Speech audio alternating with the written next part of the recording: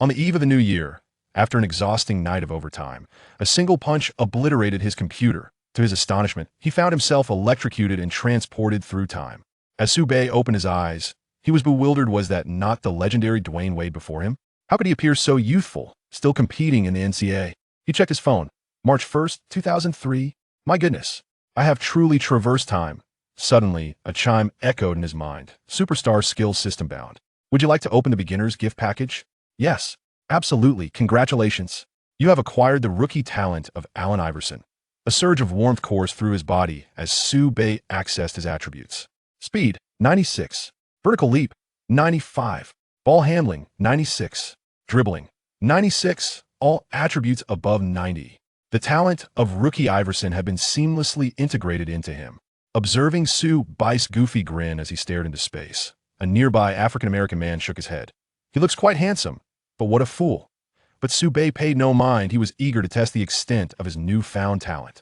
It was the year 2003, a golden draft class featuring LeBron James, Carmelo Anthony, and Dwyane Wade. And here he was, a 201 centimeter tall individual from the Dragon Nation, poised to emerge in this pivotal year with the talent of Iverson. As Wade executed a thunderous dunk on the court, his teammates cheered. With Dwyane in the game, March Madness is secured. Sue chuckled Wade until they witnessed what true talent was. He flexed his wrist. The sensation of ball control was unprecedentedly smooth, as if the ball were glued to his hand. The African-American man walked past again, and Sue suddenly called out, "Hey, want to play a game?" Raising an eyebrow, the man replied, "You? Forget it. You might just fall and hurt yourself." Without responding, Sue picked up the ball, executed a swift crossover, leaving only an afterimage as he darted past the man. Whoa! The man's eyes widened in disbelief. Sue charged towards the basket, leaping off one foot to effortlessly execute a powerful tomahawk dunk. Boom! The rim shook violently. The arena fell silent instantly.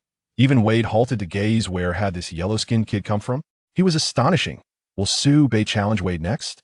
In the following chapter, the excitement escalates. Sue boldly approached Wade. Dare to go unknown.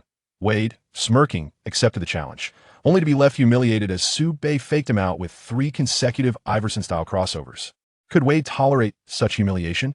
Kobe had remarked, "Today's youth have no idea how formidable Iverson truly was. And here I stand, not only possessing Iverson's talent, but also towering 3 centimeters taller than him, surpassing even Jordan by the same margin. This is nothing short of an enhanced Iverson." Suddenly, the system issued a task. Win the NCAA championship. Reward: Kevin Durant's peak mid-range shooting. Such a mid-range shot is an insurmountable asset. Sue's eyes sparkled with excitement as he turned to Wade. "Will you take me to compete in March Madness?" Wade scrutinized him with a smile, remarking, "With that appearance, you ought to be cruising in a luxury car, charming the ladies, not enduring the trials of the court." Teammate Dina chimed in with a sharp retort. "If you could dunk like Wade, we might consider it." In their eyes, this fair-skinned, yellow-skinned lad was merely a pretty boy. How could he possibly play basketball? Sue remained silent, seizing the ball and charging towards the basket from the right arc. Knees bent, he soared into the air. Astonishingly, his head was level with the rim. Then, with his back to the hoop, he executed a folded reverse dunk, slamming it home with a resounding thud. The entire arena fell into a stunned silence. Wade's eyes widened in disbelief as he shook his head vigorously. Am I seeing things? His head was at the rim. Dinah's mouth hung agape, as if he could fit an egg inside. Is that even human? It was noteworthy that even Wade himself could not perform such a feat. As Sue landed, he smiled slightly. "So, can I join the team now?" Wade finally regained his senses, grabbing him firmly. "What's your name?" "Sue from the Dragon Nation." Wade's expression shifted dramatically. Dragon Nation? Yellow skin? Such talent? He suddenly felt a surge of excitement. "Come on, they'll take you to meet the coach." The nearby African-American teammate was utterly bewildered just moments ago. He thought Sue was a fool, and now even Wade was eager for him to join the team. Sue couldn't help but chuckle inwardly. This was merely the beginning. With the talent of Iverson and the mid-range shooting of Durant, the NCAA championship was surely within reach. Would the coach believe Wade's words? In the next chapter, the scene erupted. Initially dismissive, the coach was taken aback when Sue executed a dazzling change of direction, effortlessly bypassing the entire team to leap from beyond the three-point line. For a dunk, the coach decisively declared, "Come to practice tomorrow." Who could withstand such a display? "Sue, let's settle this with 3 shots. If you win, they'll get you on the team." Wade tossed the ball to him.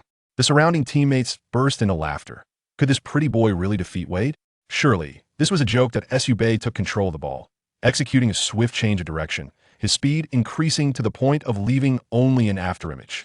Wade struggled to keep up when suddenly, Sub pushed off the ground, accelerating whoosh. He darted past Wade effortlessly. One clean step. Then, rushing to the basket, he unleashed a thunderous dunk. Bang! The crowd fell silent, only to erupt in astonishment. Wade was left in the dust. Is he faster than Wade? Wade scratched his head, feeling a twinge of insecurity. I wasn't focused just now, let's go again. For the second shot, Sub dazzled them once more with a series of mesmerizing moves, suddenly taking a sharp step left. Wade hurriedly shifted his weight, but Sub executed another change of direction, the ball moving from left to right as he surged past on the right. Once again, a single step was all it took. Wade couldn't even grasp at a shadow. Sub made an effortless layup, making the score 2-0. Wade's face turned crimson, while his teammates stood in stunned silence. Novak murmured to himself, "Is this the one who can dunk with a flathead? Incredible." Dina sighed. "I told you he would surprise US in the third round." Wade became intensely focused, defending with unwavering determination. Even his breaths carried a sense of urgency. However, Sub merely chuckled, executing a signature Allen Iverson crossover, so exaggerated it nearly tripped him. Wade was instantly thrown off balance, crashing to the ground with a resounding thud. Sub stood firm, launching a three-pointer swish. It sailed through the net effortlessly. 3-0. A complete shutout against Wade. Wade lay on the ground, his eyes wide as saucers. Is this even human? Sub approached, extending his hand to assist him. "Are you ready to join the team now?" Wade grasped his hand, springing to his feet, his eyes alight with excitement. "Let's go. We need to find a coach. You have to be on this team." The surrounding teammates were utterly bewildered. Just moments ago, they had mocked him, and now Wade was like a starstruck fan. Can you imagine the coach's reaction upon witnessing this scene? In the next chapter, brace yourself for high energy. Initially skeptical, the coach watched in disbelief as Sub deftly outmaneuvered Wade 3 consecutive times, even dunking over a 2.10-meter center. The coach slammed his hand on the table. "Come to practice tomorrow. I'll reserve a starting position for you." Who could withstand such a display? "Bring it on. I refuse to be shut out." Wade gritted his teeth, his eyes ablaze with determination. Having been outplayed twice by Sub, he could hardly maintain his composure. Sub dribbled, weaving elegantly, then suddenly burst to the right. Wade hurried to keep up, their bodies colliding with a loud thud. Sub hesitated briefly, then accelerated, gaining a half-step lead before abruptly stopping for a jump shot clang. He hit the rim. Wade's eyes lit up. "It's my turn. Time to chase 3 consecutive points." Wade controlled the ball, faking with 3 threats, then surged forward with astonishing speed. His teammates shouted, "This shot is guaranteed." Yet Sub, like a specter, pursued him closely, his long arms enveloping the entire shooting space. Wade shoved him aside, pivoting for a layup. Slap! Sub swatted the ball away with authority. A resounding rejection. "Damn!" Dina screamed, clutching his head. Wade got free and still got blocked? Is this jumping ability even human? Wade stood frozen in disbelief, unable to comprehend being denied. "Your talent is utterly outrageous." Sub retrieved the ball, a slight smile gracing his lips. "There's still one more shot." Wade was now frantic, defending like a rabid dog, his hands nearly brushing Sub's face. Suddenly, Sub executed a behind-the-back dribble, then accelerated through the defense, with Wade reaching out to grab him. The referee's whistle blew. Foul! Sub stepped to the free throw line, confidently sinking the shot. 3 o'clock. A shutout. Wade remained rooted in place, his cheeks puffed out like a frog, while his teammates stared in shock. Their star player had been completely shut out by a newcomer. Sub approached and gently patted his shoulder. "Can we meet the coach now?" Wade suddenly lifted his head, his eyes ignited with fierce determination. "Let's go. We must. With you by our side, we can seize the championship." Beside them, Novak murmured, "This guy from the Dragon Nation is even fiercer than Wade. Are we on the verge of rising?" Can you imagine how the coach would react upon witnessing this scene? In the next chapter, the atmosphere exploded. The coach, initially intent on challenging them, was taken aback as Sub effortlessly outmaneuvered the varsity team's main players 3 times in front of him, even dunking over a 2.10-meter center. The coach banged on the table, declaring, "Come train tomorrow. I'll reserve a starting position for you." Who could withstand such a display? 3 o'clock. A shutout. Wade has been outplayed. The crowd erupted, with Wade sprawled on the ground. His face as red as a boiled shrimp had been completely outmatched by a newcomer and was left in such a disheveled state. Sub extended his hand to help him up, and Wade grasped it firmly, springing to his feet. "Let's go. He'll take you to meet the coach." After taking a few steps, a middle-aged man approached. "No need, I've seen everything." It was Tom Klein, the head coach of Marquette University. He had witnessed the entire unknown duel. "Sue, how about a physical test? I'd like to see your potential." Sue nodded as people gathered around. What kind of astonishing metrics could someone who shut out Wade possess? Height, 201 centimeters. Weight, 100 kilograms normal. As the coach announced the wingspan, the figures were revealed. 220 centimeters. Wow. Dina jumped up. That's 19 centimeters longer than his height. Is he some kind of gibbon? Wade was equally astonished. I'm only 13 centimeters taller. The disparity is overwhelming. No wonder he could execute such formidable blocks. Who could contend with that wingspan? Next came the vertical leap test. The first attempt yielded 101 centimeters, the second 102 centimeters, and the highest 104 centimeters, with an average of 102 centimeters. Silence enveloped the venue. Wade swallowed hard.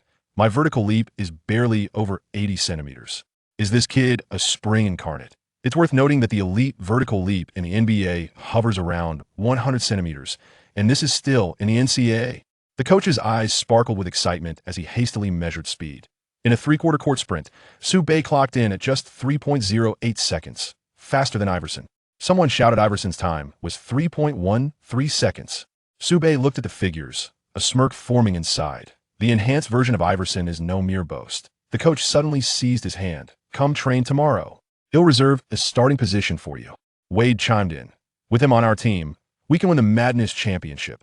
The surrounding teammates were utterly ecstatic at the addition of this prodigious talent secure this year's championship. Yet Sue pondered. Are these physical test results sufficient to overshadow the illustrious class of 2003?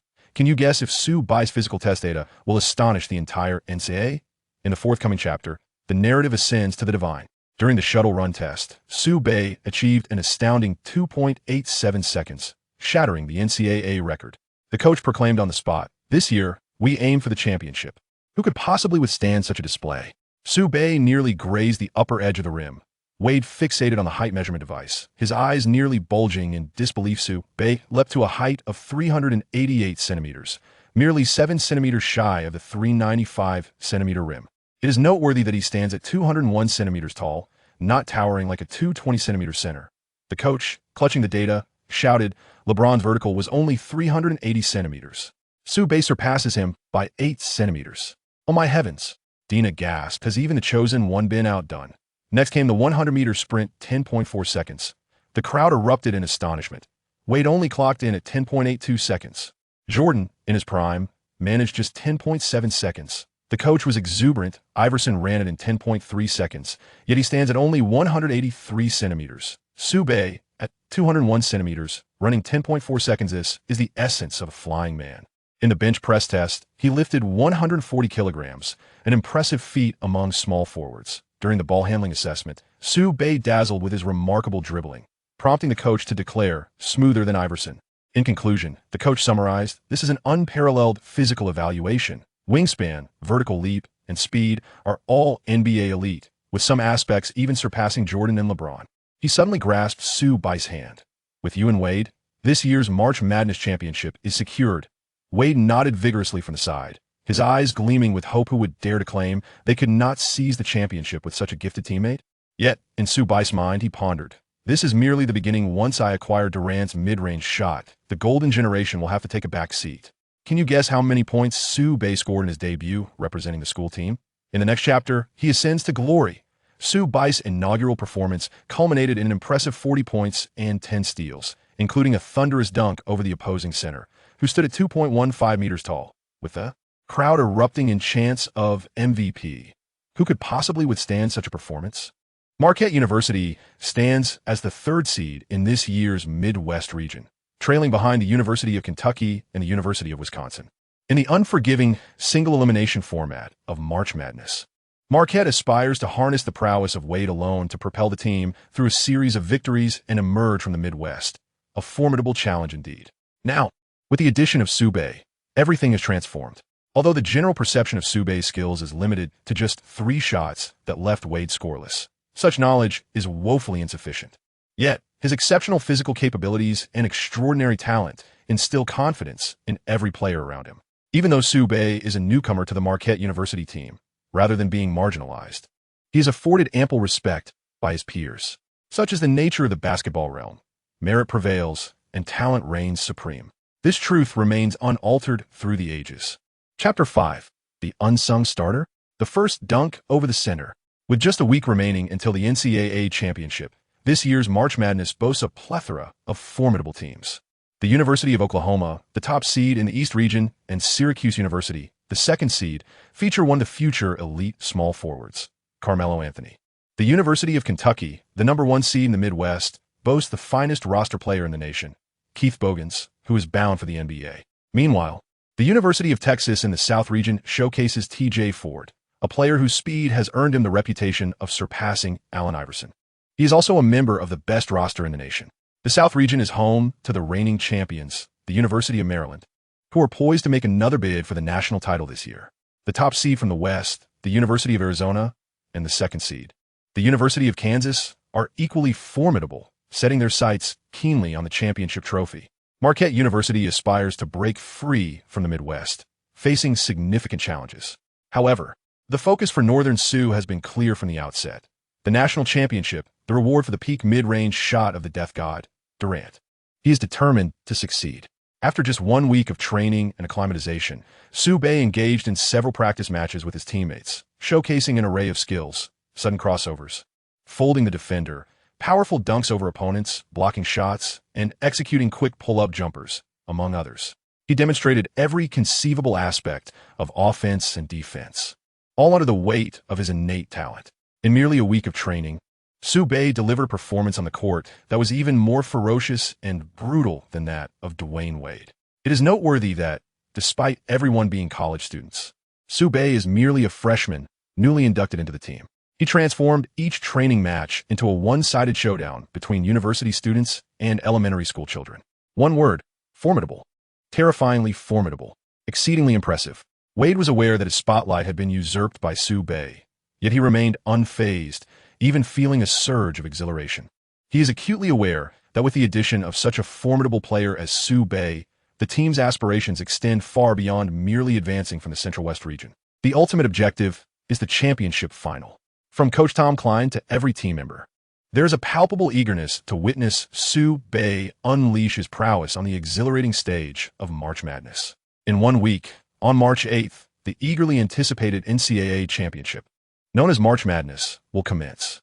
This enthralling and frenzied format is a single elimination tournament, where failure results in immediate elimination. Here, one often witnesses unexpected upsets and the emergence of dark horses. In the NBA playoffs, it is a remarkable feat when the 8th-seeded team triumphs over the 1st-seeded team, a phenomenon referred to as the 8 over the 1. Such occurrences are rare throughout NBA history. However, in March Madness, the concept of the 16 over the 1 is even more astonishing.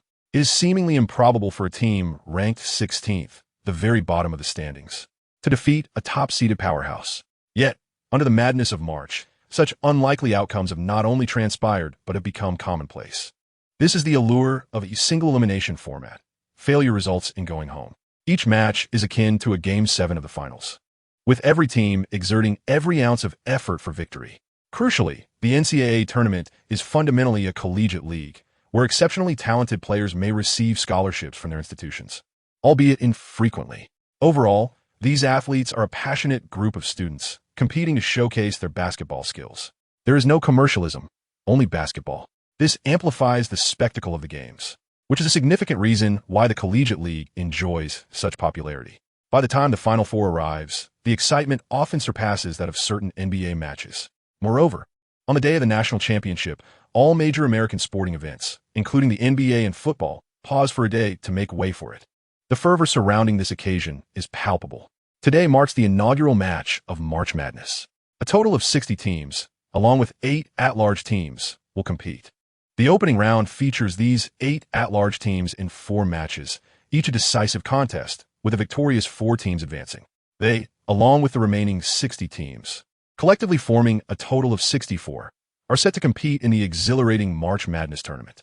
The competition comprises 6 rounds: the first round, second round, Sweet 16, Elite 8, Final Four, and the National Championship.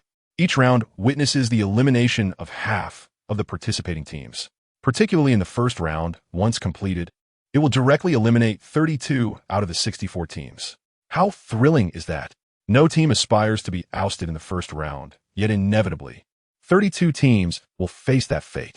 Thus, in the pursuit of survival, each team will undoubtedly give their all, ensuring the matches are nothing short of spectacular. Marquette University stands as the third seed in the Midwest region. While not overwhelmingly powerful within the NCAA league, they're certainly not a weak contender. However, their first opponent, the 14th-seeded University of Wisconsin, is no pushover. Why is that? In the Marquette University locker room, Coach Tom Crean gathered the players and solemnly announced, "Gentlemen, our adversary in the first round is the Wisconsin Badgers. Theoretically, as the 14th seed, their strength appears rather mediocre. However, if we dedicate ourselves wholeheartedly, securing a victory is nearly guaranteed. In fact, dear reader, there is more to this chapter.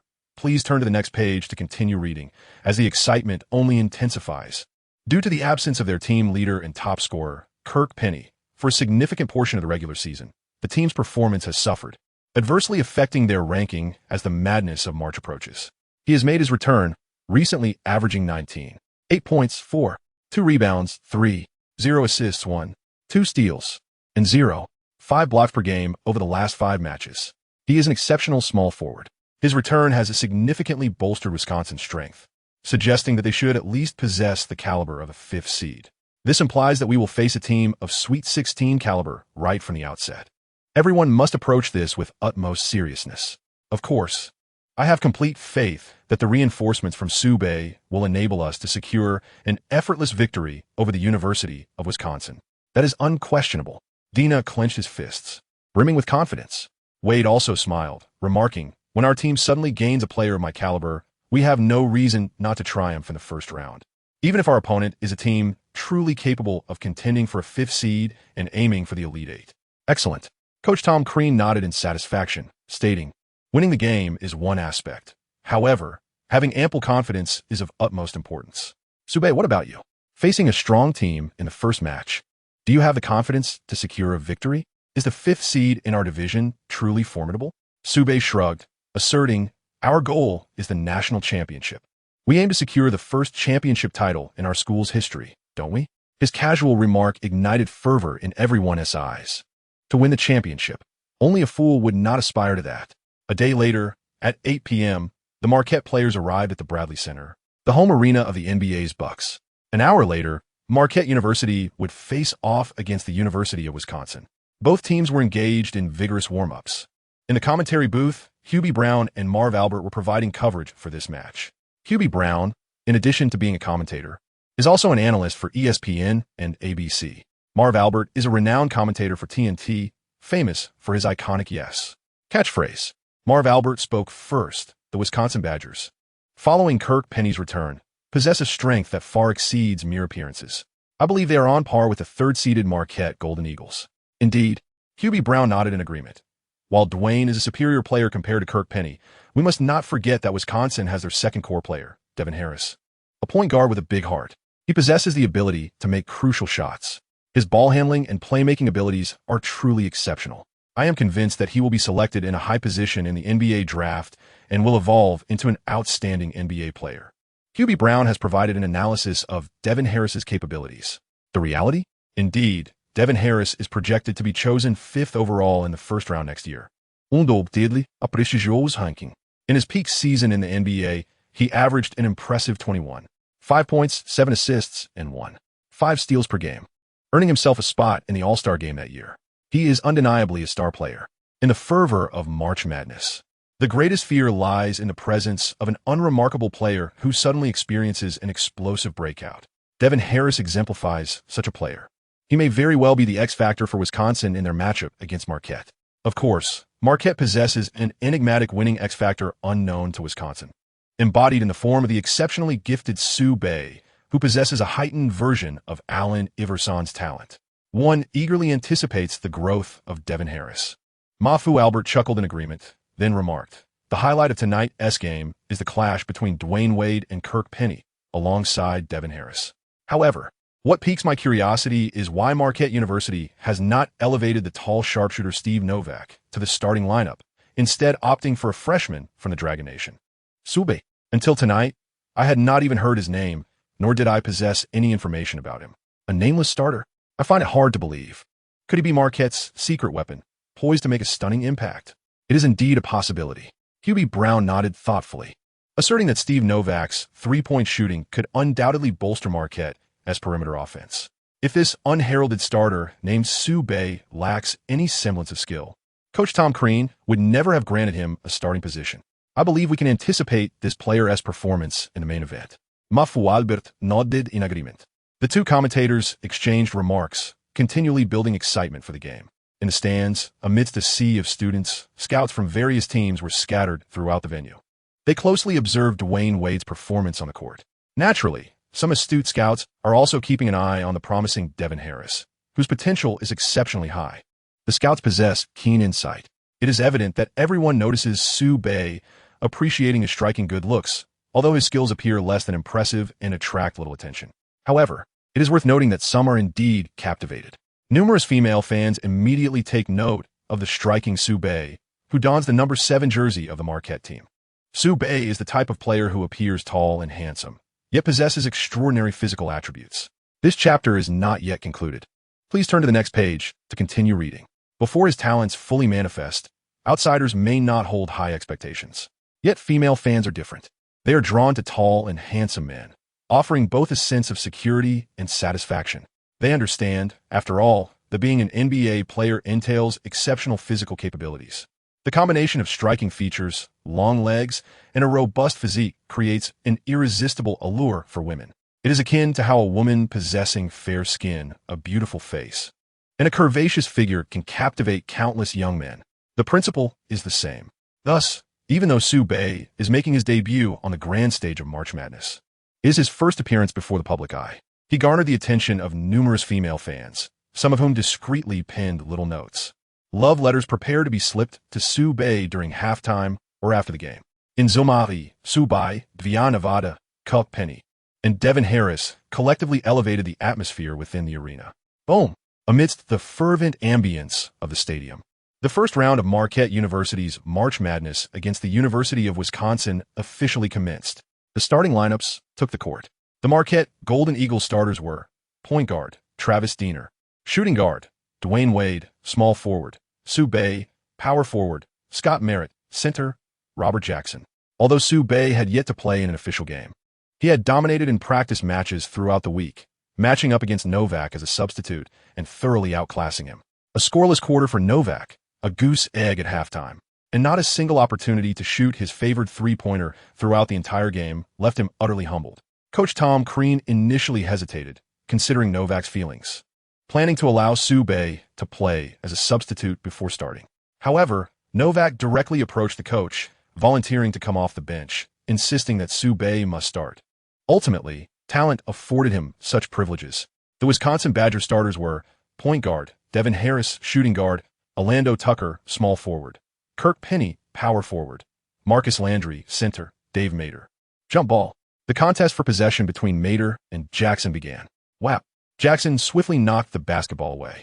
Jackson and Merritt were vital pillars for Marquette's interior defense and rim protection, embodying the hard-working blue-collar ethos. As long as the team emerged victorious, they were more than willing to undertake the arduous tasks in the paint, which constituted their primary responsibilities.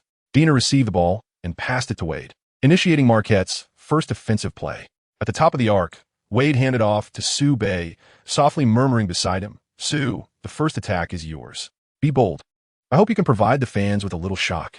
With that intent in mind, Sue Bay accepted the ball, a slight smile gracing his lips. To lead a good life in this world, one must reach exceptional heights in the basketball realm. Naturally, the sooner one becomes renowned, the better.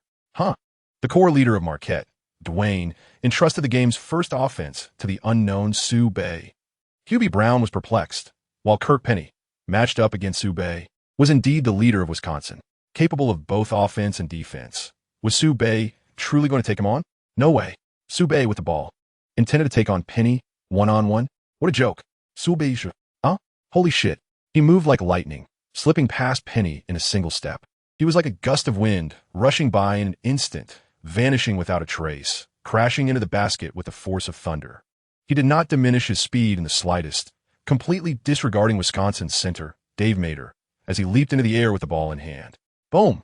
The divine warrior from the north descended, soaring over Dave Mater to emphatically slam the basketball into the hoop. Chapter 6, Future All-Star. A moment to kneel in reverence. Oh my God! Dave Mater, standing at an impressive height of 208 centimeters, had not lost his positioning. In fact, he had leapt high into the air. He should deliver a resounding block to Su Bei. Yet he was unexpectedly dunked on by Su Bei. What is the meaning of this situation? Even the coach Albert was left dumbfounded, his voice rising in astonishment. The entire arena erupted in a cacophony of disbelief.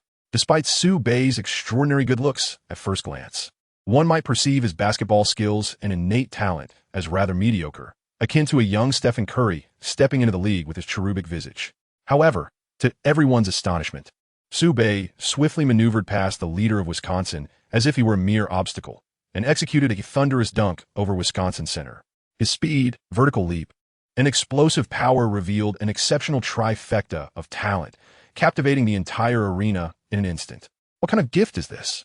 Dave Matter gaped in shock. On the sidelines, Wisconsin's head coach, Coach Boylan, widened his eyes in disbelief. Who is he? I need his entire dossier in 3 minutes. The assistant coach hurriedly set out to gather information. In the stands, a Knicks scout fixated on Su Bei, his gaze filled with astonishment. Unparalleled speed, astonishing vertical leap, formidable explosiveness, and an arm span that appeared equally impressive. This was the hallmark of a superstar endowed with extraordinary abilities. This was precisely why he was able to dunk on Wisconsin center on his very first offensive play. He possesses an undeniably handsome and studious visage, yet within him lies an astonishing physical talent. This is remarkable. I must promptly inform a management to keep a vigilant eye on Su Bei, should he continue to deliver performances that astound me. I believe he has the potential to become a cornerstone of the Knicks' future. In the opposite spectator section, the Nugget Scouts are equally filled with surprise, high attractiveness coupled with exceptional talent.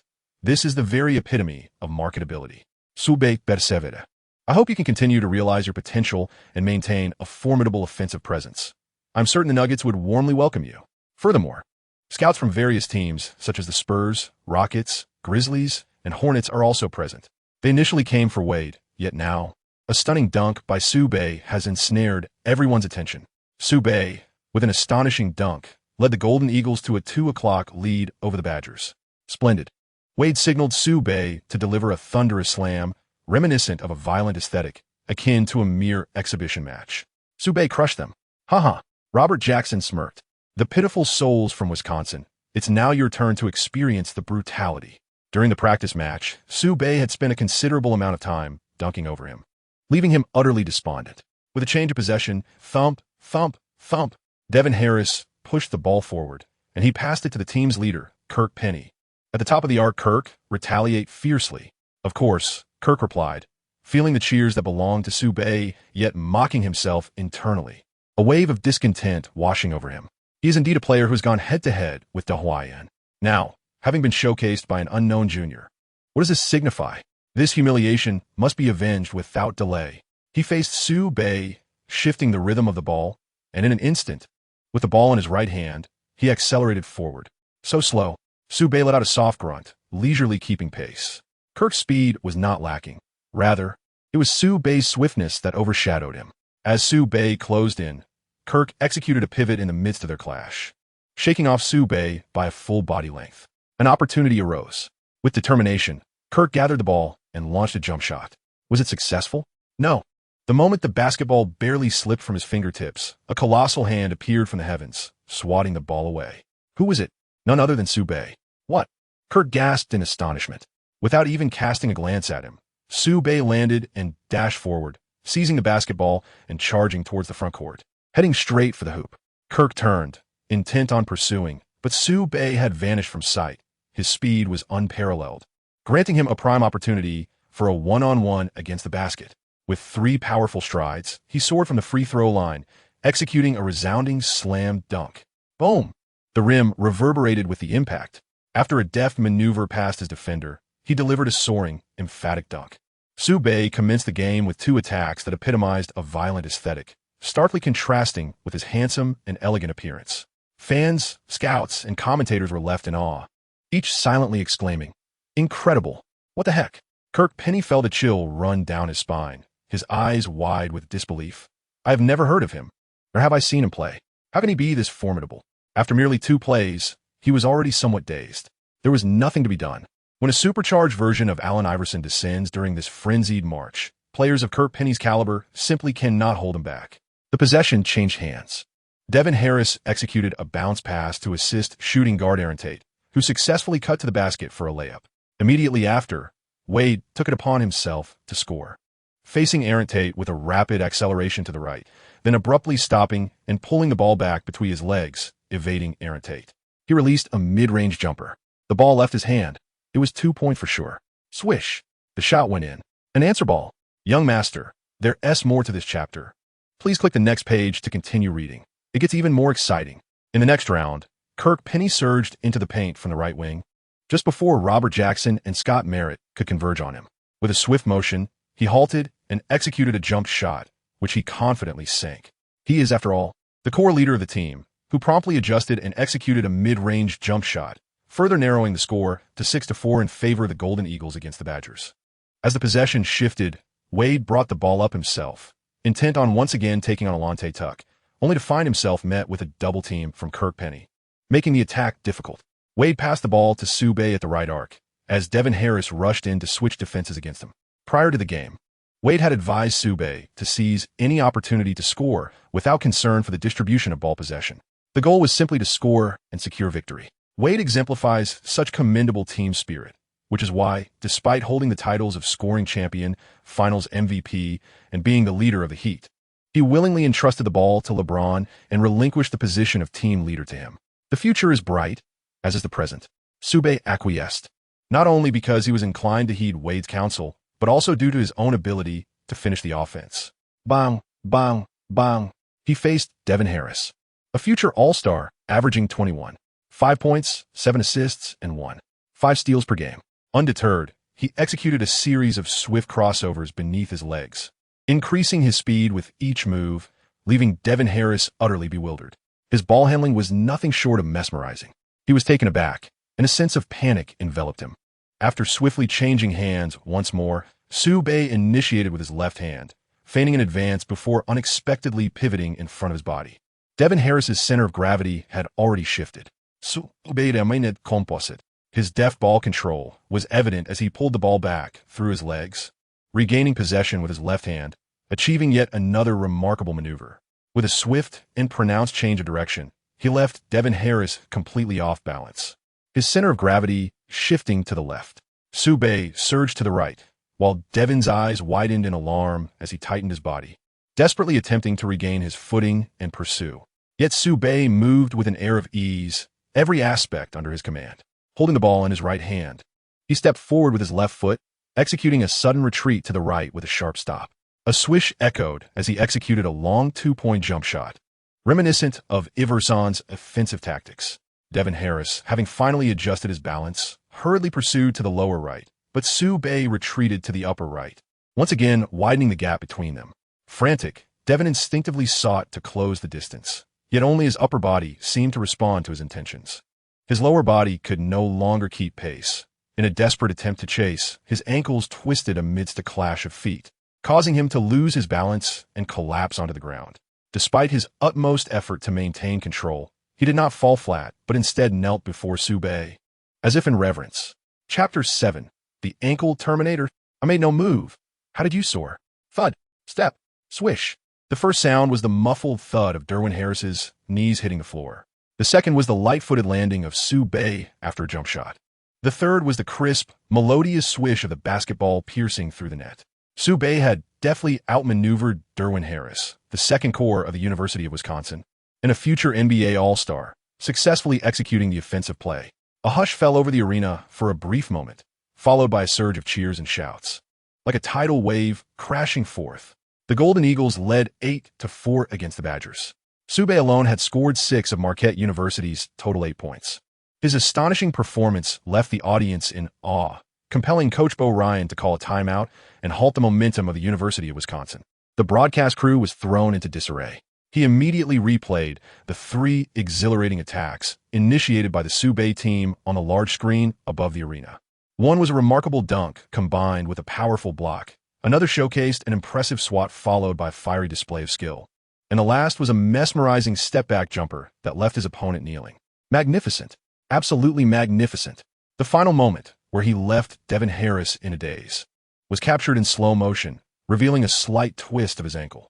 Some astute fans recalled how, during the timeout, Devin Harris limped towards the bench, raising concerns about the condition of his ankle. As the timeout concluded, many fans turned their attention to Harris's foot, clearly noticing his difficulty in walking. Not only did he relinquish his defensive stance against Subay, but he also occasionally rotated his ankle, clearly indicating that Subay had slightly injured his ankle. This left the fans in a state of heightened apprehension. A player of remarkable talent, he possesses an extraordinary ability to devastate his opponent's ankles with his formidable. It is truly impressive. The scouts, their eyes gleaming with admiration, fixated on Subay, exhibiting a profound sense of appreciation and respect. These scouts, with their astute and discerning gazes, were captivated. He could hardly wait a moment, immediately exaggerating the situation regarding Subay to the team management. On the court, Subay's relentless offensive prowess, overshadowed by his extraordinary talent, continued unabated. At 17 minutes and 11 seconds, Subay executed yet another move reminiscent of Kirk Penny, confronting the leader of Wisconsin, who was fully committed to his defense. With his left hand, he initially controlled the ball slowly, then gradually accelerated, his speed increasing while lowering his center of gravity. A left-handed floater emerged as he took a significant step forward with his left foot, simultaneously dropping his left shoulder. His feint was strikingly realistic, a testament to his remarkable body coordination that allowed such an authentic deception. With a deceptive drive and a swift crossover, Kirk Penny veered to the left while Subay surged to the right. From a god's eye view, the scene unfolded, one moving left, the other right. With a single change of direction, Subay completely bewildered Kirk Penny. He charged towards the basket, and before the power forward, Mark Wilkinson, could mount a timely defense. He executed a high-arcing bank shot. Swish! It was a flawless execution. At 15 minutes and 4 seconds from the top left of the arc, Subay faced off against the power forward Mark Wilkinson. With the ball in his left hand and his center of gravity lowered, he propelled himself forward with explosive speed.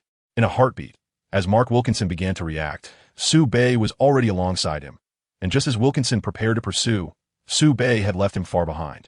With no one to impede his path, Subay leaped off 1 foot for a close-range floater, a signature move reminiscent of Iverson. Swish! It found its mark. At 13 minutes and 41 seconds from the top center of the arc, Subay confronted Devin Harris with a dazzling between-the-legs move. He shifted his weight and then burst forth like a gale from the right wing. Devin Harris gritted his teeth, attempting to keep pace. Subay executed a sudden stop, causing Harris to shift his weight, and then Subay accelerated once more. The rhythm was flawless, the speed astonishing. Devin Harris was utterly unable to keep up. Once again left in the dust, Subay barreled towards the basket, performing a right-wing layup with a delicate scoop, avoiding Mark Wilkinson's block effortlessly. The bank shot found its target with ease. At 11 minutes and 11 seconds, in a low post on the left side, Subay faced Randy Tucker. He initiated a triple threat move, prompting Randy to retreat a step. Again, he pressed forward, and Randy quickly pursued. Unperturbed, Subay feigned a drive yet again, causing Randy to retreat in alarm, gifting Subay an open shot as vast as the ocean. Whoosh! Subay's jump shot was executed with perfect form, hitting the target with precision. Subay flashed a harmless smile at Randy. I barely moved. How did you end up flying? TCH. Randy huffed, remaining silent. Did he not possess an inkling of understanding as to why he had been caught off guard? Was it not due to the overwhelming threat posed by Subay's drive? As he sought to avoid being effortlessly bypassed like a mere obstacle, little did he know, such a display is utterly disgraceful. At 10 minutes and 7 seconds, Wade received the ball on the left side, while Subay engaged in a struggle with Kirk Penny on the right. Feigning a drive, he executed a swift pivot and dashed toward the basket. Accelerating with remarkable speed, he left Penny trailing far behind. Subay charged towards the hoop, pointing skyward. Wade, intuitively understanding, lofted a pass toward the rim. An alley-oop? Did anyone consult me on this? Dave Mater beneath the basket let out a sharp exclamation and leaped to intercept, but his eyes widened in astonishment. It was exceptionally high. The basketball soared over his head. Subay, with his long arms extended above the rim, caught the ball and, soaring over Mater, executed a thunderous dunk. This chapter is far from over. Please turn to the next page to continue reading. Boom! The rim groaned. The fans erupted in unrestrained cheers, their collective voice soon harmonizing into a chant. Oh my God. Wade cradled his head in disbelief, his expression a mixture of shock and admiration. I really threw that ball with too much force. I thought you wouldn't catch it. I was starting to blame myself. Yet you managed to complete that alley-oop. How insane. Damn. Dinah instinctively held his head as well, witnessing Sue Bay, a small forward, with his head at the rim, perform a thunderous alley-oop dunk over the center from the University of Wisconsin. Such talent is extraordinary. What the heck? Future All-Star Devin Harris let out a scream of disbelief, asserting it was impossible, absolutely impossible. From fans to players, the arena was ablaze with excitement. Sue Bay's individual showcase, buoyed by his overwhelming talent, stirred the crowd into a frenzy. This spectacular dunk ignited the stadium. Marquette University's momentum completely overwhelmed Wisconsin. Beep. Wisconsin's coach, Bo Ryan, called for yet another timeout. In NCAA games, there are two halves, each lasting 20 minutes. In just 10 minutes, Sue Bay single-handedly forced Wisconsin to call 2 timeouts. This was simply unfathomable. Where are the statistics? Where is Sue Bay's information? How can he be so formidable? Bo Ryan was growing anxious. An assistant hurriedly handed him a document containing only a few simple lines. Sue Bay, from the Dragon Country, a freshman at Marquette University, standing 201 centimeters tall, playing as a small forward. That's it. That's all. Coach Ryan was utterly flabbergasted. This individual, lacking any basketball pedigree, had just decimated our entire team in the first game of the NCAA tournament. What joke. This is absolutely impossible. Chapter 8. Reaching for the moon. The ball and player in perfect harmony. A sweeping dunk. Come on. The commentator Hubie Brown's eyes widened like brass bells. In just half the first half, Sue Bay had already amassed 16 points. Each basket defied reason. Each score a testament to raw talent overpowering all.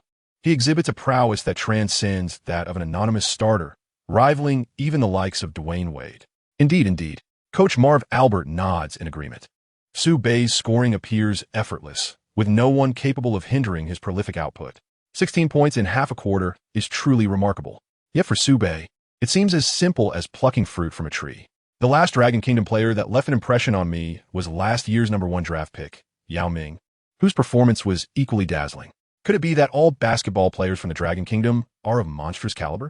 On the bench of Marquette University, Coach Tom Crean is utterly captivated, chuckling heartily. Sue Bay is performing exceptionally well, showcasing his talents flawlessly. Your level of play surpasses even my expectations. Simply splendid. He praised Sue Bay and then remarked, everyone has performed admirably. In just half a quarter, we have already secured a 10-point lead. Let us maintain our momentum. Winning against Wisconsin tonight is a foregone conclusion. Now, starters, take a good rest and recuperate your stamina while allowing the bench players some time on the court for rotation. Sue Bay shrugged and replied, I feel in excellent condition and do not require any rest. Coach, I can continue to play. No. This is March Madness, and every possession is fiercely contested. The physical toll is significant. You have already been on the court for 10 minutes, and your stamina is undoubtedly waning. You must take a timely break to adjust. Just look at Travis Dinah, Dwyane Wade, and others. They're all panting and drenched in sweat. This is a clear signal that rest is needed. You're no different. What? As soon as Tom Klin finished speaking, astonishment spread across his face. How come you aren't sweating at all? You were just attacking relentlessly. What? Wade exclaimed, immediately turning to Sue Bay, who indeed appeared almost entirely dry, with hardly any perspiration on his face or arms. He was taken aback. Sue Bay's relentless assaults continued without a hint of perspiration. How could this be possible? A physical anomaly? Robert Jackson uttered a few words. Dina nodded vigorously, breathing heavily, and declared, there can only be one explanation. Wow. Wade was astonished. Sue Bay possessed such extraordinary talent, an unparalleled ability to penetrate defenses, and seemingly limitless stamina. This physique was undoubtedly crafted for the sport of basketball. Indeed, Allen Iverson's innate physical gifts and boundless energy were a doorway opened by the divine, allowing him to shine brilliantly in the realm of basketball. However, the divine also closed a window, capping his height at a mere 183 centimeters, or even less. Now, Sue Bay, having assimilated Iverson's exceptional talents, stood at the threshold of greatness. His height of 201 centimeters is certainly not insignificant, and the windows remain unshut. Height is the sole flaw of Iverson, whereas Sue Bay embodies the quintessential perfection of Iverson, the flawless number 1 draft pick of the illustrious 1996 Golden Generation. What can Kirk Penny possibly offer in competition against him? Even his sophomore year, Devin Harris lacks the credentials to measure up to Sue Bay. Despite Devin Harris currently being an all-star caliber player, Sue Bay would still dominate him effortlessly. However, with a lead of 10 points. Coach Tom Crean chose not to field Sue Bay, adhering to a standard rotation. It is prudent to allow for more rest and mitigate the risk of injury, which is indeed a positive approach. Sue Bay did not press for more playtime. Although Iverson is undeniably an athletic marvel, his relentless pursuit throughout his career has led to numerous injuries, ultimately forcing his premature retirement. Sue Bay, being taller and stronger, possesses a talent that thoroughly eclipses his peers, allowing him to engage in offense without excessive exertion. His risk of injury should be somewhat diminished. However, exercising greater caution and protection is certainly not a negative approach. Iverson's tenacity partly stems from an ingrained competitive spirit and an untamed disposition, characterized by a refusal to yield to or fear anyone. He willingly embraces his stature as a petite figure, standing against the world of giants, confronting all adversaries. This is Iverson. This is the answer. Obey. Though he too exhibits dominance and fervor, approaches the game with a more rational mindset. As the 5-minute mark approaches, Wisconsin's bench proves more formidable. However, Marquette's momentum is palpable, preventing Wisconsin from closing the gap in the score. This is an ominous sign. Beep. With 5 minutes remaining in the first half, Coach Boylan calls for a timeout, and both starting lineups return to the court. The deficit remains at 10 points. Wisconsin must swiftly narrow the gap, and their leader, Kirk Penny, must rise to the occasion and score promptly. He maneuvered himself forward, at the apex of the arc, once again confronting Sue Bay. He opted not to engage in a direct matchup, but instead sought to set a screen for Devin Harris. He maneuvered around the cover, eluding his opponent from the north, and exploited a positional mismatch against the defensively weaker Dyna on his right flank. With a deft change of direction, he sought to establish his rhythm, accelerating past the right wing. However, Dyna managed to close the gap with lateral movement, engaging in a physical contest. Suddenly halting, he executed an exquisite in-and-out feint with his right hand, accelerating once more to shake off Dyna, charging toward the basket for a layup. Under the basket, Robert Jackson found himself entangled by Dave Mattel, while Kirk Penny sees an opportunity to drive directly to the hoop. He opted for a bank shot. Just at that moment, Sue Bay surged from the flank, with Kirk Penny leaping first, followed closely by Sue Bay. This chapter is not yet concluded. Please turn to the next page to continue reading. It appeared to be considerably slower, with at least a 1.5 body length difference. Yet, with a resounding smack, Sue Bay soared above Kirk Penny, reaching a staggering height that exceeded him by at least half an arm's length. Like a celestial being grasping the moon, he snatched the basketball from the air. What? Kirk Penny's face drained of color. He was utterly perplexed by how Sue Bay managed to keep pace, and even more astonished when Sue Bay directly seized his basketball. One astonishing leap, one exaggerated wingspan, Hubie Brown instinctively exclaimed. Whoosh! Without a moment's pause, Sue Bay sprinted forward after receiving the ball, propelling a rapid counterattack, dashing through the court with incredible speed. He had just dashed to the center circle when Devin Harris positioned himself directly in front, intent on thwarting the fast break led by Sue Bay. Sue Bay. He cast not a single glance at Devin Harris, maintaining his pace until the very moment of impending collision. With a deft maneuver, he passed the basketball through his legs, gracefully sidestepping to glide past him. It was as if time stood still. Sue Bay effortlessly bypassed Devin Harris, reclaimed the basketball, and surged towards the basket. With a sweeping motion, he soared into the air. Boom! Sue Bay ascended dramatically, executing a thunderous windmill dunk that showcased his extraordinary talent and ignited the arena. Oh yes. The coach, Albert, clutched his head in astonishment as Sue Bay first embraced the moon mid-flight, snatching the cap from Wisconsin's primary star, Kirk Penny, before executing a flawless pass to evade the second star, Devin Harris. Ultimately, he unleashed a magnificent windmill dunk.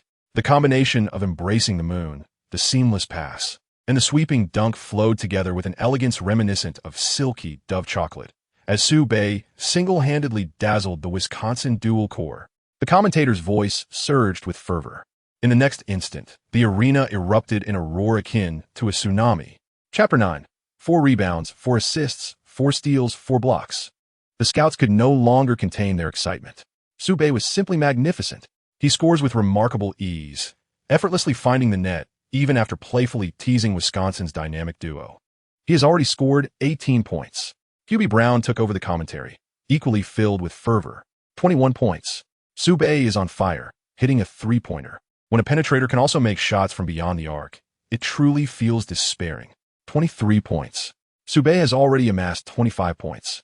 In the final offensive play of the first half, Dwyane Wade willingly passed the ball to the unstoppable Sube. He faced Kirk Penny, the leader of Wisconsin, with an air of composure etched upon his face. I could even discern a palpable sense of anxiety on Kirk Penny's countenance. It seemed he could not help but feel flustered. In a dazzling display, Sube's ball handling left one awestruck, not only rendering me momentarily dazed, but also putting Kirk Penny on high alert. With the ball in his left hand and his center of gravity lowered, was he about to drive? Wow, yet another sweeping crossover, effortlessly leaving Kirk Penny behind. It was executed with such precision and grace, truly a sight to behold. Sube positioned himself at the right elbow of the free throw line, abruptly halting for a jump shot. The ball left his hands, and it was a perfect two-pointer. Remarkably, Sube single-handedly amassed 27 points in the first half, while also contributing 2 rebounds, 2 assists, 2 steals, and 3 blocks. Remarkable indeed. The fans roared, their voices rising in a harmonious chant, a celebration solely for Sube. The first half concluded with the Golden Eagles leading 54-34 against the Badgers. Unbelievable, Hubie Brown exclaimed. On the surface, Wisconsin is the 14th seed, but with Kirk Penny's return, they are undoubtedly of at least a 5th seed caliber. Consequently, when confronted with the 3rd seed Marquette, they astonishingly found themselves trailing by a staggering 20 points at halftime. This is the madness of March. Such a significant deficit suggests the game is already over. Wisconsin has 1 foot teetering on the precipice. Mav Albert concurred, stating that Northern Sioux seems to have parachuted in like a superstar from Marquette, catching Wisconsin utterly unprepared. As the second half unfolds, if they do not have a player experiencing an extraordinary breakthrough, the outcome of this match is essentially predetermined. Is there such a player? Indeed, there is. Upon returning for the second half, Devonte Harris, the X-Factor from the University of Wisconsin, has truly demonstrated his worth this evening. He first executed a sudden, elegant jump shot over Wade's head, followed by a display of exquisite ball control that left Denard bewildered. He surged toward the basket, gliding through the air with a deft layup, evading the block with finesse. The ball kissed the backboard and swished through the net once more. Yet, this was not the end. In the subsequent round, he first defended Wade's driving layup one-on-one, and then executed a remarkable long pass across half-court, connecting with Kirk Penny.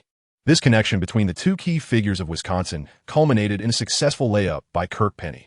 Upon his entry, he swiftly scored 4 consecutive points and subsequently delivered an assist, igniting a 6-0 surge for the team. This remarkable feat narrowed the deficit to 14 points, instilling a glimmer of hope for a comeback in Wisconsin. In the following possession, the on-fire Devin Harris, facing Wade, executed 2 deft changes of direction, skillfully manipulating the rhythm to elude his opponent. He then rose for a jump shot. Alas, it narrowly missed the mark. Had it found its target, Wisconsin's momentum would have surged. Nevertheless, Devin Harris's sudden outburst significantly elevated the spirits of the entire Wisconsin squad. On the next play, Kirk Penny directly handed the basketball to Devin Harris and whispered in his ear, "Seize the moment, and with unwavering determination, shatter Marquette's confidence." Understanding, Devin Harris nodded silently. He possesses a magnanimous spirit. When in good form, he exudes enough confidence to dominate the competition. This individual behaves as if under the influence of a stimulant, exhibiting an array of offensive maneuvers that leave me somewhat defenseless. Dina's expression darkens. "Allow me." With a decisive step, Sube positions himself before Devin Harris. He wished to avoid wasting any more time, eager to bring this farce to a swift conclusion. A team barely worthy of the 5th seed should not entertain ambitions of a national championship unless they can seize the opportunity with certainty. Devin Harris, facing off against the formidable team from the north, remained entirely unfazed by his surging momentum. He dribbled rapidly behind his back, and, in an instant, as he held the ball in his right hand, he propelled himself off the ground, feigning a breakthrough. Noticing that Sube had shifted to follow him, he decisively changed direction. He wished to outmaneuver Su-Bei in a single swift motion. The intention was commendable, as most players would typically fall for such a feint.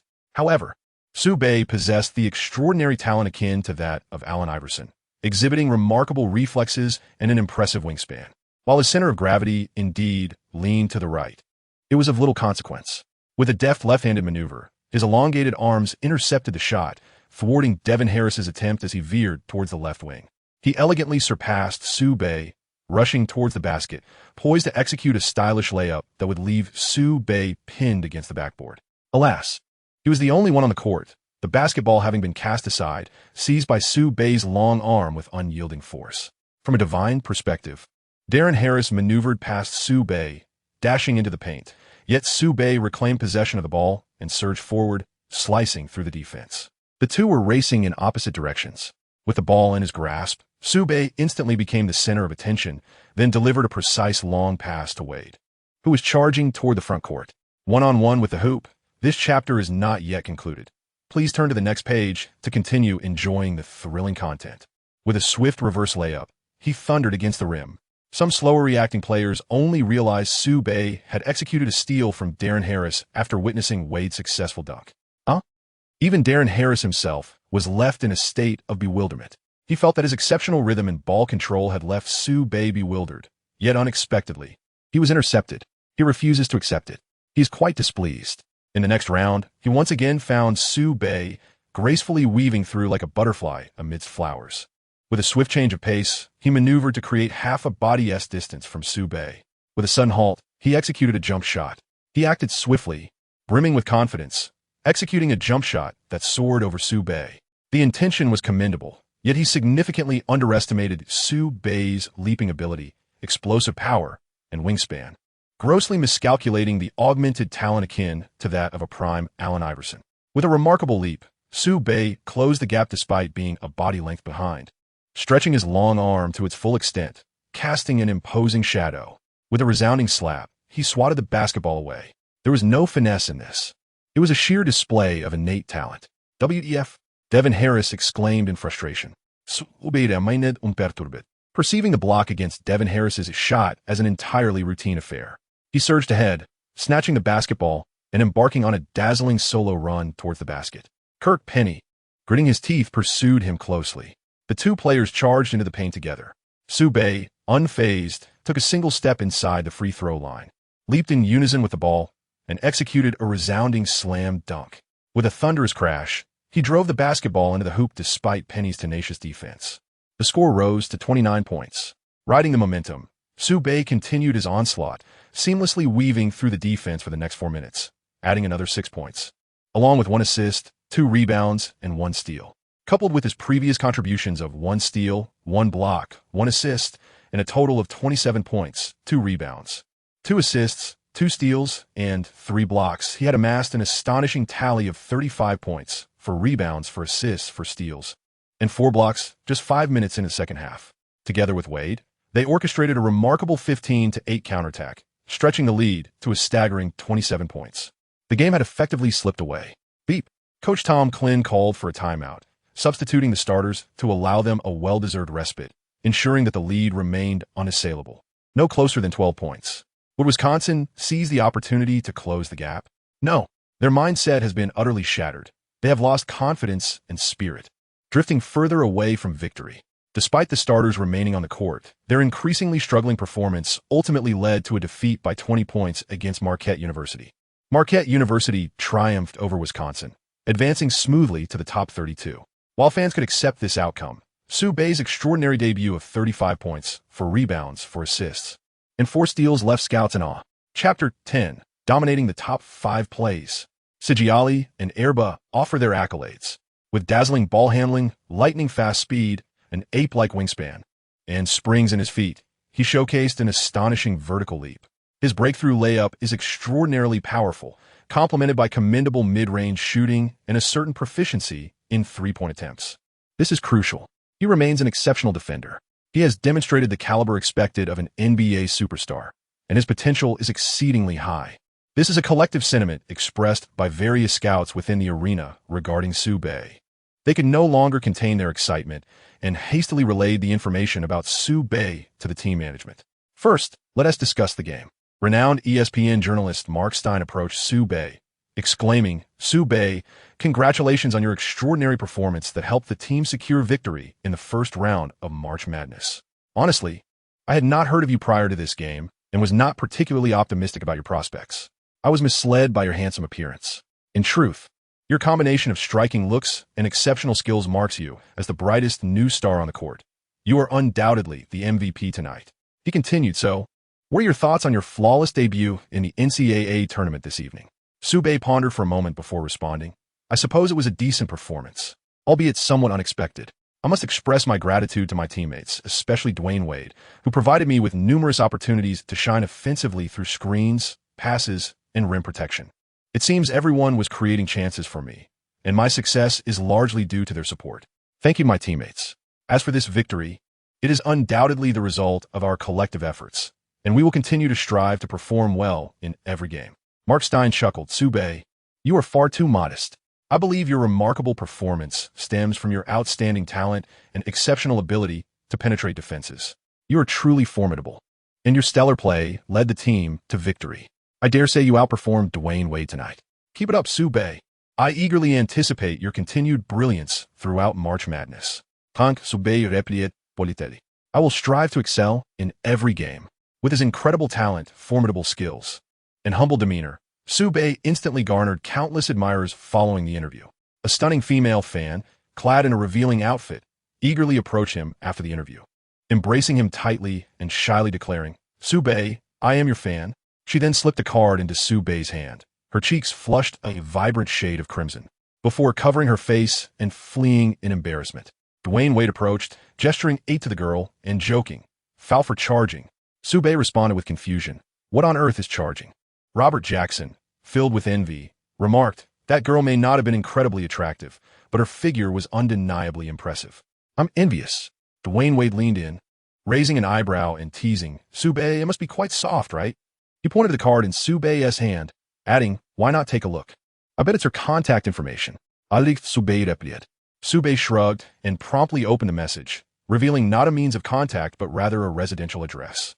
Clearly, this was the girl's dwelling. Accompanying the address was a line that read, "Su Bei, could you come to my house tonight? The power is out, and I am frightened." Holy cow! Robert Jackson was utterly envious. This was an invitation for Su Bei to spend the night, and just thinking about her figure was exhilarating. Wade, one of the future legendary four, also felt a pang of jealousy and remarked bitterly, "He's skilled in the game and possesses striking looks. Su Bei has already ascended to the pinnacle of the mating hierarchy. Securing a girl with such an outstanding physique is merely the beginning. Unlike us, who struggle even to hold a woman's hand." Su Bei raised his hands in a gesture of resignation, stating, "I believe looks still hold significant importance. Even though the lights may be out, it can still feel unsettling." With that, he concluded. He discarded the note. "Cool, me. Let us return to the locker room to celebrate our victory. That is indeed what we ought to do." Su Bei embraced Wade tightly as they made their way to the locker room. "Are you not even a little displeased by this?" Wade exclaimed in astonishment. "It's acceptable, but unnecessary."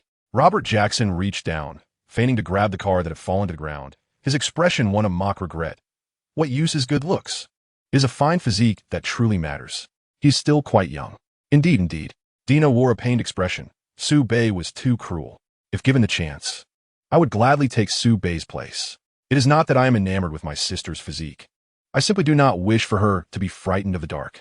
Robert Jackson shot him a skeptical glance. "I believe you not." Marquette's victory over Wisconsin, advancing to the top 32, was indeed welcome news, yet not particularly remarkable. Nevertheless, Su Bei astoundingly scored 35 points, along with 4 rebounds for assists for steals, and 4 blocks. The following day, this feat ignited headlines across major news outlets. The freshman from Marquette, the young talent from the Dragon Kingdom, Su Bei, delivered an astonishing performance of 35-4-4-4-4, creating quite a stir. As reported by the Milwaukee Bee, it was shocking. In his NCAA debut, he scored 35 points, accompanied by an incredible 4 steals and 4 blocks. This player hails from the Dragon Kingdom. This chapter is not yet complete. Please click the next page to continue enjoying the riveting content. From the New York Times, with lightning speed, dazzling changes of direction, and remarkable leaping ability. Marquette's freshman, Su Bei, unleashed his prodigious talent, dominating Wisconsin's dual core, as reported by the Golden State Tea Fragrance. It is unbelievable that an unheralded starter from Marquette managed to score 35 points, overshadowing Dwyane Wade. He emerged from the Celtics Slater report. In the early morning, major news agencies rushed to report on Su Bei, not only due to his novelty, but also because he exhibited monstrous talent and delivered a performance of superhuman caliber. On YouTube, fans eager to explore trending channels promptly edited highlights of Su Bei's game against Wisconsin and uploaded them. The view count skyrocketed. The comments below the video surged like a tide. Holy shit, wasn't Marquette's strongest player Dwyane Wade? Why does Su Bei seem even stronger? Such speed, such incisive breakthroughs, such extraordinary leaping ability. Honestly, I believe Su Bei requires no additional maneuvers. With just a burst of speed, he can surpass any defender.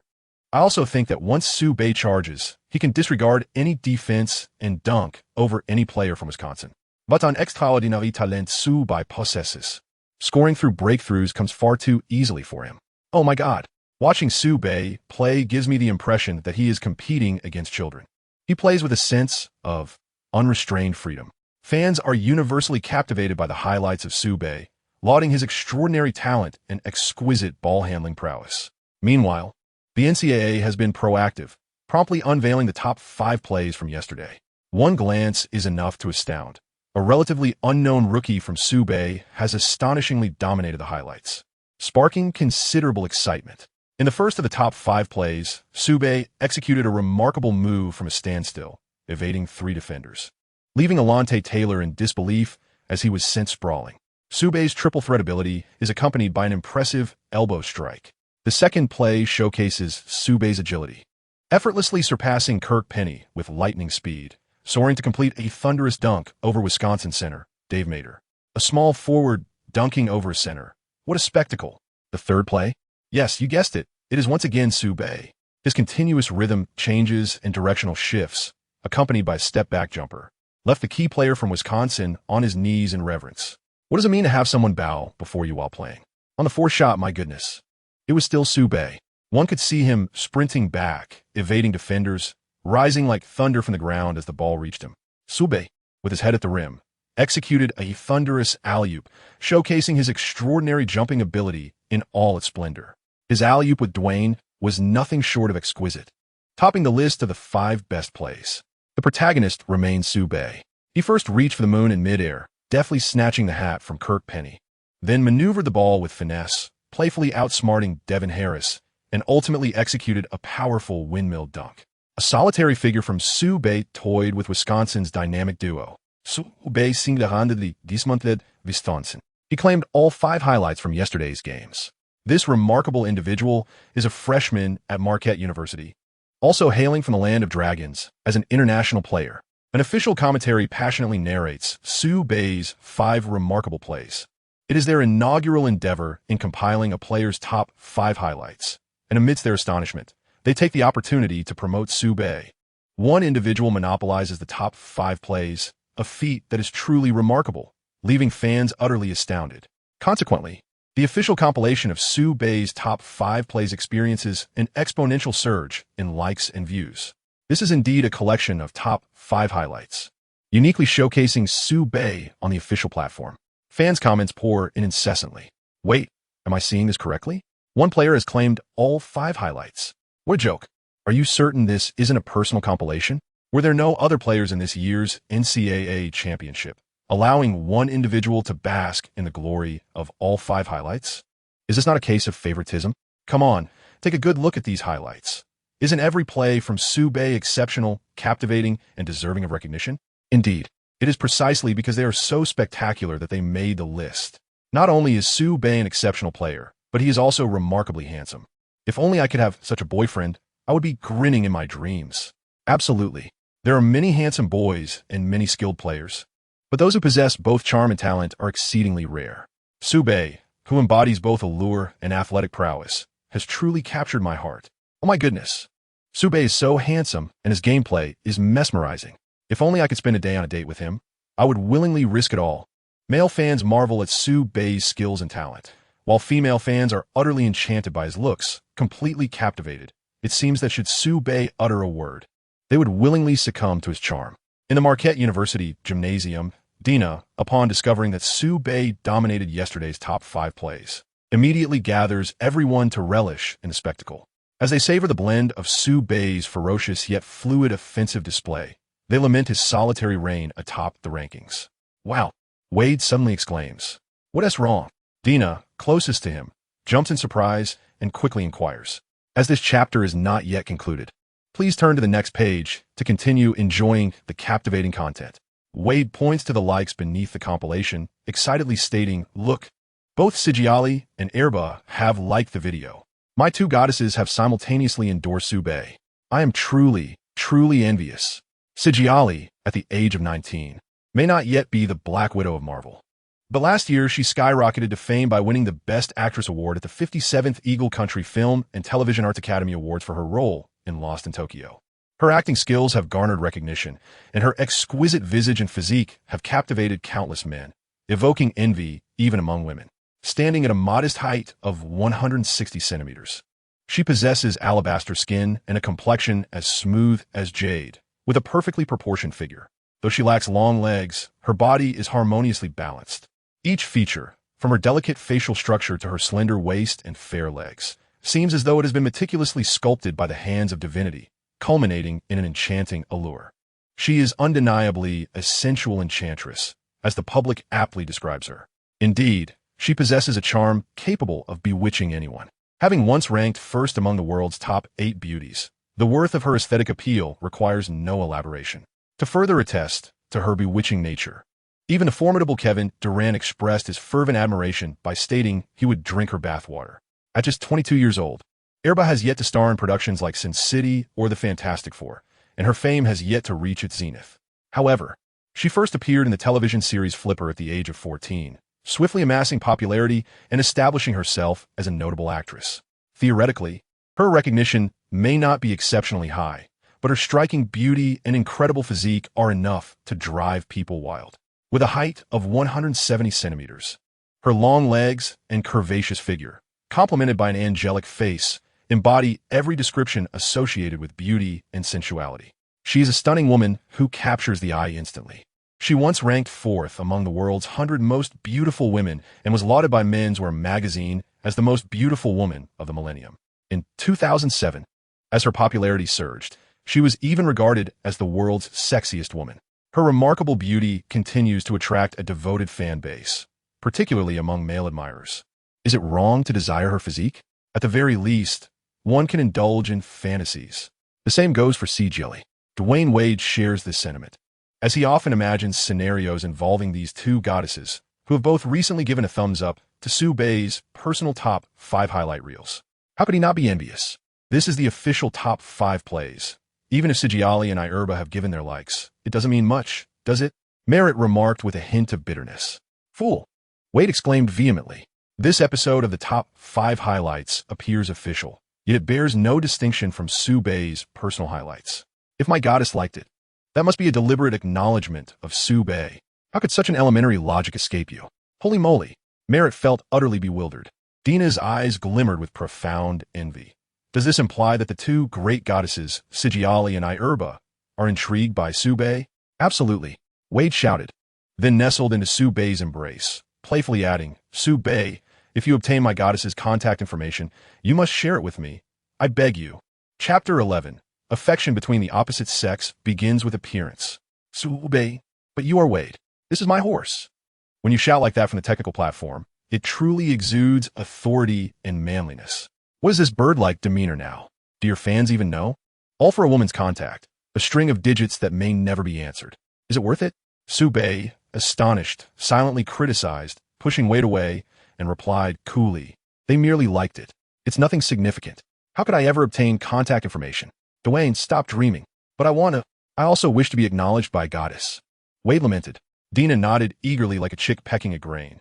Being liked by girls like Sijiali and Erba is truly impressive. Su Bei, you are remarkable. Not only did you dominate the top 5 highlights, but you also garnered likes from 2 goddesses. If your subsequent performance continues to shine, I believe they might just come to the arena to watch you play, which would be an extraordinary event. Merit Moset, you are overthinking it. Sube shrugged. It's merely a like, not a night spent together. There is not much drama to it. Surely your highlights have received likes too, right? Wade replied. Never received a like from a goddess. The others had never even watched the highlights, let alone Sube. As for Ayerba, she is currently preparing to shoot a microfilm about basketball, initiated by an NBA operations manager. The film's purpose is to promote the NBA, encouraging more individuals to engage with and develop a passion for basketball. This endeavor not only aims to enhance the NBA's popularity, but also aspires to cultivate new players, thereby further expanding the NBA market. Ayerba agreed to this project. Although her knowledge of basketball is rather limited, she intends to keep abreast of recent basketball news to familiarize herself. Coincidentally, she stumbled upon Sube's personal top 5 highlight reel. Despite her lack of understanding, she found Sube's silky ball handling and his dunking akin to violent aesthetics to be quite impressive. She liked the video. Of course, Sube's striking good looks served as another significant motivation for her admiration, leading her to perceive the NBA as a realm filled with handsome individuals. As for Jolly, she possesses a modest understanding of basketball and occasionally watches videos featuring players like Kobe and Iverson. Consequently, YouTube suggests various basketball videos to her. And in a moment of careless scrolling, she inadvertently liked a video, initially unaware of her action. Upon discovering this, fans began messaging her, with some inquiring whether her like indicated an affection for Sube. It was only then that Lee realized her accidental like. To avoid any unnecessary complications, she contemplated unliking the video.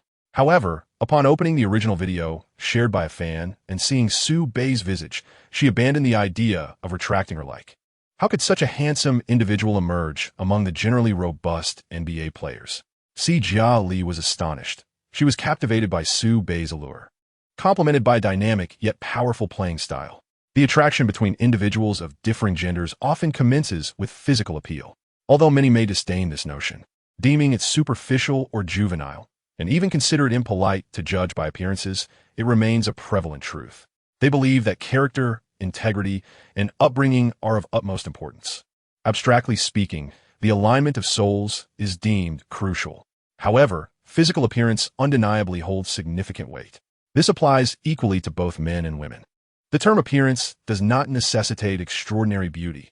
Rather, it refers to a visage that brings comfort to oneself.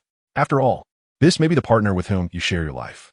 If you find yourself increasingly disheartened by their looks, no matter how commendable their character or upbringing may be, you're likely to shy away from a long-term acquaintance. Thus, the first impression carries great significance. As for Sube, the enhancement provided by the system not only endowed him with exceptional skills, but also bestowed upon him an undeniably captivating visage. Jelly and Ayerba, despite their extraordinary beauty, could not withstand the allure of Sube's handsome features. This serves as an impeccable first impression. Indeed, they are drawn to attractive young men, and there is nothing inherently wrong with such superficiality and commonplace preferences. In the NCAA championship, the first round consists of 32 matches, with 4 games played each day over a span of 8 days. Marquette's next game will take place on March 16th, following the matches on March 13th. They identified their next adversary, the 6th seed, Indiana University. In the team locker room, Coach Tom Crean promptly gathered the players together following the confirmation of their upcoming opponent. He spoke in a deep voice. The Indiana Mountain Men, they were last year's runner-up team, possessing formidable strength. I am aware that some may question why such a powerful team is merely the 6th seed this year. The reason is akin to that of the University of Wisconsin. Their team's seasoned leader, Tom Coverdale, has also been affected by injuries this year, missing several games intermittently. Last year, in the finals against the University of Maryland, he single-handedly scored 28 points, showcasing an impressive performance. The team experienced a significant decline in strength due to the absence of a core leader. Nevertheless, they still managed to secure the 6th seed, a testament to their capabilities. Now, with the leader's healthy return, Indiana's prowess is extraordinary. They surpassed the University of Wisconsin by a notable margin. This chapter is not yet complete. Please turn to the next page to continue enjoying the captivating content. We must take this seriously. The players nodded in silent agreement. Despite the presence of Sube and Wade, they had no reason to fear any team. Yet they could not afford to be complacent.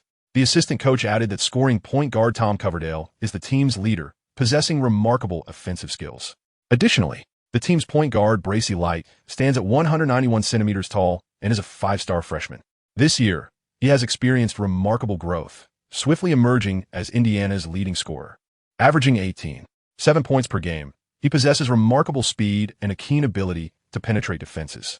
He is destined to become an NBA player in the future, so keep a close watch on him.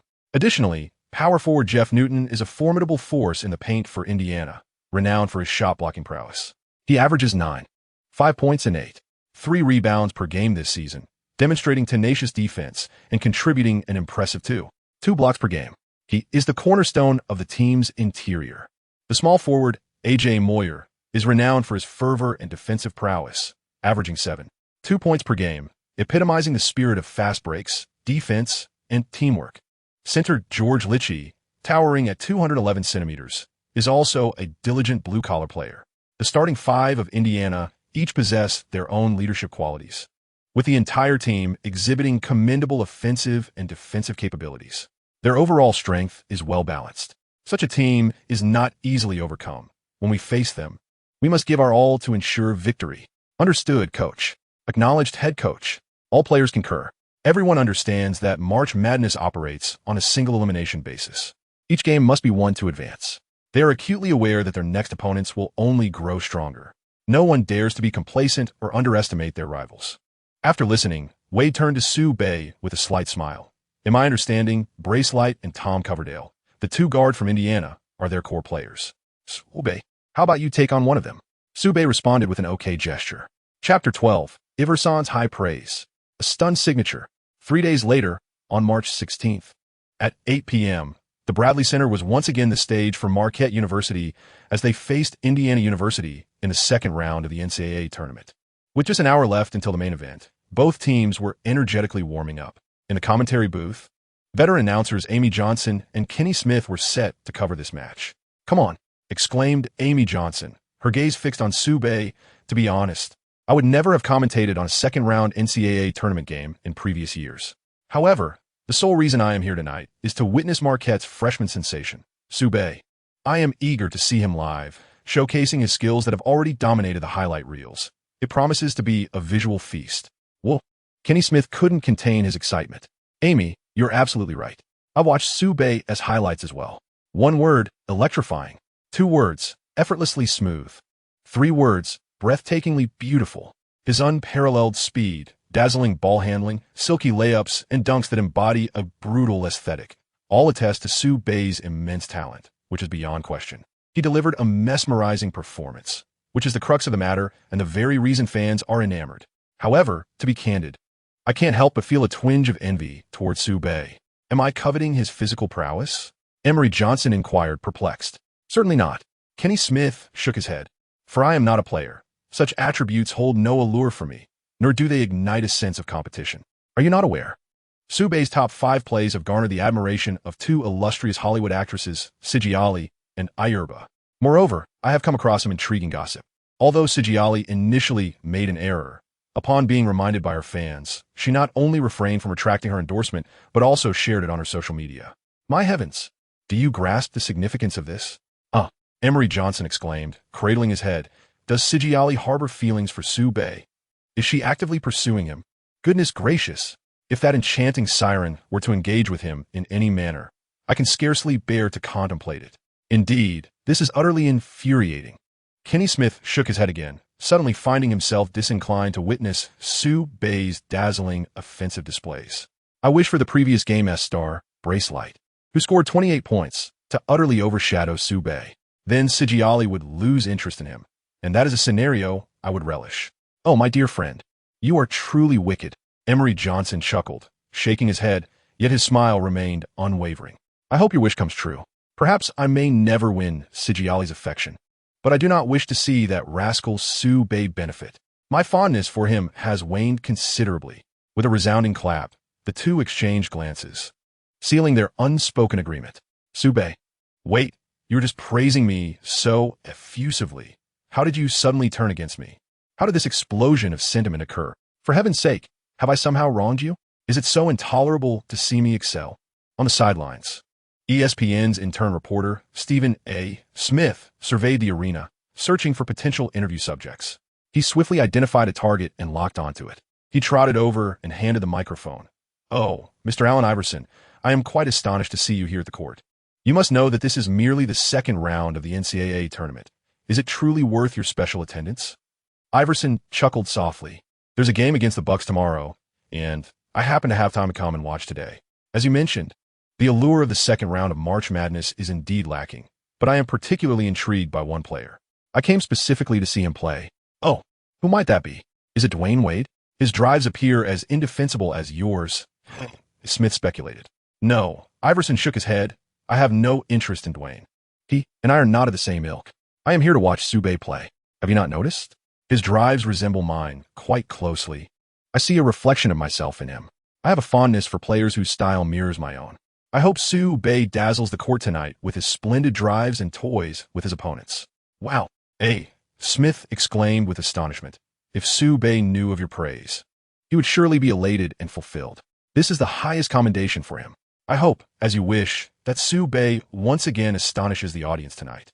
Once the interview concluded, Smith promptly sought out Bracy Wright and inquired, "In the last game, Sube scored an impressive 35 points, surpassing your tally. Tonight, you are likely to face off against each other. Do you feel any pressure?" "I feel no pressure," Bracy Wright replied, his face brimming with confidence. "You know, I also performed exceptionally well in the last game. I am a 5-star freshman, and I have consistently showcased my abilities. What about Sube? He has only 1 match's worth of data, and his performance is largely subject to chance. I do not deny his capabilities. However, prior to his explosive display tonight, I believe myself to be the superior player. The only athlete I can be compared to is Dwyane Wade."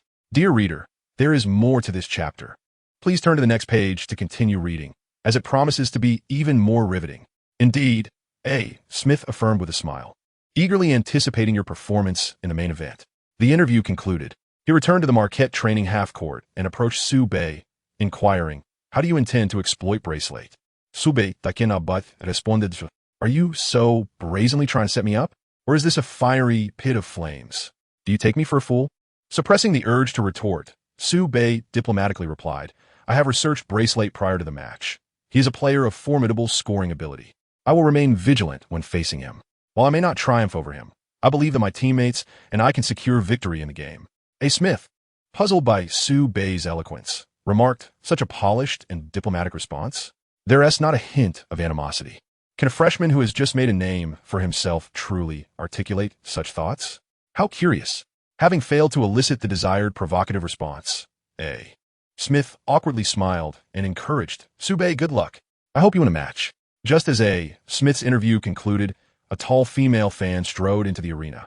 Her long, fair legs enough to captivate Wade, Dina, and others for days. The group anticipated her approach, yet she headed straight for Sube.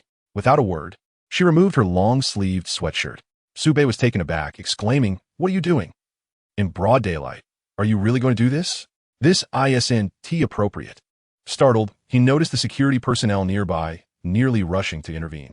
Fortunately, beneath her sweatshirt was Sube's number 7 jersey. With a sweet smile, she presented a pen and asked, "Sube, I'm your fan. Could you sign my jersey?"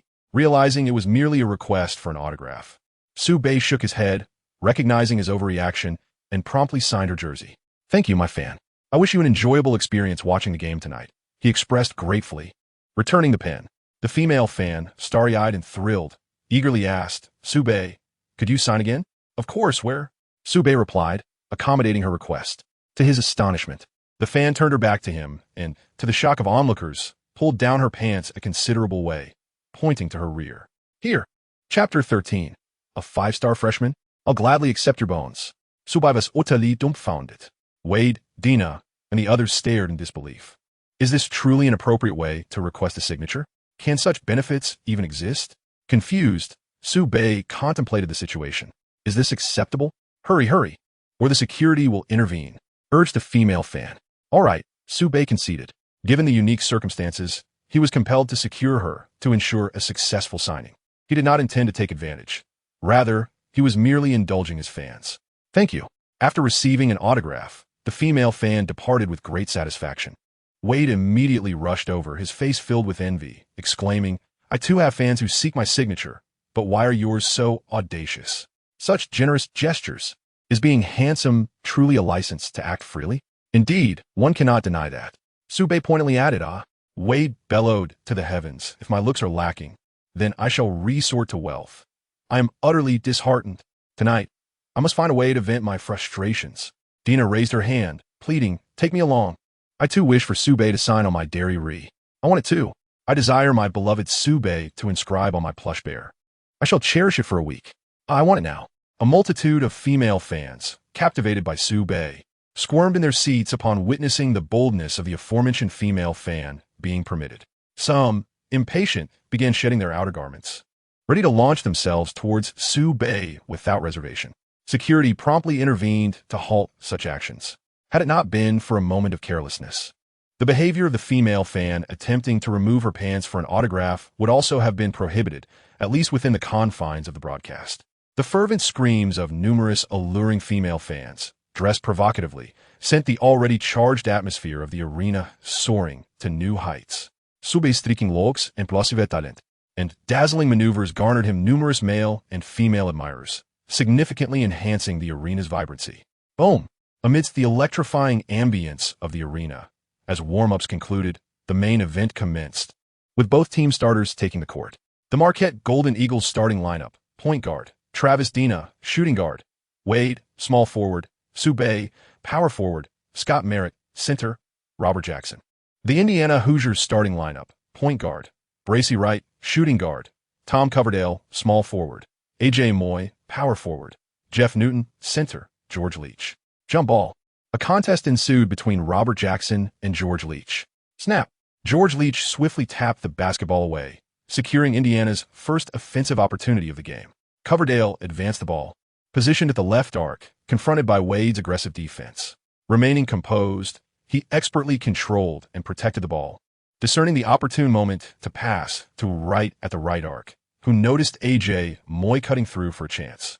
A lob pass was sent his way. He first afforded A.J. Moyer an opportunity to directly attack the basket. In the next instant, a scene unfolded that left him utterly astounded.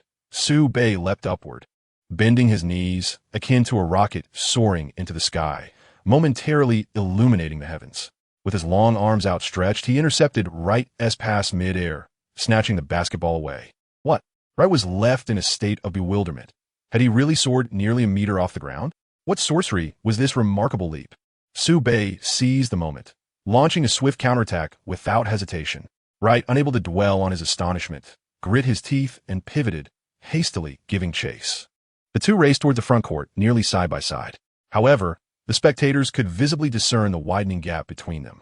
As Sube's left foot landed within the free throw line, Wright had already been left several steps behind. He realized he could not catch up and decided to pull Sube down, intending to commit a tactical foul. To his surprise, he missed entirely. No, the distance was too great. As he decelerated, the gap widened further, leaving him with no opportunity to foul Sube.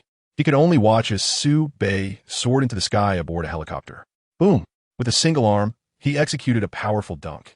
Sube was astonishingly swift. Amy Johnson marveled at the display. He had just leaped impressively high himself, showcasing remarkable speed and vertical leap. Kenny Smith's expression mirrored shock. Sube had effortlessly outpaced Bracy Light, leaving only the faint glow of taillights behind. There was no opportunity for a foul. It was pure speed and overwhelming pressure. Such a sight was truly disheartening. Despite their envy of Sube's personal highlights being acknowledged by Hollywood stars Sigiali and Urba, they recognized that if one played well, praise was due. The emphasis remained on professionalism. As the game transitioned, Light brought the ball up the court, clearly displeased by having been intercepted mid-play by Sube. He intended to establish his dominance right from the start. What did this mean? Did he think so little of his fellow five-star rookie? Or had he won a single game and deemed himself invincible? Light's gaze turned cold. He was determined to humiliate Sube in return, to reclaim his pride with a vengeance. He directly approached Sube, which was the matchup that Marquette desired. Wade against Coverdale, Sube against Wright. This was also the matchup that Indiana sought at present. Spread out, spread out. Coverdale instructed his teammates to create space, providing Wright with a one-on-one opportunity to toy with Sube, albeit this amusement was solely of his own conception. Bang, bang, bang. Vricht facet Sube. Executing a series of crossovers, receiving the ball on the right wing and suddenly accelerating with a burst that appeared quite impressive. Truly, he was a five-star freshman. However, Sube remained unfazed, effortlessly keeping pace, extending his long arms to completely envelop Wright in defense.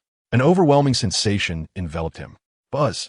Wright felt a tingling sensation on his scalp and hurriedly spun away in their confrontation, accelerating to his left side.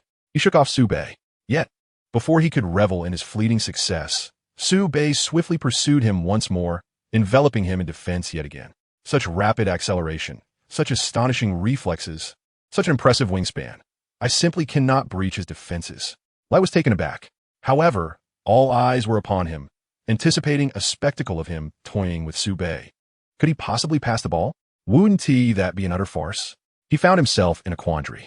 In his moment of indecision, Sube, embodying the spirit of a benevolent soul, sought to alleviate his troubles. Suddenly, with a swift and precise strike, the basketball was deftly intercepted. Iverson, a three-time champion of steals, possessed an exceptional instinct for thievery, endowing Sube with formidable capabilities in this regard. Seizing the rebound, Sube launched yet another counterattack. Wright caught off guard, attempted to pursue, but was unable to catch up.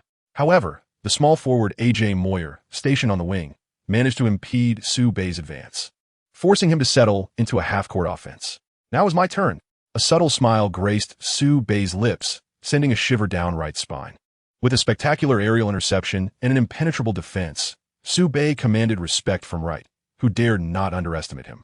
Memories of Sube's previous game, where he had astonishingly recorded 35 points, 4 rebounds, 4 assists, and 4 steals, flooded his mind, causing him to momentarily lose his composure. Nevertheless, he has no retreat left. The interplay of manipulation and being manipulated hinges upon this defensive moment. He must approach it with utmost seriousness. Bang, bang, bang. Sube initiates his ball control, executing swift and graceful changes of direction like a butterfly flitting among flowers, as if a pot is fervently stirred in a frenzy of culinary chaos. Light's gaze falters, struggling to keep pace. Once again, he performs a between-the-legs maneuver followed by an in-front dribble. In an instant, Sube holds the ball in his left hand, steps forward with his left foot, and lowers his left shoulder, feigning a breakthrough with remarkable authenticity. It's to the left. Light, convinced he has discerned Sube's intentions, hastily shifts to the left as well. In the next moment, Sube executes a sudden change of direction to the right, leaving him completely behind, utterly outmaneuvered. Damn it, I misjudged. Light curses. He gritted his teeth and swiftly shifted his weight to the right in pursuit, while Sube accelerated with a sudden stop, retreating before executing a jump shot. This was all too transparent. Light's fervent desire to defend compelled him to instinctively follow. Yet he forgot that he had completely shifted his center of gravity once more, making it impossible for him to keep up. His upper body was focused on leaping to block Sube's shot, while his legs continued to accelerate downward. The disarray of his balance was evident. It was not merely his equilibrium that he had lost, but also the integrity of his ankle, which he had forced to twist. The first sound was the audible snap of ligaments, as Light's unstable footing led to the forced twist of his ankle.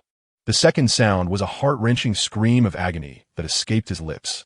In that moment, Sube had no time to spare for him. He retreated and, with an elegant flourish, launched a long two-pointer. It was precise, hitting the mark without a hitch. Sube's shot found its target with unwavering accuracy. During his rookie season, Iverson's mid-range shooting was commendable, yet it paled in comparison to the league's elite sharpshooters. However, as Iverson continuously controlled the ball and settled into a shooting rhythm, his accuracy soared by at least 10 percentage points. The only drawback was that it was a long two-pointer, not a three-pointer. In this era, three-pointers were not in vogue. Stars favored mid-range shots or drives to the basket. Long two-pointers were predominant, even when positioned merely a step or two away from the three-point line. They refrained from taking the shot or engaging in deliberate practice. This resulted in generally mediocre three-point shooting percentages. If only they could harness the peak three-point prowess of the legendary Stephen Curry, combined with Iverson's unanswerable drives, it would be an unstoppable force. Sube contemplated this for a moment, filled with anticipation. Nevertheless, that remained a distant prospect.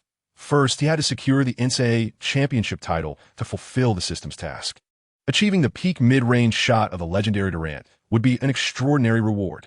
Upon landing after his successful shot, Sue finally noticed Light sprawled on the ground, clutching his ankle and moaning in pain. He suddenly grasped the situation, a faint smile gracing his lips. You are confronted with the most formidable ankle breaker in the annals of NBA history, and an enhanced version at that. Just a hint of your bones, and I shall claim them. The wails of Wright were heart-wrenching. Coach Mike Davis of Indiana University sensed something amiss, an ominous premonition stirring within him. He hastily called for a timeout. The gym erupted in a cacophony of astonishment. Some astute and knowledgeable fans likely discerned the unfolding situation, while many others remained utterly bewildered. They regarded Wright as merely having stumbled due to a deceptive maneuver by Sue. The game was momentarily halted as Sue returned to the bench for a respite. Wade frowned, his expression betraying a look of sheer terror. Sue's agility and intricate footwork were astonishingly rapid. A moment's lapse could result in his opponent being completely outmaneuvered or toppled. Wright appeared to be in considerable distress. One could only hope he had not sustained a sprained ankle or a torn ligament from Sue's dazzling display. The thought of a bone collector sent shivers down Dina's spine. Oh my God! Robert Jackson cradled his head in disbelief, exclaiming how terrifying it was. He feared he would be left utterly disoriented by Sue's dazzling maneuvers. Ha ha ha! Coach Tom Kling, with a grin, handed a towel to Sue, exclaiming that his ball-handling skills were nothing short of exquisite. He possesses an absolute velocity and explosive power, making each of his accelerations and sudden stops immensely threatening, rendering his feints remarkably convincing. Ordinary players find it nearly impossible to defend against him. Wade nodded incessantly. While I pride myself on my own ability to break through defenses, I find myself on a completely different level compared to Sue. As Dina aptly remarked, Sue is a collector of bones, and provoking him comes at a dire cost. The teammates were endlessly amazed by Sue's formidable breakthrough skills. While the Indiana players wore anxious expressions, their hearts filled with concern for Wright's safety, fervently praying for his well-being. On the large screen, the director promptly replayed the moment when Sue outmaneuvered Wright during the recent offensive play. In slow motion, the fans could clearly see Wright's ankle twist. Not merely a slight turn, but nearly a 90-degree sprain. It was quite alarming. Coupled with Wright's agonizing scream, everyone could infer the severity of the situation. As the fans focused on the replay on the large screen, Wright grimaced in pain, limping into the player tunnel with the assistance of his teammates and the team doctor, heading directly to the locker room. Meanwhile, assistant coach Mike Davis confirmed with the referee that Wright would not be returning for the evening. At this juncture, it was evident to all, barring the foolish, that Sue had effectively shattered Wright's ankle, showcasing a highlight reel breakthrough. The moment Wright exited the court, the arena erupted with a thunderous cheer. Sue's bone-crushing breakthrough was immensely favored by the fans. Unbelievable! Amy Johnson was taken aback. Sue's ability to change direction was exceedingly powerful, and it was likely he had indeed broken Brecky Wright's ankle. Surprisingly, he stood as a mere 201 centimeters tall small forward. What astonishing athletic prowess and physical coordination he possesses, enabling him to accelerate and come to a sudden stop while changing direction at such speed. Indeed, Kenny Smith appeared utterly astounded. Speed, explosiveness, coordination, leaping ability, wingspan, ball control. Such innate talents are conspicuously evident in Sue. To call him merely a freshman is an understatement. To declare him an NBA star would likely draw no objections. No wonder Hollywood goddesses Scarlett and Alba have showered praise on Sue as personal highlights and seek to draw near him. With his elegant playing style, formidable skills, striking good looks, and youthful exuberance, Sue exudes an irresistible charm that would captivate any woman. Dear reader, there is more to this chapter. Please turn the page to continue the thrilling narrative. Indeed, Amy Johnson nodded non-committally, feeling envious that Sue could interact with girls like Scarlett and Alba. I truly wish that the five-star freshman, Bracy Light, could significantly diminish Sue's prowess.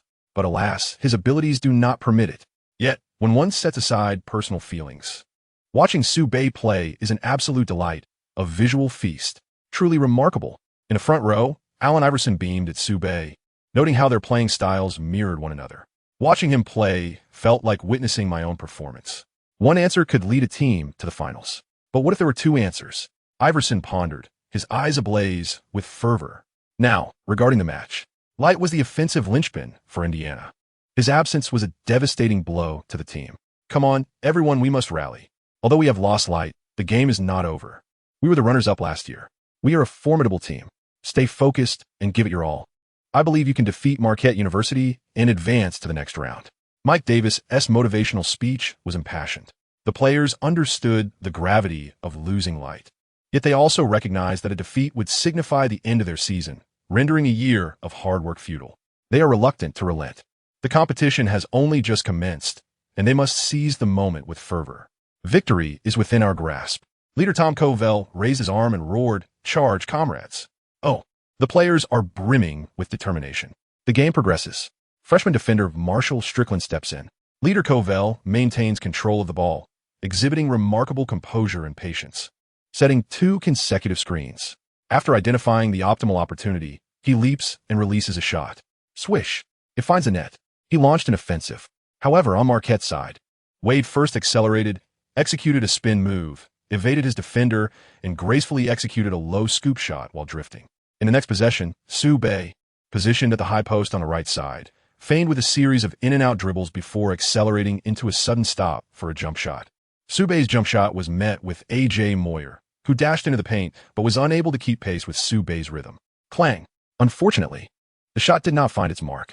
Rebounding, beneath the basket, Merritt and Robert Jackson appeared to have the situation well in hand. Who would have thought? Jeff Newton, Indiana's power forward, first pushed Merritt aside and then leapt high alongside Robert Jackson. Bam!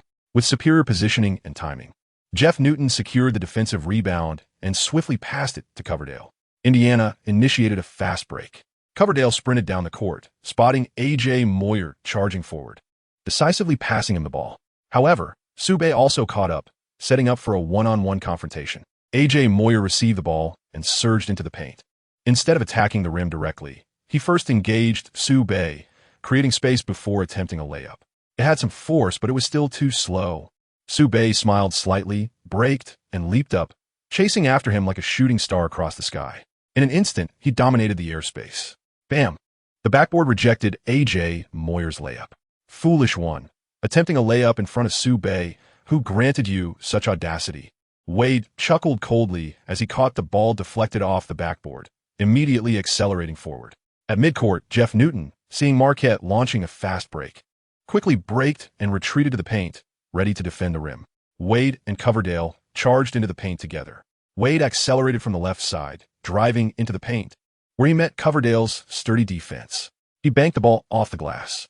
Did it go in? Bam! Coverdale, vigilant, leaped in time to deliver a powerful block. Dinah followed closely, snatching the rebound and once again charging into the paint to challenge Jeff Newton's defense. Dinah executed a layup, momentarily hanging in the air, using a reverse layup with a soft touch. This shot, pow! Jeff Newton sent another rejection his way, his large hand swatting down directly on the ball just as Dinah released it. A resounding block. Once more, he firmly secured the ball as it bounced off the floor, cradling it tightly before passing it back to Coverdale. Roar! He consecutively delivered 2 formidable blocks, steadfastly guarding his territory, roaring with fervor. Remember this well. I am Newton. My domain possesses its own gravitational pull that forbids any flight. Whoa! Emmy Johnson exclaimed in mild astonishment. Jeff Green, standing at merely 206 centimeters, is indeed an exceptional shot blocker. He averages 2 blocks per game this season. His restricted area is truly impenetrable for the average person. Ha ha ha. Kenny Smith could not contain his laughter. With a name like Newton, does he possess an inherent gravitational pull? Thus, his zone is off limits for aerial approaches. Truly, he lives up to his name. Caution is advised. As the Marquette players returned to the court, Coach Tom Crean reminded them from the sidelines that Jeff Newton's defense in the paint is formidable. They should avoid direct confrontations. The players listened attentively. Transitioning between offense and defense, clang. Coverdale's three-pointer missed, yet the ever-vibrant Jeff Newton secured another rebound. This chapter is not finished. Please turn to the next page to continue reading. With a second leap, he executed a successful putback, a crucial rebound, and a splendid follow-up. Jeff, you are incredible. Coverdale immediately praised his teammate. He firmly believes that if Jeff Newton can unleash an extraordinary performance, there is still a chance tonight. The possession changes hands. Wade seeks out a screen from Sube, charging towards the paint from the right wing, but Jeff Newton fails to keep pace. An opportunity arises. Unfortunately, Wade suffers a brief moment of mishandling the ball, disrupting his rhythm, and by the time he resumes his attack, Jeff Newton looms in front of him. The situation becomes unfavorable for an offensive play. Wade is compelled to pass the ball to Soubey. Oof. Jeff Newton sneers arrogantly, the core leader of Marquette. And yet you lack the courage to attack me. Spare me the theatrics. Wade shoots him a disdainful glance, thinking to himself, if it weren't for my mishap, I would have already dunked over you. What a joke. Jeff Newton tilts his chin, exuding arrogance. As I have stated, I am Newton. I carry the force of gravity with me. My territory forbids flights. Quite the bravado. Soubey, with the ball in hand, listens to Jeff Newton's haughty remarks, a faint smile curling at the corners of his mouth. Whoosh! His right hand grips the ball as he bends slightly, propelling himself forward with explosive speed. Devoid of any finesse, pure velocity. Soubey is akin to a speeding train, effortlessly bypassing A.J. Moyer, despite Moyer being a key perimeter defender for Indiana. In a flash, Soubey storms into the lane, taking a step and soaring into the air. Oof. Jeff Newton reacts with a cold grunt, positioning himself well for a block. How many times must I reiterate? My paint is off limits. Thud, thud. Both leap simultaneously. Jeff Newton, possessing superior height, stands ready under the basket, awaiting the block, having secured a more advantageous defensive position. He appeared poised to deliver an overwhelming blow to Soubey. Initially, he exhibited formidable strength, but then things took an unexpected turn. Jeff Newton, fully airborne, widened his eyes in disbelief. Why is this guy still ascending? The absolute disparity in their leaping abilities was evident. As Jeff Newton reached his apex, Soubey continued to rise, and even as he began his descent, Soubey remained in the air. What was once a feasible block for Jeff Newton became increasingly improbable as he found himself gradually shorter than Soubey, losing the possibility of a successful defense. What in the world? He roared in shock and despair. Are you called Newton? I embrace a glimmer of defiance. I am here to challenge gravity. With a thunderous shout, Soubey soared above, defying the very essence of the Earth's pull, slamming the basketball into the hoop right above Jeff Newton's head. The arena erupted. The first sound was the resounding boom of the basketball finding its target. The second, the collision of Jeff Newton being knocked off balance by Soubey, crashing to the floor. The third was the thunderous cheer of the Bradley Center fans. A cacophony of elation. Chapter 15, a masterpiece from the Dragon Kingdom. Soubey, defying gravity, delivered a breathtaking dunk over Jeff Newton. This moment dazzled the eyes and set the entire arena ablaze. Jeff Newton's explosive response ignited a flicker of hope for the Indiana University team, who had lost their core offensive player, a hope that seemed to grow brighter. Yet, Soubey's dunk extinguished that spark, dousing Indiana's aspirations of victory. Soubey's seamless transition into an unchallenged offensive onslaught continued. At 16 minutes and 11 seconds, he held the ball at the high left post, executing a swift reverse dribble, transitioning into a hip turn, accelerating once more. Kofadale was rendered immobile. Soubey surged forward, ready to dunk, but opted instead for a graceful layup, evading the defense in midair, showcasing his extraordinary talent once again.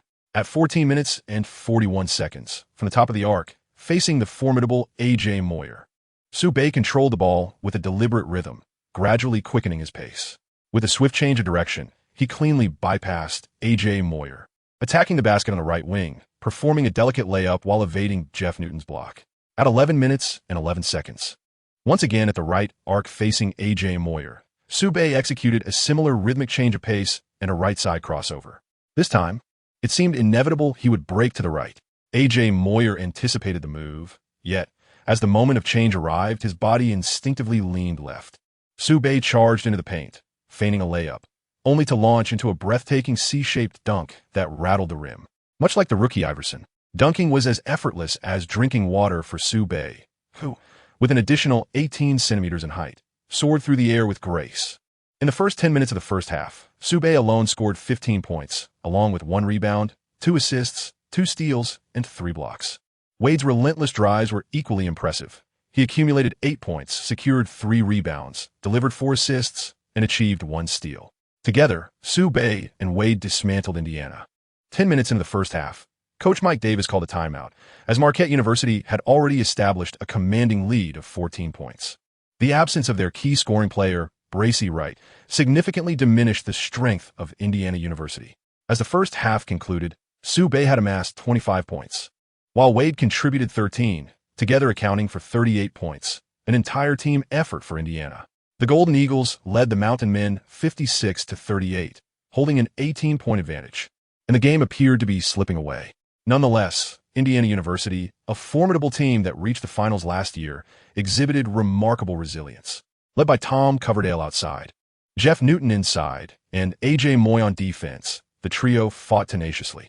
Initially, Sube and Wade planned to rest for 10 minutes in the second half, awaiting the score's evolution to determine their return.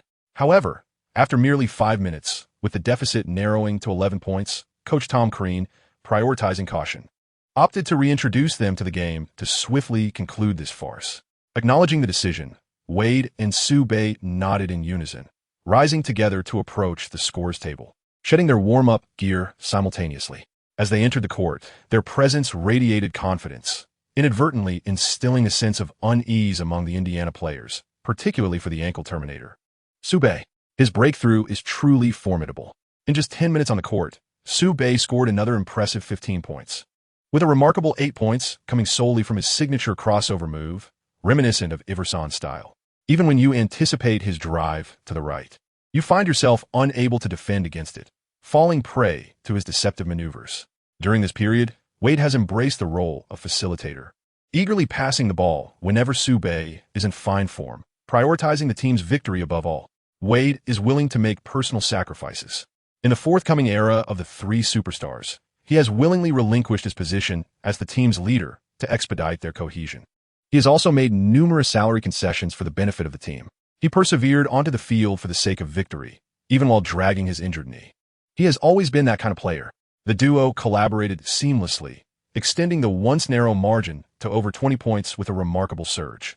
Only 5 minutes remained on the clock. Indiana University proved to be more resilient than anticipated. They had not yet surrendered, with their key players still striving. However, the situation had become irretrievable. Out of respect, Coach Tom Crean allowed Sube and Wade to linger on the court for a symbolic minute before substituting them to ensure their safety. "Come on," exclaimed Amy Johnson excitedly. Sube is truly impressive. He makes an immediate impact the moment he steps onto the court. He is truly remarkable. His talent is exceptional, and he breaks through challenges effortlessly. His mid-range accuracy is impressive, and when in peak form, he can even sink three-pointers with ease. This is no ordinary freshman. He is a star player in the madness of March, and to call him a superstar would not be an exaggeration. Indeed. Kenny Smith nods in agreement. He cast aside any selfish thoughts and could not help but praise, scoring 25 points in the first half, achieving 10 points in the latter half, and totaling 40 points tonight, surpassing the previous game's 35 points. This chapter is not yet complete. Please turn to the next page to continue enjoying the captivating content. My goodness, this is truly magnificent. Emmy, have you noticed how Sube's dribbling and penetrating skills bear a striking resemblance to those of a certain NBA star? Who might that be? Emmy Johnson inquired with a harmonious curiosity. Kenny Smith pointed towards the sidelines at Allen Iverson, and the director promptly shifted the camera to capture the moment. Sube's playing style is remarkably akin to that of Allen Iverson, Kenny Smith exclaimed, just as the camera focused on Iverson, who immediately responded by giving a thumbs up to the lens.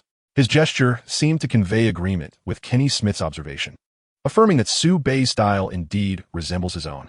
Kenny Smith further emphasized, Sube's speed, jumping ability, and explosive talent are all on par with Iverson's exceptional prowess. His directional changes are as flamboyant as Allen's, particularly after rhythmically controlling the ball. The sudden, sweeping change of direction culminates in a conclusion that is strikingly reminiscent of Allen. The effectiveness is astounding. On several occasions, as a commentator, I discerned Sube's offensive intentions, yet the defense could not keep pace. This mirrors the experience with Allen. One is acutely aware of Allen's propensity to break to the right, yet one remains powerless to obstruct him. Kenny Smith's words resonated profoundly, awakening a multitude of fans to a newfound clarity, as if emerging from a dream. Indeed, one cannot deny the striking resemblance. The more one contemplates, the more evident it becomes. Could it be that Sube possesses a prowess akin to that of Allen Iverson? Their talents and playing styles are remarkably similar. Standing at 201 centimeters, Sube compensates for Allen's most critical height deficiency, rendering him nearly flawless. I am entirely convinced that Sube's potential surpasses that of Allen. There's no need to speak of surpassing limits. If Sube evolves to the level of Allen, he could ascend to the echelon of the top shooting guards. an already formidable prospect.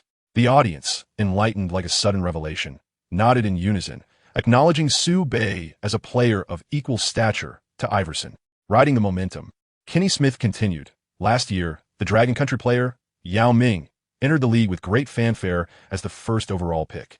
The beginning of his journey was less than ideal, yet the conclusion offered us innumerable surprises. In his rookie season, Yao averaged 13, 6 points, 8, 5 rebounds, and 2.0 blocks, and he is destined to evolve into an all-star caliber center. Similarly, Su Bei, hailing from the Dragon Country, seems to have parachuted into the league, delivering an astonishing performance. His potential can reach the level of Allen Iverson, the illustrious #1 pick of the legendary 1996 draft class, a shooting guard who single-handedly led his team to the finals. He is undoubtedly a superstar. Su Bei aspires to become such a player. Both Su Bei and Yao Ming, hailing from the Dragon Country, exhibit remarkable talent. Can I assert that products from the Dragon Country are invariably of exquisite quality? In Chapter 16, a record-breaking 40 points were scored, leading to a collective down-earn among NBA teams. Marquette University triumphed over last year's runner-up, Indiana University, with a staggering 22-point margin, advancing to the Sweet 16. Su Bei's statistics read: 40 points, 5 rebounds, 3 assists, 3 steals, and 5 blocks. He shattered the scoring record for freshmen in the NCAA tournament. After the game, Smith promptly approached Su Bei, smiling as he remarked, "Congratulations, Su Bei. Once again, you have led the team to victory, advancing to the Sweet 16. With 40 points, 3 steals, and 5 blocks.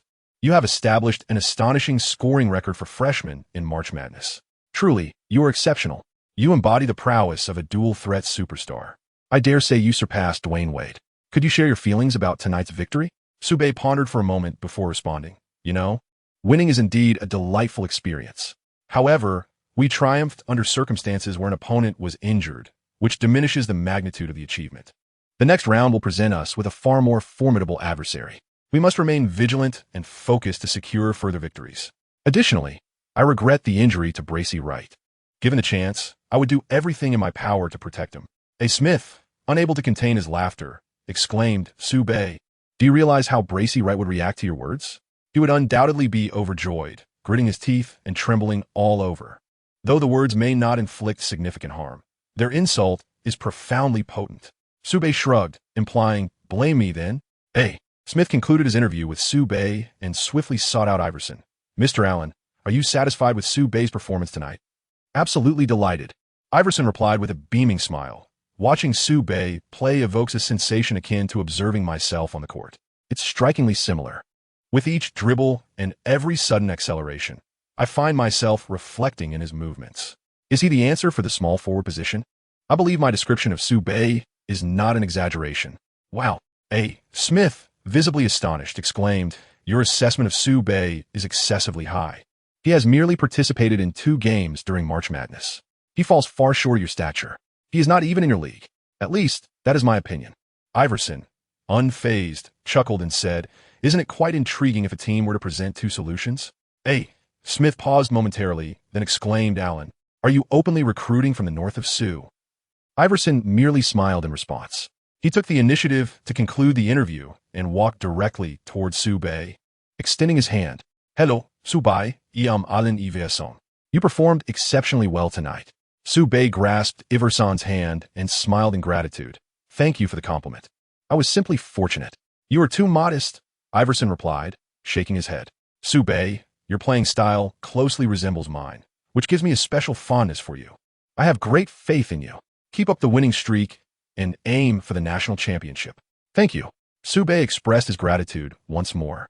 "I will strive to do my best, and I hope that Allen's Philadelphia can once again reach the finals this year. I wish you could secure the championship ring this year. I believe it is achievable." "Ha ha ha." Iverson laughed heartily. Engaging with courteous individuals is always a pleasure. "Now, let us both strive towards our respective goals. Let's go. Let's go." Throughout Iverson's illustrious career, he has been nearly flawless. MVP, AMVP, a journey to the finals, scoring champion, steals leader, and a first overall pick, among numerous accolades. He has amassed an impressive array of honors and possesses a unique charisma that once positioned him as the face of the league.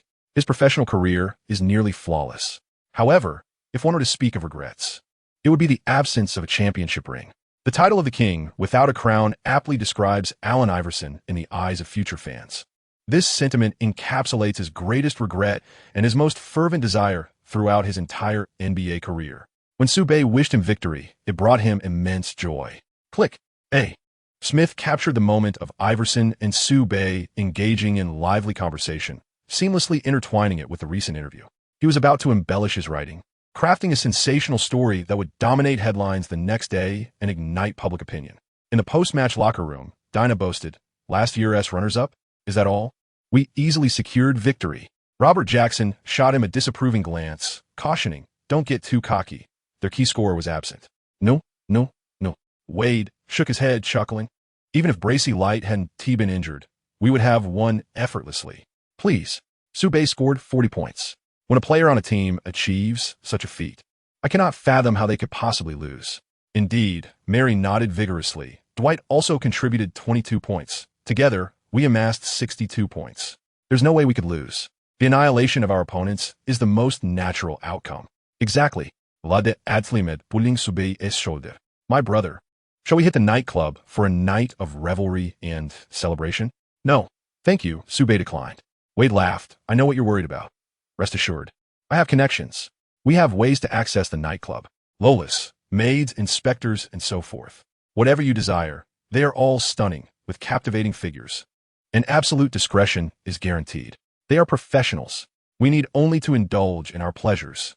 So, no, Wade, you're still a college student. Yet you are so adept and seasoned in this regard. Truly, you are one of the renowned four gallants. I have no interest. Sube shook his head, rejecting once more.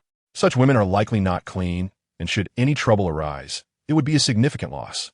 He is not a man driven by insatiable desire. Otherwise, just a few days ago, he could have achieved a home run at that female fan's place. Wade was quite astonished. He could not comprehend this, as it appeared to him to be the most ordinary of occurrences. He pondered for a moment, his eyes revealing a glimmer of astonishment and shock. Could it be that you, Sube, have an inclination towards the same sex? What outrageous words are these? Where do you see any indication of my preferences? Sube was rendered speechless, taken aback by the assertion. However, Wade, believing he had hit upon the truth, patted Sube on the shoulder and chuckled. There's nothing to be concerned about. We will respect your choices. Rest assured, should you desire, they will don lowly outfits and dote upon you, catering to all your whims. Sube, good heavens! While I acknowledge the liberal nature of Americans, I never anticipated such flamboyance. How frightening! After emphatically asserting his heterosexuality, Sube made a hasty retreat. Ha! Wade, observing Sube's hurried departure, couldn't help but chuckle.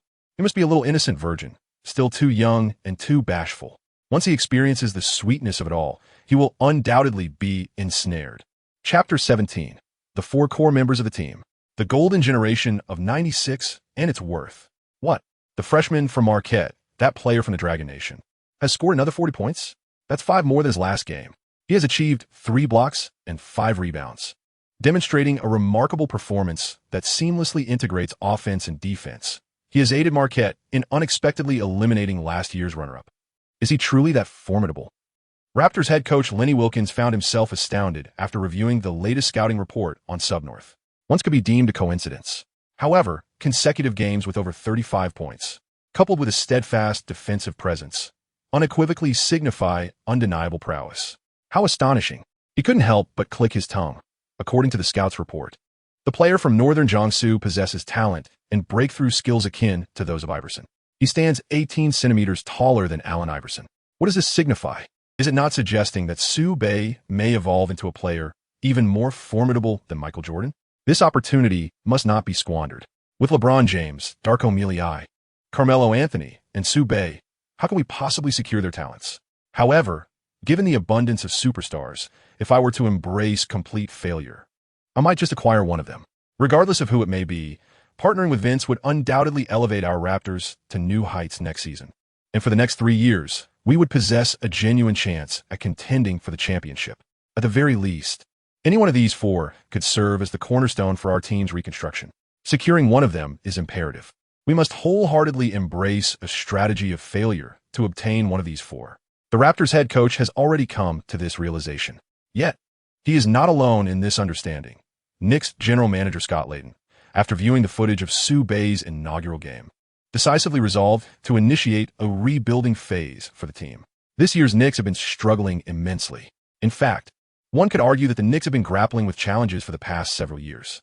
They have failed to reach the playoffs for 2 consecutive years, and currently sit at the 10th position in the Eastern Conference, making it highly improbable for them to qualify this year. However, the team boasts an all-star player, the mid-range shooting maestro Allen Iverson, who possesses the capability to propel them into the postseason. New York is the largest metropolis in the United States. Should the team manage to secure a playoff berth, the grievances of the fans are likely to diminish to some extent, and the management's biases against them may also lessen. He possesses a greater likelihood of retaining his position. However, this year undeniably marks an extraordinary draft year, featuring talents such as LeBron, Malisic, Anthony, and the ascendant Sue. Further down the list, we have Wade, Bosh, and center Chris Kaman, among numerous other promising players worthy of selection. The competition is fiercely intense. Therefore, in order to secure a favorable draft position, one must embrace a strategy of deliberate underperformance, ensuring the team's record is as dismal as possible. This approach significantly enhances the chances of obtaining a high draft pick, thereby broadening the selection options and placing control firmly in one's own hands. Should one be fortunate enough to draft an all-star caliber player, or even a foundational core member destined to become a future superstar, it would be immensely rewarding. Currently, LeBron, Malisic, Anthony, and Sue epitomize such talents. Manager Scott Layden is exceedingly eager to embrace this strategy, yearning to acquire one of these exceptional players and secure a future superstar, all while seeking to safeguard his own position. Yet, he remains apprehensive that a poor team performance may lead to his premature dismissal. He is entangled in a web of confusion. Ultimately, with the unwavering support of Coach Dwyane, he resolved to take a gamble, wagering his managerial career with the Knicks. Dwyane, too, staked his coaching tenure with the Knicks, allowing the team to fully embrace a period of deliberate underperformance a good 10 to 15 days ahead of others. Nonetheless, such a decision was not particularly extraordinary. One could merely assert that their choice to falter did not lag behind. This year is undeniably a momentous draft year. The prodigious LeBron James, with his historically unparalleled talent, has compelled the entire league to engage in a race for failure. Thus, a pertinent question arises. Should the Knicks fortuitously secure the first overall pick, whom should they select? LeBron, Malisic, Anthony, or perhaps Sue? It is noteworthy that Malisic, standing at an impressive 213 centimeters, is a Serbian prodigy. Regarding his skills and performance prior to entering the NBA, one might consider him the contemporary equivalent of Wembanyama, which explains his popularity. Scott Layden, whom would you choose? Dwyane inquired earnestly. Layden pondered this question for a week, and he had already arrived at his conclusion. He gazed intently at Tang Chieni and said earnestly, "I would choose Northern Jiangsu." "So would I," Tang Chieni replied, raising his hand with a faint smile, and then inquired, "What makes you choose Northern Jiangsu?" He has only played 2 games in the league. Meanwhile, LeBron, Darko Milicic, and Carmelo Anthony have all exhibited extraordinary talent, proving themselves in numerous matches. With a resounding clap, Ryden and Donik expressed their excitement. "I believe Sue Bay's prototype is Allen Iverson. Talent and skill are strikingly similar. I am an admirer of Allen. I also contend that had Allen been 10 centimeters taller, Michael might not have been regarded as the greatest of all time.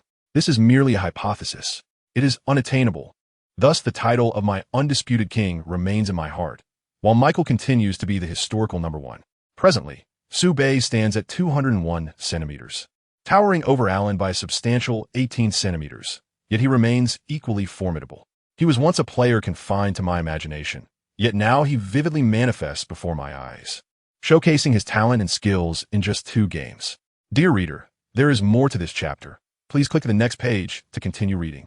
The following is even more thrilling. Enough. This is excessive. I shall never question the worth of the 1996 Golden Generation's first overall pick. So I have resolved to take a leap of faith. Dwyane smiled subtly. Among the 4 core players for building a team, ultimately, only one can be chosen. There hasn't even been an opportunity to select. LeBron is formidable, yet I also choose Sue. The Raptors and Knicks management are steadfast in their commitment to a rebuild, with the Knicks manager and coach resolutely opting for Sue. As for other teams, such as the Cavaliers, Bulls, Heat, Wizards, Nuggets, Clippers, Grizzlies, Warriors, and others, Any team with slightly poorer records is fully engaged in a rebuild, vying for high draft picks in the upcoming season. Teams like the Hornets, 76ers, Timberwolves, and Lakers, which have made it to the playoffs or even ranked high, are also included. They are constantly strategizing, attempting to maintain their current performance while deliberately losing a few matches. Even the slightest increase in their chances of securing a high draft pick is welcomed. After all, one can never be too certain. The draft lottery is fundamentally a game of chance, and enhancing the probability of selection is undeniably advantageous. In summary, the entire league is in a state of deliberate underperformance. At 10 a.m., the NCAA officially released the top 5 plays from yesterday, and fans eagerly tuned in to witness them. The previous edition showcased an extraordinary solo performance by Sue Bay, which was nothing short of remarkable, earning him widespread acclaim from the audience. A well-deserved solo showcase indeed. As long as the highlights are sufficiently spectacular and of high quality, it is perfectly acceptable for one player to dominate the scene. This has left fans eagerly anticipating the new installment of the top 5 plays. Upon viewing, countless fans were left in awe, utterly captivated by the sheer brilliance. Indeed, it was truly spectacular. Amidst the excitement, everyone was astonished to see Sue Bay once again topping the charts of yesterday's top 5 plays. Chapter 18, once again, he dominated the top 5 plays. One figure occupied my mind, the answer.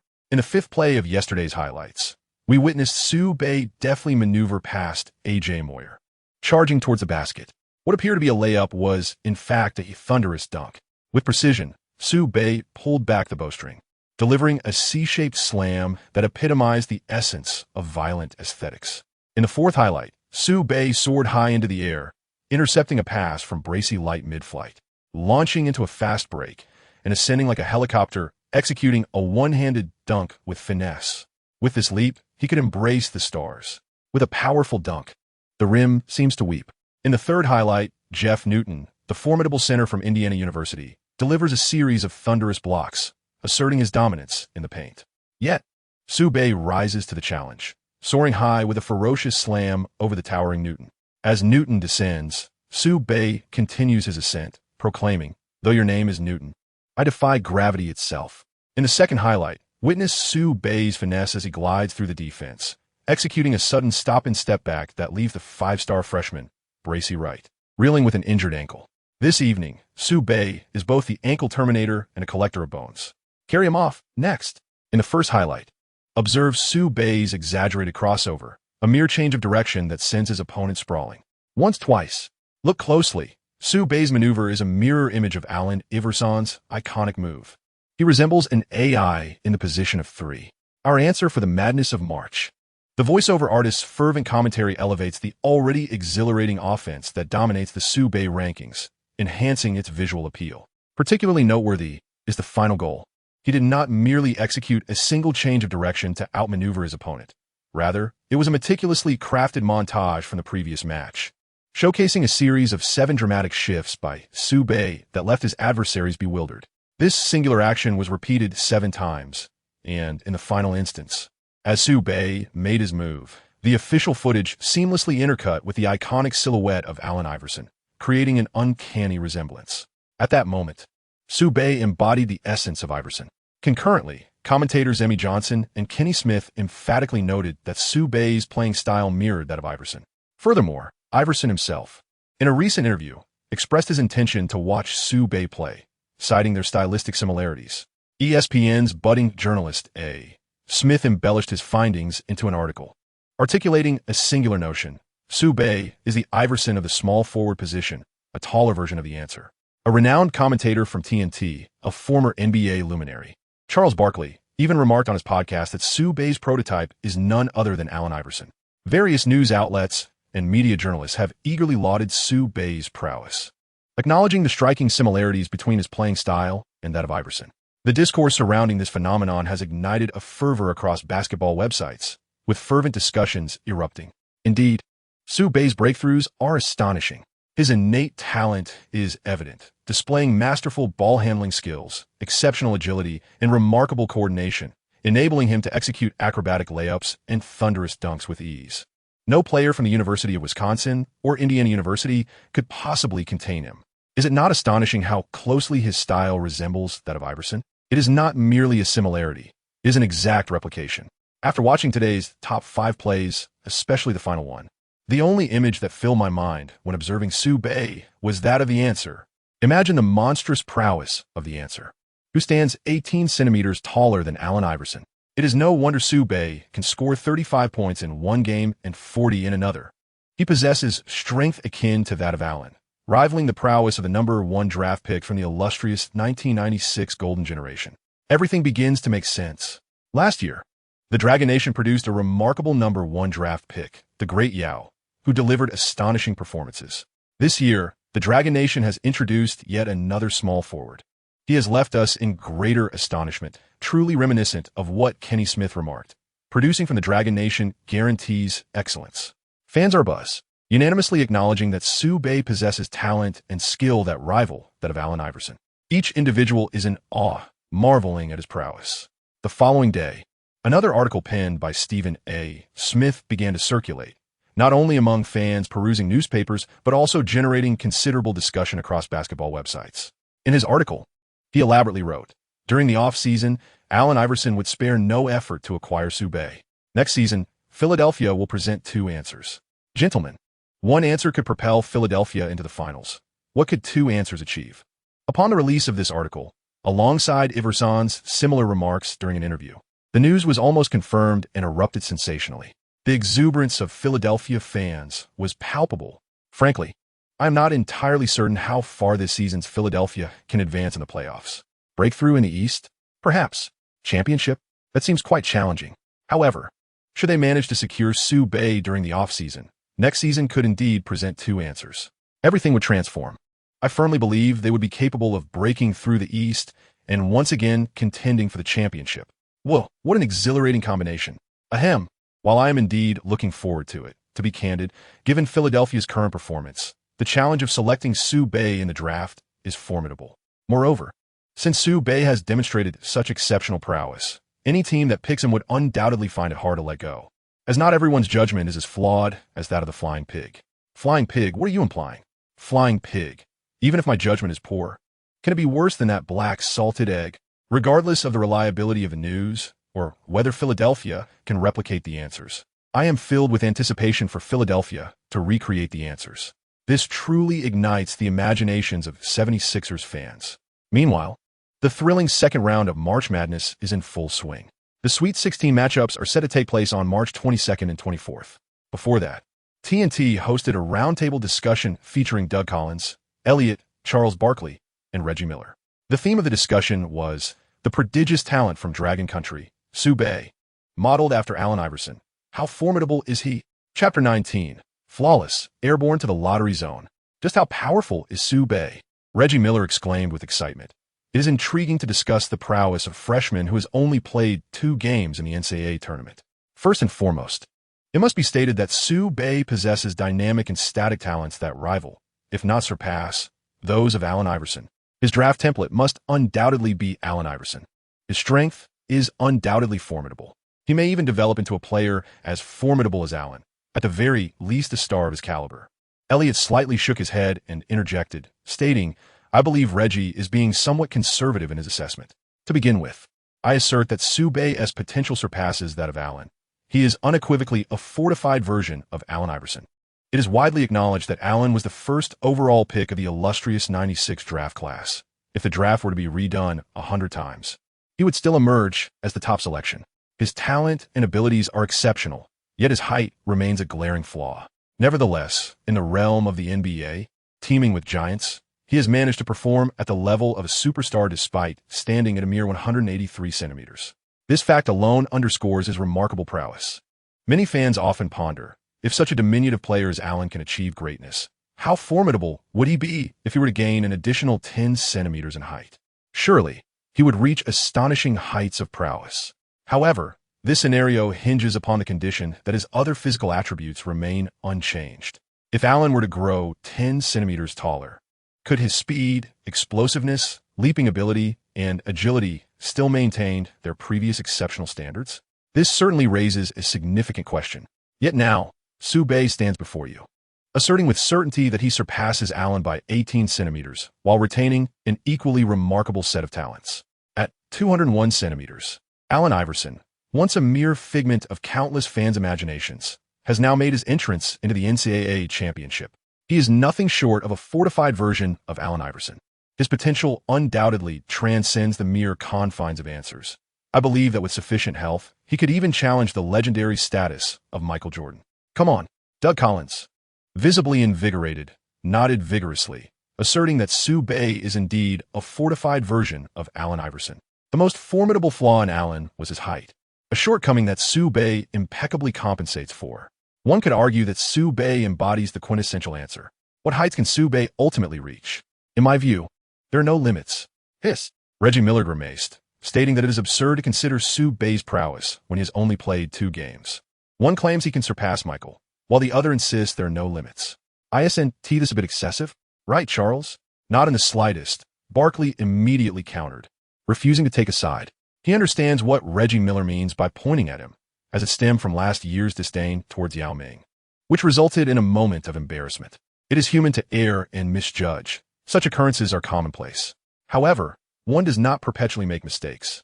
Yao Ming was an anomaly, and his debut with a score of 0 offered a certain illusion. Yet, similarly hailing from the Dragon Country, Sue Bay astounded in both of his matches, leaving Barkley utterly astonished. A remarkable display of both talent and skill, truly breathtaking. He publicly extolled Sue Bay on his podcast, asserting that he possesses strength comparable to that of Iverson. He would certainly not concur with Reggie Miller's perspective. He expressed his dissent, stating, "I too believe that Sue Bay is an enhanced version of Allen, a flawless answer. Height is Allen's shortcoming. Once height is compensated for, the enhancement extends beyond mere stature, provided the innate talent remains unchanged. The greatest disparity lies in defense. A superstar is characterized by a balance of offensive and defensive prowess. The fact that Allen can perform at an extraordinary level despite being susceptible to defensive targeting underscores his offensive strength. Sue Bay possesses similar potential. Should his offensive skills catch up, coupled with his innate talent and the elevation of his height, his defensive capabilities will undoubtedly improve. He is the flawless answer, possessing the potential to surpass even the remarkable threshold set by that enigmatic black egg, Reggie Miller, a mere youth who participated in only 2 games of the NCAA tournament, dares to claim he can eclipse the 6-time champion Michael. You lot are truly out of your minds. Is this an exaggeration? Indeed, it is somewhat exaggerated. Yet, it cannot be denied that Sue Bay, comparable to the perfect answer, possesses an exceptionally high ceiling. The commentators at TNT have been extolling his virtues, elevating Sue Bay's popularity even further, while countless fans marvel at his raw talent. The NBA officials have also been quite active. The following day, they unveiled the latest predictions for the draft rankings. At the pinnacle stands LeBron James, a high school student from St. Mary's High School, renowned as the Chosen One. He is also known as the Little Emperor. The second name is the prodigy from Syracuse University, the illustrious Carmelo Anthony. He and LeBron are renowned as the unparalleled duo. The third is the Serbian prodigy, Darko Milicic. Fourth is the future king of the court from Georgia Tech, Chris Bosh. As a freshman this year, he had initially planned to complete 4 years of college before entering the NBA. However, he delivered a dominating performance in his very first year. He reigned supreme in the paint. He continues to exhibit remarkable talent and strength during his university years.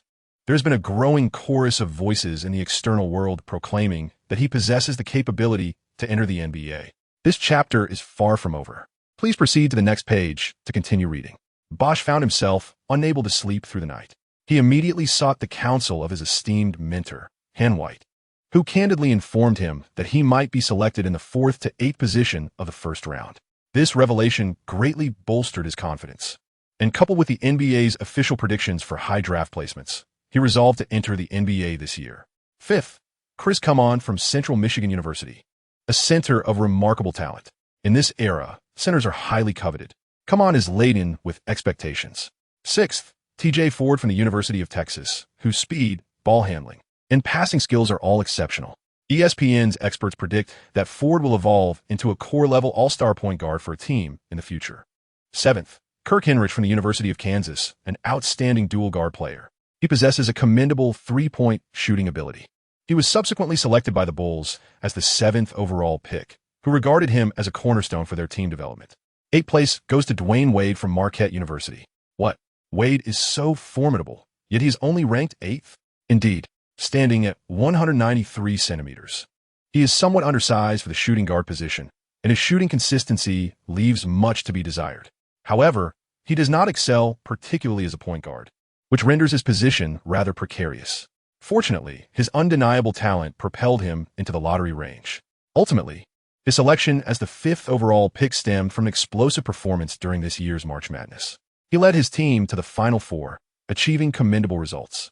With consistent performances scoring over 20 points per game, alongside an average of 5 rebounds and 5 assists, he even recorded a remarkable triple-double of 30 points, 11 rebounds, and 10 assists during his time at the University of Kentucky, although they fell short in the Final Four. His stellar performances during this year's exhilarating March Madness garnered him significant recognition, earning him the admiration of Heat head coach Pat Riley. Consequently, he was selected 5th overall by the Miami Heat, embarking on the legendary NBA career of the Flash. Chapter 20. Iverson applies pressure. Sigiali, Alaba is a white lotus. The emergence of Sue is bound to overshadow Wade to some extent, hindering his ability to perform at his best. His popularity is unlikely to increase significantly. The ultimate position at which he will be selected this year remains an enigma. However, when Dinah learned of Wade's projected 8th pick in the draft, she was quite elated, for that is already a level of distinction. He immediately conveyed the news to Wade, who was diligently lifting weights at the gym. Subibas iso eng agit in training. He currently exhibits somewhat limited strength in his training. A bench press of 140 kilograms is certainly respectable for a small forward position. However, when faced with the league's elite powerhouses, the disparity becomes quite pronounced. He still needs to practice. Wade acknowledged with a nod. He was not surprised by his ranking, as he believed he could achieve a higher position. This is the confidence of the Flash. He then inquired, "What about Northern Jiangsu?" After delivering such an outstanding performance and receiving such fervent praise from the outside world, has he made it onto the list? I haven't finished looking yet. Let me search for it. Just as Dina was about to look, she heard Robert Jackson screaming as he rushed in. He exclaimed breathlessly with excitement, "Incredible.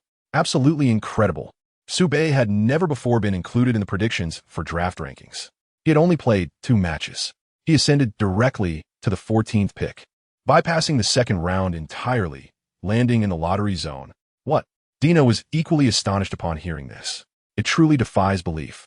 Wow. Wade widened his eyes in disbelief, then promptly gave a thumbs up to Sube, exclaiming, "Honestly, this is utterly insane. Sube, you are remarkable." Ha ha ha. Amidst his shock, Dina burst into laughter. "Our team boasts 2 lottery players. No wonder we keep winning matches." Of course.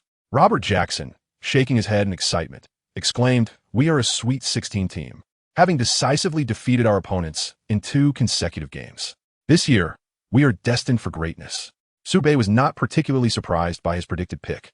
After all, with Iverson, who had height deficiencies, being the indisputable number 1 of the legendary 96 class, he is the flawless answer, only stronger, never weaker. If it weren't for the limited number of games and exposure, he would not only be the 14th pick, but could easily contend for the 1st pick. Just like LeBron, he was filled with trepidation over his precarious position. Sube also revealed a joyful smile and then raised his arm, declaring, "We have always been a formidable team. So, gentlemen, let us strive together, break out of the Central Western region, and aim for the national championship." Oh, Wade was the first to raise his fist and shout, with everyone else following suit in spirited cheers. For this group of students, who played basketball with pure passion, the desire to win the championship burned intensely within each of them. So too did it burn within Sube. This victory would enhance his basketball legacy and accelerate his rise to prominence. He had every reason to yearn for it. Furthermore, the reward for his signature mid-range shot, known as Death Shot, was equally significant, perhaps even the most pivotal reason for pursuing the championship. Therefore, to ensure their triumph, he felt compelled to occasionally serve his teammates a dose of motivational wisdom, keeping them focused and driven. When silence is broken, it resonates profoundly. Sube's unexpected rise in the lottery zone has undoubtedly made him the focal point of attention and discussion among fans. The media and newspapers echoed this sentiment as well. Sube became the epicenter of publicity, and they would undoubtedly revolve around him, reaping substantial profits. Consequently, Sube garnered an even greater surge of popularity. It was a win-win situation. After watching Sube's game and following the news about him, Iverson's admiration for him grew exponentially. Following the announcement of Sube's rise in the lottery zone, Iverson could no longer remain still. He approached the team's manager, Billy King, where Coach Larry Brown happened to be present as well.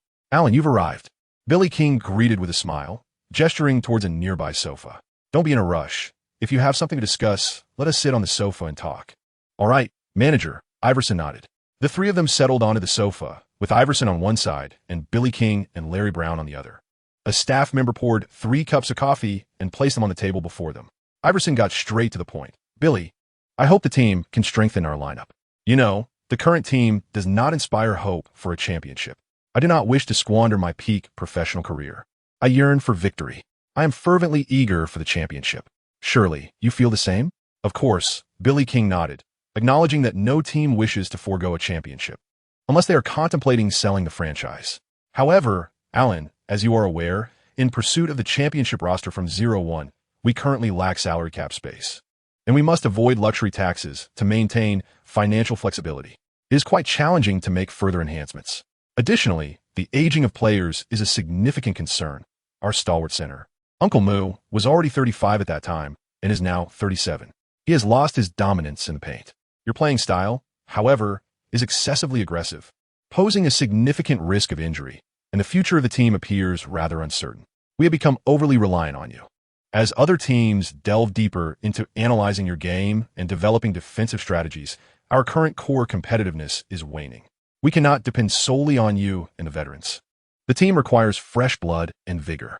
Allen, I am aware of your ambition to clinch the championship, a desire we share fervently. Yet I implore you not to rush this process. It is not something that can be achieved overnight. Grant me the time to inject some new energy into the team and allow them the opportunity to mature. Once we have the salary cap space available, I will promptly seek out suitable reinforcements to bolster your efforts. What do you think?" Iverson remained silent. He had been fed such lofty promises for nearly 2 seasons and was acutely aware of the 76ers' rebuilding intentions, which stood in stark contrast to his urgent desire to win a championship. Yet, he held a deep affection for the team and the Philadelphia fans. He did not wish to leave prematurely and yearned to persevere a little longer. Larry Brown then spoke, his tone earnest and heartfelt. "Allen, you are an exceptionally powerful player. Your scoring ability is beyond question. Your thirst for victory is evident, and this is precisely the kind of player the team wishes to see. However, your approach is too aggressive and easily countered. If you could just take a moment to consider your teammates' positions and share the ball, the game would become significantly simpler. I believe the team may not even need further reinforcement to advance further in the playoffs. A slight adjustment from you could make all the difference, and you possess the capability to achieve this." Iverson disregarded Larry Brown's words, took a deep breath, and turned to manager Billy King, speaking in a low voice. "Manager, I understand your perspective. Thus, I shall make one final request in harmony with yours. This offseason, spare no effort to bring Marquette University's freshman, Sue to Philadelphia. The dual answers of Philadelphia. I am willing to wait a few more years. Otherwise, I fear I may not have the opportunity to continue playing here." Chapter 21. Allen's Spectatorship. Wade's Explosion, Mr. Nice Guy LeBron. March 20th. The round of 32 has concluded. Marquette University has also learned of their opponent for the Sweet 16, the second seed from the Midwest, the University of Pittsburgh. Their point guard, Blandon Knight, serves as the leader of the team and is also recognized as one of the finest players in the Atlantic 10 Conference, averaging 14, 5 points, 8, 3 assists, and 2, 3 steals per game this season. He is the mastermind of the team. His offensive passes and interceptions maintain the squad's formidable competitiveness. Shooting guard Julius Pesh averages 11, 4 points and 6, 5 rebounds per game this season. He is a versatile player, excelling as both an outstanding perimeter defender and a prolific scorer for the team. The small forward, Jaylen Brown, particularly stands out for his defensive prowess and rebounding skills. The power forward, Chuat Rutman, averages an impressive 8, 4 points and 5 rebounds per game, serving as a vital scorer in the team's interior.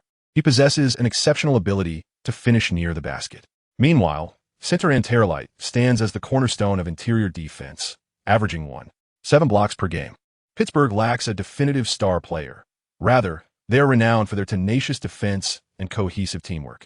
This has propelled them, as underdogs, into the Sweet 16, where they are striving to reach the Elite 8. In 2 days, this showdown will take place at the University of Pittsburgh's home arena, the Peterson Event Center, at 6 p.m. On social media, Alaba posted, "With whom should I collaborate to create a microfilm about basketball? 2 days prior, she had once again liked the NCAA's official highlight reel featuring Subei's top 5 plays, commenting beneath the video, "This is so cool."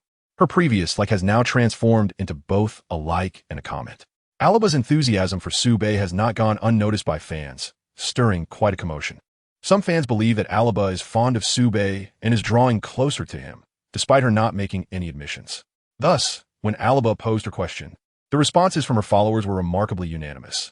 Of course, it must be Subei. Yes, collaborating with a player like Subei would surely yield fantastic results.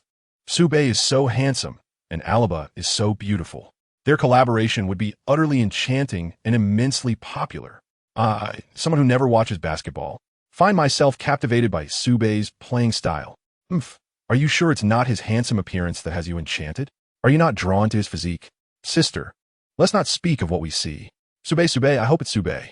Whoa, I'm a fan of Subei and also a supporter of Alaba. If I could witness my 2 favorite stars collaborating, I would be overjoyed. The fans' fervent hopes for a collaboration with Subei are palpable. After perusing the comment section, Alaba beamed with joy and subsequently posted another social update.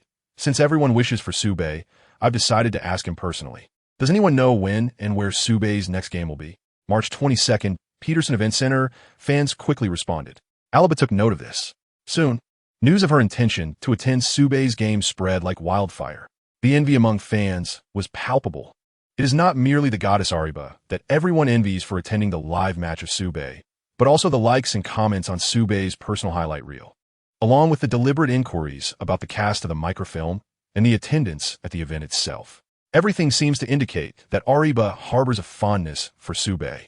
It is conceivable that Subei may win the affections of the Hollywood starlet Ariba, who possesses both angelic beauty and a devilish figure, at the tender age of 18. This is truly enviable, making fans feel utterly despondent. In the presidential suite of a Hilton hotel at Times Square, New York, Sigiali and her assistant, Mena, are taking a respite before their film promotional event scheduled for the evening. With only her assistant present, Sigiali lounges comfortably on the living room sofa, clad in shorts and a crop top that reveals her waist and back, her splendid physique on full display. For women, wearing a crop top is merely a matter of convenience and comfort, while for men, it exudes an undeniable allure, especially when the figure is as captivating as hers. Of course, aside from the crop top, a girl with a ponytail is equally enchanting. If she sports twin ponytails, it would be an absolute sensation. Sigiali also comes across the news that Ariba intends to watch Subei play basketball. Mena, did you hear? Ariba is going to see Subei play. She taps on her phone. Yes, Mena nods in response. What is up? Sigiali huffs. I think she yes, just a white lotus. Huh? Mena expresses surprise. Sigiali, why do you think that? Isn't it obvious? Sigiali scoffs. Her every action is a clear indication of her feelings for Subei. She clearly wants to watch him play live, yet she concocts a reason, attributing her desire to the fans' requests. What else could that be but a white lotus? My dear, there's more to this chapter. Please turn to the next page to continue reading. The excitement continues. Sigiali, you're absolutely right. Mena affirms her statement, but adds, however, that doesn't quite align with the notion of a pure exterior and a dark interior, does it? She is simply pursuing the one she likes.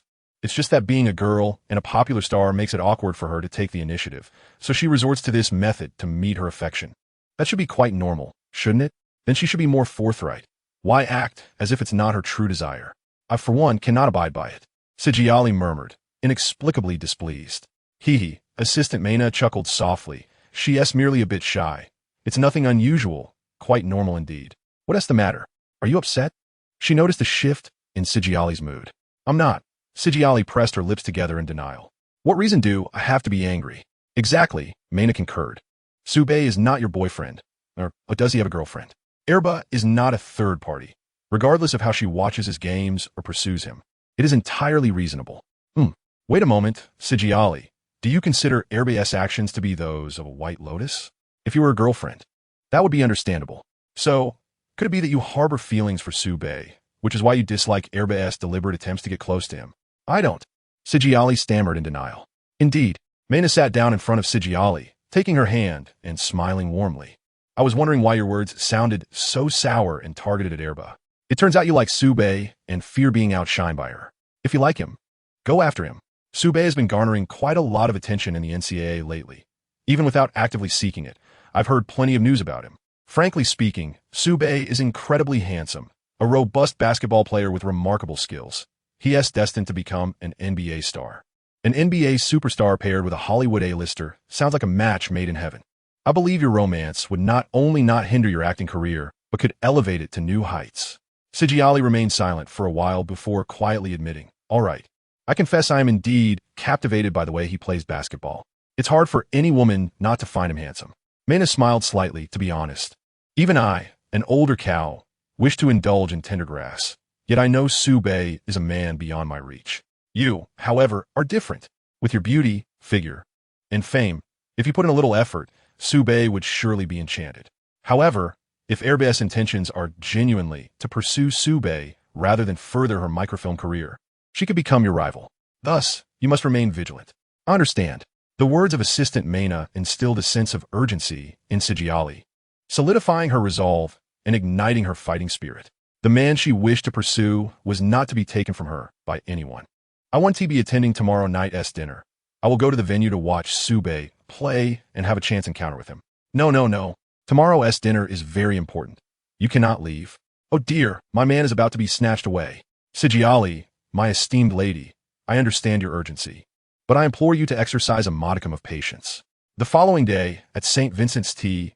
Mary High School, within the confines of a dormitory. My heavens, I cannot believe my eyes. Araba is actually attending the game at the Peterson Activity Center.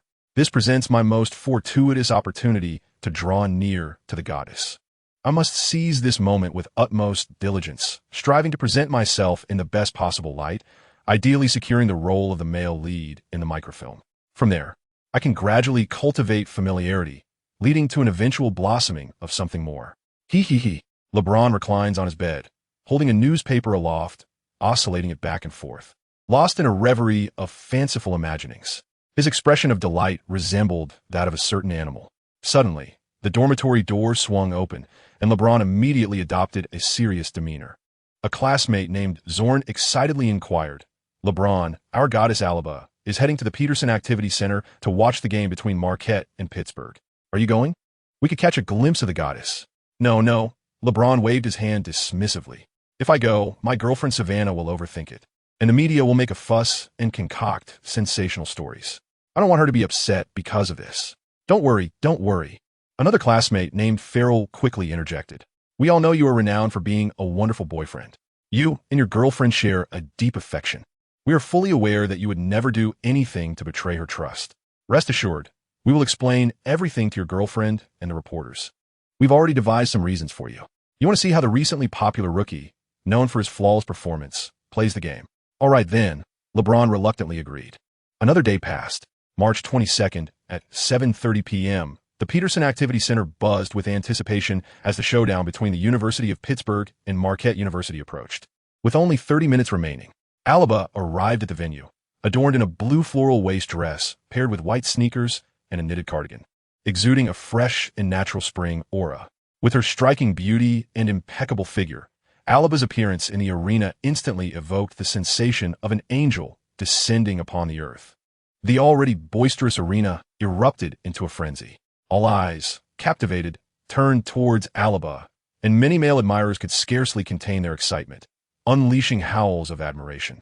With a mesmerizing smile, Alaba took her seat in the front row, where she immediately spotted Sube training on the court. Rather than interrupting him, she chose to observe quietly. The fans were watching her, and she was watching Sube. Naturally, Sube noticed Alaba as well, and in the moment their gazes met, he offered a subtle smile and a nod in greeting. Alaba's face instantly brightened with a radiant smile.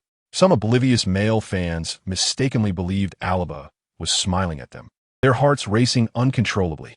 Dwyane Wade had been watching Alaba intently, and with each passing moment, he sensed something was amiss. Upon witnessing Alaba's dazzling smile, he finally realized she was directing her affection toward Sube. Overwhelmed, he burst into tears. He immediately rushed in front of Sube, exclaiming, "Were you two just exchanging glances?" Huh, is that so? Sube, what the hell are you talking about? Calm down. I merely exchanged a glance with her. Why did you explode like that? If I got any closer to her, would you not melt into a puddle?" Suppressing the urge to retort, Sube pushed the excited Wada aside. No, You've misunderstood. This is our first meeting. I haven't even exchanged a single word with her. I can't believe you for a second. Wij was inconvinced. He sensed that Erba gazed at Su Bei with such tenderness and shyness. Something must have transpired between them. He was lost in a whirlwind of fervent imagination. Once again throwing himself on his Su Bei, lamenting, Su Bei, if you manage to obtain Erba's contact information, you must inform me.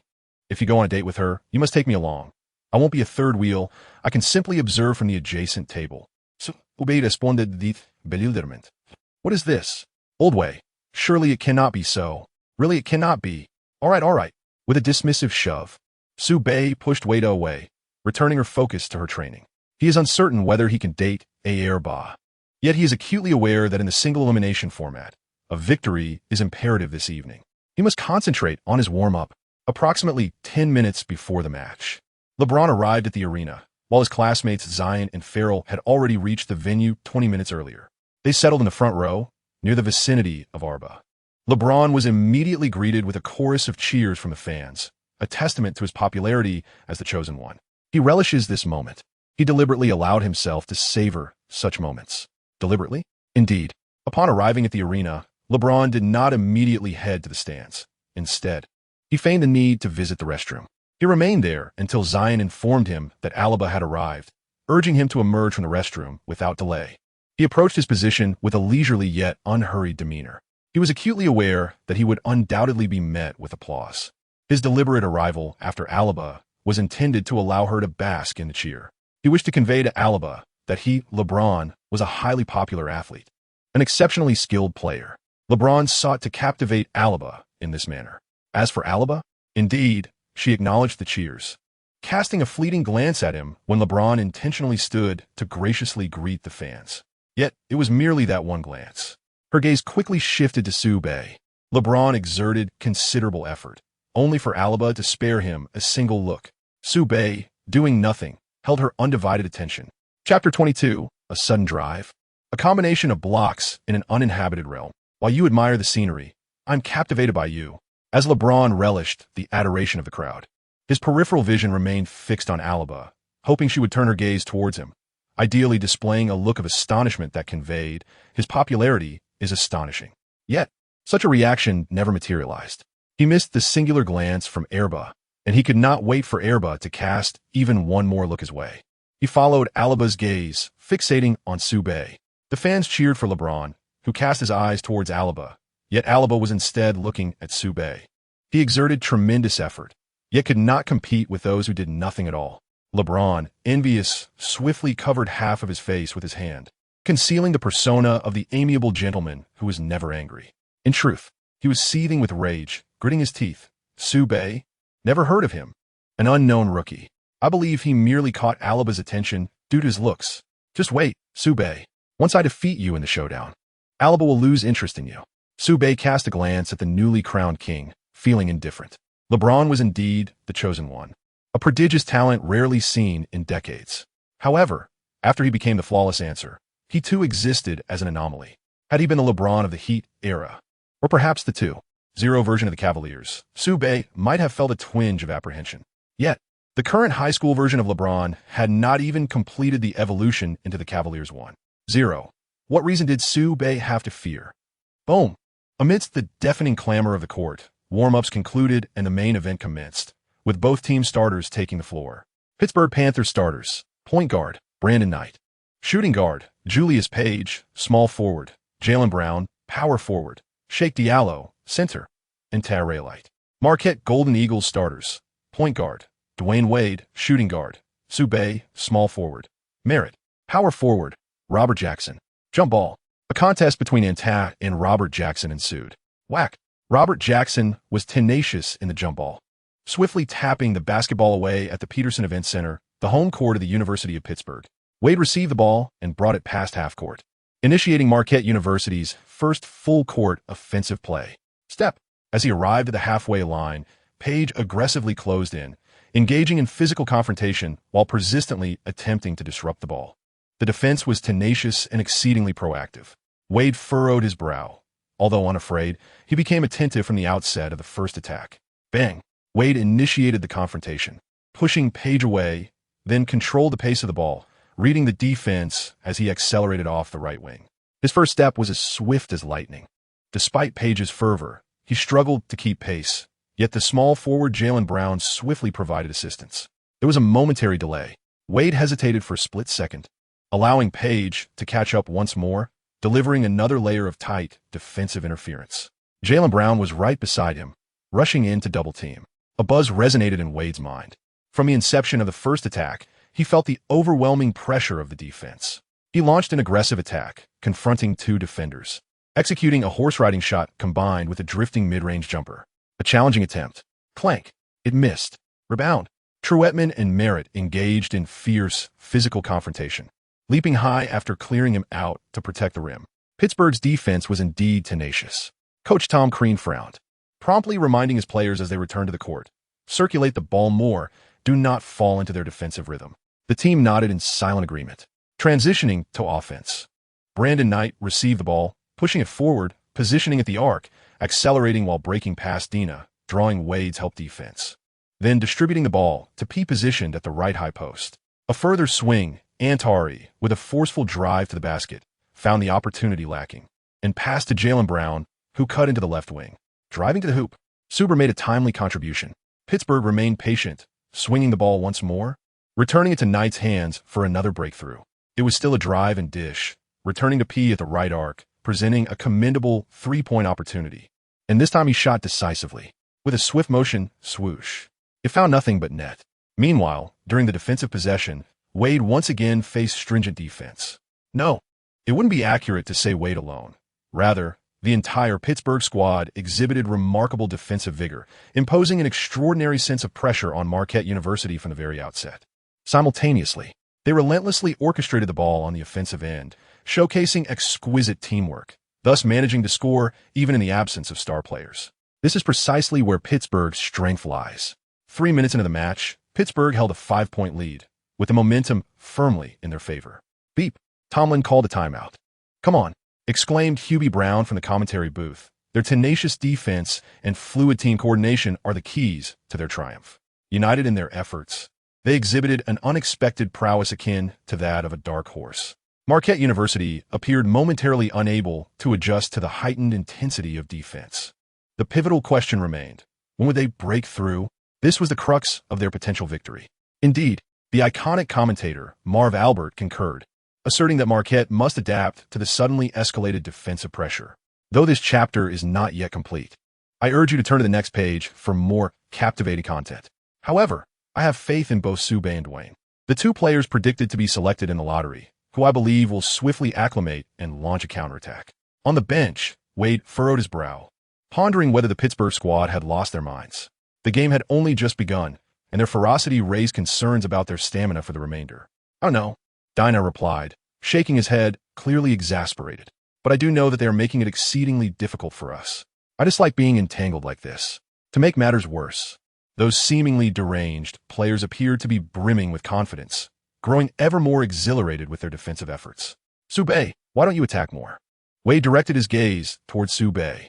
"You Haven T made a single offensive play since the start. You've been focused solely on providing cover and defense for us. It's time for you to be more aggressive." Certainly, Subay nodded in agreement. It is not that he refrains from attacking. Rather, the opportunity is not particularly favorable.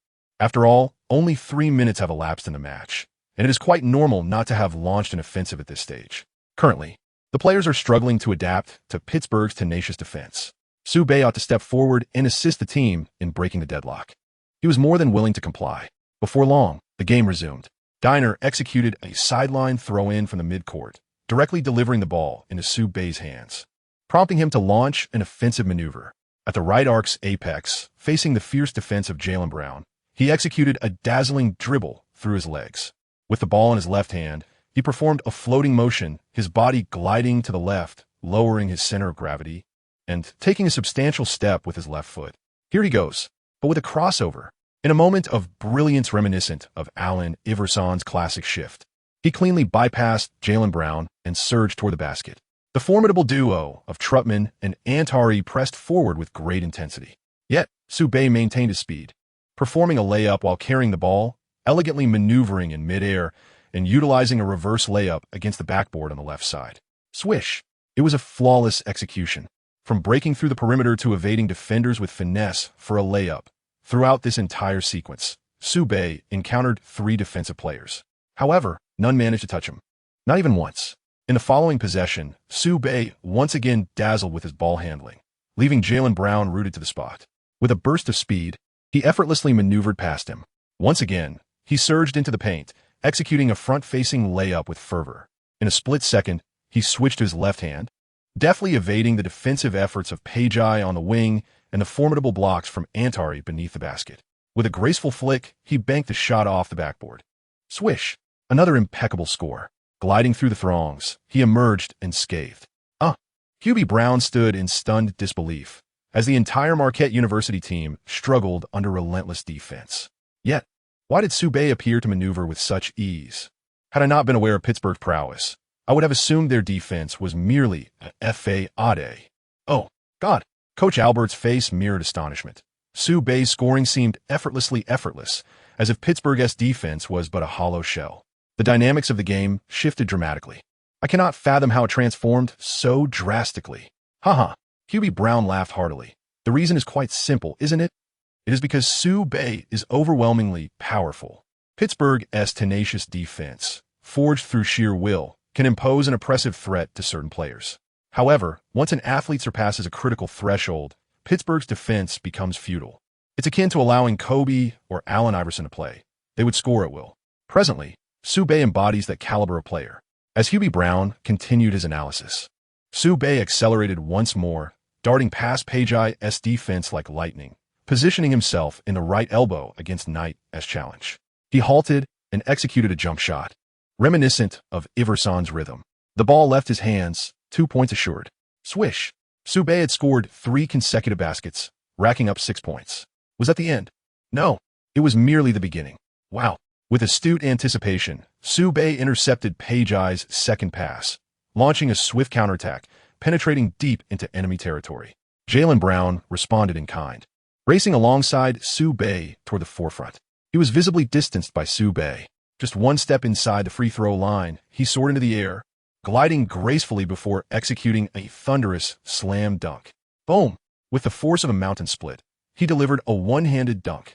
Sube positioned himself outside the arc, suddenly darting downwards in a swift reverse cut, accelerating towards the basket.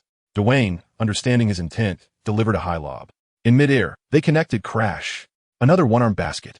Sube had already amassed 10 points, contributing a staggering 10 out of the team's 14 points. Unbelievable. Sube found his rhythm from beyond the arc, sinking the first three-pointer of the match, bringing his total to 13 points. 15 points. And 1. He added a free throw, now totaling 18 points. My goodness. Sube had scored 20 points, and only 10 minutes had elapsed in the first half. This is absolutely insane. As the rotation resumed, in the final 5 minutes of the first half, Sube immediately blocked Knight's step-back jumper with an impressive defensive play. He swiftly pursued to seize the rebound. Sube charged towards the basket once more, while Pagi retreated rapidly, positioning himself adeptly in an attempt to thwart Sube's fast break. Sube, wow. He executed a sweeping maneuver from left to right while in motion, leaving Pagi utterly disoriented. Sube penetrated the paint with ease, scoring effortlessly in a swift counterattack. My goodness. This chapter is not yet concluded. Please proceed to the next page to continue reading. Such speed and style of play, aside from being slightly taller than Allen. What distinguishes Sube from him? Sube has amassed 24 points. 28 points. Oh my heavens. Sube glided through the air, executing a deft reverse layup. Yes, he executed a buzzer-beater layup in the first half. He scored 30 points. With 30 points in the first half, he set a new record for the most points in a half during the NCAA championship, once again etching his name in history. He is truly remarkable. The passionate commentary of the stableman, Albert, flows forth with such fervor that his saliva splatters, and his astonishingly rapid speech leaves him breathless, causing his complexion to turn a vivid crimson. However, he remains utterly indifferent. He is not merely commentating on a game, but is also fully immersed in the exhilarating spectacle of March Madness. It is nothing short of extraordinary, unbelievable. Hubie Brown's eyes widen in astonishment, as if he has witnessed a specter. The University of Pittsburgh has long been renowned for its tenacious defense. In fact, Many players from Marquette University performed poorly tonight. Even the team star, Dwyane Wade, did not meet expectations, a testament to the relentless defense exhibited by the entire Pittsburgh squad. Yet, what is the story with Sube? In the first half, he single-handedly amassed 30 points. He achieved an impressive record of 12 successful shots out of 15 attempts, including 2 out of 4 from beyond the arc and a free throw success rate of 4 out of 6, culminating in a staggering shooting percentage of 80. In contrast, among his teammates, only Wade managed to score 8 points with a shooting accuracy of 40, having made 2 successful shots out of 5 attempts and converting 4 out of 5 free throws. The remaining players fell short, with shooting percentages below 40. Despite Pittsburgh's formidable defense, Sube stood out remarkably, demonstrating an astonishing offensive efficiency. Could it be that Pittsburgh underestimated Sube and neglected to defend him? Clearly not. This can only indicate one thing. Sube operated with absolute freedom, effortlessly navigating through unchallenged territory. He is truly exceptional.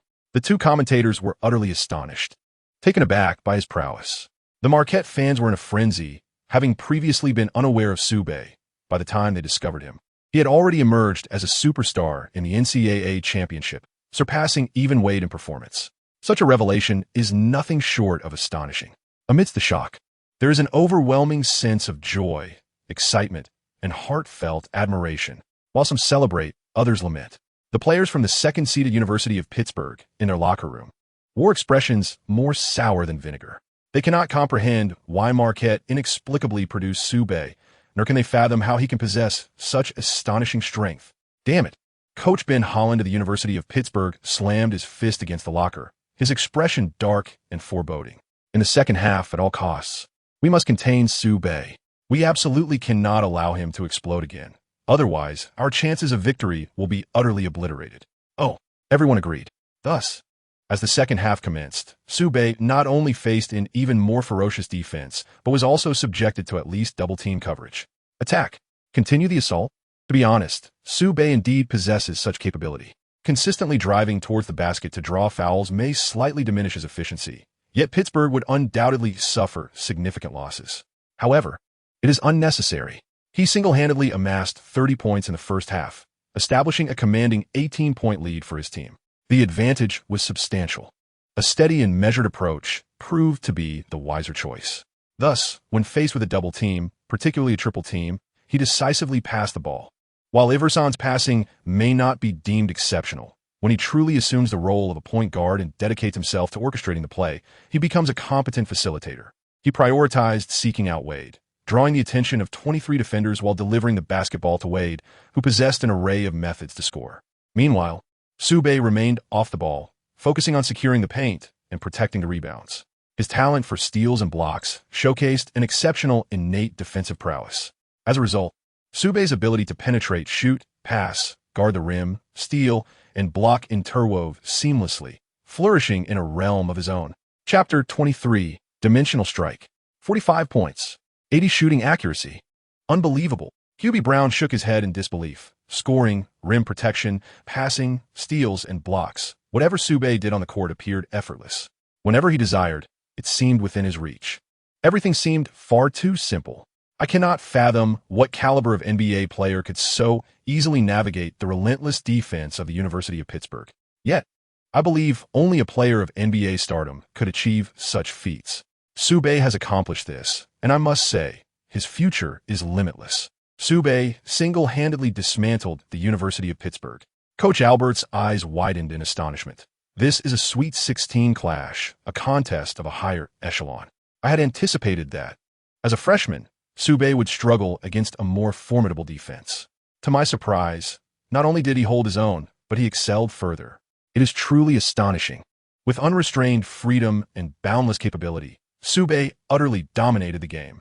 The margin expanded to 18 points, then 20, then 23. The gap widened relentlessly, and the University of Pittsburgh found itself teetering on the brink of defeat. They were compelled to call for a pause once more, momentarily halting the unstoppable prowess of Sube. A ripple of astonishment swept through the audience. The Marquette fans marveled at Sube's formidable talent, while the Pittsburgh supporters were left in tears, overwhelmed by a player they had never even heard of before. This was an unacceptable reality for them. On the court, female fans, regardless of their allegiance, were captivated by Su-Bei's graceful, lightning-fast style of play, especially with such ethereal yet powerful offensive moves. Su-Bei also possessed a strikingly handsome visage. It was love, true love. Winning or losing for Pittsburgh mattered little. My admiration for Su-Bei is undeniably sincere. Oh, if only I could date Su-Bei, I would gladly offer him the stars above. If Su-Bei were to call, even with my husband by my side, I would rush to the restroom to answer. How is it possible for there to be such a handsome and skilled young man? Is he not a character that belongs in an anime? I have hopelessly fallen for Su-Bei. The female fans, each with starry-eyed expressions, gazed at Su-Bei, fantasizing about the possibility of a connection with him. Who wouldn't he wish for a date with such a charming, strong, and talented young man like Su-Bei? Certainly, it would be more than just a date. Airba's beautiful eyes remained fixed on Su-Bei. She was initially drawn to his looks. Upon witnessing him in person, her admiration only deepened as he appeared even more striking. After observing Su-Bei's play, which resembled art in motion, she found him all the more enchanting. Unable to contain herself, she raised her hands high, cheering for Su-Bei. Wow! LeBron's classmate, Zorn, widened his eyes in disbelief. Is this truly a freshman? How can he be so extraordinary? Indeed, Burrell nodded vigorously, like a chick pecking a grain. His talent is off the charts, and his dribbling is both silky and practical. Truly, he truly resembles a taller version of Allen Iverson. He appears intent on obliterating all existence. Huh! LeBron let out a cold chuckle, only to reconsider his demeanor, subtly remarking, Su-Bei's individual offensive prowess is indeed beyond question. However, his ability to pass under pressure is rather ordinary, and his overall vision of the game is likewise unremarkable. When confronted by truly formidable teams or robust defenders, he struggles to make an impact. He may become ensnared in a fixation on individual scoring. Zorn nodded thoughtfully, acknowledging that indeed, Su-Bei possesses remarkable scoring prowess. LeBron, however, is not only an offensive juggernaut, impossible to impede, but also orchestrates the team's play, executing steals, blocks, and rim protection with finesse. You are omnipotent. You are a born leader, the chosen one, the highly esteemed #1 draft pick. Yes, indeed, Breyer chimed in enthusiastically. No. LeBron waved his hand dismissively. I merely perform my duties on the court. It is nothing extraordinary. Winning is the result of our collective efforts. How powerful he is, yet so humble. This is precisely why we admire LeBron. Returning to the game, Su-Bei moved like a specter whenever he was on the court. It seemed that anything he did would bear fruit. The point differential remained consistently beyond 20. The pressure on Pittsburgh was immense. The silver lining was their display of teamwork, which temporarily prevented the game from spiraling further out of control. A comeback appeared arduous, yet for now, despair was absent. During the period when Su-Bei was targeted and limited in his offensive contributions, Wade found his rhythm and stepped up. From the left low post, he charged into the paint, executing a seamless spin to evade his defender, culminating in a powerful dunk. A resounding two-handed slam. In the subsequent possession, he puffed his cheeks, appearing to stumble as he barreled towards the basket, yet he concluded with unyielding poise. Swish! Another basket. Wade's style of play is characterized by its fluidity, twisting and turning as if the ball might slip from his grasp at any moment. Nevertheless, he consistently penetrates the paint, bearing the weight of explosive energy, either shedding defenders or soaring for thunderous dunks. Dear reader, this chapter has more to unveil. Please turn to the next page for further excitement. The Flash's offensive aggression was relentless. Pittsburgh was compelled to intensify their defensive efforts against Wade, thereby liberating Su-Bei. Not much, but entirely sufficient. As LeBron aptly stated, Su-Bei's greatest asset lies in his scoring ability, which necessitates placing the basketball through the hoop as often as possible. Expand the lead. 33 points. 37 points. Su-Bei's exquisite ball handling made it seem as though the basketball and he were one, achieving a sublime unity of man and ball. Come on. Once again, he deftly evaded his defenders, weaving left and right with such finesse that they appeared to be airborne, making it all seem effortlessly simple. He executed a layup with a controlled dribble, momentarily suspended in midair, before flawlessly completing a smooth pull-up shot. The basketball felt alive in his hands, and even more astonishingly, he had already amassed an impressive 42 points. And one, the Northern Jiangsu player darted into the paint like a flash of lightning, launching himself into the air once more. successfully converting a 2-1 opportunity. In the latter portion of the second half, after being liberated, he swiftly garnered another 15 points with remarkable speed. He delivered an astonishing performance this evening, scoring 45 points. Not only did he once again shatter his personal NCAA tournament single-game scoring record, but he also established a new record for freshmen in the NCAA tournament, with just 3 minutes remaining in the game.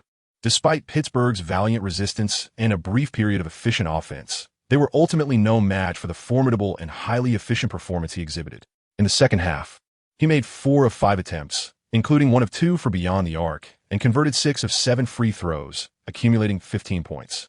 Over the course of the game, he achieved an astounding 80 shooting accuracy, making 16 of 20 attempts, culminating in a breathtaking total of 45 points. He recorded an impressive tally of 5 rebounds, 4 assists, 3 steals, and 4 blocks.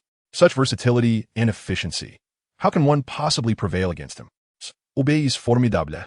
So powerful that he executed a dimensional strike against the second seed of both the Eastern and Western conferences. Chapter 24. Do you think Miss.Air's waist is supple? Sube unleashed a staggering 45 points, delivering a solo performance complemented by the electrifying commentary of Hubie Brown, igniting the Peterson Event Center. This is the venue of the University of Pittsburgh, and, at this moment, the jubilant cheers belong solely to Sube. Listen closely. There are countless fervent female fans, passionately cheering for Sube. Numerous female supporters lowered their collars, eagerly revealing their curves, screaming hysterically in the hope of capturing Sube's attention. It is unclear whether Sube noticed. Yet many observant male fans seized the opportunity for a delightful view, especially from a vantage point above. Ah, what a thrill! Visually captivating, utterly enjoyable. Surely, they would return for another spectacle. The male fans, reveling in their delight, sincerely expressed their gratitude towards Sube, inexplicably developing a fondness for him. Indeed, Sube did nothing overt, yet he garnered a surge of admirers. In the final 3 minutes, although Pittsburgh retained its starting lineup, the overwhelming lead of over 30 points relegated the game to garbage time. There was no suspense, no chance for a comeback, and certainly no possibility of an upset. Marquette University ultimately annihilated the University of Pittsburgh with a staggering 27-point margin, advancing to the Elite Eight. Come on. Hubie Brown shook his head in astonishment. Marquette has staged yet another massacre, making their way to the stage of the Elite Eight. They are on the verge of competing in the divisional finals, having achieved a staggering victory in each of the 3 matches, with a margin exceeding 20 points in every encounter. They are merely a number 3 seed, and such a remarkable achievement was entirely unforeseen by anyone prior to the onset of March Madness. I believe it was inconceivable. This is truly astonishing. Oh, indeed. Coach Wojciechowski nodded vigorously, as no one could have anticipated the formidable strength of Marquette University. Just as no one was aware of the emergence of a flawless solution for Marquette. The crux of Marquette's relentless advancement lies in the sheer prowess of their star player, Sabaluski. He rendered the competition remarkably effortless. He descended upon the madness of March like an extraterrestrial of superstar caliber, delivering a dimensional blow to this gaggle of inexperienced youngsters. This is no jest. Sube has accomplished it, with a staggering 45 points, 5 rebounds, 4 assists, 3 steals, and 4 blocks. His statistical prowess is sufficient to dwarfishly overshadow Pittsburgh. In reality, it is even more profound. Any fan who has watched the game will understand that Sube's scoring comes with remarkable ease. Every facet of his offensive play appears deceptively simple. He moved with an air of leisure, effortlessly accumulating 45 points as though in play. Such a player transcends the realm of ordinary athletes. He is nothing short of an extraterrestrial marvel, an invincible force. At least in my estimation, no star player can match the indomitable spirit of Pittsburgh, for they are truly not contenders. Regardless, Sube delivered a strikingly dominant performance, presenting us with an exquisite offensive spectacle that showcased the most thrilling competition. We eagerly anticipate his next match, hoping for an even more outstanding display. We must also extend our congratulations to Marquette, who, as an underdog, triumphed over the dark horse team Pittsburgh, advancing smoothly into the elite top 8. After the match, the 2 commentators lavished praise upon Sube. This was Pittsburgh's home ground, with the majority of spectators being their supporters. Yet they could not help but commend Sube from the depths of their hearts as the game concluded. Truly impressive. They have truly been captivated by Sube. The people of Sube are handsome, powerful, and exceptionally talented, with a style of play that is nothing short of magnificent. Watching him compete is a visual delight. Who could possibly remain unconvinced? Who could resist such allure? Boom! Fans not only laud Sue, but also find themselves spontaneously applauding, cheering, and celebrating him. Tonight, Sue once again shines as the brightest star on the court. His teammates, led by Wade, Dina, Robert Jackson, and Merritt, all wholeheartedly rally in support of Sue. Is Wade the leader of the team? Indeed. Yet, he remains indifferent, for as long as the team secures victory, nothing else holds significance. He observed Sue's remarkable performance with equal joy and exhilaration, reveling in the delight of victory and progression. This exemplifies the selflessness and extraordinary team spirit of Master Wei.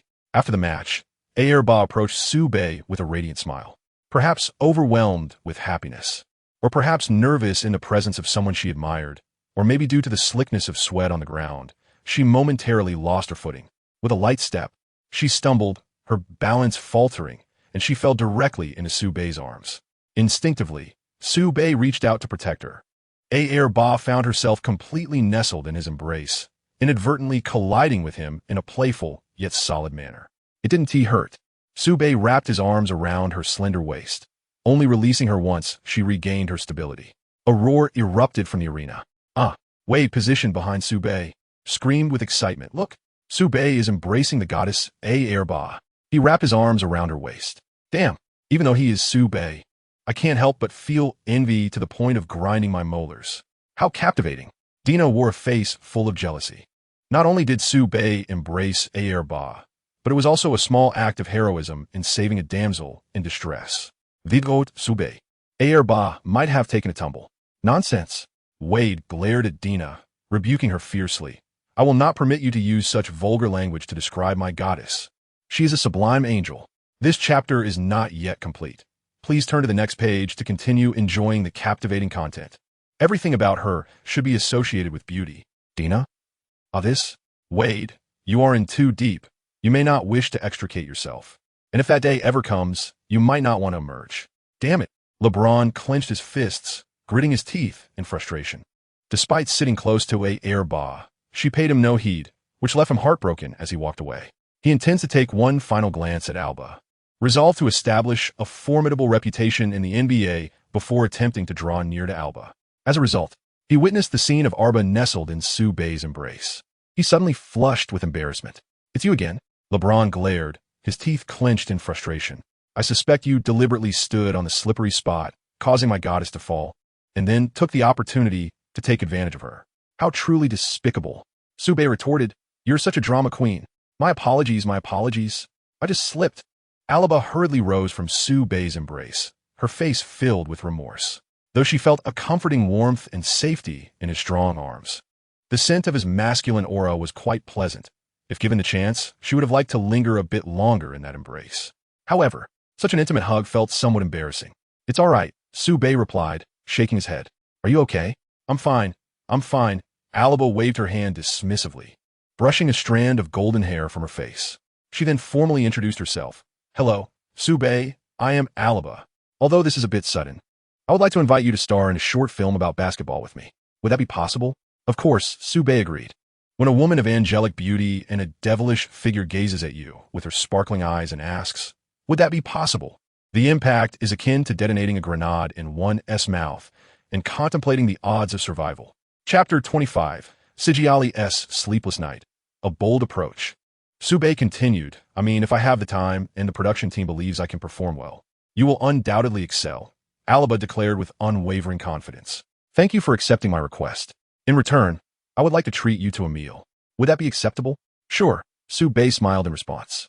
But when I have the time, I'll treat Miss Alba to a meal. What a true gentleman. Alba chuckled, her laughter enchanting.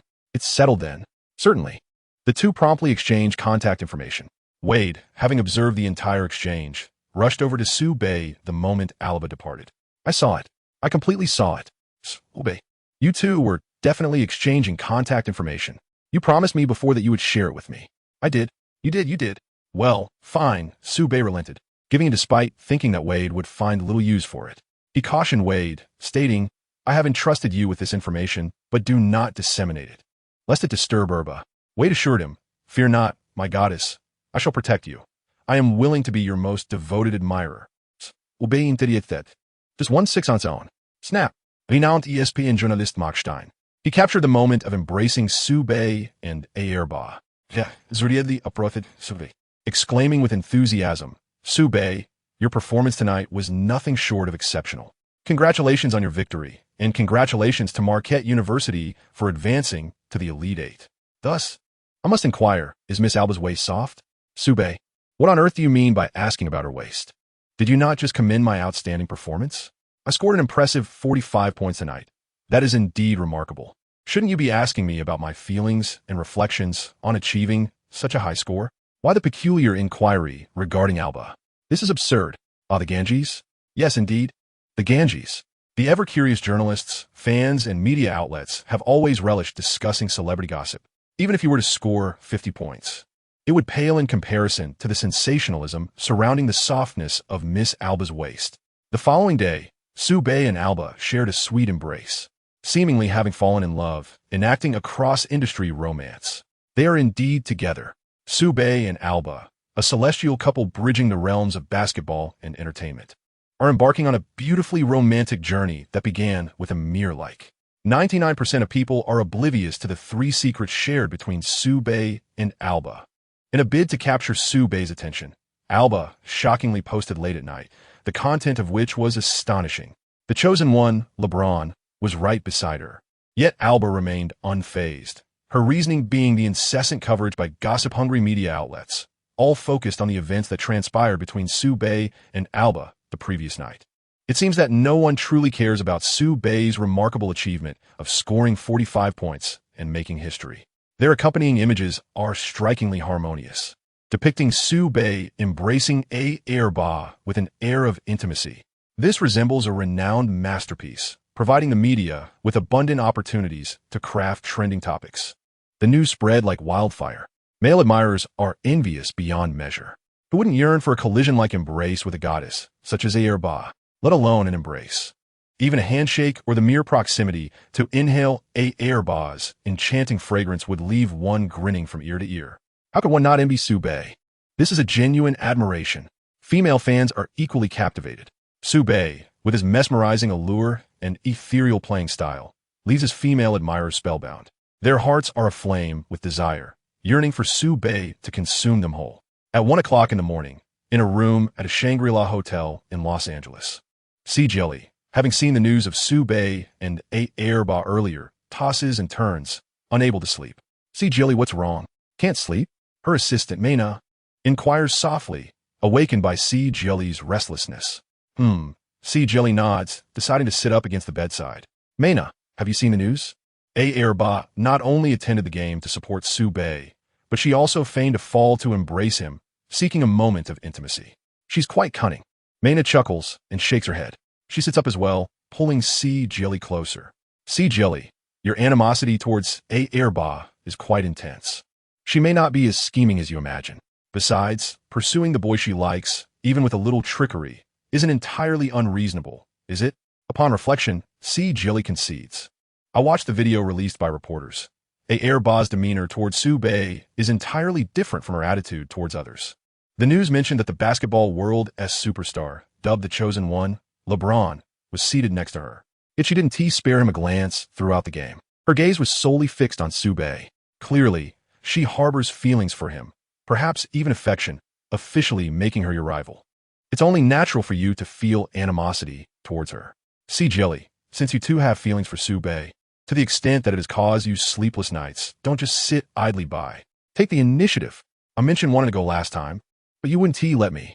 C. Jelly pouts, her voice tinged with a sense of melancholy. Huh. Maina's assistant smiled and said, what I mean is that when you have the opportunity, you must strike decisively and boldly. Ayerba has a fondness for Sue Bay. It is evident that she feels a bit shy and somewhat bashful. She hopes to captivate Sue Bay, leading him to pursue her. This is your chance. Both of you are enchanting stars. If you take a more proactive approach, Sue Bay will undoubtedly succumb first. You will surpass Ayerba in winning Sue Bay's heart. However, you must also bear in mind that a man as handsome and destined for fame as Sue Bay is a rare treasure. He is not lacking in female admirers. Therefore, It is imperative that you possess not only external beauty, but also ensure your prominence. Otherwise, he will harbor no interest in you. Even if he does take an interest, he may discard you after tiring of your physical allure. You must first strive to cultivate your own excellence, for it will facilitate the attainment of what you desire and ensure its longevity. Do you understand? Thus, you must also be devoted to your career. Oh well. Although Sigiali felt a tinge of disappointment for not being able to attend the live basketball game featuring Sube, which allowed Erba to seize the opportunity, she grasped the intent of her assistant. She nodded her head in agreement. Exactly. Assistant Mena smiled slightly, contemplating. Let's wait a few more days until the completion of 2 film promotional events. You will have 2 days of respite. I believe that during this period, you will undoubtedly have the chance to witness Sube play in person and win his heart. I will surely succeed. Sigiali clenched her small fist, declaring that the man she desires will be within her grasp. Chapter 26, Regional Finals. Enhanced version. An exhilarating showdown. The NCAA Championship, in the midst of the fervent March Madness, is unfolding with great intensity. Marquette University, emerging as a dark horse, has stormed into the Elite Eight. The team's freshman, a remarkable talent from the Dragon Kingdom, has set the NCAA ablaze with his extraordinary performance. This has propelled Marquette University into the limelight of the Central Western region. However, the matchups in other regions are equally thrilling. In the Eastern region, the second seed, Syracuse University, under the leadership of the illustrious Carmelo Anthony, annihilated their opponent by 18 points in the Sweet 16, advancing with formidable strength.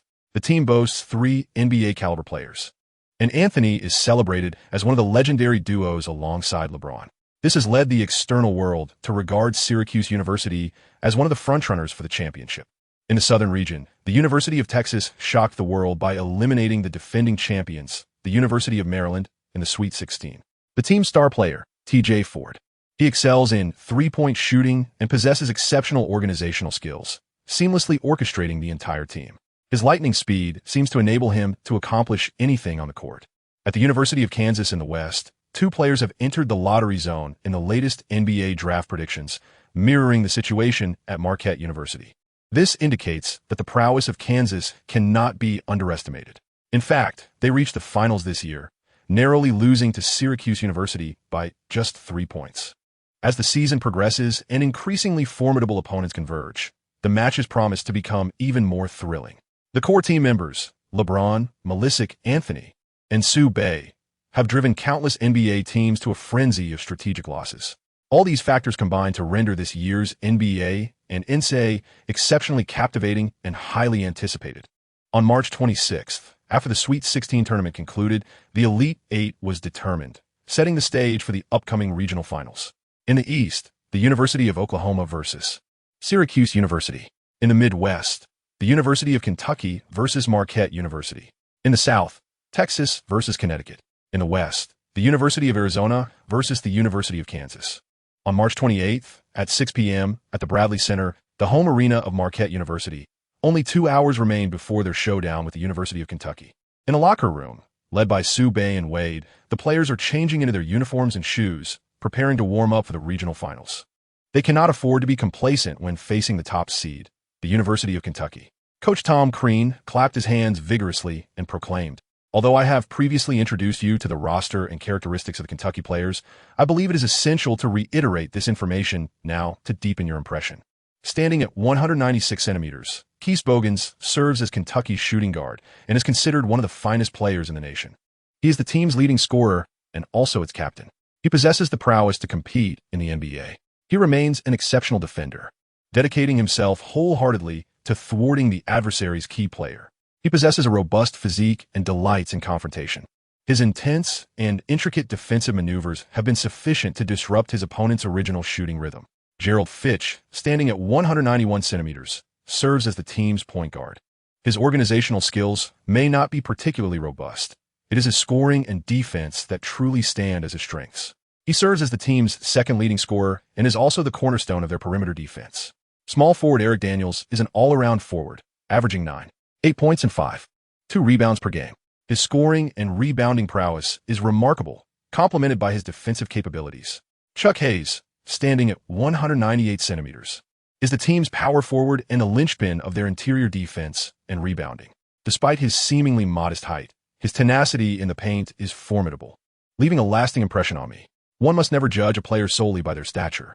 The center is Marquette's Steele, who also plays a pivotal role as a defensive bulwark in the paint. At this juncture, I trust you comprehend an essential point. The top-seeded University of Kentucky is renowned for its balanced offense and defense, as well as its deep roster. Allow me to share one more piece of information.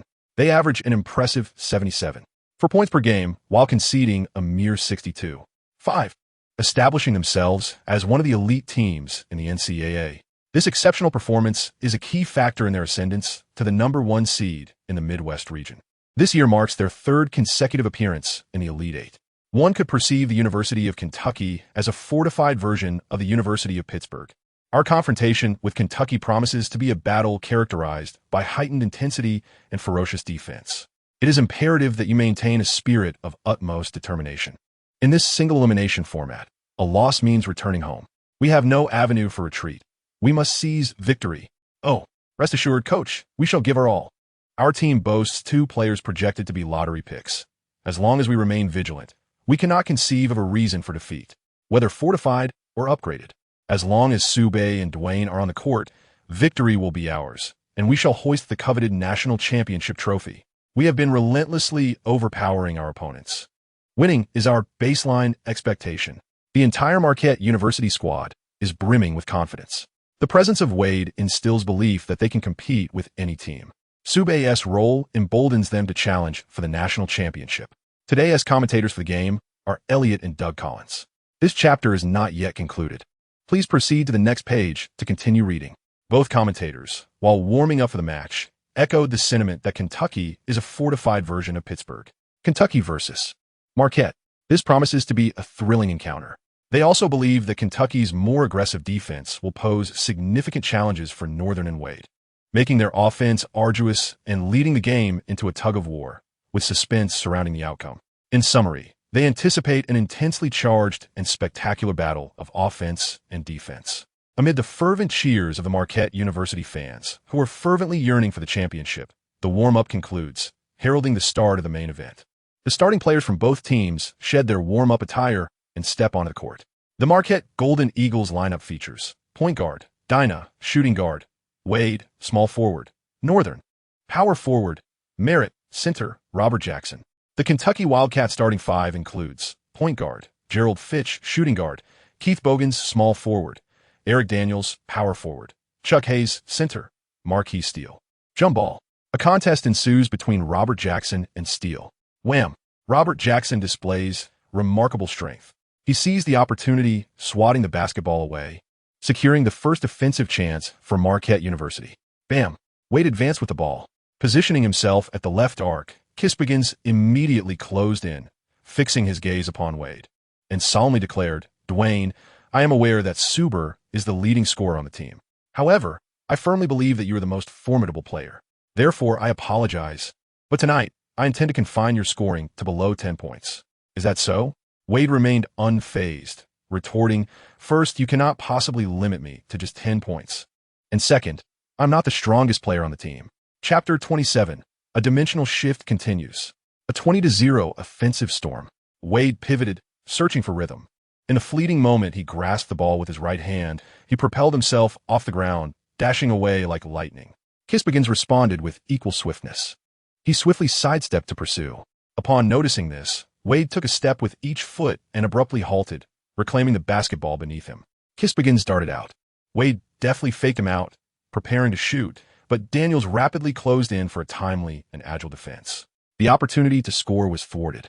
Wade immediately passed the ball to Sube, who then shifted it to the right corner to Dina, theoretically presenting a chance.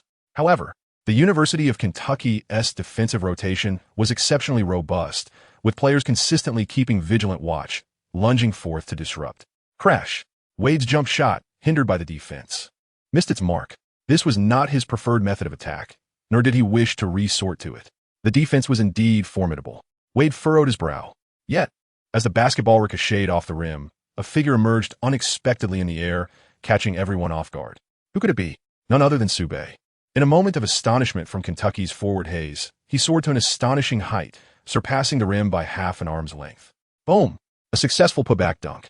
What incredible elevation! Indeed, not only did Sube leap with great prowess, but his wingspan was equally impressive. Elliot and Doug Collins exclaimed in awe. Why was he allowed in? Questioned center steel. Fei Chi, who had been tasked with guarding Sube, raised his hand in protest, stating, I was right on him, closely tracking his movements just moments ago. However, the moment he leaped, I found myself at a loss. I apologize. Next time, I shall be more vigilant, ensuring he does not gain access to the restricted area. With that said, the next round commenced. Fetchy, now engaged in a one-on-one defense, succeeded in significantly disrupting Wade. This time, Wade refrained from forcing a shot. Instead, he passed the basketball to Sube, seeking an opportune moment to strike. With a swift motion, Fetchy pursued, fixating on Sube.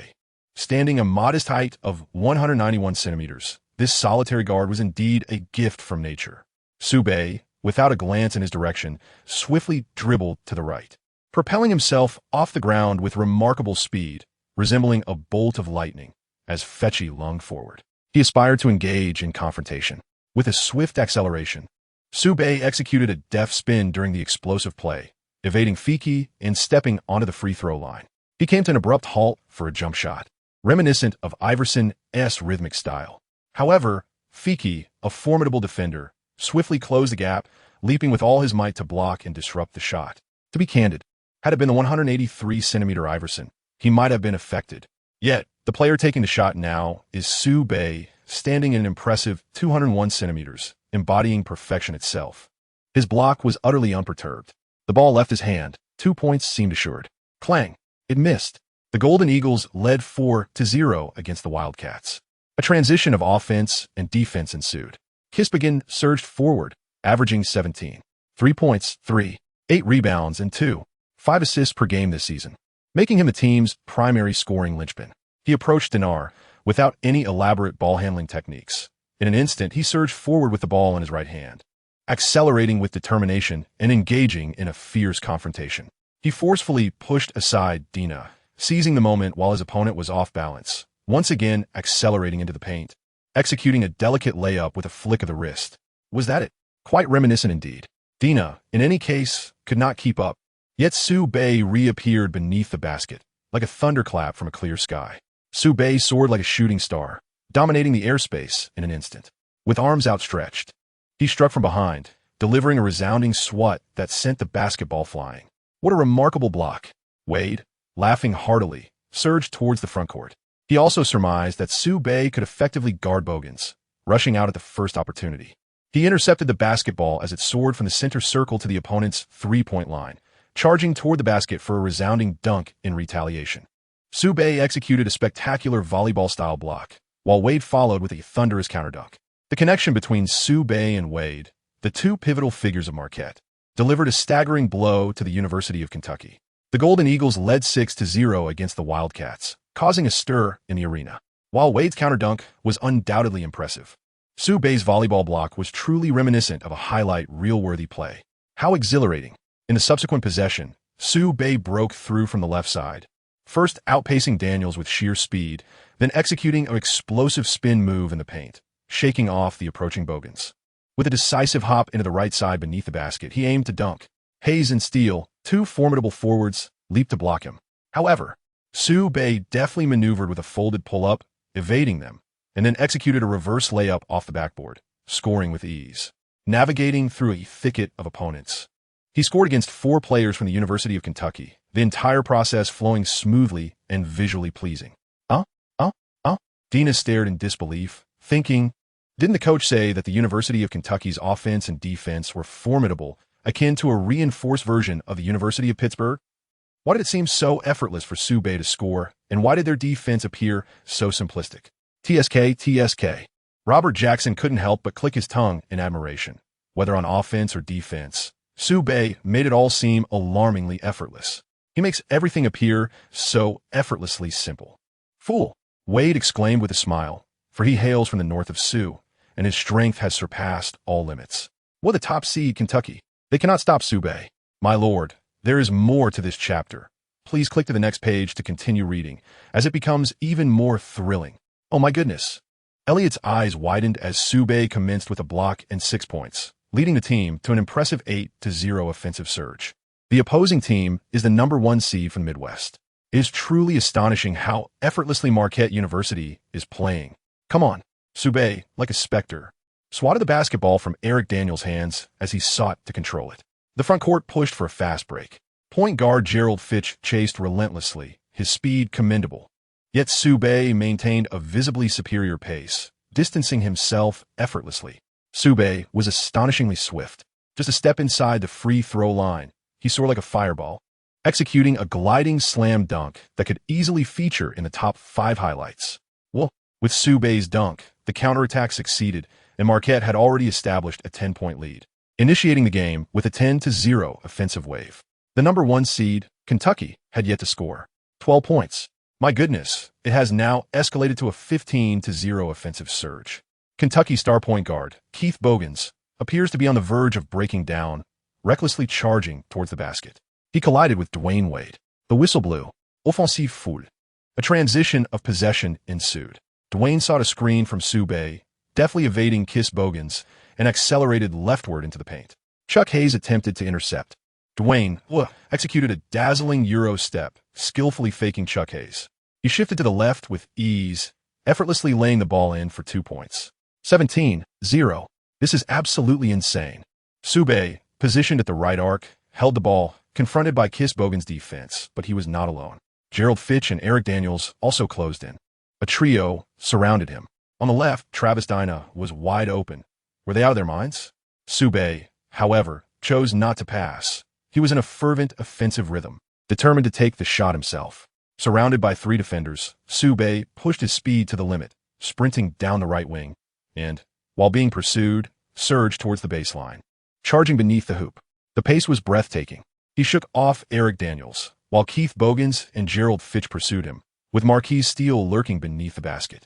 The trio formed a formidable wall of defense, 6 hands converging like a net of fate. What would Sube do? Would he truly refrain from passing? Holy smokes! Sube held firm, gripping the ball and leaping off the ground, soaring like a helicopter, then evading in midair to glide to the opposite side. In the next instant, boom. With a deft pullback, he executed a reverse dunk that thundered against the rim. My God, Sube faced 4 opponents, successfully completing a reverse dunk while drawing a foul, achieving a remarkable 2-1. How is this even possible? He is poised to lead his team in an explosive offensive surge, unleashing a terrifying 20-0 run, once again delivering a devastating blow. Chapter 28, the Final 4. Ascending to the 3rd seed, could the championship be secured prematurely? A sudden hush fell over the arena, only to be shattered moments later by an earth-shattering roar of jubilation, swiftly transforming into a synchronized chant. Sube single-handedly faced 4 opponents, executing a reverse dunk and converting a 2-1. This offensive display was utterly electrifying, utterly insane. Elliott passionately commentated, spittle flying onto Doug Collins' face, who was beside himself with excitement, despite being a seasoned commentator for TNT. Each year, he makes guest appearances as a commentator for the NCAA championship games, witnessing numerous players deliver remarkable performances. He has witnessed numerous rookies in the NBA delivering astonishing performances.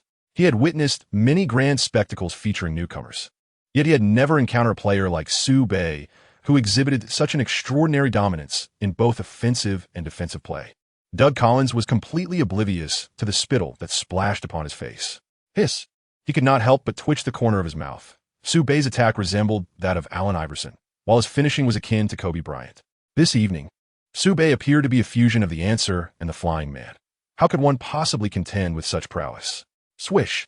Sube converted the free throw, leading to an astounding 20-0 run against the University of Kentucky. Beep! Coach Tabby Smith of Kentucky once again called a timeout, his expression more dismal than that of a man caught in infidelity. Again? Indeed. With less than 6 minutes into the game, had it not been for the 35-second shot clock, the 20-0 scoring spree would have been even more pronounced. This marked the 3rd timeout called by Tabby Smith. He had to momentarily halt Marquette's frenzied onslaught. It seemed that even calling a timeout had plunged him into an abyss. This is the arena of March Madness, a cruel single-elimination stage where trailing by 10 or 8 points feels insurmountable, and starting off with a 20-point deficit is daunting. What kind of regional challenge is this? Surely, even films would shy away from depicting such a scenario. Now, it is unfolding in stark reality, leaving Tabby Smith in a state of utter despair and collapse. He is the team's coach, fully aware that he must embody a greater sense of calm to set an exemplary standard, inspire his players, and rejuvenate the team's morale.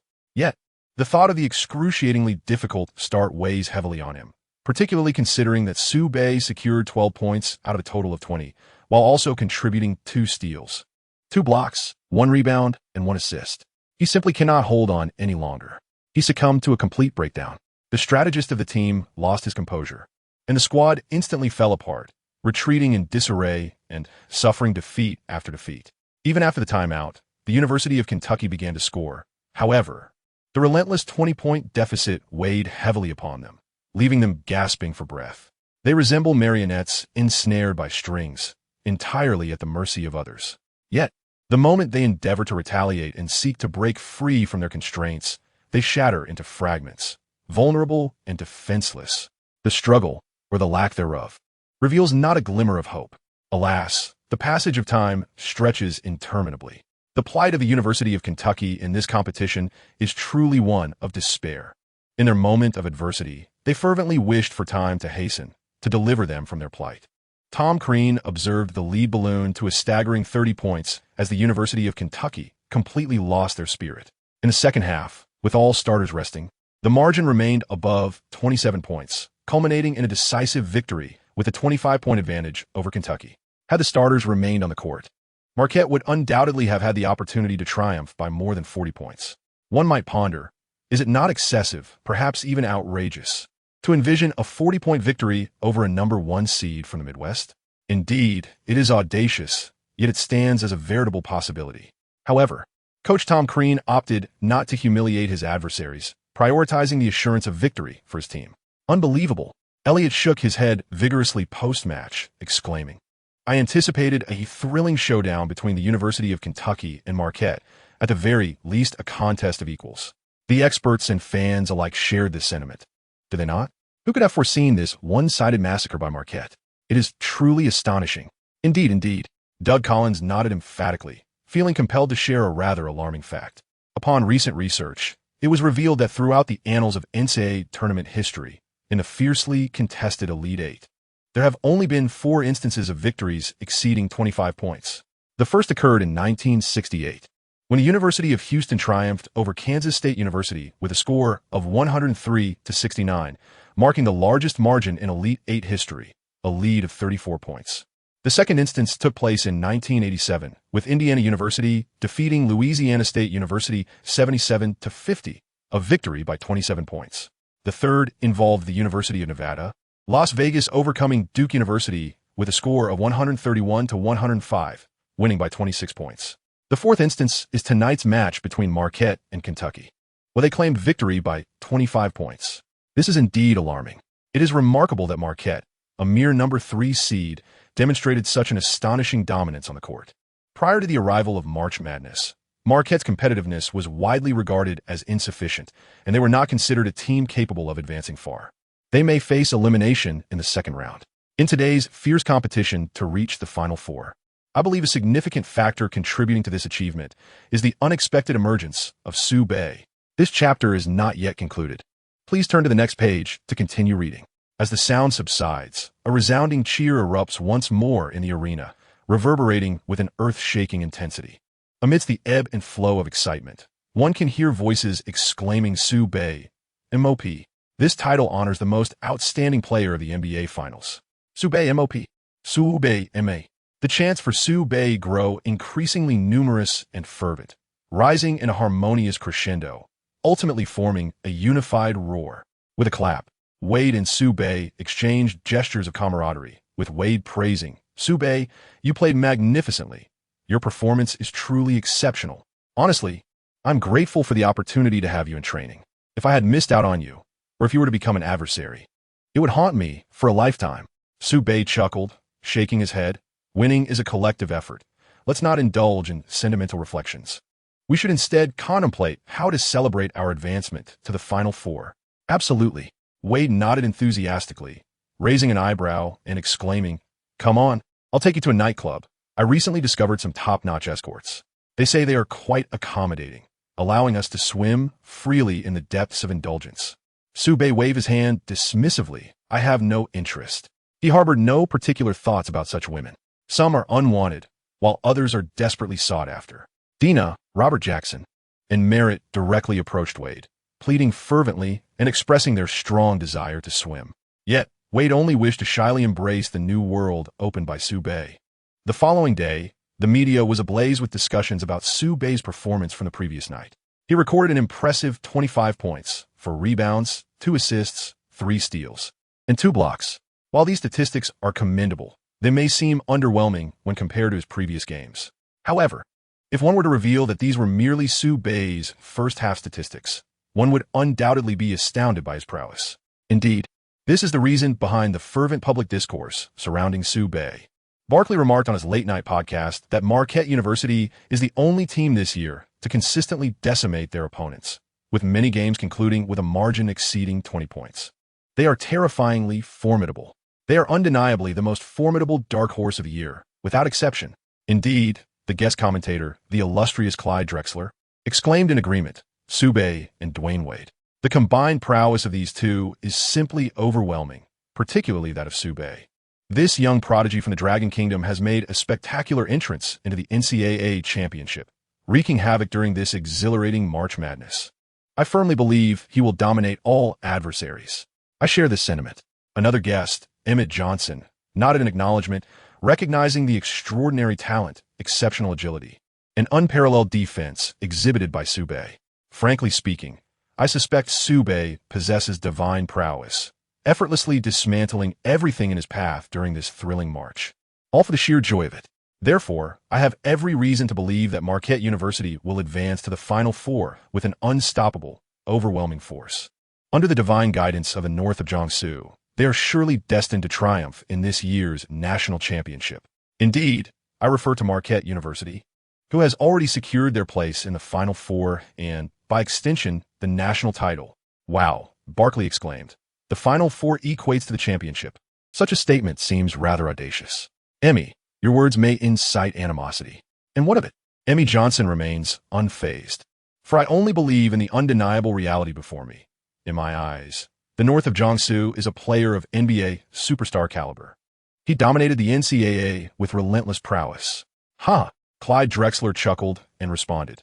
Does reaching the Final Four equate to securing the national championship? Is the title already locked in?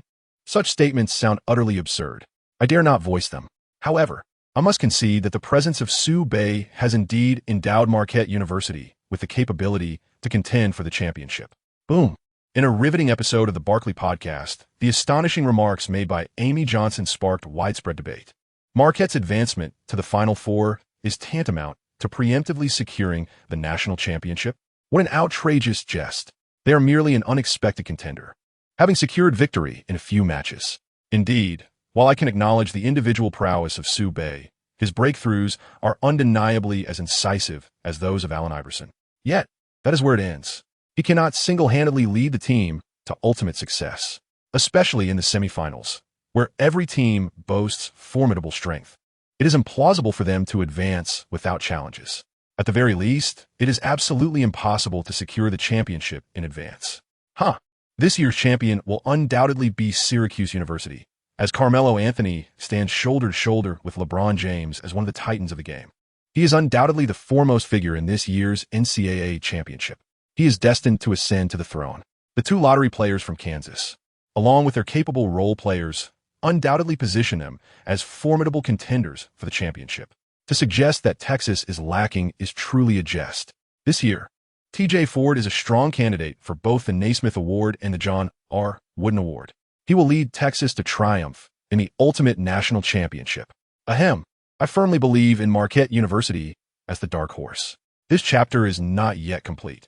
Please turn to the next page to continue enjoying the captivating content. So do I. When a team consistently annihilates their opponents by over 20 points in nearly every match, what reason do I have to doubt their capability of securing the ultimate championship? After all, they have continually outperformed their rivals by a significant margin. I wholeheartedly concur. Some have acknowledged the words of Emmett Johnson. Clearly, his remarks have sparked considerable dissatisfaction and even vitriol among many other elite teams vying for the top 8 positions. Each team has fought valiantly to reach this pinnacle, and none would willingly concede the championship, acknowledging themselves as vanquished. Such a notion is simply inconceivable. The ensuing hostility is an inevitable consequence. However, it also serves to heighten the anticipation for the upcoming Final Four. The much-anticipated Final Four will commence on April 5th, featuring 2 exhilarating matches in a single day that will delight fans. By March 31st, the Elite 8 teams will have completed their contests, culminating in the advancement of 4 teams. The University of Texas from the South, Marquette University from the Midwest, the University of Kansas from the West, and Syracuse University from the East. The venue selected for the Final Four is the Superdome in New Orleans, a colossal arena capable of accommodating over 70,000 spectators, 3 times the size of a typical NBA arena. Yet, even with such expansive seating, fans are concerned about securing prime tickets. Driven by the unparalleled enthusiasm of college students and their sheer passion for basketball, which will undoubtedly fill this magnificent venue. This phenomenon epitomizes the allure and popularity of March Madness. Once the Final Four teams were confirmed, the coaches of these squads hastily made their way to the Superdome for the drawing ceremony. The results yielded a thrilling matchup: Marquette University versus the University of Texas, and Syracuse University against the University of Kansas. A seasoned commentator from ABC Sports immediately expressed his excitement, proclaiming that the clash between Marquette and Texas would be nothing short of spectacular. Marquette's North has the remarkable talent and prowess to deliver a perfect performance, while Texas's TJ Ford possesses exceptional agility and lightning speed that rivals, if not surpasses, that of his counterpart. This showdown promises to be akin to a duel between 2 AIs. How could it not be thrilling? It is destined to be a visual feast. The fans are eagerly anticipating this clash. Similarly, a renowned analyst from ESPN has highlighted the confrontation between Syracuse and Kansas, featuring Anthony against Kirk Hinrich and Nick Collison, which is sure to be another extraordinary battle. There's no doubt about it. As March Madness reaches its climax in the Final Four, any matchup will undoubtedly be exhilarating and captivating. All actions taken are geared towards promoting and building excitement for the games. The NBA officials are equally active in their efforts. On April 3rd, merely 2 days prior to the highly anticipated Final Four, the latest predictions for the draft order were unveiled.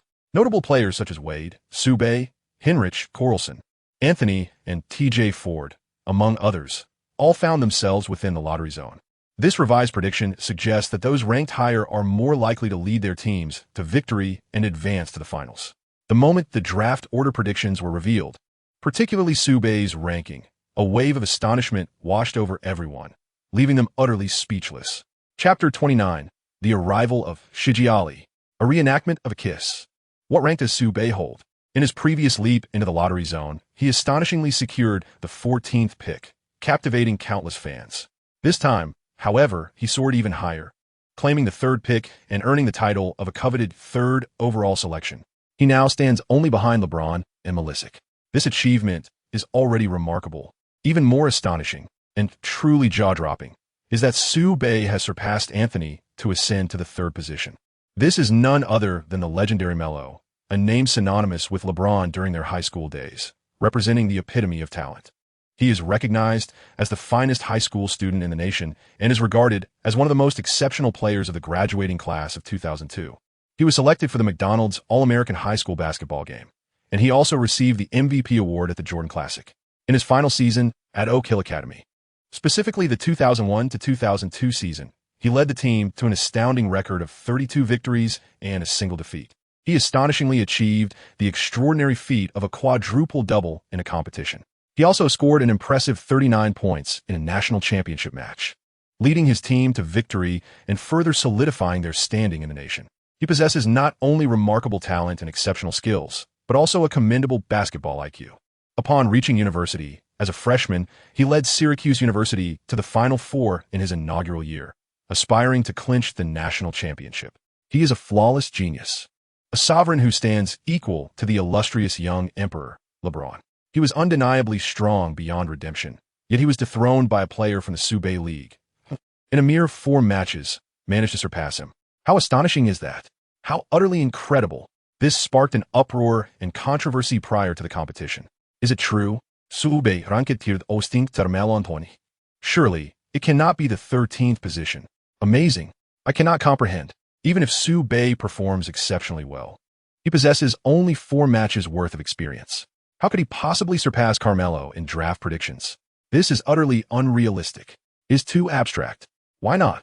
Despite participating in only 4 games, Su Bei averages an astounding 36. 3 points, 4. 5 rebounds, 3. 5 assists, 3. 3 steals, and 4 blocks per game. Just look at those numbers. This is the data of a superstar who excels in both offense and defense. In high school level leagues, Carmelo Anthony's most noteworthy game yielded a mere 39 points, whereas Su Bei shattered records with a remarkable 45 points. He possesses talents that surpass Anthony's, with swifter speed and a more exquisite ability to change direction. Everything about Su Bei appears to overshadow Cameron. He has surpassed Cameron, ascending to the 3rd position. What could possibly be amiss? I find it entirely reasonable. Regardless of the 1,000 arguments, for games cannot truly determine anything. I cannot endorse the NBA's rankings. I have little desire to elaborate further, but I sincerely hope that Su Bei's Marquette University makes it to the finals. At that moment, Cameron will undoubtedly be on the court, crushing Su Bei and decisively proving the incompetence of those so-called draft experts in the NBA. Indeed, you are absolutely correct. I am eagerly anticipating the showdown between Su Bei and Anthony, this highly touted pair of small forwards. Charge forth, Cameron. You are, without a doubt, the finest collegiate athlete in my eyes this year. The way Su Bei has parachuted into the lottery and displaced Anthony to secure the 3rd pick is truly extraordinary, albeit it has also garnered a fair share of animosity. The anticipation for the duel between Su Bei and TJ Ford is building, while the competition for the title of the strongest small forward against Anthony has already begun to circulate. The ultimate showdown in the semifinals. The national championship. Fans now have compelling reasons to watch, further elevating the already soaring excitement of the games. Across the ocean, in the Central Mother Building, within the Sports Channel office, Yu Jia, Yang Yi, Coach Zhang, and Su Kun are watching Su Bei's highlight reel. As for his news, they are already well-informed and profoundly astonished. TSK, Yu Jia cannot help but exclaim, his prowess is astonishing. I seriously suspect that Su Bei has the blood of our dragon country flowing through his veins. Naturally, I am elated by his remarkable talent. Oh my! Coach Zhang joyfully shakes his head. Su Bei's gifts are terrifying. He is the flawless Allen Iverson. Iverson, the first overall pick of the golden generation of '96, would always be number 1 regardless of how many times the draft were repeated. Now, Su Bei displays an even more formidable talent and an undeniable strength that is visibly impressive. The potential is astonishing. I can scarcely believe that our country can produce a basketball player with such extraordinary talent and skill. Yet, I'm genuinely thrilled. Who could disagree? Yang Yi beams with a smile. Last year, Yao Ming brought us immense joy. And this year, Su Bei has emerged like a comet. The rhythm of the Dragon Country's men's basketball team is on the rise. This is truly delightful. Indeed, Su Kun adjusts her glasses, nodding enthusiastically like a chick pecking at grains. Both Yao and Su Bei will undoubtedly achieve great success in the NBA. They will elevate the prominence of the Dragon Kingdom's basketball team. So, I ponder whether we should also take some action. Teacher Su Kun, what do you mean? Yang, he inquired. Su Kun chuckled and continued. Yao Ming gained recognition in our CBA before advancing to the NBA, ultimately becoming the first overall pick. This chapter is not yet complete.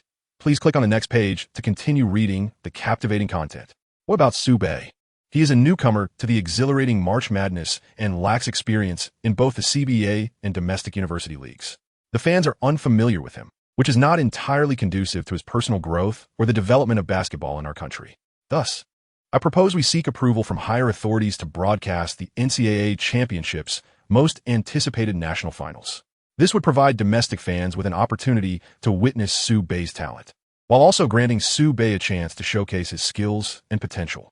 This notion is commendable.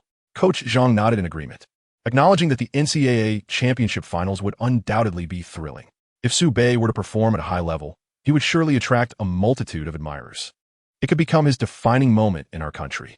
Yu Jia also nodded in approval, recognizing that this idea not only offers significant exposure for Su Bei, but also explores the possibility of establishing a broadcasting avenue for the NCAA. However, it is worth noting that Su Bei's current institution, Marquette University, has advanced to the Final Four, and they must first overcome the University of Texas to reach the championship stage. They have TJ Ford, a man whose speed surpasses even that of Iverson. No doubt about it. Su Kun brimmed with confidence, proclaiming, I firmly believe that Su Bei can lead Marquette to triumph over Texas and advance. Should we wait until Marquette reaches the finals to discuss this? Otherwise, wouldn't it be a farce if there are no players from Dragon Nation in the finals? Yang expressed some concern. Coach Zhang smacked his lips, noting that time might not permit it. Indeed, Su Kun affirmed, his expression shifting with intensity. This is in essence a minor gamble. If we lose, we merely forfeit the cost of a broadcast. Should we win, it could potentially cultivate another superstar of Yao Ming's caliber for Dragon Nation. Victory is absolutely within our grasp. I believe we must take this chance. That makes sense. I'm on board. Let us promptly seek approval from our superiors and have them initiate contact immediately. The 4 commentators from Dragon Nation unanimously agreed. If successful, Dragon Nation would broadcast the inaugural NCAA championship game. Su Bei would become the first player from Dragon Nation to grace the NCAA championship within the sight of Dragon Nation fans. 2 days later, on April 5th, the much-anticipated Final Four began to unfold. At 6 p.m., the Superdome was already teeming with spectators, a mere hour before the Marquette versus Texas showdown. A glance across the arena revealed a sea of fans, with over 40,000 in attendance, and that number was steadily rising. The fervor surrounding the Final Four was palpable, significantly fueled by the recent buzz surrounding Su Bei, attracting throngs of fans.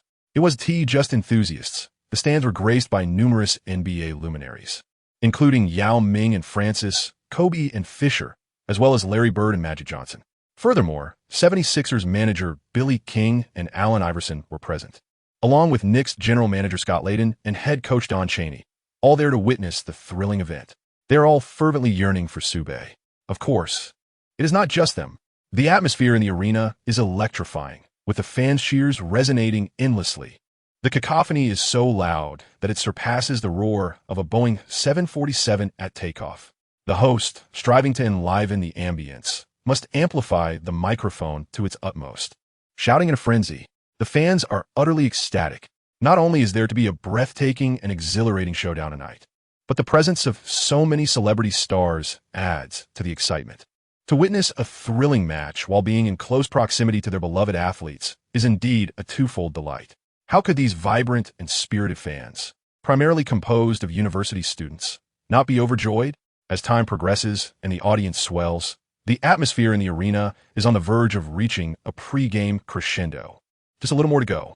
Thus, when the alluring figure of Scarlett graces the venue, the ambience skyrockets to its zenith. This evening, she dons an oversized black hoodie, exuding an air of mystery with her lower half seemingly missing. She pairs it with a white miniskirt, her legs, in perfect proportion, adorned with lettered tights, complemented by white sneakers and her cascading golden waves. With her flawless beauty accentuating both sensual allure and the freshness of spring, she embodies the perfect seasonal ensemble. The term seductive enchantress is flawlessly personified in her presence. The moment she enters the arena, all other women appear to fade into obscurity, as she instantly becomes the sole focus of the spotlight. Oh, Scarlett is simply too alluring. How can such a goddess exist in this world? If only I could spend one night with Scarlett, I would willingly forfeit 10 years of my life, plus an insomniac night. Her beauty, her figure, her chic attire are simply breathtaking. Scarlett is irresistibly charming. The male spectators in the audience can hardly contain themselves, each one howling in desperation, attempting to capture Scarlett's attention. On the court, oh my goddess Scarlett. Wade, cheeks puffed, gazes at her without blinking. Su Bei snickers. Isn't your goddess Alaba? By the way, did you call her? I did. Young master, there's more to this chapter. Please click to the next page to continue reading. The excitement only intensifies. At this point, Wade's expression dims slightly. The goddess Alaba is not answering, and she even blocked me. So you chose Scarlett instead? No. Wade shakes his head vigorously. I will not give up. One day I will call her from a different number. Of course, why should I have to choose? If possible, I want both Scarlett and Alaba. As he speaks, he leaned closer to Su Bei and reminded her once more, Su Bei, if you're going on a date with Ba, you must inform me. Oh, Su Bei replied with a hint of boredom, then raised an eyebrow and teased. What if we end up in bed together? What? Have you already slept together? Wade exclaimed, his eyes wide open in shock, as if struck by lightning. Su Bei shot him an exasperated glance and retorted, Come on, that was merely a hypothetical scenario. Can you please listen to the entire thought? Damn. Wade sighed in relief, feeling much better internally. He harbored a deep admiration for Su-Bei, always eager to pass the ball to him on the field, even relishing the sight of Su-Bei dominating the game. Yet, he was reluctant to witness Su-Bei garnering attention akin to that of Allen Iverson. How might one articulate this?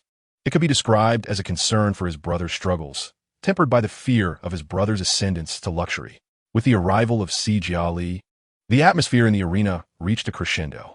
Under the spotlight, she smiled and waved to her fans. Then, amidst the collective gaze, she strode directly towards Su-Bei. The crowd gasped in anticipation. What could Si be up to? Was she seeking an autograph from Su-Bei? Ever since her entrance, her enchanting gaze had been fixed upon him. She had previously liked his personal highlights, indicating a keen interest in him.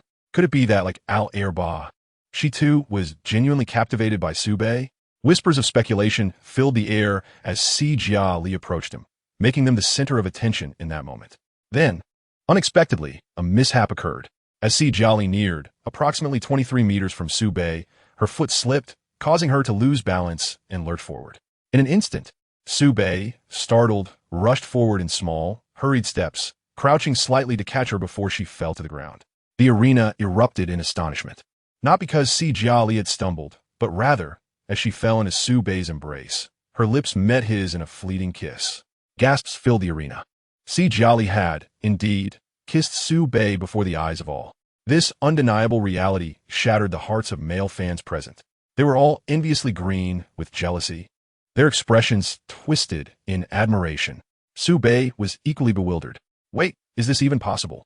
The key was that Si had deliberately stirred things a couple of times before she released her grip, stabilizing herself afterward. With a gentle smile, Si expressed her gratitude softly. I knew you would save me. Thank you. Su-Bei's eyes widened in shock. You were just reaching out, so that was intentional. Chapter 30. Outpace Iverson, but not the flawless answer. Not at all. Si blinked her eyes and denied it with a smile. However, that denial was hardly convincing. Su-Bei vividly felt that if she claimed it was an accident, a mere collision leading to a kiss, it could be somewhat comprehended. After all, such scenarios are abundant in idol dramas. Yet, her French stirring was not a singular occurrence. This was undoubtedly intentional. Su-Bei was about to voice his thoughts to validate his suspicions when Si preemptively extended her hand and bestowed upon him a beaming smile of gratitude. Thank you. Su-Bei, my name is Si. I am your fan, and it is a pleasure to meet you. Hello, Miss Si. Su-Bei swallowed the words that were on the tip of his tongue and responded politely. Si touched her alluring red lips and made an invitation. To express my gratitude for saving me, I would like to treat you to a meal. May I? It's nothing. How about tonight? Su-Bei was about to politely decline, believing there was no need for such a gesture for simply helping her. However, Si seemed to confirm the timing, as if she were not inviting him, but rather informing him. Huh. Su-Bei still smiled and shook his head. I'm sorry, but I already have plans tonight, so perhaps another time. He truly possesses it. Last night, he received a call from Iverson and accepted his invitation to dinner, which would take place after tonight's match. However, being accompanied by a Hollywood siren clad in revealing attire would be a sheer waste. Wade knew such a scenario would be absurd. Su-Bei had to give her the respect she deserved. Excellent. Si nodded her small head. As long as Su-Bei was willing to meet privately, even if not tonight, it would still be a promising sign. The two quickly exchanged contact information. As Si departed, Su-Bei prepared to continue his warm-up in anticipation of the forthcoming semifinals. Swish, swish, swish. He was acutely aware of the piercing gazes directed at him, emanating from the tens of thousands of male fans within the arena. Frankly, had those looks possessed the power to kill, Su-Bei would have been torn to shreds, subjected to an endless array of torturous fates, leaving no trace behind.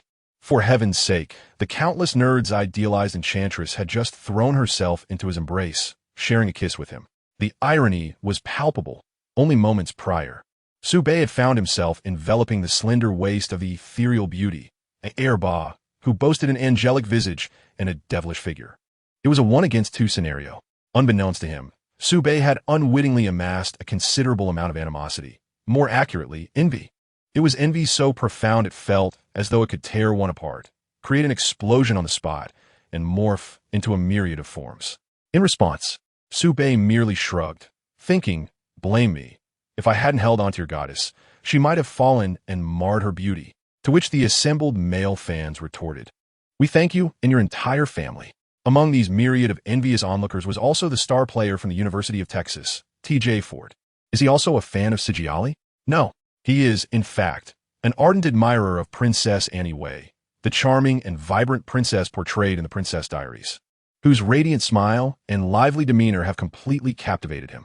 Nevertheless, this does not preclude him from also harboring affection for Alarba and Sigiali.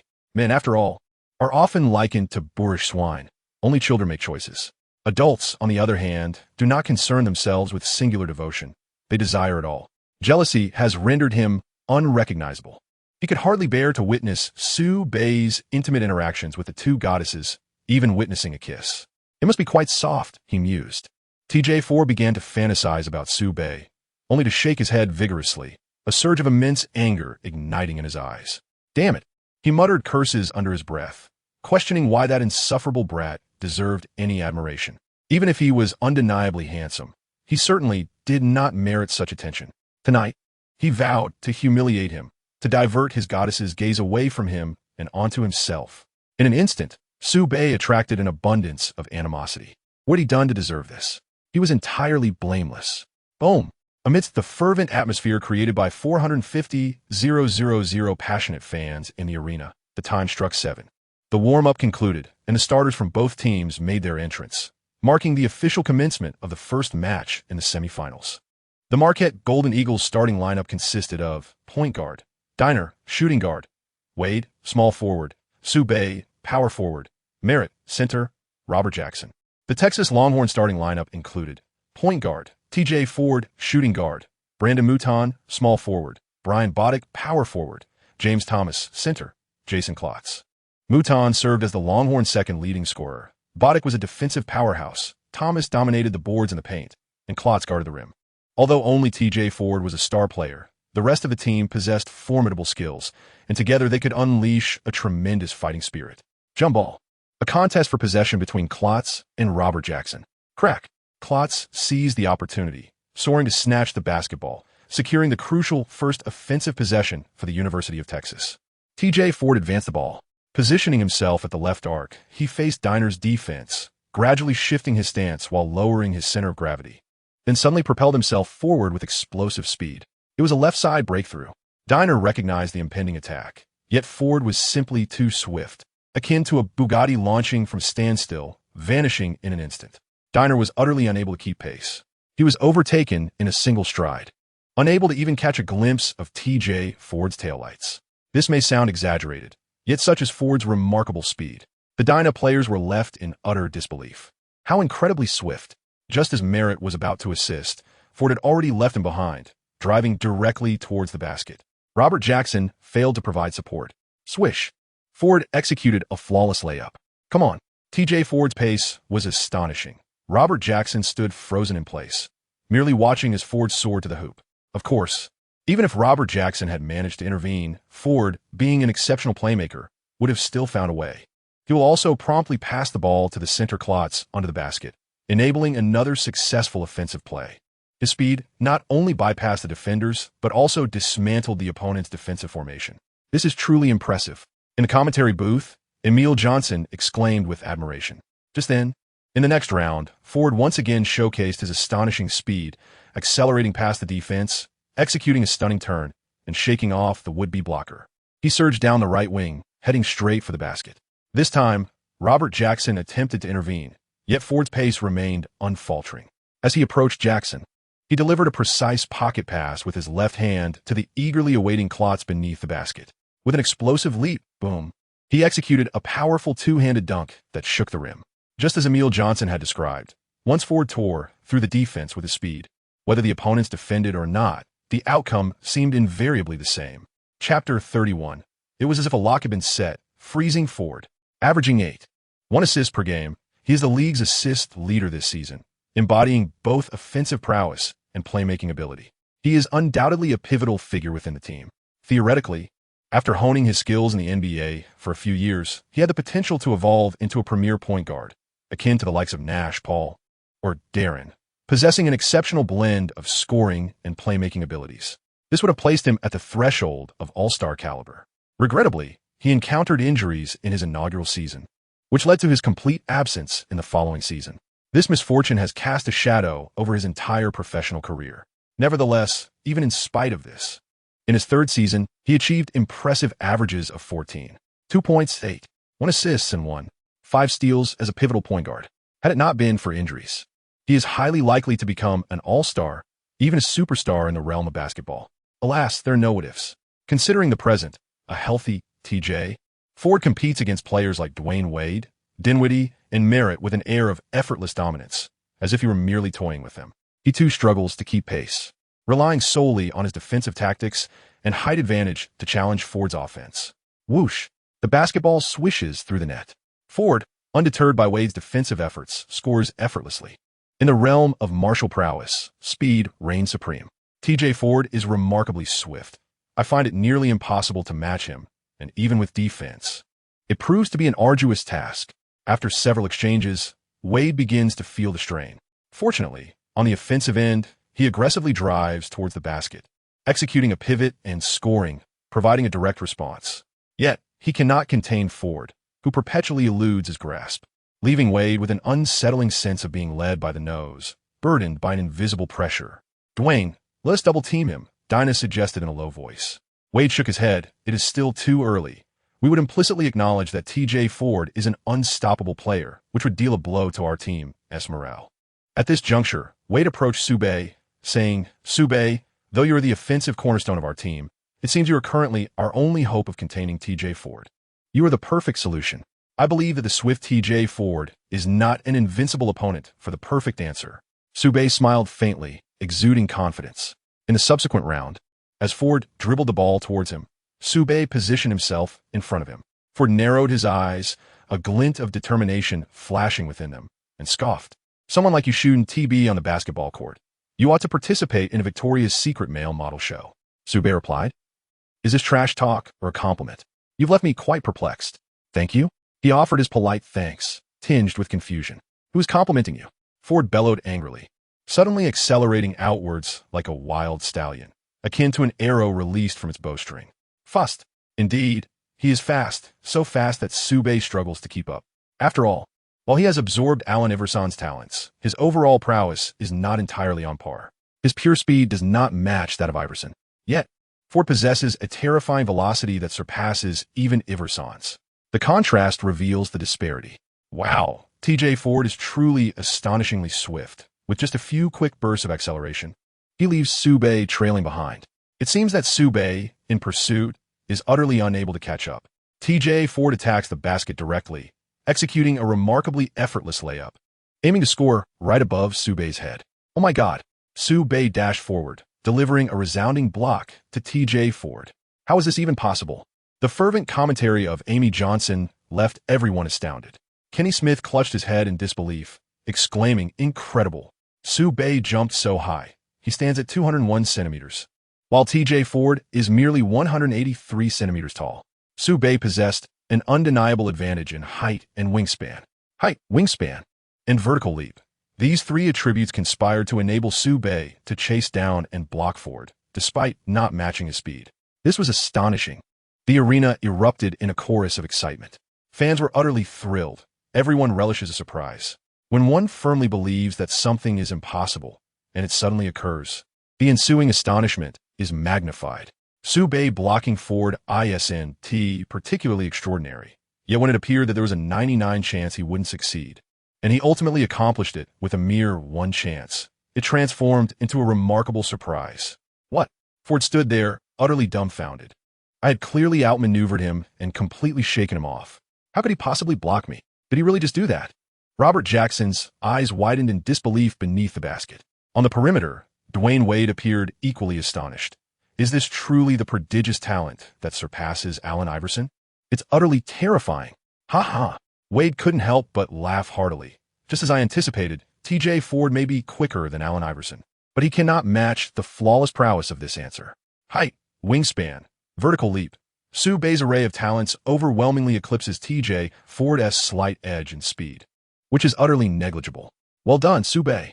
If you continue to stifle Ford like this, securing victory over Texas tonight will be a certainty.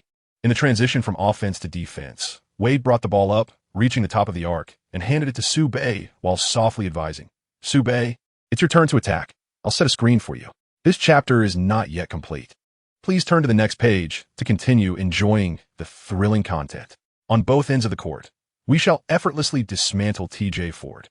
Sube nodded silently, utilizing Wade's screen to exploit a mismatch against Ford at the right side of the arc. Whoosh! With the ball in his right hand, Sube accelerated, unleashing his breathtaking speed. Speed is Ford's forte. Is this not akin to flaunting a sword before Guangdong, inviting humiliation? It may seem so, but it is far from the truth. After all, Sube's acceleration is not merely about speed. It is a blend of pace and physicality. With just 2 powerful strides, he created separation from Ford and surged toward the basket. With a step in the paint, he leapt skyward for a slam dunk, executing a one-handed tomahawk. Sube's bench press of 140 kilograms is fairly standard among small forwards, not particularly exceptional. However, when it impacts a 183-centimeter guard, each collision feels as crushing as a boulder to the chest. He simply cannot withstand it. With sheer speed and relentless confrontation, he forcefully pushed past Ford, maneuvered around him, and executed a thunderous dunk over his head. Truly a humiliating display. The crux of the matter, he found himself utterly helpless. Boom! Following the same pattern, Sube, in the next offensive round, ruthlessly bypassed Ford once more, executing a silky, jelly-like layup with ease. It was simplicity itself. Scoring against Ford was as effortless for Sube as reaching into a pocket.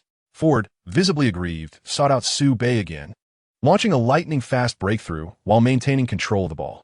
It was ferocious. So fierce, in fact, that he once again managed to get past Sube. However, bypassing Sube did not guarantee his success, nor did it assure him of points. Bang! Bang! Within a mere 2 minutes, Ford seized 2 opportunities, surpassing Sube twice. Yet, one layup was swatted away, and a quick-stop jump shot, under the interference of Sube's long reach, resulted in a complete airball. That outstretched hand resembled the 5-finger mountain, pinning Ford down and rendering him immobile. Unable to attack, Sube's slightly more focused defense was akin to placing a lock on Ford's feet, completely freezing his offensive efforts. Chapter 32, The Death Grip. Leaping over Ford. Ford began with both attacks and assists, orchestrating the team and consistently contributing to their scoring, heralding a triumphant start. But once Sube honed in on him and effectively stifled his offense, the tide of the game turned dramatically. Only 5 minutes had elapsed in the match. Marquette University not only erased an initial deficit of 6 points, but also surged ahead by 5, riding a wave of momentum. The pressure was now firmly on Texas. The player capable of breaking the deadlock is Ford. He must rise to the occasion, utilizing his lightning-fast speed and exquisite passing ability to elevate the team. Ford is duty-bound. Bang, bang, bang. He once again propelled the ball towards himself, maintaining a commendable composure. Upon encountering Sube's formidable defense yet again, he decisively called for a pick and roll. This was the crucial semifinal match. Emotions could not cloud his judgment. Recognizing Sube's unparalleled defensive prowess, he understood the necessity of remaining calm and avoiding confrontation. There was no shame in this. As long as victory was secured, he would still emerge as the true victor, the player who performed exceptionally. Ford utilized the screen to elude Sube, dashing down the right flank towards the basket with the swiftness of an arrow. He lifted the ball for a layup, keenly aware of Robert Jackson's impending block. With a deft hesitation and an elegant pull-up, he evaded the oncoming challenge, subsequently banking the ball off the backboard. The entire sequence was executed with remarkable fluidity and precision. One could even discern a hint of Allen Iverson's signature acrobatic layup in Ford's movements. In the stands, numerous Texas fans had already raised their hands, poised to erupt in cheers for Ford. The roars of excitement were building, ready to resonate throughout the arena. In the next instant, bang, Sube, like a specter, materialized beneath the basket, confronting Ford directly. He leaped into the air with an astonishing bounce, his head nearly reaching the rim, and with his outstretched long arms. It seemed as if he could embrace the cosmos. In an instant, he swatted downwards. Bang! A dull thud echoed as Sube forcefully struck the basketball that Ford had just released, pinning it firmly against the backboard before seizing it with authority. Sube's leap was so high, and his block so forceful, that this particular moment of defense appeared utterly breathtaking. "Oh my God!" Francis exclaimed as he cradled his head, utterly astonished by Sube's ferocious block. "Is basketball in your dragon country always this violent?" He laughed heartily. "Yow, chuckling at the spectacle, shook his head repeatedly. We typically do not engage in such brutality, nor can we execute it with such ferocity. Sube is truly exceptional. He appears to be a singular genius among the 1.3 billion individuals of the Dragon Kingdom. Damn! Even the great Yu Fisher gasped in astonishment, exclaiming, Sube's death-defying block, T.J. Ford. What extraordinary physical talent this is. Unbelievable. Kobe instinctively covered his face, unable to bear the sight any longer. It seems that only a flawless answer possesses such terrifying shot-blocking prowess. Sube, his physical prowess is simply astounding. Larry Bird, with his arms crossed, usually composed, at this moment widened his eyes in disbelief. Is this prodigy really a freshman? Is this what you call a freshman? Magic Johnson also chuckled, remarking on the exaggerated athletic talent, utterly beyond human capabilities. I dare say, even Michael in his prime could not surpass this. Remarkably, Sube is even 3 centimeters taller than him.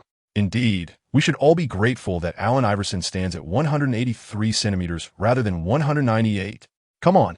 Across the aisle in the audience, Iverson was elated. Do you see this, Manager Billy King? This is precisely why I yearn to have Sube on my team. He is the enhanced version of myself. He is the flawless reflection of myself. He possesses an astonishing and unfathomable potential for growth. And acquiring him would undoubtedly open the doors to limitless championship possibilities. Truly remarkable. Seeing is believing. Manager Billy King was equally moved. He gazed at Iverson and solemnly vowed, Allen, rest assured, since I have made a promise, I will exert every effort to secure him. Ha ha ha. Knicks General Manager Scott Layden chuckled heartily. Don, we have made the right bet. Sube is the perfect new king of New York. We shall usher in a period of rebuilding thanks to him. His extraordinary talent, dazzling drives, and exquisite finishing moves are complemented by his suffocating defense. Simply phenomenal. Sube is a natural leader destined to evolve into a superstar. Our reckless tanking for his sake was indeed a sound strategy. I now even believe that if we secured the first overall pick, I would choose Sube over the young Emperor LeBron. One impressive block. Sigiali, who possesses some knowledge of basketball, understands the significance of Sube's emphatic rejection and recognizes its sheer dominance. Truly, he is the man I admire. A glimmer of admiration sparkles in Sigiali's eyes. Not only is he handsome, but his prowess is formidable, destined to be a player of superstar caliber in the NBA. This is how it should be. A fitting match. Ugh, I am but a simple woman, purely captivated by Sube's looks, unconcerned with his achievements. My admiration remains unwavering. My dear reader, there is more to this chapter. Please turn to the next page to continue reading. What lies ahead is even more thrilling. A visually stunning moment, destined to become one of the top 5 plays, the breathtaking block igniting the entire arena. TCH. Ford, feeling dissatisfied, huffed. He reflected that he had been rather careless, failing to anticipate that Sube could catch up and block him. Otherwise, he would never have been so easily thwarted. However, in the subsequent play, Sube intercepted a pass from Texas quarterback Brandon Mouton, launching a swift counterattack. This was dire. Mouton exclaimed in dismay as he turned to pursue. Sube surged forward like a shark slicing through the waves, or a lightning-fast leopard on the hunt, racing ahead and effortlessly shaking off Mouton in the blink of an eye, charging towards the front court. Mouton was utterly unable to keep pace. He could only halt his steps in despair, watching as the Northern Sioux launched a counterattack. Fortunately, the Ford on the side was swift enough.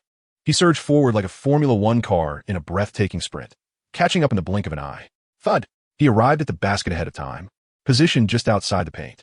Beyond the restricted area, he anticipated and stood firmly in the path of the approaching player from the northeast, remaining perfectly still and steadfast. He understood that conventional defense could not thwart the prowess of Sube. He intended to draw an offensive foul against Ford. But how could Ford be unaware of such a tactic? Standing idly by, attempting to provoke a foul, was a futile endeavor. I shall not grant you that opportunity.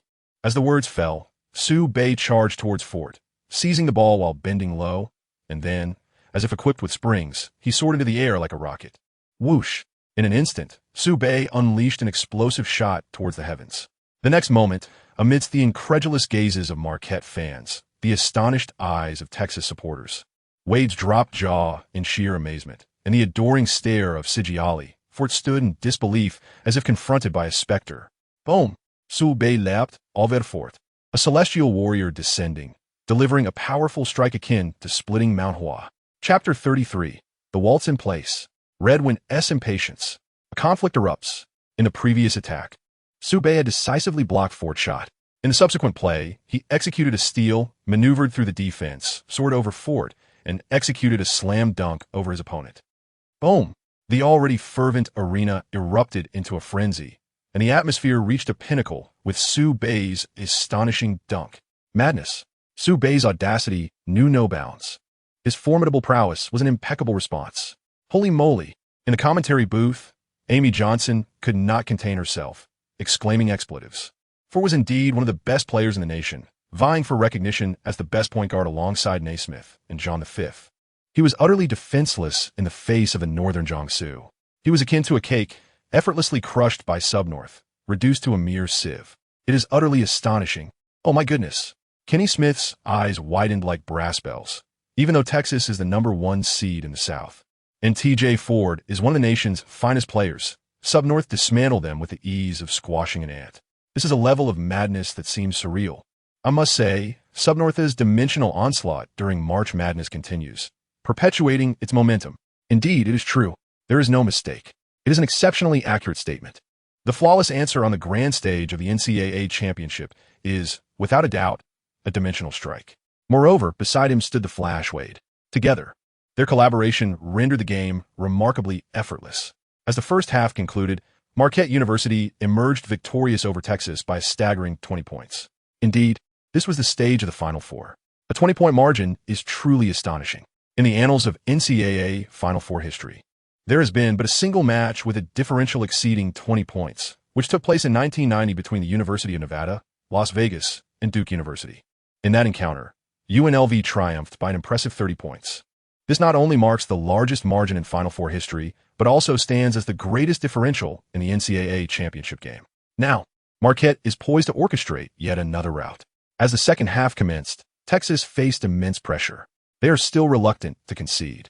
They desire to struggle until the very end, at least not to lose in such a disheveled manner. Their fighting spirit is ignited, and surprisingly, it bears some fruit. At the beginning of the second half, the two teams exchange blows, creating a thrilling spectacle. The spectators are treated to a visual feast. However, the point differential remains around 20, and with time steadily dwindling, the pressure on the University of Texas only intensifies. This cannot continue. TJ Ford furrows his brow. Even though the team is consistently scoring, he cannot rest easy. He must shatter the deadlock and rally the team to launch a resurgence. Whoosh! Utilizing both cover and speed, he deftly penetrated the lane, executing a close-range floater that found its mark. In an instant, with remarkable agility, he seized the opportunity to intercept Dina, swiftly darting into the front court like a gust of wind. A fast break layup followed, successfully adding to his score. He amassed 4 consecutive points. The small forward Brian Boddick and the center Jason Klotz positioned themselves strategically, one inside and one outside, to thwart a drive to the basket by Marquette University. James Thomas secured the rebound with tenacity. Whoosh! Ford seized the ball, relentlessly pushing forward for a fast break, while Wade, with long strides, caught up, and together they surged towards the basket. Is he daring to challenge Wade's defense? One must recognize that Wade is among the most formidable shot blockers in the realm of guards. To recklessly confront him, while he maintains his position, is far from a prudent decision. Ford, he executed a layup, seemingly challenging Wade head-on. Yet in reality, he possessed an uncanny awareness. Delivering a no-look pass, without glancing at his target, he connected with the trailing Brandon Mouton, who effortlessly finished with a layup. Well done, TJ. The head coach of the University of Texas, Rick Barnes, exuberantly raised his fist as a surge of 6-0 brought us within 14 points. On the cusp of reducing the deficit to single digits. Keep it up. This is how we play. I have complete faith in TJ's leadership abilities. He will undoubtedly guide the team to a remarkable comeback. Just as I was saying this, the on-fire Ford executed yet another steal from Merritt, darting into the front court like a flash. The ball never left his hands. Whoosh! As he witnessed Brandon Mouton surge forward, he immediately diverged, delivering the basketball with surgical precision into Mouton's hands. This presented a splendid opportunity for a direct drive to the basket. However, on one side, Sube darted forth like a bolt of lightning, falling short of fully catching up to Mouton, still a body's length behind. Yet, Upon catching a glimpse of Sue in his peripheral vision, Mouton dared not approach the so-called open basket. He is under immense pressure, particularly when recalling Sue's devastating hat trick against Ford in the first half, followed by the subsequent soaring dunk. He became increasingly anxious. So much so that even with a lead of more than a body length over Sue, the hoop seemed tantalizingly close. He still believed that if he recklessly attempted a layup, he would undoubtedly face a brutal rejection from the formidable defender in the North Sioux region. How thrilling! He dares not attack. He feigned a shot and, with a swift turn, flung the basketball towards the arc, where T.J. Ford had positioned himself in anticipation. Holy cow! The defensive pressure exerted by Sue on Brandon McCoy was overwhelming, rendering Brandon utterly hesitant to make a move. He appeared utterly intimidated, compelled to pass the ball away. This chapter is not yet concluded. Please turn to the next page to continue reading. He squandered a golden opportunity to attack the basket. However, the outcome appeared to be fortuitous, as the following T.J. Ford was directly awarded a chance for a three-pointer. Should he succeed, it would ignite a momentum shift with a 9-0 scoring run, reducing the deficit to a mere 11 points. And Texas would be poised to sound the clarion call for a comeback. This three-pointer was particularly pivotal. T.J. Ford, he drew back his bowstring and, with remarkable decisiveness, released the arrow. The conditions were optimal, his stance impeccable, and the arc of the shot breathtaking. It appeared to be an assured three-point counterattack. But what happened next? What? Sue lunged forward and, with a thunderous slap, sent T.J. Ford's three-pointer soaring away. What on earth? He was ostensibly defending Brandon McClung beneath the basket, yet suddenly appeared at the perimeter to block T.J. Ford. What astonishing speed! What extraordinary athleticism! How could this be possible? Amy Johnson's eyes widened in disbelief as he passionately narrated the scene. Kenny Smith, equally exhilarated, flushed with excitement, eagerly joined in the rapid commentary. In this crucial moment, it's once again Sue. With a decisive block, he extinguished the most ferocious resurgence of Texas. He then leaped forward to protect the basketball before it went out of bounds, securing possession for his team. T.J. Ford was infuriated. He lunged at Sue with a frenzy, effectively thwarting any chance of counterattack. The two faced off at the arc's left pinnacle. Sue executed a series of dazzling behind-the-back dribbles, his control over the ball swift and mesmerizing, leaving onlookers utterly bewildered. Suddenly, Sue propelled himself forward with a burst of acceleration from his right side. T.J. Ford, quick to react, managed to keep pace with him through lateral movement. Their bodies clashed, yet T.J. Ford, being a point guard, remained somewhat slight in build. He was knocked off balance by Sue, his body staggering as he spun half a circle, now facing the hoop. He instinctively believed that Sue would accelerate to the right side in his counterattack, so he hurriedly pivoted in a complete circle to pursue him. However, Sue executed a sudden change of direction and accelerated to the left side instead. Ford miscalculated, frantically continuing to turn in circles to catch up. Wow! Sue feigned another advance, seamlessly executing a forward pivot, dashing once again from the right side. He effortlessly made a layup. T.J. Ford, he has lost all sense of direction, spinning in frantic circles. His unsteady body, unable to regain balance, makes him appear as though he is waltzing in place. Both commentators are utterly exhilarated. They are commentators who have witnessed grand spectacles. And yet, what the fans? A resounding cheer erupted in the arena, shaking the very foundations. Are you jesting? The speed and prowess of T.J. Ford are formidable. Yet he was left bewildered by the deft maneuvers of Sue. He was unexpectedly swept off his feet by Sue, leaping into a waltz right there on the spot. How utterly extravagant. Come on. Sue's dazzling agility is simply extraordinary, and he truly deserves the title of perfect dancer. First, he executed a breathtaking block, then left his opponents utterly disoriented. A flawless blend of defense and offense. Not only did Sue shamelessly humiliate T.J. Ford, but he also thwarted Texas's resurgence, quashing their hopes of a comeback in its infancy. How magnificent! The fans were completely exhilarated. Even legends like Yao Ming, Kobe Bryant, and Larry Bird sang praises of Sue's remarkable defense and offense. The lovely Zigiali rested her chin on her delicate white hands, gazing at Sue with eyes full of admiration, while Billy King's fondness for Sue grew ever stronger, solidifying his intentions. Scott Layden and Donnie Nelson. They have become utterly frantic over Sue, wishing fervently to annul the mere 25 victories they have secured this season. Such an outcome would ensure the coveted first overall pick, thereby solidifying their acquisition of Sue. As for the match, TJ Ford, in a state of exuberance, twirled in place, completely entranced, as Su Bei's agility prompted him to leap into a waltz. He was overwhelmed with shame. After successfully making a layup, Su Bei turned back to the court and cast a fleeting glance at TJ Ford as he passed by. No words were exchanged, yet it seemed that sometimes silent mockery can wound far deeper than spoken jibes. Just that single glance was sufficient for Ford to feel the weight of profound derision. He instinctively believed that Su Bei was saying, "Thank you for accompanying my magnificent breakthrough performance." Buzz. It exploded. The self-imagined Ford was sent spiraling into the heavens and detonated simply because Su Bei cast a glance at him. "You damn novice. Why do you have to mock me?" Ford was entirely enraged.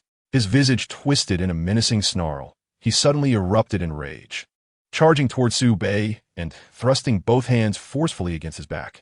Caught off guard, Su Bei was fortunate. Ford's slender physique limited his strength. Stumbling forward a couple of steps, Su Bei regained his balance and swiftly turned to face Ford, a glint of cold fury flashing in his eyes. A sneak attack? Resorting to violence when you cannot win. If you dare to play this way, I shall be delighted. Su Bei showed no mercy. With a surge of energy, he forcefully pushed against Ford, unleashing a tremendous force of 140 kilograms. Bang! Thud! The relatively lightweight Ford, standing at only 183 centimeters, was propelled backwards, landing heavily on the floor. The chapter is not yet complete. Please turn to the next page to continue enjoying the thrilling content. A normal retaliation. Yet Ford was simply too feeble. "How dare you strike my brother?" Boddick, the small forward, bellowed in fury, charging at Su Bei with clenched fists, ready to deliver a punishing blow. "How audacious to initiate violence and then play the victim. You are utterly lawless."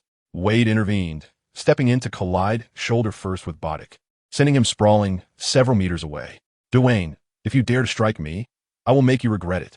Anger ignited, Boddick disregarded all else, lunging at Wade in a fierce grapple.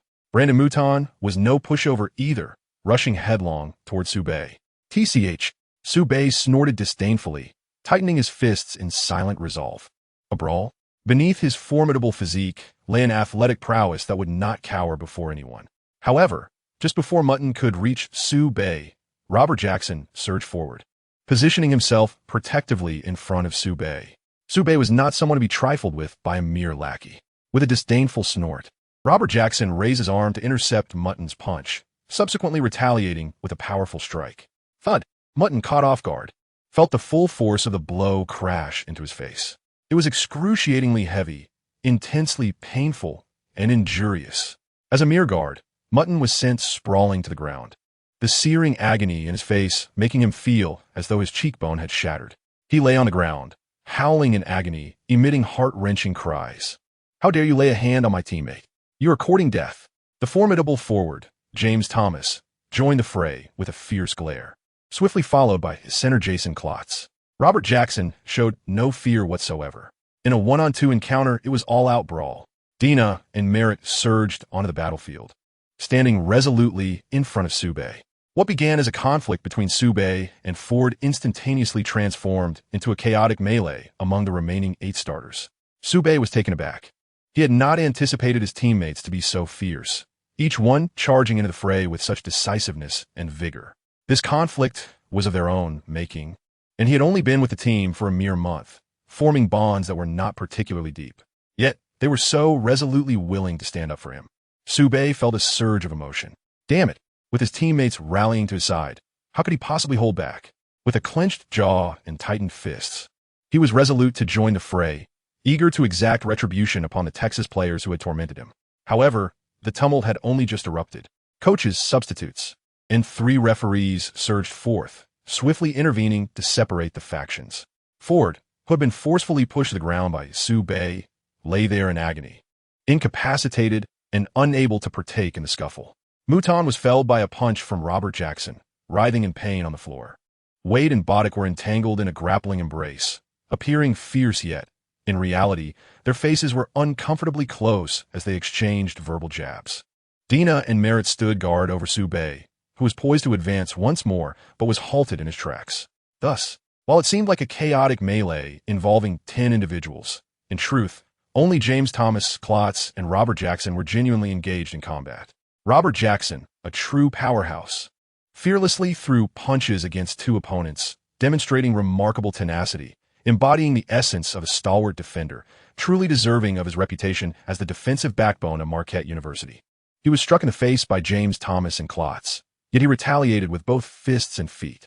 Just as the fierce battle was about to escalate, the coaches and assistant coaches from both teams, a total of 5 individuals, rushed in, pulling and dragging the three apart.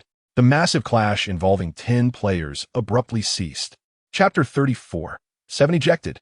Sube wreaks havoc, scoring an astounding 50 points. As the moment of conflict subsided, the referee promptly called for a timeout. The atmosphere in the arena, however, remained electric, with the fans growing increasingly fervent. After all, this was the stage of March Madness, the ultimate semifinal showdown, where such confrontations are exceedingly rare. The coaches of both teams fervently intervened to prevent any incidents involving their players. "Come on," exclaimed Amy Johnson, her expression brimming with excitement. A 10-player brawl in the semifinal match is an extraordinary spectacle. Indeed, Kenny Smith nodded vigorously. "I am uncertain what the repercussions of this altercation will be, but given the single elimination format, their next match remains crucial, as it is the final showdown, the national championship. This signifies that they must avoid any unforeseen incidents. A conflict is absolutely impermissible. This is a truth well understood by all. Yet, in such circumstances, a conflict still arose, which can only be attributed to one of the nation's finest players, T.J. Ford. He was truly overwhelmed by the fierce onslaught of Sube. Indeed, Amy Johnson nodded vigorously, repeatedly affirming, T.J. Ford is not lacking in composure. It is Sube's ferocity that incites turmoil. The humiliation has driven him to the brink of collapse. The events have transpired, and the subsequent ramifications remain uncertain, yet the fans are undoubtedly in for a visual feast. Ultimately, the semifinals culminated in a collective brawl. This is undeniably exhilarating. Indeed, the spectators were thoroughly enthralled. They not only witnessed a breathtaking clash between elite teams, but also enjoyed the splendid individual performances by Sube. This alone warrants the price of admission. On top of that, there was an even more intense and chaotic melee, the spectacle of which was beyond description. The fans were ablaze with passion and excitement. This match was captivating, a delight to behold, and left them yearning for more. On the Marquette University bench, Wade scoffed dismissively, outmatched and still resorting to violence. What a pathetic individual. If it weren't for the impending finals, I would ensure that T.J. Ford pays dearly for his cowardly ambush on Sube. Such audacity. Merritt expressed his disgust, stating that they are revolting, seeking conflict to expel Sube and seize an opportunity for reversal. They are overestimating themselves. Dina also snorted coldly, asserting that I would never grant them the chance to employ such underhanded tactics. I will always protect Sube. Sube, are you seriously strategizing while brawling? How can one fight with such distractions? I was ready to roll up my sleeves and dive in. I suppose I have much to learn in my youth. Robert Jackson, with a fierce countenance, declared, "Let us do this. Anyone who dares to bully Sube will not escape my wrath. He is quite fierce, unable to contemplate much. Sube, good brother in spirit." Approximately 5 minutes later, the referees, having meticulously reviewed the footage of the altercation, rendered their decision. The University of Texas. T.J. Ford has been penalized. He was the catalyst for the conflict, even though he merely delivered a light shove to Sube. He too must be sent off. Brandon Mutton was ejected after throwing a punch at Robert Jackson, even though the outcome left him writhing on the ground in agony. He too was ejected from the game. James Thomas, Klutz, and Robert Jackson engaged in a brawl, resulting in 2 of them being expelled. Brian Boddick and Wade grappled, leading to a ruling of a flagrant foul. At Marquette University, Robert Jackson was expelled for throwing punches. Wade and Boddick, after a forceful collision with Boddick, were similarly sanctioned by the officials. Although Dina and Merritt displayed gestures of fighting, they did not physically engage, thus escaping any penalties. Finally, it was Sube. He had pushed against Ford, but the referee ultimately deemed it a normal retaliation under duress, and he withdrew in a timely manner. His actions were not considered particularly egregious, resulting in a single flagrant foul being called. This decision, aside from Wade's complaints about his unjust expulsion, was met with general consensus from others. Consequently, all 5 starters from Texas were ejected, along with 2 players from Marquette, totaling 7 expulsions. In terms of results, Texas certainly faced a significant loss, incurring both the loss of personnel and the game itself. With over 10 minutes still remaining, their counterattack, which had been interrupted while trailing by 16 points, had offered them a glimmer of hope for a comeback. Now, with all 5 starters expelled, that hope has been extinguished. They have lost all prospects of victory. Despite Marquette University having both Wade and Robert Jackson, formidable players both inside and out, the disparity in scores remains evident. Sube continues to remain on the court, while Texas has no opportunities left. Rest assured, Dwyane and Robert, I shall take it from here. I am determined to secure the victory and advance to the finals. Sube confidently asserts, patting his chest as a promise. Looking forward to your good news. Wade replies with a smile, as he and Robert depart with grace. He felt an immense sense of assurance, not solely due to the team's substantial lead, but also because of the presence of Sube. 2 minutes later, Sube stepped back onto the field, and the match resumed. He squinted, a cold glint flashing in his gaze as he stared at the group of substitutes from Texas. Dare to provoke me? Know this, there will be a price to pay. This chapter is not yet concluded. Please turn to the next page to continue reading. With that, Sube charged into the cluster of Texas substitutes, unleashing a chaotic rampage of his own. Just before the conflict erupted, he has already scored 24 points, along with 3 rebounds, 2 assists, 2 steals, and 3 blocks. Subsequently, Sube continued to dominate until the end of the match, amassing an astonishing 26 points within a mere 10 minutes. He concluded the game with an impressive total of 50 points, 5 rebounds, 2 assists, 6 steals, and 4 blocks. Marquette triumphed over Texas with a score of 107-72. On the grand stage of the Final Four, Sube led Marquette University to a staggering 35-point victory against the University of Texas. This victory shattered the previous record of a 30-point margin set in 1990 when the University of Nevada, Las Vegas, defeated Duke University. It was a brutal massacre. This marked a disastrous downfall for those who dared to provoke the flawless Sube. As the game concluded, the fans were left in a state of shock, their eyes wide with disbelief at the terrifying score difference and Sube's phenomenal individual statistics. Marquette supporters rejoiced, dancing with elation and cheering for Sube. Meanwhile, Texas fans were left in disarray, grappling with the question of why they chose to provoke Sube so thoroughly, a grave misstep that led them into the depths of despair. Oh my goodness! Francis shook his head in amazement, exclaiming that scoring 50 points in a single game during the Final Four was simply outrageous. Ha ha! Yao Ming laughed heartily, exclaiming that China has produced a remarkably talented newcomer, which is truly delightful. What an extraordinary young man. Larry Bird gazed at Sube with admiration, while Magic Johnson could not help but nod in approval, recognizing Sube's exceptional talent and strength. He not only excels in the NCAA tournament, but I wholeheartedly believe that upon entering the NBA, he will carve out an extraordinary legacy. Truly an exceptional newcomer. Kobe cast a discerning gaze towards Sube, affirming, if he joins the Lakers, I envision a six-peat. Wow. Fisher's eyes widened in disbelief. Just by adding Sube, we could achieve a consecutive three-peat on top of our recent championship. Kobe, your praise for Sube seems excessive. Is it? Kobe smiled slightly. Such praise is not unwarranted. You know, scoring 50 points on the grand stage of the Final Four during March Madness is no small feat. What I mean is, Sube is indeed that remarkable of a player. Chapter 35. Which hotel will you all choose for your training? Haha. Iverson couldn't help but laugh. Coach Billy King. Did you see that? Did you witness it? Sube scored 50 points. On the grand stage of the Final Four, he wreaked havoc. In him, I saw a reflection of my younger self, and he possesses an even greater potential for growth than I once did. Philadelphia has revived its answer. I am utterly thrilled for this spectacle. Iverson's admiration for Sube is palpable, and Coach Billy King can hardly contain his enthusiasm. His eagerness for Sube evident upon his countenance. Oh my God, this is simply outrageous. Scott Layden exclaimed, clutching his head, Sube, I truly hope you cannot continue to excel at this rate. Otherwise, our chances of acquiring you will significantly diminish. Indeed, Coach Tang Chinny nodded solemnly, acknowledging that your exceptional talent will escalate the competition, rendering the struggle for you intensely fierce. To be honest, I genuinely wish for Sube to falter in this match. However, such a notion seems unrealistic.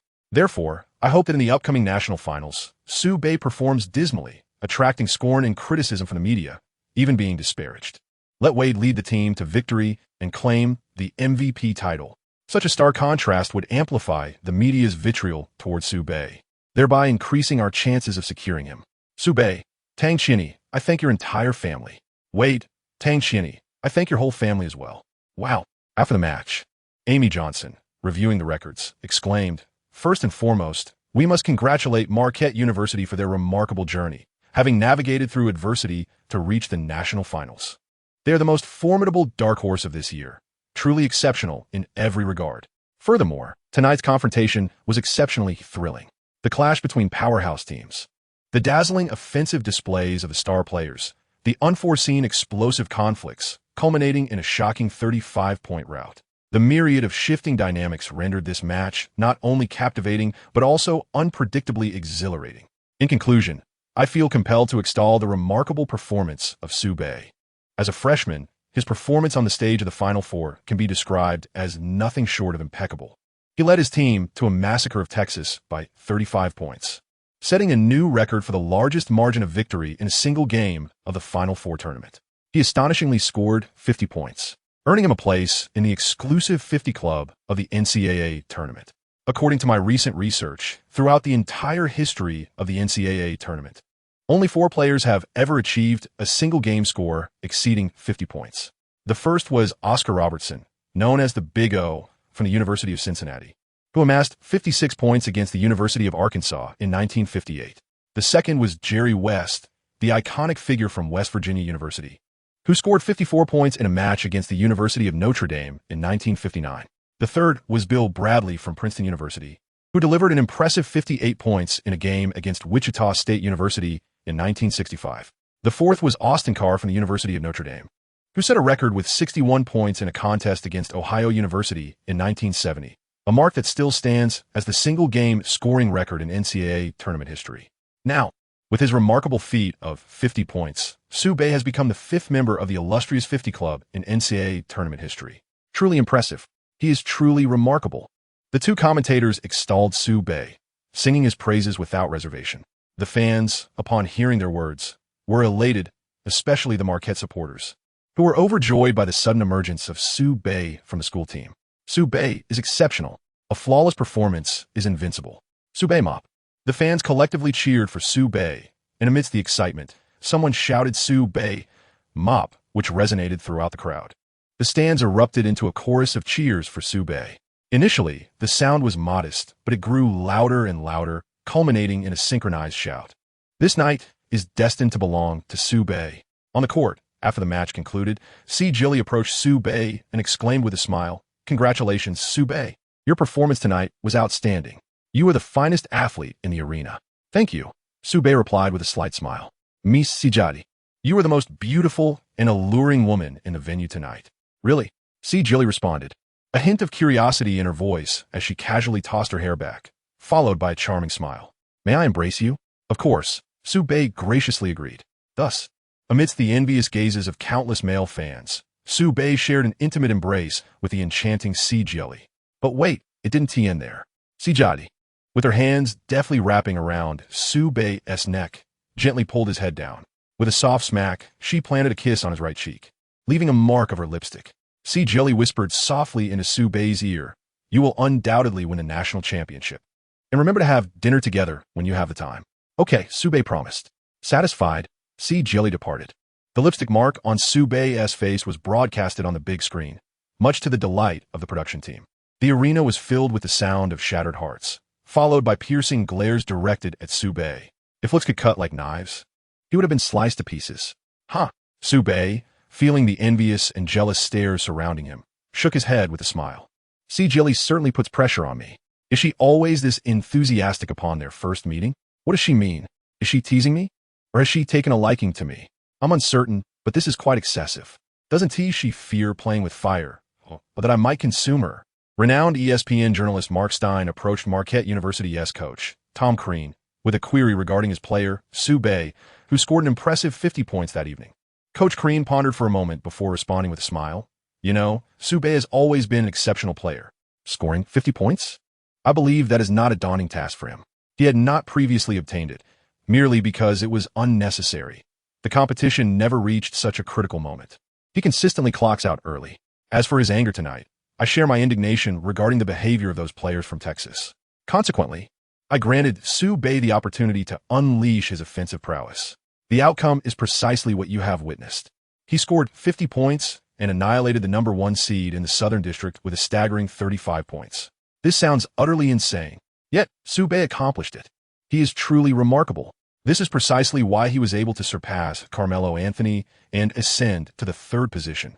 I would also like to express that, indeed, Su Bei is exceptionally talented, and I eagerly anticipate his performance in the upcoming finals. Thank you for the interview.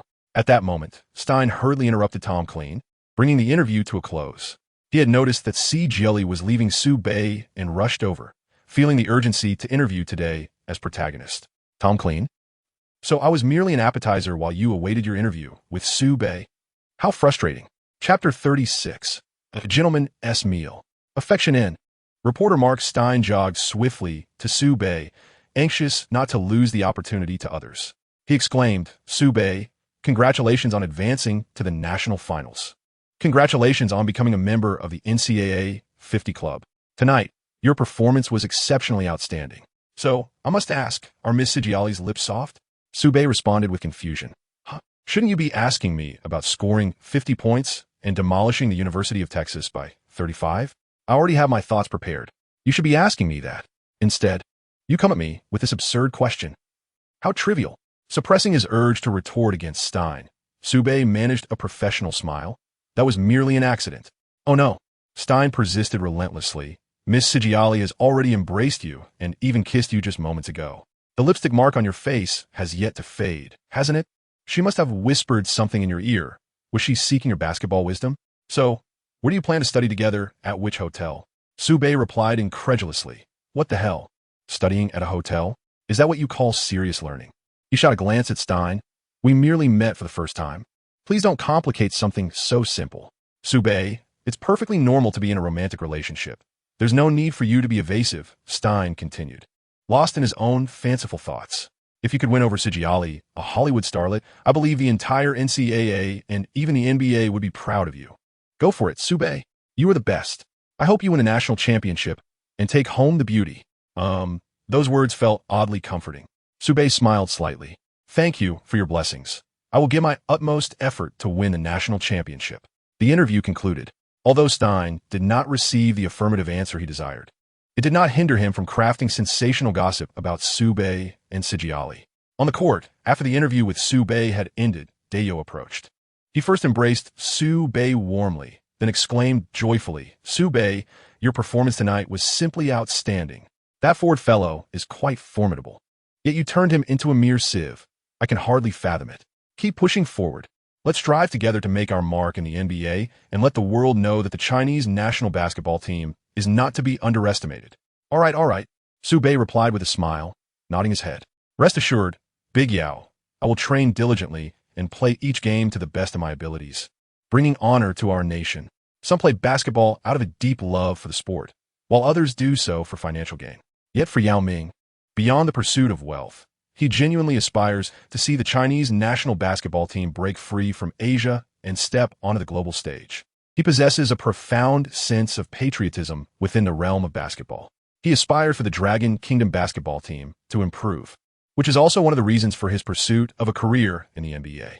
He naturally wishes to witness players of equal caliber to himself shining brightly in the NBA. Su Bei understands Yao Ming's patriotic sentiments and recognizes his unwavering dedication and responsibility towards the Chinese national basketball team. He holds great respect for Yao. He is the one who articulates the words that Yao longs to hear. To be honest, Su Bei does not possess the same lofty sense of patriotism in the realm of basketball as Yao does. In this lifetime, he merely wishes to live with a certain carefree elegance. Yet, within the confines of his capabilities, he does not shy away from exerting effort to ensure that the world recognizes the prowess of the Dragon Nation's basketball team. He envisions a future where, upon hearing of the Dragon Nation's basketball team, foreigners cannot help but raise their thumbs in approval, exclaiming, "The Dragon Nation's basketball team is exceptional." Such a scene brings joy to Su Bei. After an engaging conversation, Yao Ming departed, followed by Allen Iverson and Billy King, Kobe Bryant and Derek Fisher, Scott Layden and Don Chaney. The 76ers, Lakers, and Knicks, corresponding to these three teams, all expressed their admiration and respect for Sube, hoping he would join their teams for a trial. Naturally, the Rockets, where Yao Ming resides, were no exception. Over the course of a season, Yao has already demonstrated his strength, potential, and inherent popularity. But what about Sube? He need not say more. He has long since become one of the most talked-about players in the frenzy of March, garnering the highest level of attention. The Rockets are more than eager to acquire Sube. They had long been entrenched in a state of complacency, hoping for a greater chance to select Sube in the upcoming draft. In the locker room, after celebrating with everyone for a while, Sube excused himself on the pretext of having matters to attend to and departed towards the nearby Riverside Commercial Street. He and Alaba had made arrangements to share a dinner together. Alaba had initially planned to attend a match featuring Sube that evening, followed by a leisurely stroll through the mall for a meal. However, an unexpected commitment arose concerning the filming schedule for her upcoming movie, Sweetheart Salsa, which delayed her plans. Fortunately, this did not affect her promise to Sube. Otherwise, she would have felt an immense sense of guilt. At 10:30 p.m., while another thrilling Final Four match between Kansas and Syracuse was underway at the Superdome, Sube and Alaba arrived at an upscale hotel named Makala. Upon entering the establishment, they proceeded to the private booth that Alaba had reserved in advance. As they settled in, it is customary for two individuals meeting for the first time to sit across from one another. However, Alaba naturally chose to sit beside Sube after he took his seat. They ordered an array of traditional delicacies from San Antonio, including enchiladas, tortillas filled with meat, and variations filled with cheese, generously topped with a soul-stirring chili sauce. Accompanied by fresh vegetables, the meal proved to be utterly delectable. They also ordered a bowl of pozole, a traditional Mexican soup. Chiles en nogada is delightful as well. It typically consists of peppers stuffed with meat and fruits, generously drizzled with walnut sauce and adorned with pomegranate seeds, creating a truly exquisite taste. Puffy tacos are another hallmark of San Antonio, featuring fluffy fried corn tortillas enveloping savory meats and vegetables, offering a delectable experience. Erba, knowing that Sube would be famished after a match, introduced an array of San Antonio's signature dishes. The two enjoyed their meal while engaging in lively conversation. They conversed about their respective interests and hobbies, as well as the special destinations they yearned to visit in the future. Subsequently, they engaged in a conversation about the filming of a basketball microfilm. Al-Erba reassured Sube that there was no cause for concern. The filming was quite straightforward, and they had negotiated a substantial fee. In essence, Sube was assured of profit. The atmosphere of their discussion was exceedingly harmonious, and when the conversation turned particularly joyous, Al-Erba would instinctively lean her small head against Sube's shoulder. This ambience closely resembled that of a young couple in love. Naturally, Sube remained largely indifferent to it, and Al-Erba did not act with any intentionality. Everything unfolded quite naturally. After their meal, at Al-Erba's earnest insistence, she drove Sube back to the hotel where the team members were staying. With the finals set to commence in just 2 days on April 7th, they had only a single day of rest. The competition venue remained at the Superdome Sports Arena. The players from Marquette University had no intention of returning to campus and chose to remain there. "Thank you for driving me back to the hotel," Al-Erba, Sube expressed with a smile. "Please drive safely. And do remember to send me a message once you've arrived at the hotel." Of course, Al-Erba nodded eagerly, her head bobbing like a chick pecking at grains. And then she beamed. "I truly enjoyed this dinner. I would love to dine with you again sometime, if that is all right." "Certainly," Sube replied with a smile. There was no denying the potent charm embedded in her simple request. Chapter 37. Perspectives on Love. What is unattainable is cherished even more. After watching Sube enter the hotel, Al-Erba could no longer contain her excitement. She waved her little hands, shook her head, and hopped about joyfully. "Sube is such a gentleman," she exclaimed, only to then widen her beautiful eyes in alarm, covering her mouth with her hands and quickly glancing back at the hotel. Once she confirmed that Sube was no longer in sight, she sighed in relief. The meal they shared and the brief moments spent together filled her with immense joy, yet she was reluctant to display her feelings in front of Sube, not wanting him to perceive her as overly fond of him. In her view, it was always wise for a woman to maintain a sense of reserve. That which comes too easily is often disregarded. It is the unattainable that becomes more deeply cherished.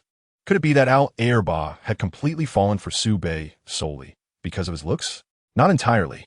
Her affection for Sube initially stemmed from his appearance.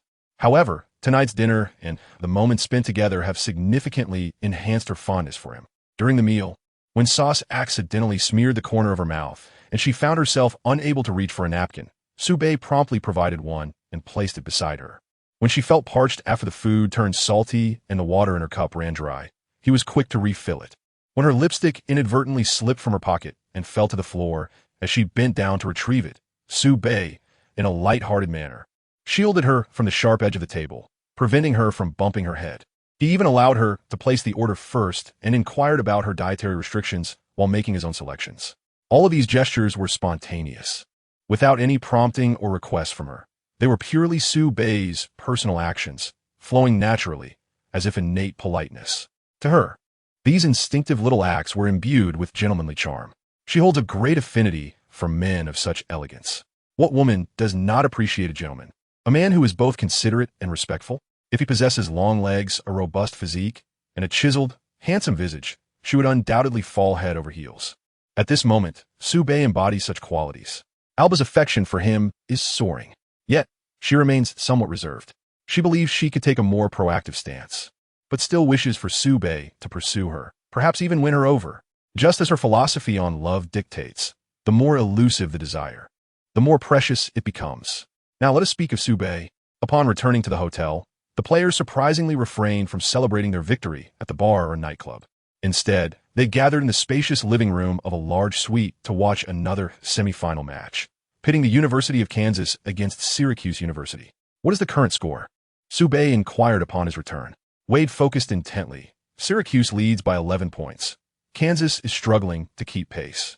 Oh, Sube heiset an ayable, so. That indicates Syracuse is quite formidable. More than formidable. They are intimidatingly strong, Dina remarked, a serious glint in his eyes. To be frank, the University of Kansas possesses considerable strength. Kirk Hinrich and Nick Collison are both lottery picks, one a guard and the other a forward. Their combination is exceptionally balanced, and the supporting players are no slouches either. I believe such a powerful lineup, when facing Syracuse, would at least contest fiercely, if not secure a victory. The fact that they're being so thoroughly dominated is indeed unexpected. The outside shooter, Steve Novak, nodded in agreement and added, yet Syracuse truly is remarkable. Featuring a player known as Carmelo Anthony.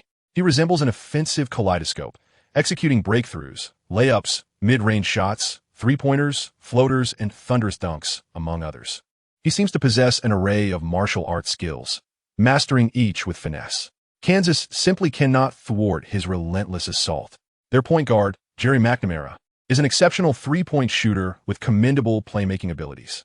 I am confident that he will evolve into a player of NBA caliber. The team's power forward, Halim Warrick, excels not only in defensive prowess within the paint and rim protection, but also possesses remarkable scoring capability.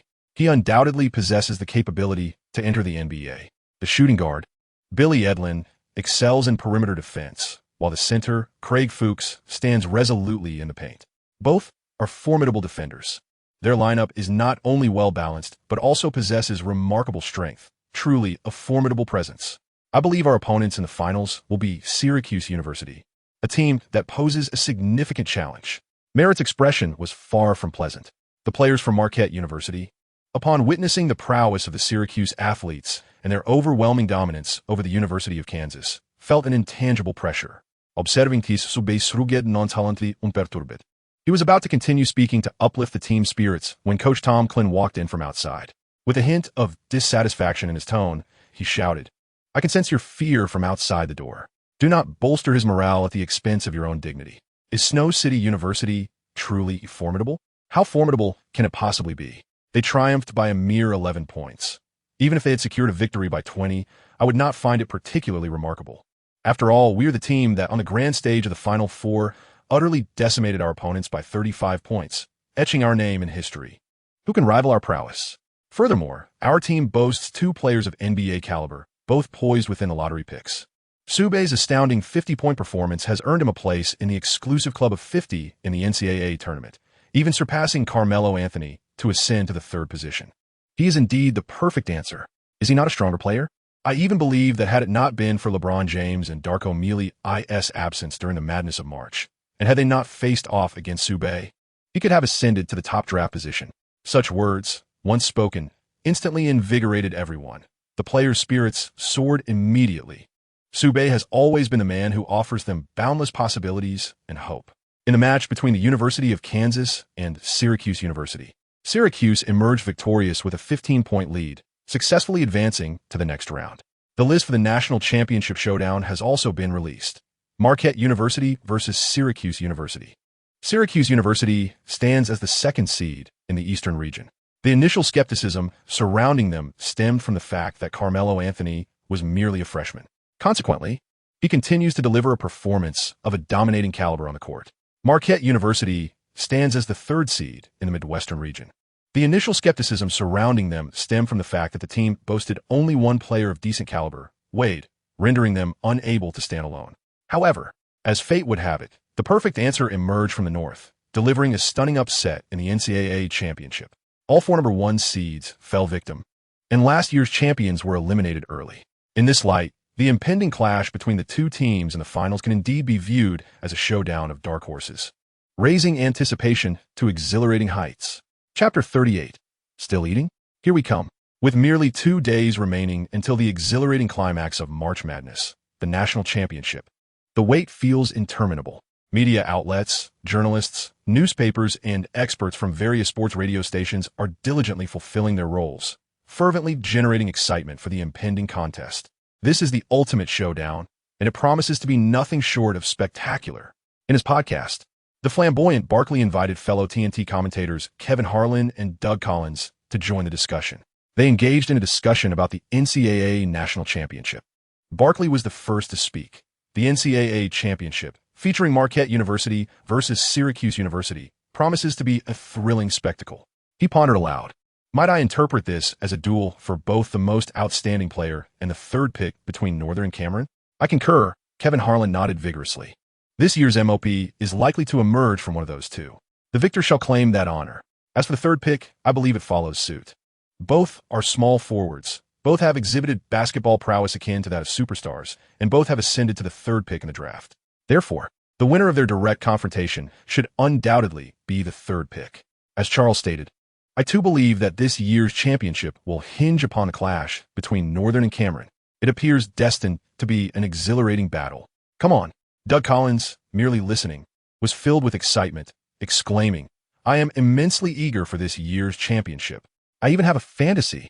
At this juncture, he paused momentarily, enticing the audience, and continued, Cameron and LeBron are renowned as the dual prodigies of our era. If Sube were to triumph over Cameron, would that not imply that Sube is a player of even greater caliber than LeBron? LeBron has confirmed his participation in this year's NBA draft. Should Sube also enter the draft, is there a possibility he might surpass LeBron and claim the title of the first overall pick? If that were to happen, following the rise of Big Yao last year, we would witness 2 consecutive years of Chinese players achieving the coveted status of first overall pick. This indeed seems like a remarkable feat. Chuckling in disbelief, Barkley exclaimed. So, does that mean that products from the Dragon Nation are of unparalleled quality? After a moment of reflection, he added, last year, I may have overlooked the talent. This year, I shall wholeheartedly support Sube, trust in his abilities, and eagerly anticipate his performance. Meanwhile, the three of them engaged in lively discussions, building excitement for the finals. In the Central Mother Building, within the Sports Channel office, Sue Kuhn gazed at a document in hand, her face beaming with delight. He exclaimed with joy, we did it. We have successfully passed the proposal to broadcast the NCAA Championship Finals. This is magnificent. Inda. Yang Yi also wore a beaming expression and added, Teacher Sue Kuhn. Even more delightful news is that Sube has led Marquette University to triumph over Texas and advance to the finals. Now, our broadcast of the NCAA Championship Finals will surely allow our fans to witness Sube's prowess. Yujia, too, wore a broad smile as he continued. The spotlight match between the Suns and the Nets the other day was something special. I particularly promoted Sube to give the fans a preliminary understanding of him. Furthermore, I discovered that several renowned newspapers in our country, such as Sports Weekly, Basketball Pioneer, and NBA Time and Space, have begun to report on the NCAA Championship, especially regarding Sube. Thanks to our reminders, Sube has performed remarkably at a phenomenal level. Once word spreads, he will soon become a household name. and fans will undoubtedly develop a fondness for him, eagerly anticipating his participation in the NCAA championship finals. Director Zhang also chuckled. Su Bei is extraordinary. He stands alongside the likes of Yao Ming as an exceptionally talented player. With extensive coverage from major newspapers, Su Bei's popularity will soar like a rocket. Fans will flock to watch the NCAA national finals, which will not only elevate the viewership of our sports channel, but also rapidly raise Su Bei's public recognition and popularity. He will grow rapidly. He is destined to become a star, both domestically and in the NBA, much like Diao. Is this not the scenario we long to witness? Absolutely marvelous. Su Kun raised his arms in exultation, expressing his fervent anticipation for Su Bei's future. I shall exhaust all my efforts to promote him and aid in his ascent to fame. It is confirmed. The national broadcast of the NCAA championship finals will take place on Central Television's Sports Channel 5. There will be but a single match. Yet this marks the inaugural NCAA championship broadcast in our country. Su Bei is the protagonist of this sole encounter. At 3 in the afternoon, within the Superdome Sports Hall, a basketball facility dedicated to training the players of Syracuse University, stars such as Anthony, McNamara, and Warwick, players of NBA caliber, are diligently practicing alongside their fellow teammates. Their regimen includes stretching, shuttle runs, layups, shooting, and other essential drills, all conducted at a moderate intensity to maintain their physical condition. While they warm up, an ESPN journalist, the future prominent commentator Stephen A. Smith, observes intently. He found the arena and conducted an interview with Anthony. Carmelo, despite being a freshman, you exhibit an extraordinary dominance on the court. This chapter is not yet concluded. Please turn to the next page to continue reading. You have led Syracuse University through thick and thin, making your way to the grand stage of the finals. Your performance has been remarkable. So, do you have any words for your final opponent, Marquette University? You could also interpret this as a declaration of rivalry. Don't hold back. At this moment, should you not display your tenacity, will you simply wait to lose the championship? Speaking of which, Smith interrupted, quickly stating, Carmelo, this is merely a pre-game interaction to heighten the excitement of the match. We will pose similar questions to Marquette University, and they too will respond with bravado. So do not feel burdened, speak freely. The NCAA championship finals traditionally involve both teams exchanging fierce words to amplify the intensity. This is an age-old ESPN tradition. Anthony is a freshman and is participating in the finals for the first time. He may not be well-versed in the traditions of ESPN, as Smith elucidates. Initially, Anthony was in a state of hesitation, but upon hearing Smith's remarks, he was instantly enlightened. He pondered for a moment and glared at the camera, exclaiming, Marquette University? Merely third-rate. It is only natural for me to triumph over you. In my view, it is hardly something to boast about. I have heard that reaching the Final Four is tantamount to securing the championship in advance. What a joke. Syracuse will claim the title. That is the inevitable outcome. Furthermore, Su Bei, what gives him the right to usurp my third position? What qualifications does he possess to displace me? Just wait and see. In the main event, I shall dismantle him and prove to everyone that I am the stronger one. Smith responded. You didn't just spill your innermost thoughts through interaction, did you? Regardless, this is excellent. Subsequently, Smith hurried to the training facility at Marquette University, seeking out Su Bei to pose the same question. He thoughtfully presented a scene to Su Bei. Within the cafeteria of the Superdome, the Syracuse players, led by Cameron, were enjoying their meal.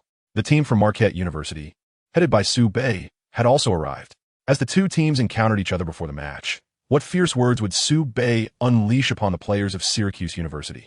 Su Bei was aware of this tradition from ESPN, having heard about it from Wade. After contemplating for a moment, he spoke. I believe I shall stride up to Cameron, slap the hamburger from his grasp, and poke his nose, smeared with salad dressing, exclaiming, Still eating? You are in for it. Chapter 39. The Revelation of the Date. Stirring Evidence. My eyes are my ruler. The NCAA Championship, the annual national finals, are just around the corner. With the fervent promotion from various departments and the fans' wild discussions, the excitement surrounding the match has surged dramatically. However, numerous major news stories have also surfaced in connection with it. Foremost among them is the scene of Su Bei and C. Jelly kissing and embracing at the Superdome, witnessed by countless onlookers. Reporter Stein does not engage in frivolity. He indeed authored a news piece, boldly declaring, Su Bei and C. Jelly studied basketball knowledge late at night at the Hilton Hotel. At first glance, there appears to be no issue. However, upon further reflection, one cannot help but question the absurdity of the situation. A solitary man and woman, confined within the same room. Who on earth would engage in studying basketball knowledge at such a late hour? At the very least, one would expect ball handling drills. The news erupted, its veracity uncertain, yet coupled with the intimate actions observed within the gymnasium, rumors between the two swiftly ignited. Fans reacted with scorn, some envious enough to grind their teeth, while others offered their blessings. The spectrum of comments was vast. In any case, the fervor escalated. This was precisely the outcome Stein had anticipated. Yet, just as one wave settled, another arose. A paparazzo trailed Sube, capturing him dining with A. Erba at the Makala Hotel on Riverside Commercial Street. Subsequently, the photographer also documented A. Erba escorting Sube back to the hotel. Was this not concrete evidence of a clandestine meeting? The NCAA's immensely popular freshman, entangled with a Hollywood superstar in a private rendezvous, spending a delightful night at a hotel. The revelation sent shockwaves through public discourse, igniting an even greater fervor. The only downside was that the paparazzo's camera quality seemed rather subpar, compounded by his status as a newcomer with limited experience in capturing such moments. He captured numerous photographs, yet none presented a clear frontal visage of the individuals in question, despite the discernible figures, contours, and even attire suggesting they were indeed Sube and Ayerba. The absence of a definitive image left a lingering doubt. Nevertheless, this did not deter fans, admirers, and critics alike from enthusiastically assuming their identities, fervently discussing and igniting public discourse. In an instant, sensational rumors emerged. Sube sharing a kiss with Si Jiali, engaging in late-night basketball study sessions. Sube clandestinely meeting Ayerba for a night at a hotel. The double exposure of such explosive news set the public ablaze. What? Am I witnessing this unfathomable revelation? Sube simultaneously winning the affections of both the stunning Si Jiali and Ayerba. My heavens, this must be a fabrication. The kiss between Sube and Si Jiali is one thing, a shocking occurrence I might reluctantly accept. But to suggest they engaged in late-night basketball training at a hotel. I cannot fathom this at all. My goodness, I feel as though my teeth are crumbling under the pressure. Even if Sube possesses some charm, it is inconceivable that he could so effortlessly win over someone like Si Jiali. Sube, my dear brother, has been with someone of Si Jiali and Ayerba's caliber in a romantic relationship. This leaves me with no chance whatsoever. Alas, I too wish to share a night with Sube, to indulge in some intimate escapades. Holy moly, that is Si Jiali. Just imagine the delightful experience of spending a splendid evening with her. Although I am filled with frustration, I cannot help but feel envious. I must ask, could I possibly have half an hour? No, merely 15 minutes would suffice. If that is too much, even 5 minutes would do. Just give me 5 seconds. I assure you, I would quickly seize the moment. The fans lamented, their exclamations of despair ringing true, their envy palpable. Evidently, the predominant sentiment was envy. After all, to conquer the hearts of such stunning stars, blessed with angelic beauty and devilish allure, is a triumph beyond mere physical satisfaction. It also provides profound psychological fulfillment. Yet, it did not take long for some to uncover inconsistencies. The notion of Sube and Si Jiali studying basketball together late at night, and Ayerba accompanying him for a night of revelry, seemed implausible. While there could be a shred of wild possibility, it remained exceedingly unlikely. Upon further scrutiny, the only evidence of Sube and Si Jiali's intimacy was a kiss and an embrace captured at the Superdome Sports Arena. Their entry into a hotel for an in-depth study of basketball tactics appeared dubious. Moreover, even the kiss was merely an accident, resulting from Si Jiali's unexpected slip. Their relationship, at most, could be described as somewhat close. Sleeping together? That seems far-fetched. Yet, there remains a considerable distance to traverse. As for the clandestine meeting between Sube and Ayerba, although the photographs appear rather blurred, it is highly probable that they are indeed the two individuals in question. However, the subsequent enchanting evening lacks concrete evidence.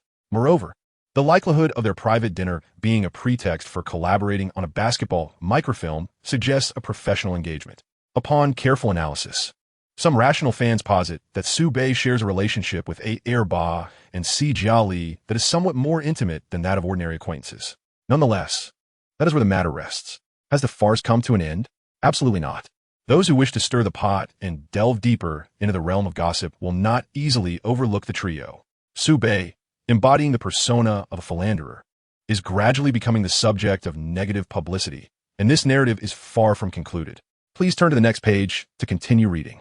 It is worth noting that a segment of the populace remains composed, thereby decelerating the frenzied fermentation of public opinion. However, the power of internet sleuths is indeed formidable.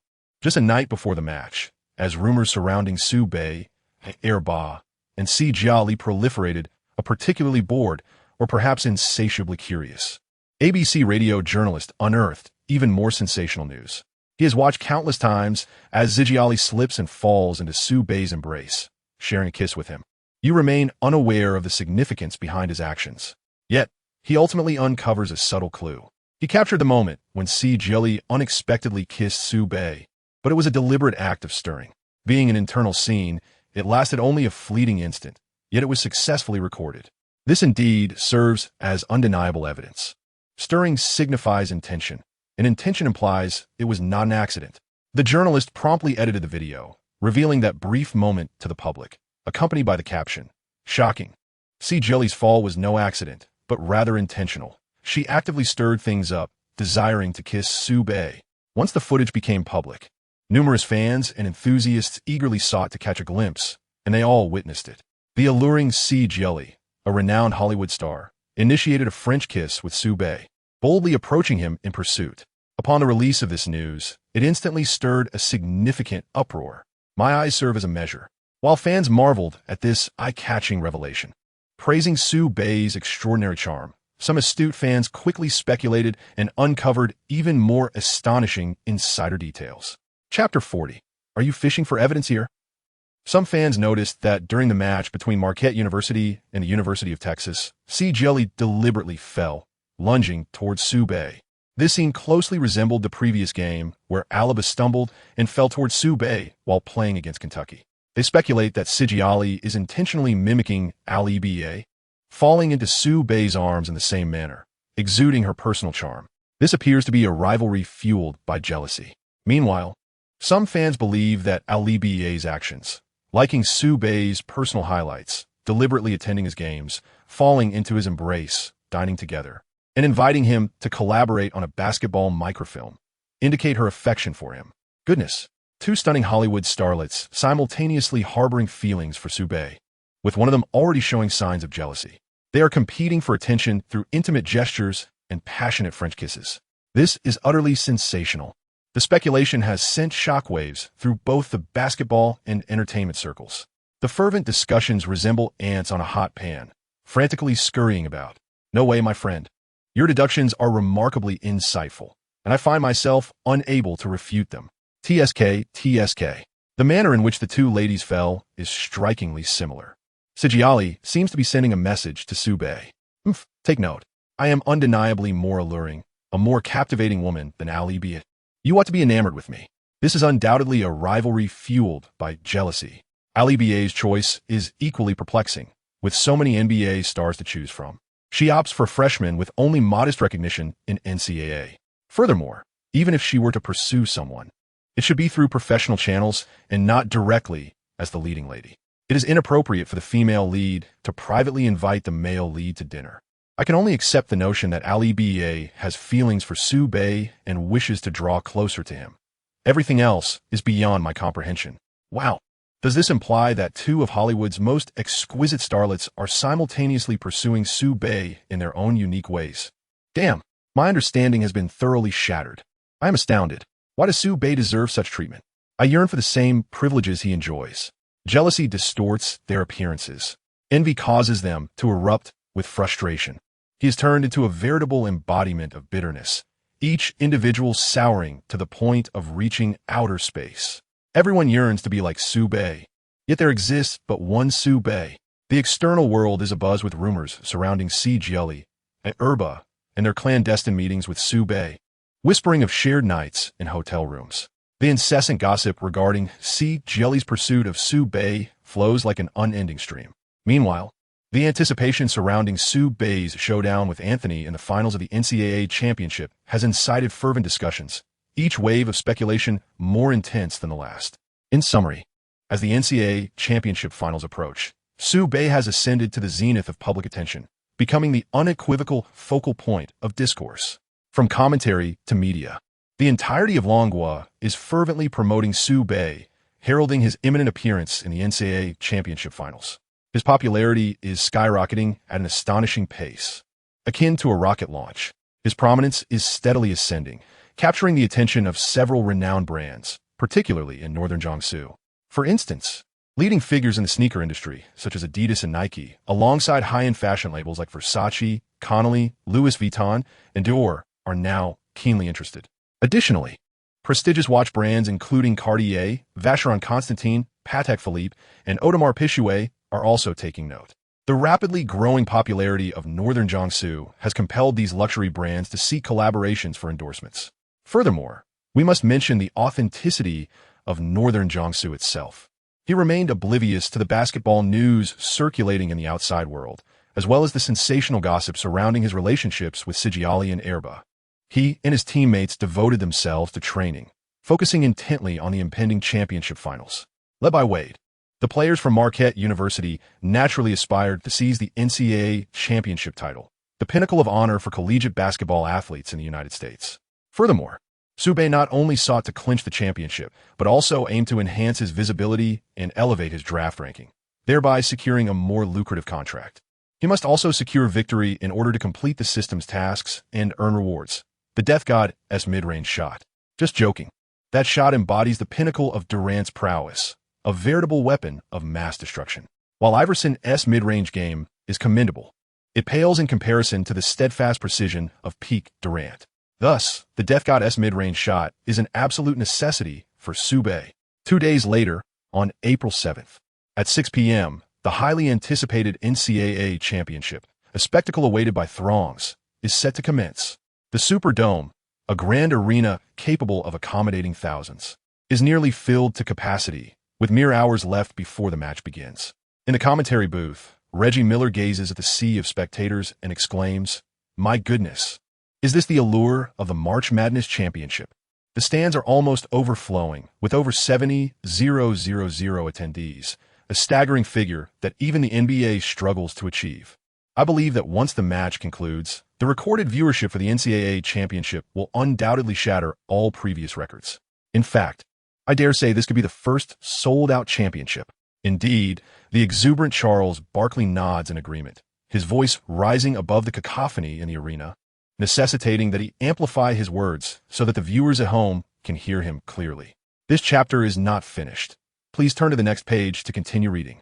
Given tonight's attendance and the fervor with which fans regard this match, the viewership for this championship could very well set a new record, surpassing the 1979 finals between Michigan State University and Indiana State University, an iconic clash between Magic Johnson and Larry Bird, which has long been deemed an insurmountable benchmark for NCAA championship viewership. Will tonight hold such promise? Let us await the outcome with bated breath. The two commentators are fervently warming up for the match. ESPN's rookie reporter Stephen A. Smith eagerly approaches Su-Bei, urgently inquiring, "Su-Bei, there are rumors that you and Sijiali have been studying basketball together late at night. Is there any truth to this?"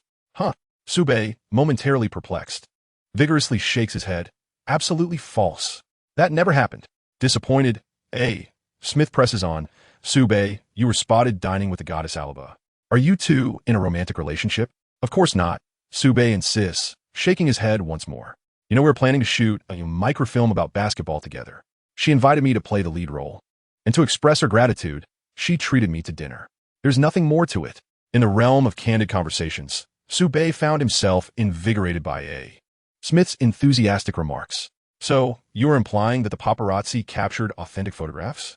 You are openly confessing to having dined privately with Erba." Su-Bei momentarily taken aback, responded, "Wait a moment. Let me clarify this. You just directly asked if I was seen dining with Erba, insinuating a romantic involvement. Yet, you remain uncertain if that was indeed me. Why then inquire about a relationship? You must first ascertain the facts. Goodness, are you simply fishing for sensationalism here?" In Chapter 41, Wade was left cold, while Anthony exclaimed, "Now it is our turn for the slaughter." Su-Bei had inadvertently exposed himself. Fortunately, the matter was minor. It was merely a dinner, and by acknowledging this fact, some rumors were dispelled. However, to the avid fans, Airba's actions undeniably suggested a pursuit of Sube. Wow. Hey, Smith mused once more. Sube, two stunning Hollywood starlets are vying for your attention. How fortunate you are. I aspire to be someone like you. Keep pushing forward. Sube, may you shine tonight and hoist the coveted championship trophy. You can have both basketball and beauty. The conversation had taken a rather dramatic turn, reminiscent of a tabloid spectacle. Yet Sube managed to deliver a sincere response. He offered Smith a friendly glance and politely expressed his gratitude. Thank you. I will strive to do my best. The admission of merely sharing a meal with Airba elicited a chorus of excitement from the audience, who were envious despite the simplicity of the encounter.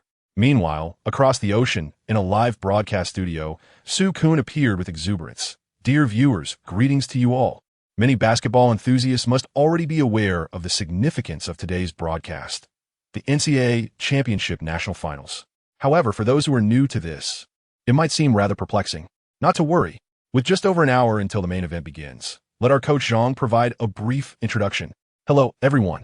Coach Zhang greeted the camera with a warm smile and continued, the NCAA League essentially signifies. As for the NCAA Championship, one can understand it as. The focus returned to the Super Dome Sports Arena, where the excitement in the air was palpable. Wade penetrated the paint, delivering a ferocious reverse dunk that made the rim lament with a mournful cry, followed by a precise three-pointer from beyond the arc swish. Boom! Sube matched the intensity with a mid-range jump shot and a breathtaking under-the-leg slam. Both players appear to be in remarkable form, igniting hopes for Marquette University's championship victory. Wade found Sube draping an arm over his shoulder and inquired with a grin, Sube, this is the NCAA Championship Final, our last and most significant game of the year. Are you nervous? Not at all, Sube replied, effortlessly cradling the basketball in one hand. Shrugging as he added, I can hardly wait to compete. I am eager to secure the championship. I aspire to achieve the mid-range finesse of the Grim Reaper. Ahem. The last statement lingered silently in his mind. Ha! Wade laughed heartily. That is fantastic. We need this confidence. Let us give it our all. We will surely be the ones celebrating in the end. Absolutely. Sube raised his fist in agreement. Across the court, Syracuse University was warming up. Coach Jim Boeheim approached Anthony, his voice steady. Carmelo, I believe you are the strongest player in this year's NCAA. I know you can lead the team to victory.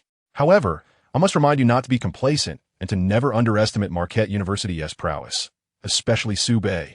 You know, he claimed your third pick. Though it was a singular instance, it speaks volumes. You must be fully immersed in the game. Until victory is assured, you must remain vigilant. I understand. Anthony nodded earnestly. I have always approached the game with seriousness. I also recognize that the best way to prove myself is to win, particularly the championship. Coach Boeheim nodded in satisfaction. The teams continued their warm-ups, while the stands filled with an ever-growing throng of fans, nearly saturating the entire Superdome. The atmosphere in the arena surged with fervor. Come on. Reggie Miller reveled in the escalating energy of the venue, exclaiming, the cheers, the chants, the applause. The screams, the DJ's music, all these sounds converge. The resulting sound wave is louder than the roar of a Boeing 747 taking off. Electrifying, absolutely exhilarating. This is the NCAA Championship Final. This is why the NBA, football, hockey, and baseball all pause for a day. Let the main event commence. I can hardly contain my anticipation. Yes, indeed. Barkley, visibly exhilarated, gestured towards the audience and exclaimed, Behold, the stands are not merely filled to capacity, but are also graced by a constellation of stars. Among them were the 76ers Allen Iverson and manager Billy King, the Knicks Scott Layden and coach Don Chaney, the Spurs triumvirate of Manu Ginobili, Tony Parker, and Tim Duncan, the Timberwolves king Kevin Garnett, and the Nets' formidable trident of Jason Kidd, Kenyon Martin, and Richard Jefferson. The Lakers were represented by the illustrious Kobe Bryant and the esteemed coach Phil Jackson.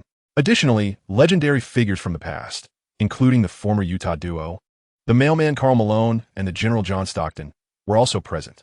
Not only basketball luminaries, but stars from various other domains gathered to witness the event.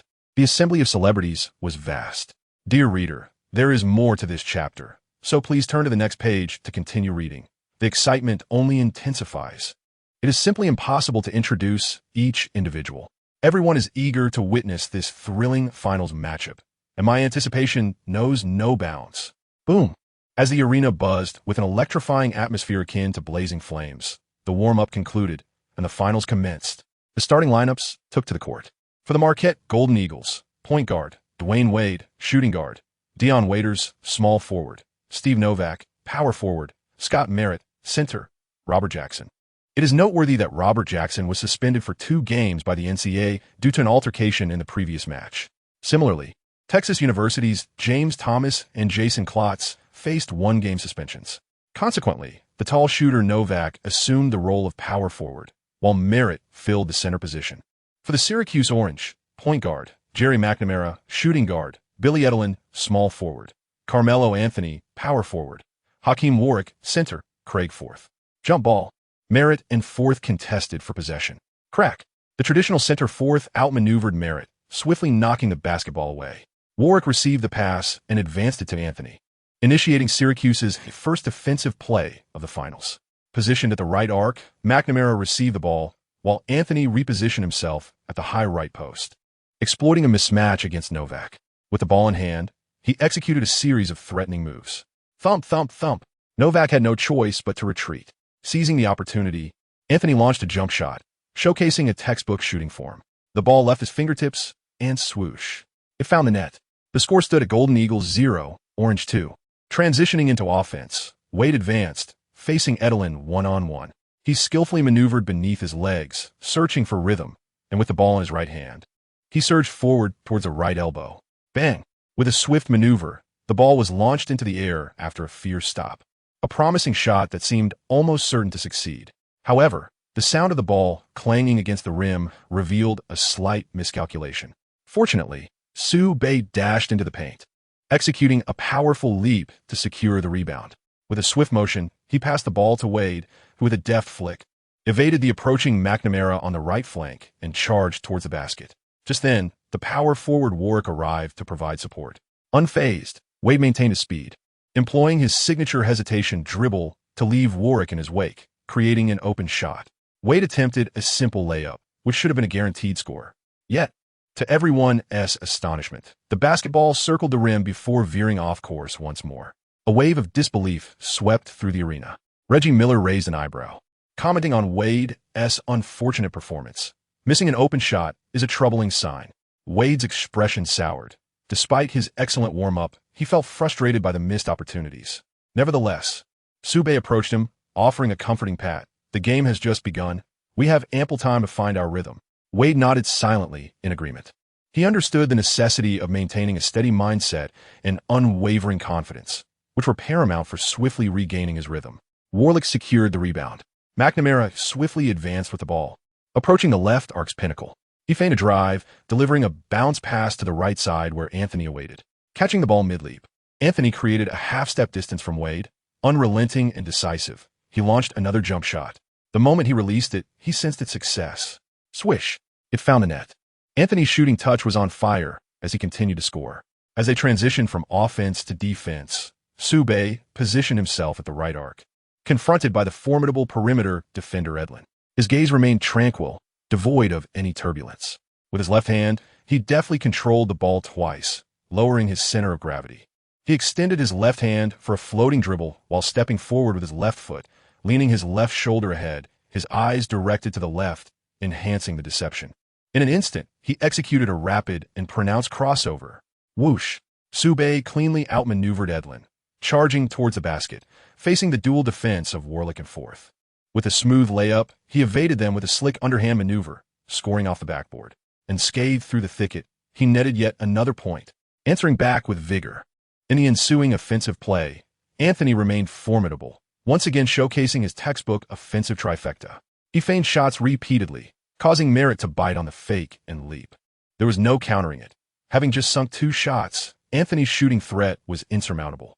Whoosh! He drove the ball downwards, barreling toward the basket, executing a powerful 2-handed slam dunk. In the following possession, Anthony again capitalized on his shooting threat, controlling the rhythm as he accelerated past the small defender, Baton, leaving Dinah in his wake, charging towards the hoop. However, as Merritt moved in for a block, Anthony executed a silky spin, shaking him off effortlessly for a layup. Indeed, his repertoire of scoring methods was vast. The jump shot from a triple threat position, the catch-and-shoot jumper, the explosive dunk, or the graceful layup, among others. This chapter is far from over. Please turn to the next page to continue reading. Anthony possesses an abundance of scoring techniques. He is renowned in the NBA as an offensive kaleidoscope, yet he had already demonstrated his diverse scoring abilities during his collegiate years. Unstoppable, Anthony cleverly evaded Sue Bay, as the remaining Marquette players were utterly incapable of containing his offensive prowess, including Wade. Fortunately, Sube's capabilities remained intact. He has consistently responded to Anthony. The matchup between Sue Bay and Anthony features two small forwards entering a showcase of talent and skill. However, the score gap gradually widens. Why is that? It is due to the disparity among role players. On the Syracuse University side, the team's exceptional three-point shooter, Jerry McNamara, is in fine form. Swish, swish. He adeptly capitalizes on excellent shooting opportunities from beyond the arc, particularly when Anthony is double-teamed and passes the ball out. McNamara hits the crucial three-pointer. That is splendid. In contrast, the core issue for Marquette University lies with Wade. His performance tonight is truly dismal. His touch is exceptionally cold. Despite his attempts to aggressively attack the rim, he fails to score. Following the double team, Sue Bay's pass for a shot also misses the mark. McNamara is a player several tiers below Wade, if not more. He is capable of making shots, while Wade is not. The contrast is stark and immediately apparent. Sue Bay, on the other hand, can aggressively drive towards the basket, significantly increasing the likelihood of drawing a foul and standing at the free throw line. However, sharing the ball to provide teammates with better scoring opportunities is undoubtedly a more advantageous offensive strategy, especially at the onset of the match. Yet, if one continues to miss shots, it not only results in a lack of points, but also squanders a valuable offensive opportunity. The opponents seize the moment, and the points difference quickly escalates, potentially reaching a 4-point gap in no time. Additionally, Robert Jackson's suspension diminishes Marquette University's defensive prowess in the paint, rendering it inferior to that of Syracuse University. Crucially, Sue Bay's shooting touch at the beginning of the game was not particularly sharp. His talent pales in comparison to Anthony's, even slightly diminished. A multitude of factors converged, leading to a widening gap in the score. Merely 8 minutes into the match, the disparity had escalated to an astonishing 15 points. Clang, swish.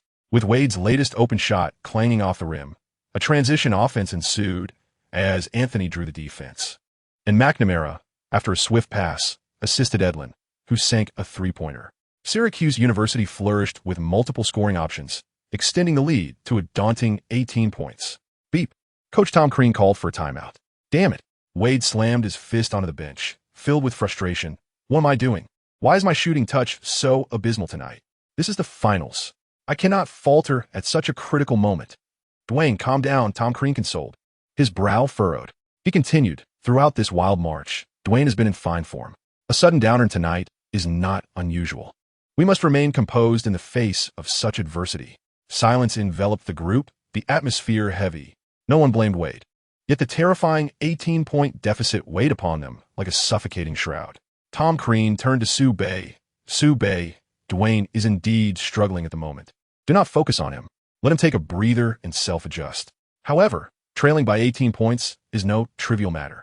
The team needs you to step up and contribute more points. Not just any points, but assertive ones. We must apply pressure on both ends of the court to shift the momentum. Understood.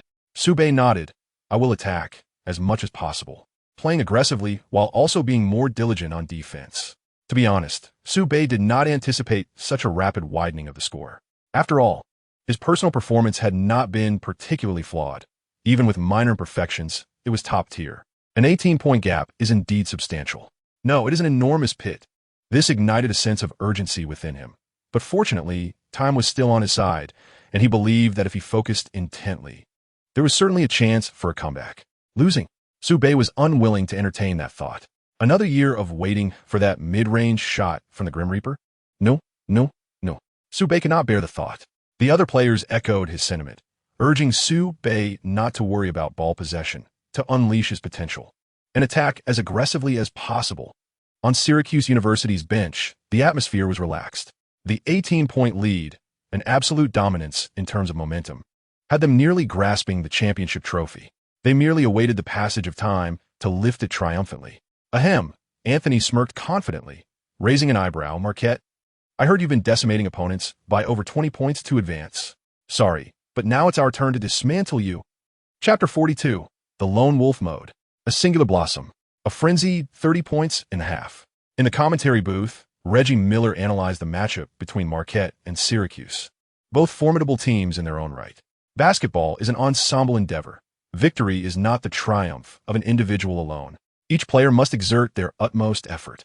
Marquette University has journeyed through the tournament with a series of resounding victories, often winning by margins exceeding 20 points. Among them, Sube has shown the brightest, emerging as the pivotal contributor to their success. However, Dwyane Wade's role is equally significant, as he is a crucial element in the team's large margin victories. Alas, he is currently experiencing a shooting slump, which undoubtedly affects the team's performance, and the impact is considerable. After all, failing to score is far more detrimental than merely not attempting to score. Moreover, Robert Jackson's suspension adds another layer of complexity to the situation. He is the cornerstone of the team's interior defense. With his presence, not only can Marquette benefit from a more formidable defensive front, but they can also secure rebounds to the best of their ability. Currently, Dwyane is experiencing a shooting slump, and Robert is suspended. This duo's absence is a severe blow to the team's overall performance. Of course, the collective display of Syracuse University, especially Cameron's contribution, has exceeded all expectations. The multifaceted Orange team is indeed formidable in their offensive onslaught. These factors have culminated in Marquette trailing by as much as 18 points. Indeed, Barkley nodded in agreement, adding, 18 points is quite substantial. If it were a typical team, I would say the game is over. The championship belongs to Syracuse University. With Cameron Anthony being the most outstanding player, everything seems predetermined. However, Marquette has Sube, who offers a perfect solution that transcends all answers. Thus, the outcome remains uncertain. I believe that if Sube takes it upon himself to lead the team to victory, maintaining focus on both ends of the court, and giving his all in offense and defense, the outcome would still hang in the balance. Oh, Reggie Miller raised an eyebrow, teasingly remarking, "When did you become such a believer in a player from Dragon Country? I recall you thought Yao Ming was a bust." Barkley shot back, "Let us not open old wounds. If you keep quiet, no one will mistake you for mute." Ignoring Miller's banter, Barkley chuckled, "The game is about to resume. Dear viewers, it is certainly not over yet. There is still suspense ahead. Let us eagerly await the moment of Sube's brilliance." Meanwhile, across the ocean, one might wonder what is going on. Is Wade really this underwhelming? What are the players of Marquette doing? Are they truly relying solely on Sube? Sube is impressive, yet it is undeniably challenging. One cannot expect him to single-handedly confront the entirety of Syracuse University. Indeed, Anthony is one of the elite, on par with the likes of LeBron James. For Sube to hold his own against him is already remarkable. Can we truly expect him to take on 5 opponents? Let us be realistic. It is disheartening to see Sube performing so well, scoring so much, yet the team finds itself trailing by such a significant margin. 18 points, what a distressing gap. Regardless of the game's outcome, I am undoubtedly a fan of Sube. Go, Sube. You are the best. Fans from every household are glued to their screens, eagerly anticipating Sube's spectacular comeback. In the studio of CCTV's 5th channel, Sue Kuhn furrowed her brow, remarking, "The game has only been underway for 8 minutes, and the deficit has already reached 18 points. This is truly unexpected. The situation has shifted too rapidly. The pressure on Marquette is considerable." Zhang, the coach, appeared remarkably at ease. An 18-point deficit is indeed substantial, yet I have unwavering faith in Sube's leadership abilities. Moreover, we have yet to witness Sube perform in adverse conditions or showcase his full potential. Tonight shall provide us with that opportunity. Su Kun remarked, "Coach Zhang, you possess quite the confidence. This is the NCAA championship final. A loss would mean forfeiting the title. It feels almost like a game. Indeed, under normal circumstances, Marquette would prefer not to be trailing by such a margin. However, given the current situation, all hopes must now rest upon Sube, and Coach Zhang has placed his complete trust in him." The timeout concluded and the match resumed. Wade remained on the court, yet as he adjusted his strategy, his first step was to minimize his attempts, allowing Sube more opportunities to attack. With determination, Sube seized the ball and advanced to the right arc, directly facing off against Carmelo Anthony. His dribbling was as swift as a butterfly flitting through flowers, reading the defense with precision. Suddenly, he accelerated, like a bolt of lightning. He maneuvered past Anthony in just a few strides, charging towards the basket, while Warwick's help defense arrived a moment too late. In a mere half-second, Sube soared into the air, a celestial warrior descending, delivering a powerful strike. Boom! He soared over Warwick's outstretched arm, slamming the basketball into the hoop, executing a sensational dunk over his opponent. Transitioning into offense, McNamara pushed the ball past half-court, employing a cross-step dribble to evade Dinar's attempted steal, and arrive at the left wing. He was just about to seek out Anthony when, in a sudden flash, Sube appeared before him, intent on teaming up with Dina to execute a double team and forcefully intercept the ball. McNamara remained utterly unperturbed, his gaze sweeping across the court as he launched a high pass, aiming to find the shooter positioned at the opposite corner. This chapter has not yet concluded. Please turn to the next page to continue reading. The next moment, his pupils dilated. In an instant, Sube leaped into the air like a shooting star piercing through the sky, effortlessly intercepting McNamara's pass and snatching it away. What kind of leap was that? McNamara was utterly dumbfounded. Whoosh!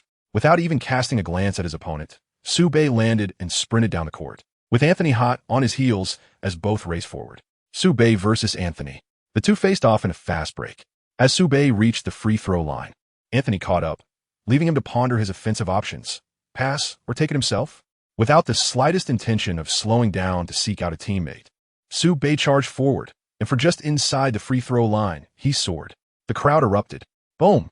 Under the long reach of Anthony, he unleashed a powerful slam dunk, sending the basketball crashing through the hoop. The rim seemed to weep. The fans roared in jubilation. In this swift counterattack, Sube disregarded Anthony's defense and executed a thunderous dunk, showcasing his extraordinary talent to perfection. Come on! Sube scored 4 consecutive points, narrowing the gap from 18 to 14. Cameron pushed the ball forward, seeking out Novak, accelerating, battling through the defense, and seamlessly executing a turnaround to evade his opponent. A precise half-hook shot, and it's in. Cameron responded to Sube's prowess with a fierce attack, seemingly declaring that the championship belonged to him. Wow! Sube's counterattack was rapid and fierce, like a whirlwind charging down the court. With continuous changes of direction, he weaved past 3 defenders, penetrating deep into enemy territory. With his right hand, he lifted the ball for a layup, switching hands mid-air to evade, then using his left hand to bank it off the glass, scoring with ease. Sube had bypassed 4 defenders and scored. How smooth was that? Barkley exclaimed passionately amidst flying saliva. Crossover. Sube executed his signature AI-style maneuver, leaving Edlin completely bewildered, and then launched a mid-range shot. It was good. Sube scored 8 points in a row, creating an 8-2 run on his own, closing the gap to 12 points. Is he entering lone wolf mode, determined to shine alone and single-handedly lead the team to a comeback? Oh my God! Once again, it was Sube launching himself into the air, skillfully maneuvering through defenders with a challenging layup. Though he missed, he drew a foul and stood at the free throw line, sinking both shots and bringing his team within 10 points. This was crucial. He scored 10 consecutive points, amassing a total of 22 points in the first half. With 6 minutes remaining, is he truly on pace to achieve 30 points by halftime? Chapter 43, Ruthless Double Team. Iverson drives. The relentless monster. Beep. The deficit has dwindled to 10 points. Syracuse University's head coach, Jim Boeheim, calls for a timeout. As the timeout concludes, he substituted the 4 starters, Anthony, Edlin, Foss, and Warwick, allowing them a moment of respite. They had already played for 14 consecutive minutes in the first half, surpassing their limits, and needed to rest for recovery. The starting point guard, McNamara, was performing adequately. Jim Boeheim decided to let him play for an additional 2 minutes before taking a break. The same was true for Marquette University. Even though the team was still trailing by 10 points, Coach Tom Crean intended to substitute all the starters, allowing them to rest and adjust. Only with sufficient stamina could they hope to close the gap. However, Sube insisted on remaining on the court, proclaiming, "Coach, I do not feel fatigued at all right now. The team still lagged behind by 10 points. I must stay on the court to score." Sube, you have already played for 14 minutes. Are you truly not tired? Coach Tom Crean expressed his concern. Yet, he observed that Sube seemed to be in good form, perspiration minimal, and his breathing steady. "I am fine," Sube replied earnestly. "Very well." Coach Crean relented, cautioning, "I understand your desire to assist the team in scoring and your ambition to win. However, do not push yourself too hard. Playing while overly fatigued not only diminishes efficiency, but also heightens the risk of injury. This could be counterproductive. The team will need you for the final showdown. So please exercise caution. Rest assured, coach. Sube nodded emphatically. I know my limits. I would never jeopardize my health or the team's victory. Consequently, upon the resumption of play, Sube returned to the court, now facing only McNamara as his opponent. Was this solitary guard not a splendid gift from nature? Whoosh! With sheer speed, Sube barreled past McNamara, driving to the basket and launching a jump shot over him. Swish! Following that, utilizing pure strength, he powered into the paint, forcefully colliding with his opponent before releasing a high bank shot. Again, swish. Transitioning to offense. Sube waited for McNamara to find a favorable position before he unexpectedly closed in on him as he attempted a three-pointer. Bam! A colossal block sent McNamara reeling. Without pausing, Sube dashed out to save the ball before it went out of bounds, quickly initiating a fast break. Beep! The whistle sounded. A disoriented McNamara wrapped his arms around Sube from behind, committing a tactical foul to impede his fast break, thus sending him to the free throw line. Swish! The first free throw was successful. Clang! The second free throw missed. Holy cow! Reggie Miller exclaimed, clutching his head. Sube has already scored 27 points with 3 minutes and 34 seconds remaining in a half. He is bound to reach 30 points. Crucially, he then scored 5 consecutive points, helping the team narrow the deficit to just 5 points in a span of just under 9 minutes. The team from northern Jiangsu remarkably closed the gap from 18 points to 5, a feat that is truly astonishing. Reggie Miller was utterly exhilarated, his speech rapid and fervent as he provided a passionate commentary. The possession now belongs to Syracuse University. They have decided not to start him, opting to continue the matchup between McNamara and Sube. The point difference may narrow further. Let us observe this offensive play. McNamara skillfully utilizes screens to evade Sube's defense, feigning a shot, deceiving the defender, and charging towards the basket. He executes a delicate floater near the rim, one of the fundamental offensive maneuvers for guards. Well done. It finds a mark. This basket serves as a crucial moment for the team, extending the lead back to 7 points. The possession shifts. Sube pushes forward. How will he attack this time? Whoa. At the top of the arc on the right side, he launches a three-pointer directly. Sube does not often shoot from beyond the arc, but once his rhythm is established, it seems he has indeed made this three-pointer with perfect precision. He has already scored 30 points. My goodness, there's still 3 minutes left in the first half. Is Sube on a trajectory towards 40 points? It is utterly astonishing. I can scarcely fathom it further.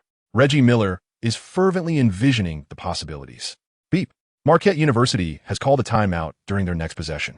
Coach Tom Crean has done this, interrupting Sube's scorching rhythm and substituting him out for a breather at such a crucial moment. Is he a fool? Certainly not. This timeout was called by the individual from Sube himself. He has reached the limits of his physical endurance and requires a moment of respite. Even with the extraordinary stamina akin to that of Iverson, after playing for 17 consecutive minutes, a brief intermission is essential. Furthermore, the final showdown still necessitates his presence. He must not exhaust his energy too much in the first half, nor allow himself to reach a state of depletion, lest it truly backfire. Sube dolk abrete. Even during his rest, he showcased an extraordinary performance, scoring 30 points in a single half, aiding his team in narrowing the gap from staggering 18 points to just 4. This left Syracuse University in a state of dismay. Although they still trailed, the momentum had undeniably shifted. As the first half concluded, the Golden Eagles trailed the Orange by a score of 48-54, thanks to a more solid bench lineup. Syracuse University ultimately led by a margin of 6 points at halftime. While 6 points is not insignificant, it remained within a manageable range. In the stands, Parker glanced at the data panel. 30 points, 5 rebounds, 2 assists for steals, and 5 blocks. What devilish statistics are these? And this is merely the first half. How did Sube achieve this? It is truly remarkable. Jin Billy's eyes widened in astonishment. Sube is extraordinary. I believe he could exhibit astonishing dominance even on the NBA stage. In the NCAA championship, he delivered a decisive blow to any adversary. This is precisely why he performed so exceptionally well. Indeed, Duncan also nodded in agreement. When Sube is earnest, he excels in both offense and defense to an extraordinary degree. This is crucial. He appears to possess astonishing physical prowess, enabling him to dominate the court continuously. This is reminiscent of Allen Iverson. At a height of 201 centimeters, Sube truly embodies the perfect dancer, wreaking havoc during March Madness. "Ha!" Iverson exclaims with excitement. This is unequivocally a solitary endeavor, a personal showcase by Sube. 18 points. Is that a lot? Sube does not share that sentiment. Unbelievable. Manager Billy King shakes his head in disbelief, cradling it in his hands. Sube's strength has surpassed my comprehension and imagination.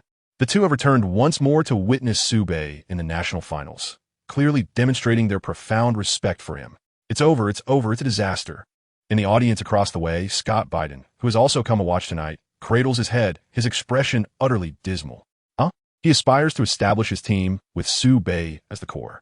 Observing Sube's exceptional performance, he should feel elated, yet he appears rather discontented. Indeed, he is unhappy, unable to feel even a modicum of joy. Sube's prowess signifies the emergence of new competitors, and the number of underperforming teams continues to rise.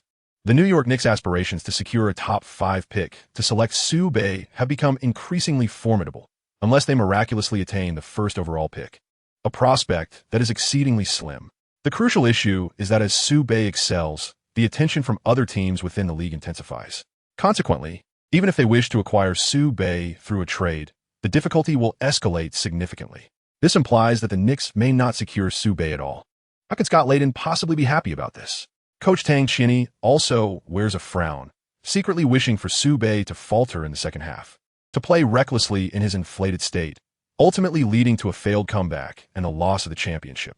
He hopes Sube will be labeled as overconfident and arrogant, causing everyone to lose their admiration for him. In such a case, our chances of acquiring him would greatly increase. Yes. Scott Layden nods vigorously in agreement. Sube, what have I done to deserve such curses from you two old fellows? During halftime, Sube's remarkable performance ignited a spark of hope for a comeback, revitalizing the previously despondent atmosphere in the locker room. Come on. Coach Tom Kleinschmidt's face flushed with excitement. It was splendid. Sube was playing extraordinarily well. With a 6-point deficit, the momentum of the comeback was palpable. At this pace, we will surely recover the score in the second half, achieve a magnificent turnaround, and ultimately lift the championship trophy. Fellow teammates, do we have confidence? Oh, the players were filled with fighting spirit. On the other hand, at Syracuse University, Sube's exceptional play left them bewildered, as the gap narrowed from 18 points to a mere 6. Just 2 3-point possessions could close the gap significantly. Everyone sensed the looming threat. Even though they still held the lead, an air of unease settled among them, especially in light of Sube's explosive performance. Each player felt inexplicably anxious. Team, let us all remain composed. Victory is still within our grasp. Coach Jim Boeheim confidently addressed the team, asserting that, first and foremost, we are still in the lead. An undeniable fact. Secondly, while it appears that Sube has entered a frenzy, he is unwittingly depleting his own stamina. He has played for 17 minutes in the first half, which is a considerable exertion. This suggests that his performance will inevitably decline in the second half. Building on this, we shall implement a strategy to double-team him, further exhausting his energy. I'm certain that his stamina will soon be depleted. He continued to play on the court. Despite a decline in efficiency, when he took a break, his teammates were unable to step up. Regardless of the circumstances, the outcome was inevitable. We dominated Marquette, widening the score gap and securing victory. This was a foregone conclusion. Indeed, Edlin raised his arm and exclaimed, "Coach, I'll take on Sube in the second half. I will chase him until he is breathless and can hardly move." Excellent. Jim Boeheim responded with satisfaction. Billy Edlin will lead the defense, aiming to exhaust Sube as much as possible. Valiant continued, emphasizing relentless double-teaming. He would ultimately wear him down. Marquette University would crumble into disarray. A chorus of agreement arose among the players. Under the coach's inspiring words, everyone was ignited with fervor, determined to claim the championship title. 15 minutes later, the halftime break concluded. As the second half commenced, the game resumed. The chapter is not over. Please click the next page to continue reading. According to the rules of alternating possession, the first attack of the second half would belong to Marquette University. Bang, bang, bang. Sube advanced with the ball, determined to maintain control of the offensive tempo in the second half. Step. As Edlin arrived at the apex, he lunged forward like a rabid dog, imposing an exponentially intensified defensive pressure. However, when faced with a solitary opponent, no matter how aggressive the defense, Sube could navigate past him as effortlessly as crossing a quiet street in the early morning. Yet, just as Sube intended to take on Edlin one-on-one, Warwick charged in with ferocity. A double team ensued.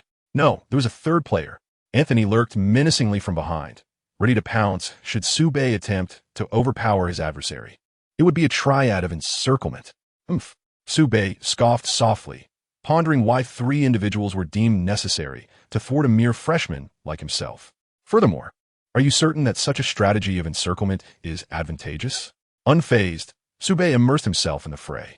He accelerated with a deft change of hands, deftly evading Edlin on the right wing, followed by a seamless pivot to sidestep Warwick before he could collide. As anticipated, Anthony swiftly closed in, ensuring he remained closely guarded. Just a fleeting moment of laxity allowed Edlin and Warwick to recover, and in an instant, the 3 converged upon him. Well done, you 3. Sube shook his head. Amidst the trio, he passed the basketball out while simultaneously bellowing, "Dwyane." With a sharp clap, Wade received the ball, launching a jump shot from an open position. Arms extended. Surely after a half-court adjustment, he must be warming up, right? Clang. Yet it missed again. Damn. Wade was exasperated. What in the world? Sube shared his frustration, but there was no time for further complaints as he hurriedly dashed back towards the basket, intent on a ferocious defensive rebound. He seized a rebound above Fox's head and flung it away. Bring it on.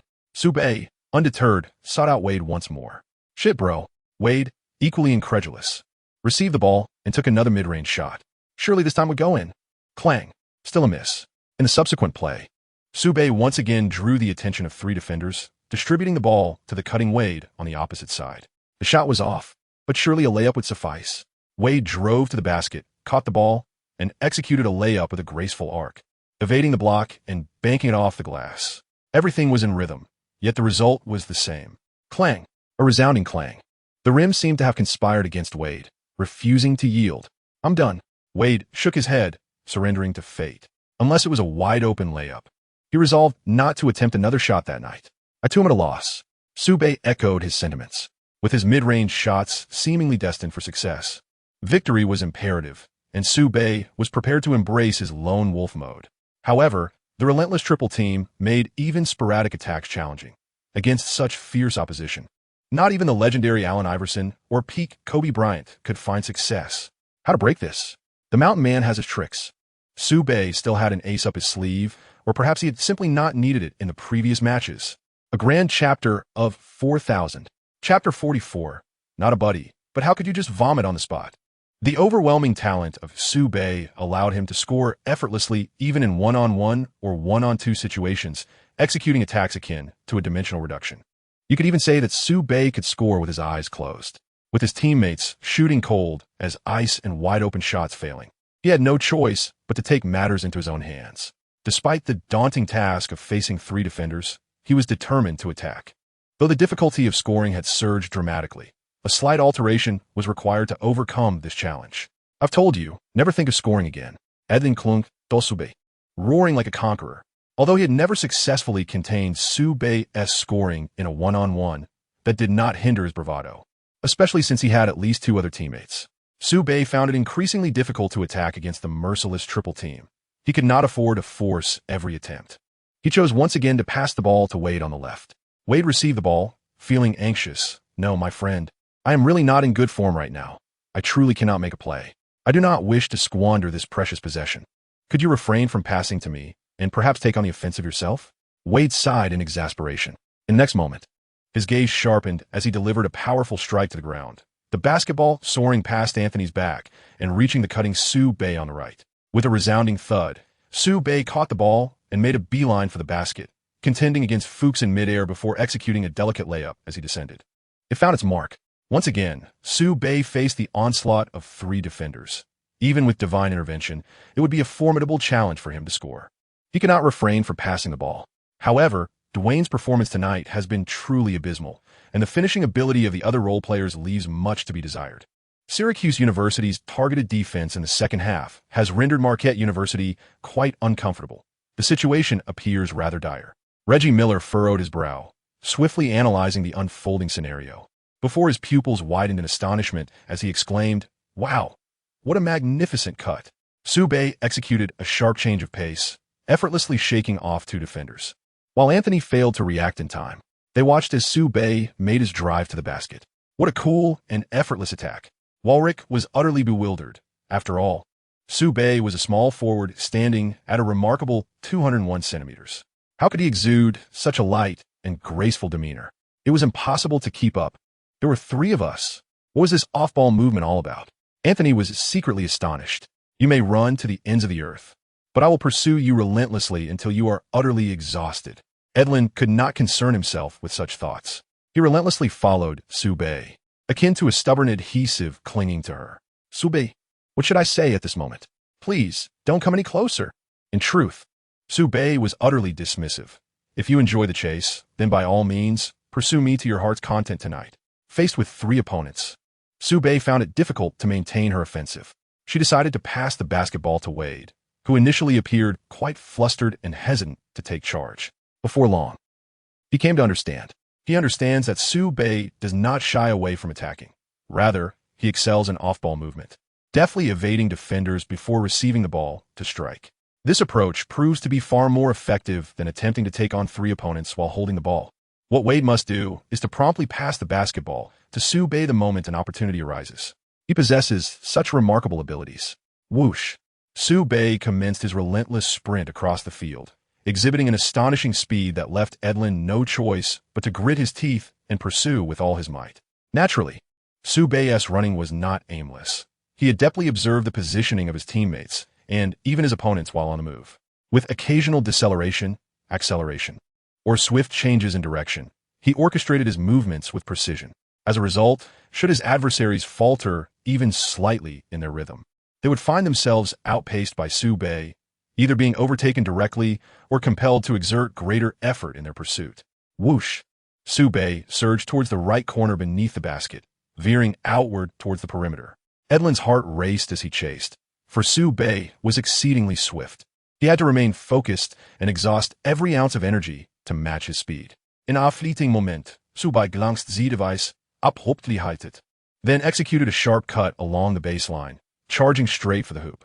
It was a cunning maneuver. Edlin's eyes widened in shock as he gritted his teeth and hurriedly attempted to retrace his steps, barely having time to think or survey the situation. Bang! He dove headfirst into his teammate Warwick, not only halting his own momentum, but also hindering Ward's pursuit of Sue. Of course, even without the delay, he would have been unable to catch up. Sue! Wade roared as he executed a high lob, directing the basketball towards the rim, near Sue's position. A magnificent pass. Sue slightly leaped, propelling himself off the ground with grace. His elongated arms seemed to reach for the stars. In the next instant, boom, a thunderous alley-oop slam dunk. The transition from offense to defense was swift. In a one-on-one confrontation, Sue was quick-witted and agile, snatching the basketball from Carmelo Anthony, who was controlling the tempo. Fast break. Edlin and Anthony pursued Sue with fervor, both charging into the paint. Sue, he skillfully dribbled the basketball, facing intense defensive pressure from two opponents, one on either side. With determination, he surged towards the hoop, but alas, the shot went awry with a resounding clang. Nevertheless, it mattered not. Sue leapt again, seizing the opportunity to retrieve his own rebound, and with unwavering resolve, he executed another shot, successfully scoring. This chapter is not yet concluded. Do proceed to the next page to indulge in the subsequent thrilling content. Even a two-on-one situation could not thwart him. Do you not know how to play? Constantly besieged by relentless double-teaming, Sue, emboldened by a successful counterattack, unleashed a torrent of trash talk towards Anthony and Edlin. TCH. Annoyed, the two exchanged glances but remained silent.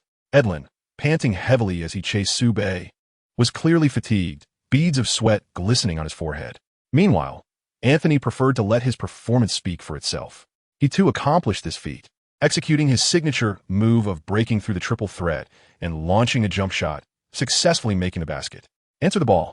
With Kakamiai on offense and myself, Sue, on defense. You shall not score tonight. Edlin, during the off-ball phase, clung tightly to Sue, panting heavily, roaring each word with fervor. Sue, he glanced down at Edlin, who was nearly resting against him, with a hint of exasperation. Buddy, what's with the heavy breathing? If I didn't know any better, I'd assume you were engaged in something rather exhilarating. You should take a break. Otherwise, just head back to the locker room for a wash and a nap. You're talking nonsense.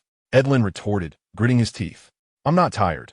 I will undoubtedly fulfill the defensive tasks assigned by the coach. I will lock you down. Oh.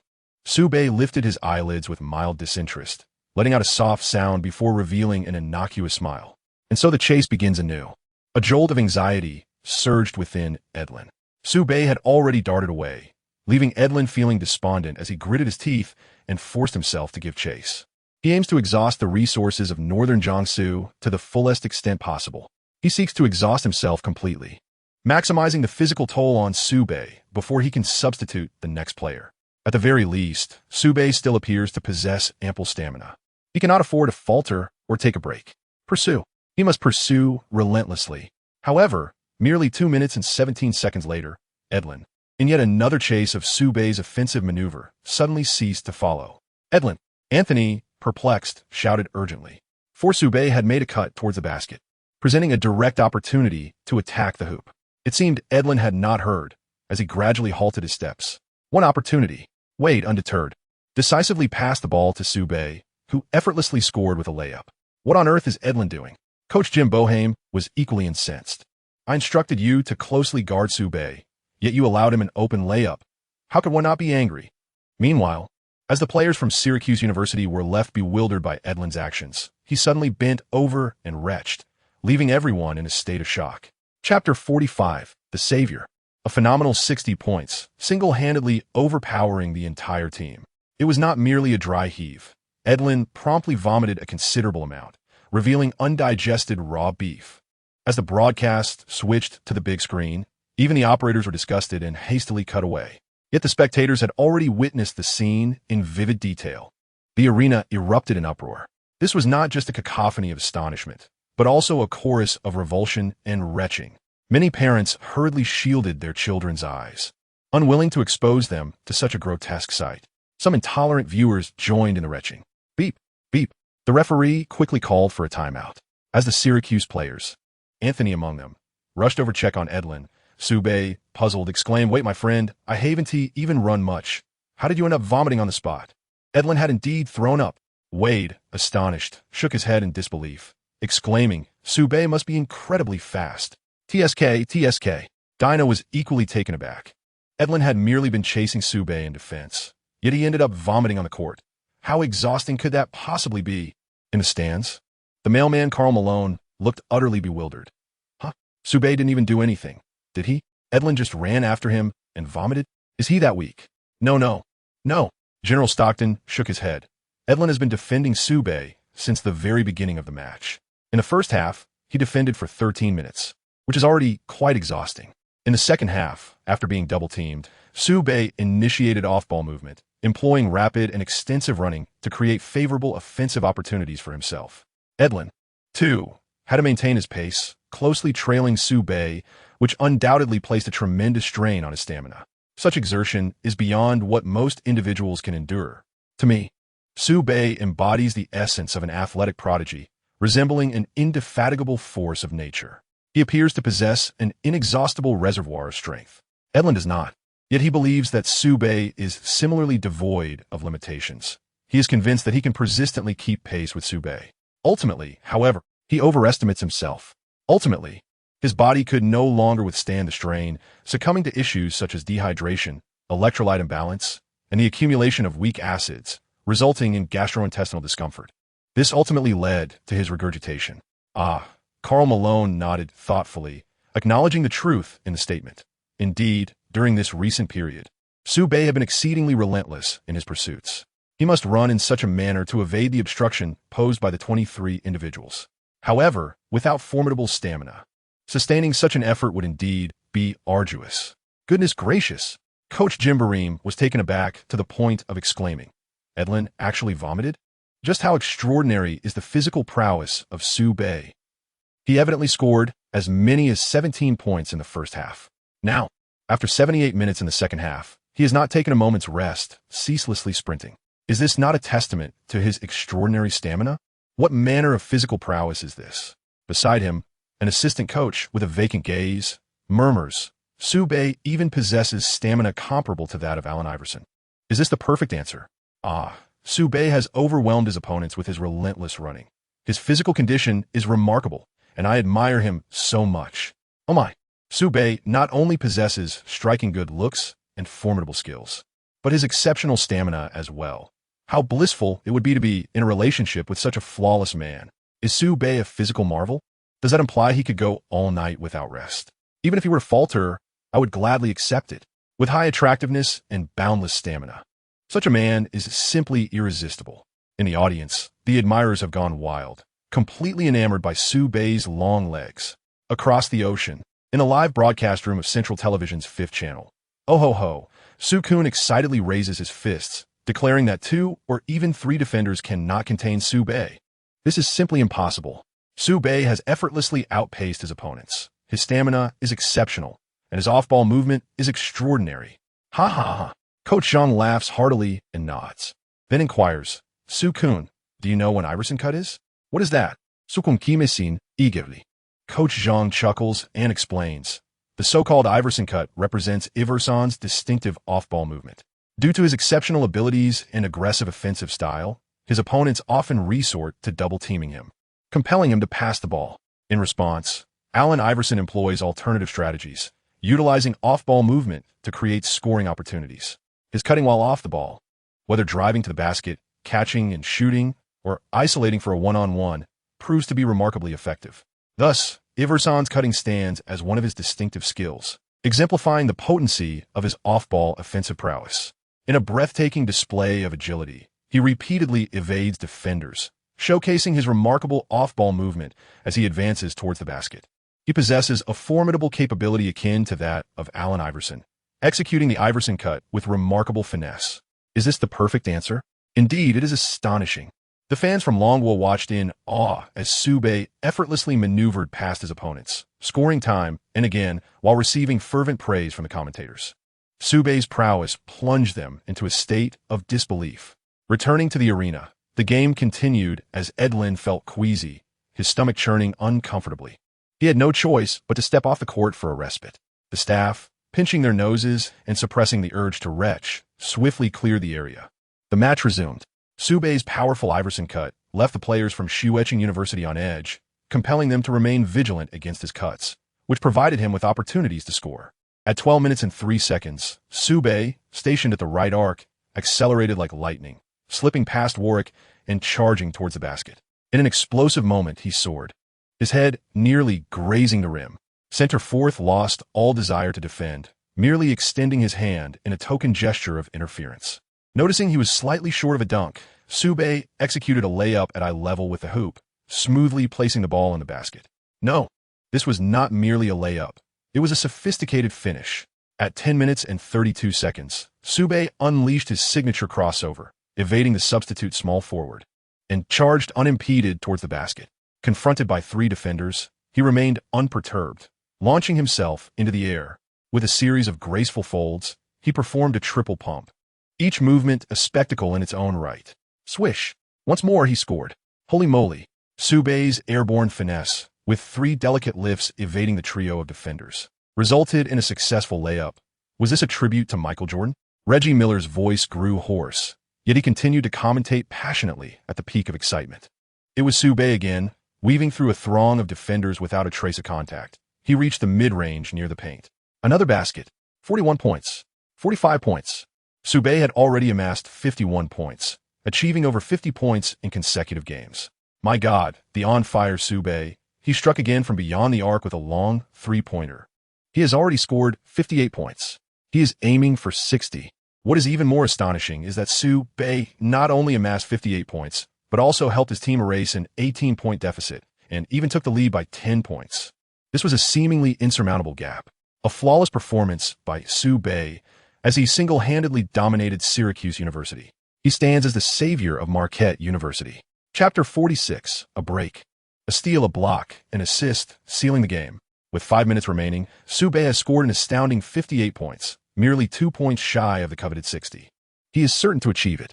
Yet, Sube is indifferent to his individual score. His sole desire is to swiftly conclude the contest, clinch the championship, and achieve a mid-range jumper worthy of the Grim Reaper. That is the crux of the matter. As for Snow City University, they have plummeted from an 18-point lead to a 10-point deficit, with teammates even succumbing to nausea from the pressure. This dramatic turn of events can be attributed solely to Sue, an inexperienced freshman. Their frustration is palpable. The entire team of Snow City University is seething with anger. They still aspire to achieve victory. They have become utterly frantic, intensifying their efforts to encircle Sue, resolutely preventing him from scoring once more. If 2 individuals are insufficient, then let be 3. If 3 prove inadequate, then let it escalate to 4 or even 5. They are determined to thwart Sue at all costs. However, if Sue is effectively contained, it inevitably translates to his teammates being granted vast open spaces, presenting them with ample scoring opportunities. Are they unable to launch an attack? It is impossible for them to be unable to score throughout the entire match. Is Wade's shooting touch truly so cold?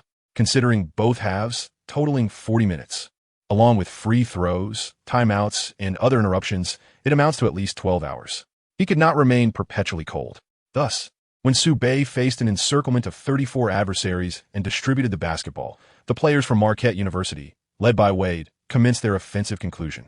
After all, they're the 3rd seeds from the Central Western region, so how could they possibly lack any semblance of strength? Consequently, even if Sue is restricted, and despite the commendable performances of players like Anthony and McNamara from Syracuse University, the offensive capabilities can still match up. Yet, time continues to slip away, and a 10-point deficit looms like a mountain, suffocating the entire Syracuse team. As teammates begin to shine, Syracuse's focus on Sue will inevitably wane. Suddenly, Sue materializes like a specter behind Warwick at the high right position, deftly knocking the basketball from his grasp. He charges down the court with unstoppable momentum, catching the Syracuse players off guard, and instead of a simple layup, Sue delivers an electrifying folded-back dunk that shatters Syracuse's resolve. "Come on," Reggie Miller exclaims, as Sue, after a brief moment of immersion, finally scores 2 points, bringing his tally to an astonishing 60. He has become the 2nd player in NCAA tournament history to score 60 points. The lead has widened to 12 points. Furthermore, I must share an astonishing occurrence that may unfold. Sue has just recorded a steal, bringing his remarkable total of steals tonight to an astounding 9. This evening, he astonishingly amassed 60 points, 11 rebounds for assists, 9 steals, and 9 blocks. Yes, you heard correctly. The statistics are indeed outrageous. The perfect answer, Sue fell just short of achieving the terrifying quadruple-double, needing only 1 more steal and 1 more block. My goodness, not to mention a quadruple-double. Even a triple-double surpassing 60 points has never been recorded in the history of the NCAA tournament. This is unequivocally a monumental achievement. I am eager to witness this extraordinary miracle. But first, let us observe Syracuse University's offensive play. Carmelo Anthony skillfully maneuvers around Sue, confronting Dwyane's defense, as he deftly shifts and penetrates into the low post. With a feigned shot, he pivots and fakes again before taking a direct shot. Wow! Carmelo continues to deceive with his impeccable footwork, shaking off Dwyane to execute a mid-range jumper. Swish! At this crucial moment, we must rely on Carmelo. He has once again narrowed the deficit to 10 points, rekindling hope for Syracuse University. Dwyane's attempt at the basket fails, leaving Syracuse with an opportunity to reduce the gap to within 10 points as they continue to pass the ball to Carmelo Anthony. He drives toward the basket, drawing the defense in, confronting the challenge head-on. Is he really attempting to force his way through the trio of defenders? Among them is even Sue. Is Cameron about to take control of the game? No, this is far too difficult. He simply cannot penetrate. Ultimately, he passes the ball. The opportunity is splendid. McNamara stands open for a 3-point shot from the perimeter. This is an exceptional chance. Why does he refrain from voting? Is it because the situation in northern Jiangsu has improved? Even if it has, he should still possess ample opportunity to make his move. He is not abstaining from voting. He is apprehensive of the defense put forth by Sue, which renders him hesitant to take a shot. Observe, McNamara's demeanor is fraught with anxiety. His steps are disordered. In the face of Sue's suffocating defense, he has completely lost his composure. He resembled a marionette with severed strings, utterly vulnerable. Whoa! Sue effortlessly executed a steal from him, launching a swift counterattack. Boom! A thunderous windmill dunk. Sue secured another 2 points, bringing his total to an astonishing 62 points alongside 10 steals. He is now merely 1 block away from achieving a quadruple-double with over 60 points. My goodness, this is absolutely insane. Reggie Miller's voice has already grown hoarse, and, at this rate, he may not be able to speak tomorrow. But that is of little concern. He is utterly unconcerned, having completely immersed himself in the frenzied spectacle of the Sue Bay performance. What am I doing? McNamara was bewildered. Anthony's expression darkened. That rascal Sue Bay is exerting too much pressure on our defense. I cannot allow him to continue dominating the game. This chapter is not yet concluded. Please turn to the next page to continue reading. He decisively seized the ball once more, confronting the defense of Sue Bay without any intention of circumventing it. This was a pivotal moment. He needs to score decisively on the head of the opponent from Northern Jiangsu to temper the fervor of Marquette University, thereby creating an opportunity for a turnaround. At the right arc's apex, Anthony confronted Northern Jiangsu, feigning a three-point threat thrice, subtly shifting the focus of Northern Jiangsu. Whoosh! He decisively played the ball, leaving Sue Bay behind. However, Sue Bay's perfect response, characterized by pure speed and explosive talent, was no less formidable than Anthony's, and perhaps even superior. In that fleeting moment, he was outmaneuvered. In the next moment, he surged forward once more. Bang! Anthony remained remarkably composed, utilizing his left elbow to engage in a fierce confrontation as Sue Bay closed in, pushing him away by a full body length. Whoosh! With great decisiveness, Anthony released a jump shot. He aimed to score with his most proficient mid-range shot, seeking to inflict a severe blow to the morale of Marquette University. The idea was commendable. However, underestimating the formidable defensive reach of the opponent was a grave miscalculation. With a powerful leap, Sue Bay soared into the air, his elongated arms and large hands outstretched, just as the basketball was released from Anthony's grasp. With a resounding slap, he emphatically blocked the shot. In that critical moment, Sue Bay decisively thwarted Anthony's attempt. What? Anthony was left astonished. He had no time to ponder, leaping urgently to safeguard the rebound. Yet Sue Bay offered him no chance. With a swift second jump, Sue Bay secured the rebound, and without a moment's pause, unleashed a lightning-fast long pass that pierced through the air, finding Wade sprinting down the court.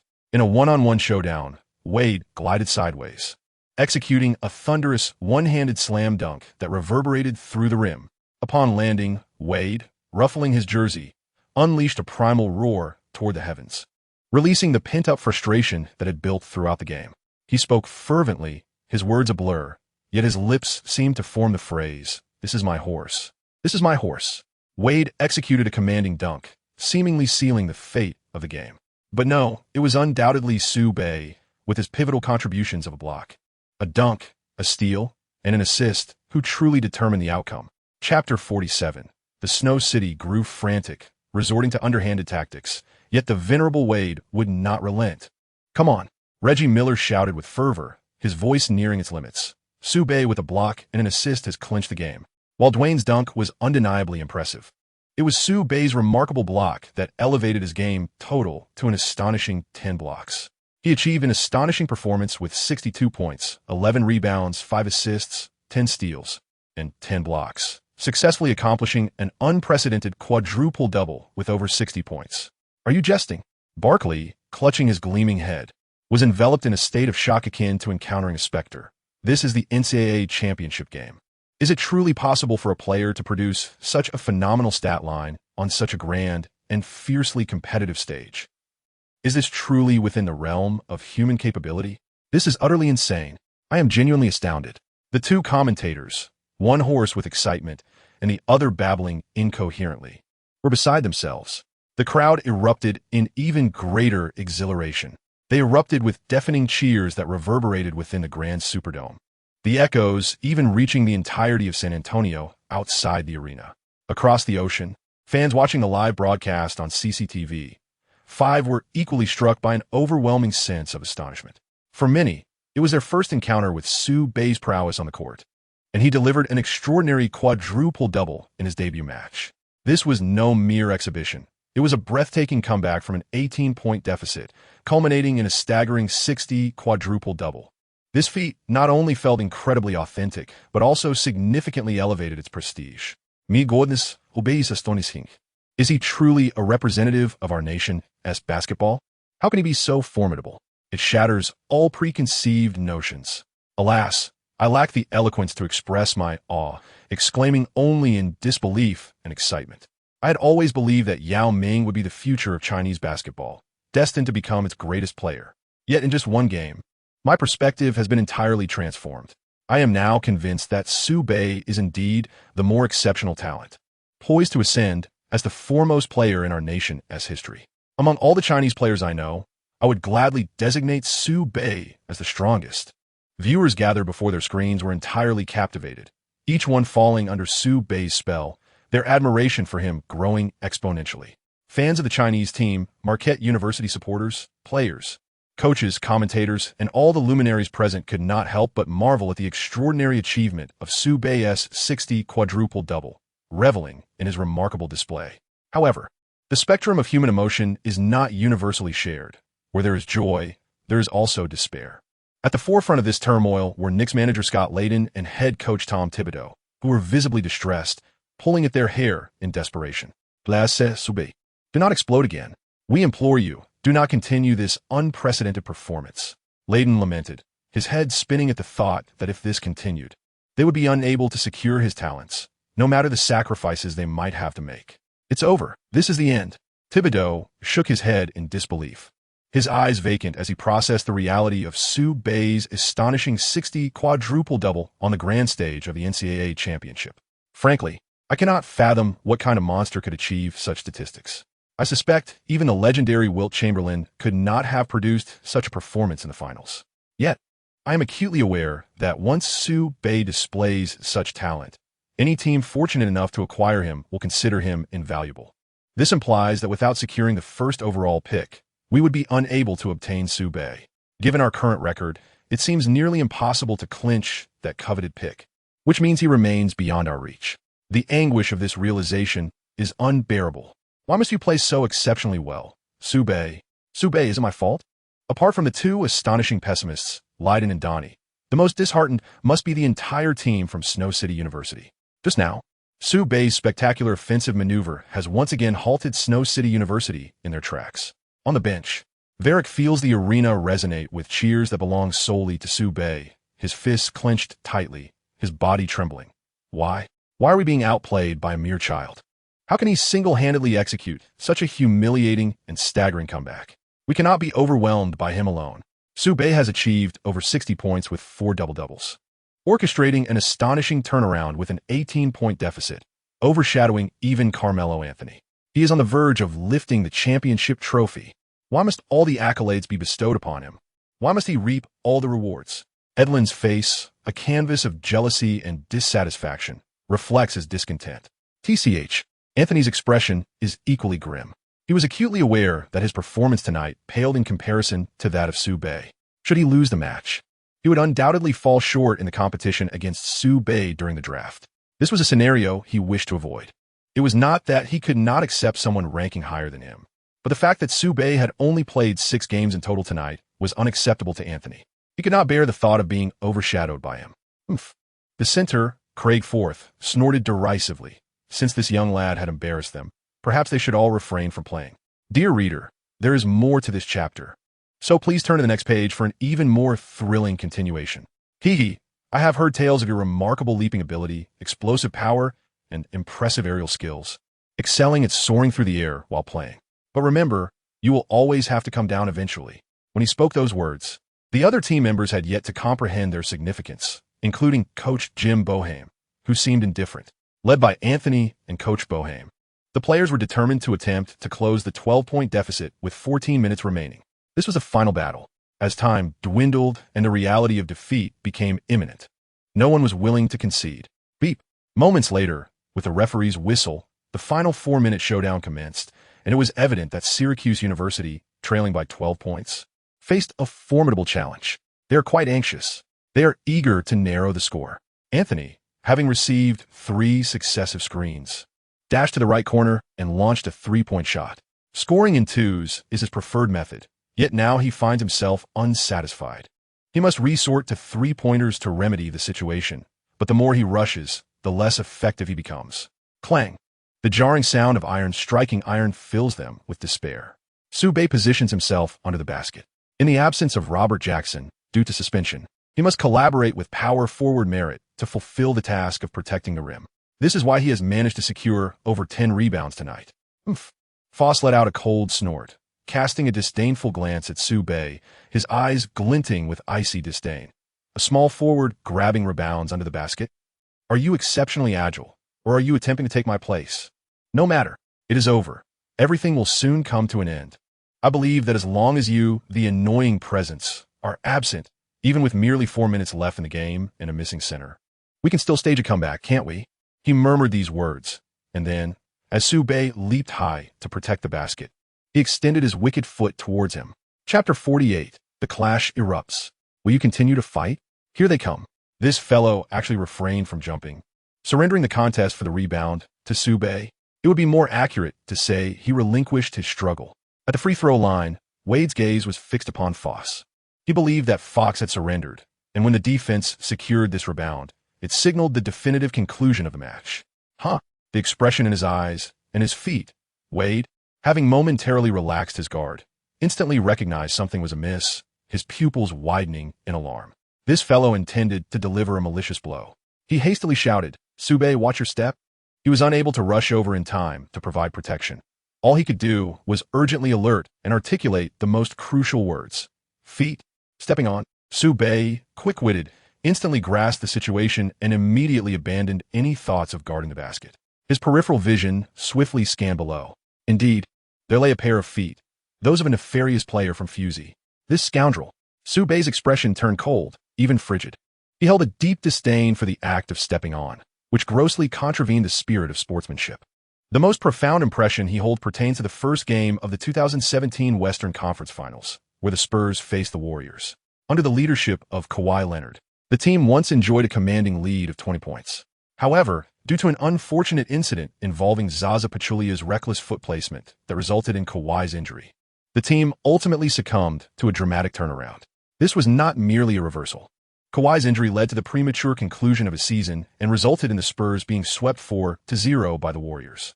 Had Kawhi remained unscathed, facing the formidable Warriors with the momentum of a 20-point lead in that first game would have certainly provided the Spurs with a fighting chance, if not a guaranteed advancement. At the very least, they would not have faced such a humiliating sweep. This singular incident profoundly impacted Kawhi's entire career trajectory and initiated a rebuilding phase for a Spurs team that once harbored championship aspirations. Consequently, Kawhi departed from the Spurs for the Raptors, while the Spurs entered a period of reconstruction, and the Warriors dynasty, marked by consecutive championships, was abruptly halted. Kawhi secured a championship with the Raptors as the sole star, while Kevin Durant suffered a devastating Achilles injury. Thus, Kawhi became known to some as load management Kawhi. Had it not been for Pachulia's ill-fated foot placement, it is conceivable that none of these events would have transpired. Therefore, Pachulia's actions hold significant historical weight in the NBA. It is understandable why Sube harbors a deep-seated animosity towards such dangerous plays, as one might surmise that he also fears the potential repercussions of a similar incident, which could jeopardize an entire career. After all, he possesses the innate ability to provide flawless answers, yet he is not impervious to harm. Anga zurgit vitin Sube in an instant. A glimmer of cold light flashed in his eyes. He disregarded the basketball within reach, focusing instead on safeguarding himself as he descended, fixated on Foss's foot. Perfectly evading the risk of a trip, Sube seized the moment. His gaze sharpened as he landed, forcefully driving his heel down upon Foss's toes. A crack echoed, reminiscent of bones shattering. In the next instant, the intense pain in his toe coursed through him like a jolt of electricity, causing him to scream in agony. Oomph. Sube let out a cold snort and forcefully shoved Fusey, bellowing, "You old fool. How dare you step on my toes?" Damn it. Seeing that Sube was unharmed, Wade Dage felt a wave of relief wash over him, only to erupt in a torrent of curses as he charged at Fusey in a fit of rage. Without uttering another word, he lunged forward, delivering a powerful punch directly to Fusey's eyes, leaving him with a black eye. The pain compounded, and Fusey, clutching his face, cried out even more pitifully. His anger was fueled further by the fact that a mere freshman like Sube had managed to topple their championship-winning team. He was already quite enraged. As a result, his attempt to elevate himself failed, leading to Sube stepping down forcefully once more, followed by Wade delivering a punch. In an instant, he was consumed by an overwhelming rage, his anger surging to a peak. He could no longer endure even the slightest bit. Alas, amidst a torrent of curses, he gritted his teeth against the excruciating pain coursing through his body, raising his fist and swinging it towards Wade. If I can't play, then none of us shall. Fury engulfed Fuchs. Wade, unyielding, retaliated without hesitation. Dare to challenge my brother? To destroy his superstar? You are utterly inhumane. With a resounding thud, he crossed his arms defensively. Wade absorbed Fuchs's punch and retaliated, launching his own fist towards Fuchs's head. The two engaged in a fierce confrontation on the brink of chaos. On the other side of the court, the robust power forward Hakeem Warwick observed the fracas with a disdainful snort. Without a second thought, he leapt to his teammate's defense. How dare you strike my comrade? You deserve to be punished. Warwick roared, charging towards Wade. Point guard McNamara, disregarding all caution, raced onto the battlefield, intent on creating a 3-on-1 scenario. Huh, look at this. Sube chuckled, unfazed by the escalating conflict. You initiated the violence, violating the principles of sportsmanship with your despicable actions. How dare you turn the tables and claim victimhood? Your audacity is laughable. I carry the blood of the Dragon Nation within me. We never instigate trouble, yet we fear nothing. You wish to obliterate me? Then first, I shall extinguish you. The chapter is not yet concluded. Please turn to the next page to continue reading. Still fighting? I'll take you all down. With that declaration, a wave of overwhelming rage surged forth from Sube. He darted into the battlefield like a swift cheetah, moving with the speed of the fourth Hokage's flying thunder god technique. Crack!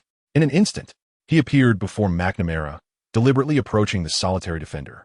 With a swift motion, he clenched his palm into a fist, and with a powerful thrust of his arm, he unleashed a punch. The fist moved with remarkable speed, slicing through the air like a fierce gale, aimed directly at McNamara's forehead. Sube. Upon witnessing Sube's sudden emergence, McNamara instinctively let out a shout. Unable to articulate a second word, his pupils dilated, he hurriedly raised his arms to block. Bang! Sube's fist struck McNamara's arm with force. McNamara grimaced, his lips curling in pain as he staggered back 3 steps. With a bench press strength of 140 kilograms, it might be deemed merely above average for a small forward. Yet when it landed upon a small guard, it was indeed a solid blow. However, raw power was not Sube's forte. It was speed, explosiveness, and agility that defined him. As the punch landed, Sube seized the opportunity while McNamara struggled to regain his balance, launching a direct kick that struck his abdomen and sent him tumbling. Crashing heavily onto the floor, McNamara clutched his stomach, curling up and rolling in agony. Sube thought, I've long been fed up with your pretentious antics. You may falter in basketball, but can you not even hold your ground in a fight? With a furious roar, Valak pivoted on his toes, striding confidently towards Sube. Without uttering a word, he furrowed his brow and clenched his fist, delivering a powerful blow towards Sube's head. Chapter 49, Rising Dragon Fist. Facing 3 opponents, he knocked out all 3. Bang, bang, bang. A fierce battle raged between Fox and Wade, a confrontation between center and guard. Wade was certainly at a disadvantage. Had it not been for his remarkable agility, he might have already succumbed to defeat. Yet, even so, he was barely holding his ground against Fox, clearly at a disadvantage. Meanwhile, the referee blew the whistle frantically, urging everyone to cease the brawl. Evidently, the intoxicated crowd was oblivious to his pleas. In this chaotic society, my comrade Gage was fierce and spoke little. Anthony, too, remained silent, his fists clenched, ready to charge into the fray. Fortunately, Coach Jim Boeheim acted swiftly, wrapping his arms around Anthony from behind, while the assistant coach hurriedly joined in. Together, they firmly restrained Anthony, urging him to refrain from acting impulsively, at least for the moment. Yet, Anthony was not the only one consumed by the fervor. Edlin charged out like a rabid dog, humiliated by being outplayed by Sube to the point of nausea. Such a disgraceful experience was unbearable. He harbors no resentment in his heart. Of course, he does. However, in the realm of basketball, he simply cannot reclaim his dignity. As defeat looms on the horizon, the opportunity for a confrontation has now arisen. There is absolutely no room for hesitation. His reaction was swift. He immediately dashed out to join the fray. Meanwhile, on the other side, Dina, Merritt, and Novak recklessly charged forward as well. Could the Team's dual core remain indifferent amidst such fierce combat? Absolutely not. As they teetered on the brink of defeat, the situation escalated. The already frenzied Syracuse University craved conflict, eager to unleash their pent-up aggression.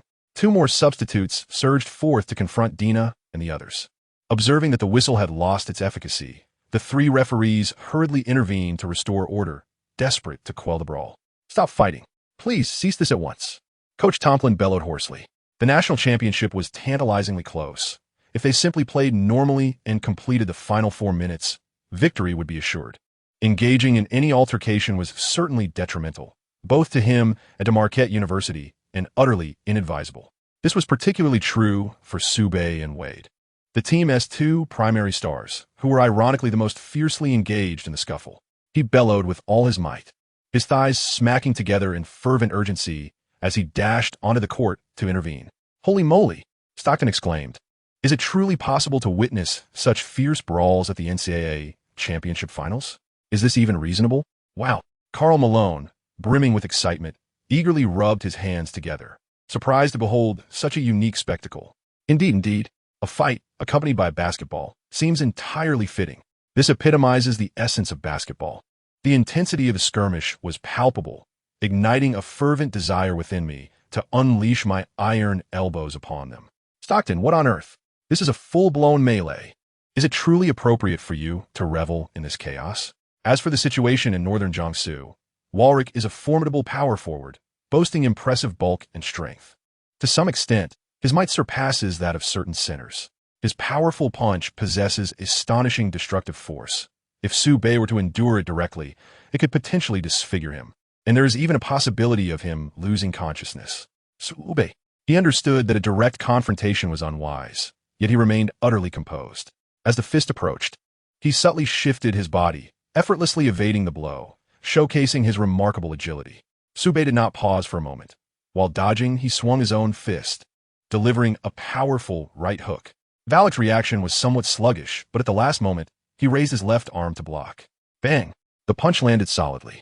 Valak took a step back, but that was the extent of his retreat. After all, he was a formidable force in the paint with a sturdy defense. A glint of determination flashed in Dwyane's eyes as he followed up with a quick straight punch, striking Valak's arm once more. The force was considerable, undoubtedly painful. Nevertheless, Valak, with his tough exterior, managed to withstand yet another heavy blow from Dwyane. "Is that all the strength you possess? You're merely tickling me. Now that you've landed a hit, let's see what else you've got." Valak scoffed with a cold chuckle. He immediately swung a powerful fist towards Dwyane's head. Dwyane narrowed his eyes, his mind racing. Strength was not my forte. If I could not strike vulnerable areas such as the head, abdomen, or ribs, it would be challenging to topple Walrick. I must leverage my innate talent for delivering flawless answers to land a decisive blow. Thus, Dwyane thought rapidly, choosing not to evade, but instead to brace himself for Walrick's heavy punch. Dear spectators of the latest match, welcome to the NCAA Championship Finals. Let me reiterate, this is indeed the NCAA Championship Finals, not the UFC, nor the WWE. At the commentary booth, Reggie Miller raised an eyebrow, transforming into an enthusiastic UFC commentator as Dwyane landed 2 consecutive heavy punches on Hakeem Walrick, yet they seemed to have little effect. The disparity in size and strength was evident, placing Dwyane at a natural disadvantage in this confrontation. What is he doing? How could he not evade Hakeem Walrick's fist? Unable to avoid it. This is the end. Damn. As Dwyane found Hakeem Walrick's fist perilously close to his cheek, merely a millimeter from his nose, he suddenly darted aside. In a swift evasion, he landed another powerful right hook, striking Hakeem Walrick's waist and crashing against his ribs. The chapter is not yet finished. Please turn to the next page to continue enjoying the thrilling content. A mask of agony instantly appeared on Hakeem's face as he let out a piercing scream. The pain was visibly excruciating. Dwyane's onslaught was relentless. He followed up with a punch and a kick, forcing Hakeem Walrick to retreat repeatedly. He stumbled beneath his feet, abruptly falling onto the ground with a heavy thud, appearing to be in considerable pain. However, I suspect that, in comparison to his backside, his ribs must be experiencing even greater agony. Oola, oola, oola. Feju Barkley was so exhilarated that he erupted into a torrent of unintelligible phrases, whether they be colloquial expressions or fervent battle cries. In any case, he was exceedingly elated. He swiftly narrated, "So cool." Dwyane was aware of Hakeem Walrick's formidable physique. Hence, he deliberately waited for Hakeem to fully extend his punch. Utilizing his speed and agility, he evaded the blow, seizing the opportunity to exploit the vulnerability that manifested when Hakeem's body stiffened post-punch, launching a powerful counterattack. Hakeem Walrick was brought to the ground. Wow, Billy Edlin and Grim McNamara charged at Sue Bay from both sides, evidently intent on a collective assault. Edlin unleashed a flying punch, while McNamara executed a sweeping kick. Fornering Sue Bay with lethal intent. Sue Bay. He sidestepped and crouched, deftly avoiding their attacks, moving with such grace, as if he were gliding effortlessly. Oh my God! Warwick, gritting his teeth, rose with labored breaths, relentless in his pursuit, his expression fierce as he lunged at Sue Bay. McNamara and Edlin surged forward, surrounding Sue Bay. This was utterly excessive. A glint flickered in Sue Bay's eyes as he retreated 3 steps, drawing the trio into his line of sight. Oomph! He let out a cold snort, settling into a hoarse stance, confronting 3 opponents with unwavering composure. Chapter 50, No One Survives. 13 were expelled, and Marquette claimed the NCAA championship. The sight of 3 assailants ganging up on one is indeed daunting. However, it also signifies that their overconfidence in their sheer numbers may lead to carelessness, revealing numerous vulnerabilities. Certainly, they also underestimated the remarkable advantage that Sue Bay possessed, a natural talent for delivering perfect answers in combat. Edlin's fist came crashing in from the left, prompting Sue Bay to take a step back to evade. Simultaneously, McNamara's fist lunged wildly towards his head. Although not particularly large, its destructive power was considerable. Out of the corner of his eye, Sue Bay swiftly raised his right arm to block. From the front, Varick's powerful heavy punch approached with tremendous force.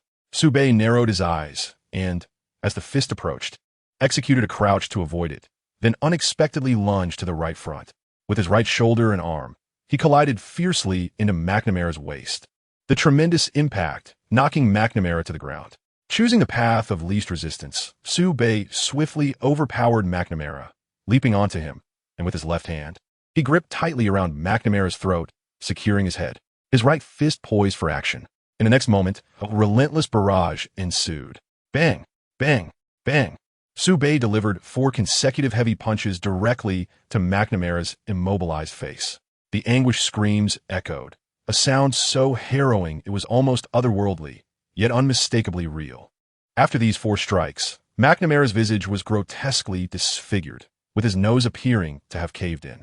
Resolute in his purpose, Sue Bay was neither a troublemaker nor one to shy away from conflict. Should one provoke him, they must be prepared to face dire consequences. Bang! With the 5th punch, McNamara's head tilted at an unnatural angle, and he fell silent. 1 punch for a tetanus, 5 punches to honor the ancestors. He was not strangled to death by Sue Bay. He fell into unconsciousness under the weighty blows of Sue Bay's 5 relentless strikes. Initially, Sue Bay was unaware of his state, as the 6th punch was poised to land, when he sensed impending danger from behind, executing a forward roll to evade. Wallach missed with a kick and accelerated toward Sue Bay. McNamara, upon witnessing his teammate incapacitated, Edlin's fury intensified, propelling him into a frenzied charge toward Sue Bay. The 2 advanced simultaneously, unleashing a dual onslaught. Sue Bay, with remarkable agility, continued to evade with utmost precision, in order to better exploit his opponent's vulnerabilities. Thud! He retreated to the utmost limit. Edlin swung a punch, but missed, rushing past Sue Bay, exposing his back. Exposing one's back to the enemy is an exceedingly perilous act. Sue Bay let out a cold snort. What? Edlin was taken aback. In the next instant, Sue Bay caught up, delivering a powerful strike to his right ribcage, causing Edlin to bend over, trembling in pain. Sue Bay swiftly turned and appeared before him, pressing his back against Edlin's, and seized his left arm, positioning it upon his shoulder. He bent down abruptly, forcefully yanking his arm downward. A shoulder throw. Thud! Sue Bay slammed Edlin's back hard against the floor. The force was astonishing, and the pain was doubly intense. Bang! Sue Bay did not pause for a moment. He pursued and delivered a forceful stomp, striking Edlin's face with remarkable ferocity. He was being besieged by 3 assailants. If the battle was not resolved swiftly, it would be him lying on the ground, moaning in despair. With a kick and another, Sue Bay's wrath was evident on Edlin's face, which was hard to behold. In a fit of fury, Sue Bay, after delivering 2 kicks, suddenly dropped to the side, not to sleep, but to deliver an elbow strike to Edlin's abdomen. The force was excruciating. Edlin retched violently, the searing pain triggering an involuntary sit-up.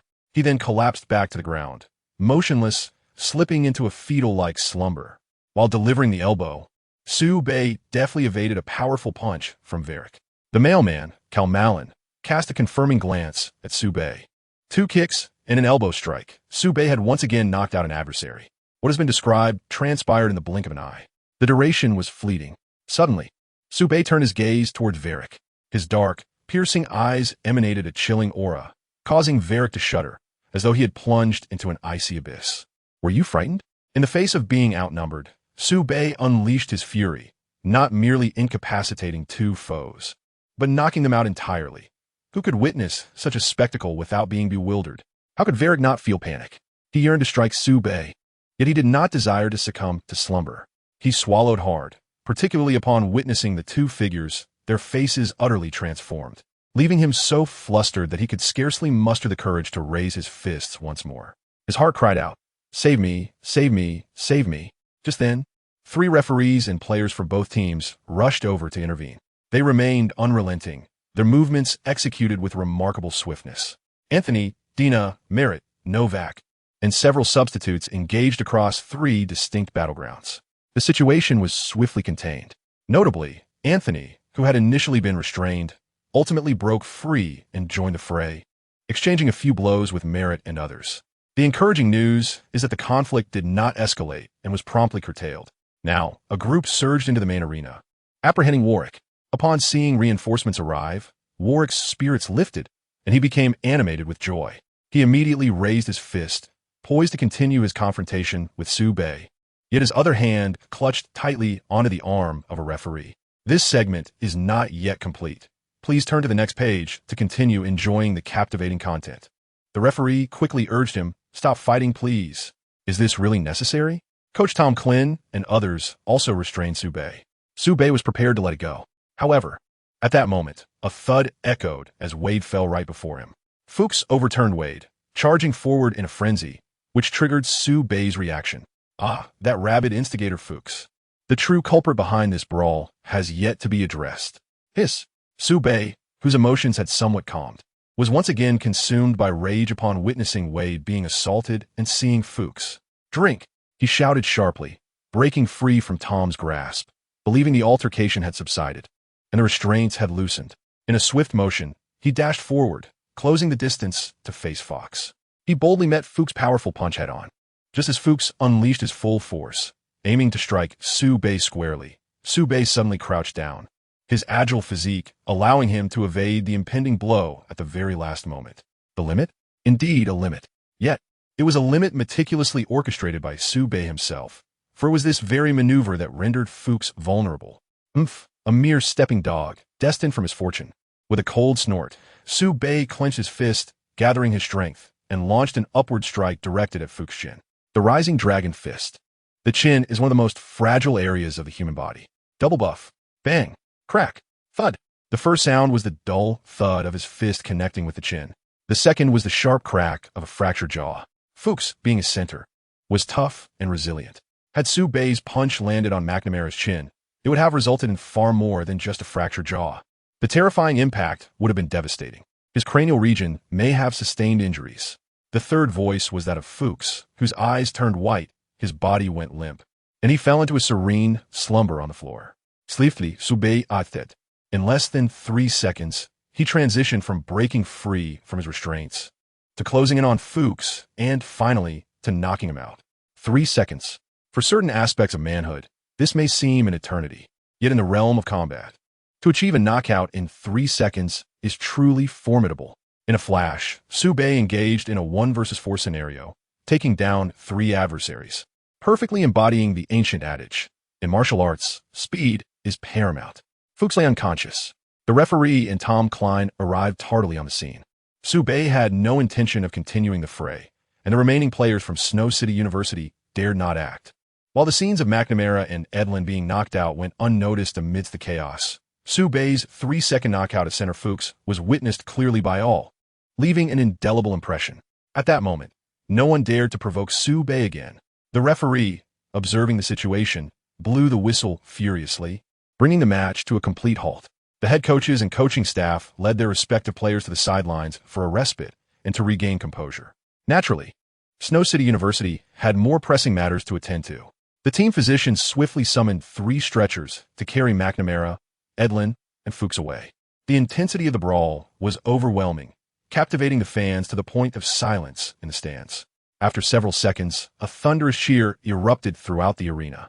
As the referee went to the technical table to review the footage for final rulings, the broadcast replayed the chaotic brawl of over 10 individuals on the big screen. The camera focused on Su Bei, 1 against 3, knocking out 2, while another fled in terror, and ultimately, within 3 seconds, he took down a robust adversary. Such formidable prowess.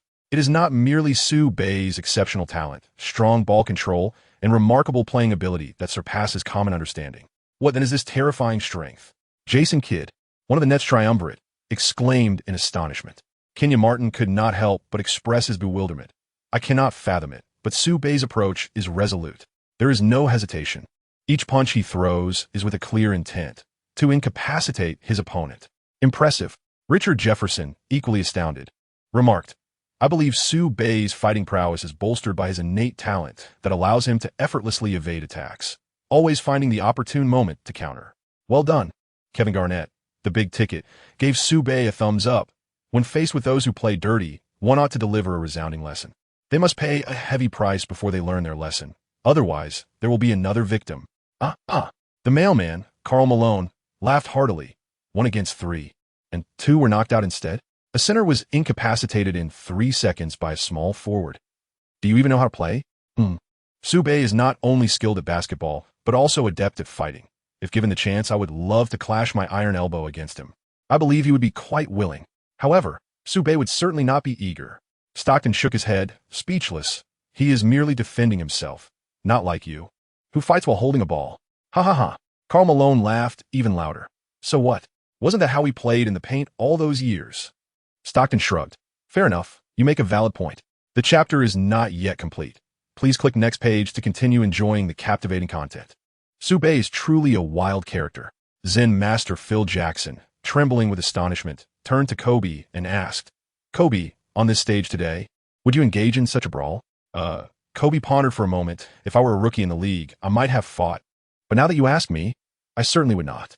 In my view, even if I were to take a punch, as long as it leads to a championship, it would undoubtedly be worth it. Victory transcends all, especially a championship. You're right, Kobe, Phil Jackson affirmed. Kobe continued.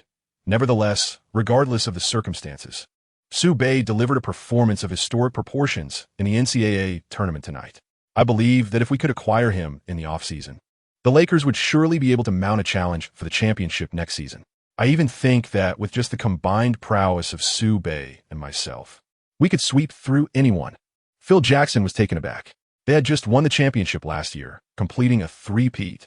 And now he was talking about challenging for the title again? Our record is not poor. How can you be so certain that we cannot continue our reign as champions this year?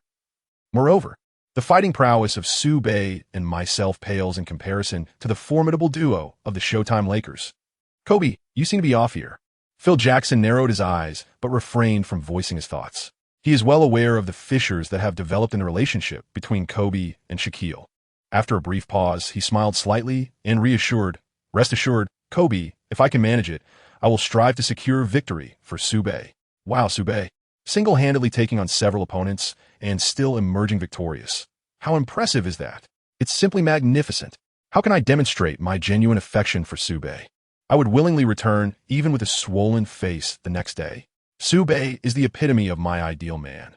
A formidable fighter who exudes an overwhelming sense of security.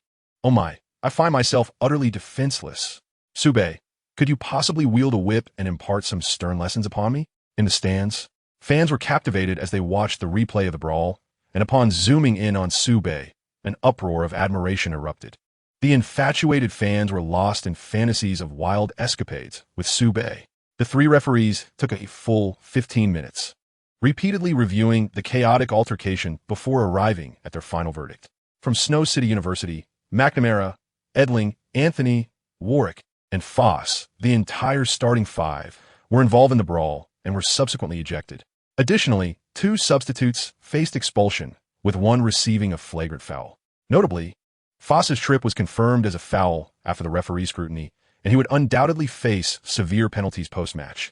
From Marquette University, Dwyane Wade, Novak, Merritt, and Su Bei, the entire starting five were also implicated in the brawl and ejected. One substitute was expelled, and another received a flagrant foul. In total, 13 players were dismissed, with 3 receiving flagrant fouls, leaving no starters remaining on either side. "Come on," Reggie Miller exclaimed in disbelief upon hearing the disciplinary outcomes. "My God, 13 players ejected from a single game, and this is during the NCAA championship finals. All 10 starters are expelled. This is utterly insane. Unbelievable." Barkley echoed his astonishment, adding, "I must say, this is the most severe brawl I have ever witnessed in the NCAA championship, including the national finals. I even suspect that the league will conduct further investigations and impose additional penalties. That is inevitable." Reggie Miller interjected again, stating, "However, the chaos has transpired, and the results are in. This is, after all, the finals, and there are still nearly 4 minutes remaining. We must momentarily refocus our attention on the game and await the determination of the ultimate champion." Chapter 51. A frenzy of 60 quadruple doubles and the breaking of 13 major records. On the court, following the departure of all 13 players, including the starters and 3 substitutes, the finals continued. With just 3 minutes and 46 seconds remaining, it was indeed the most intense and fiercely contested moment of the match. Yet it was astonishingly reduced to a battle of 10 substitutes.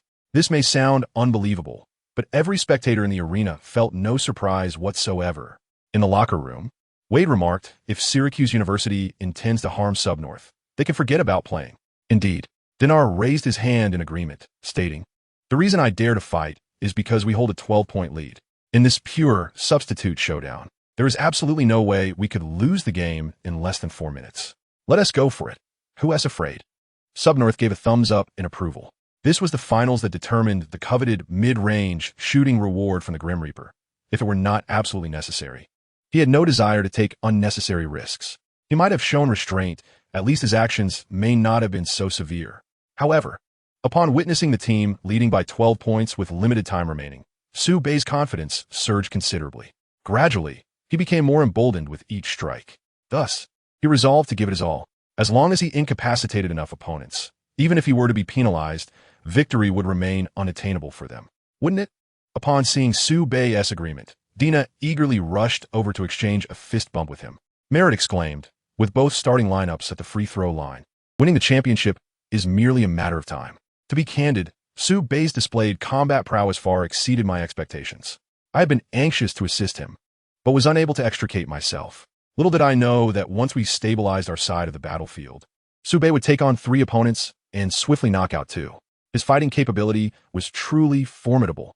Indeed, Wade nodded vigorously, exclaiming, "I have heard that the martial arts of the Dragon Country are incredibly impressive, claiming to overcome strength with gentleness, for ounces moving 1,000 pounds.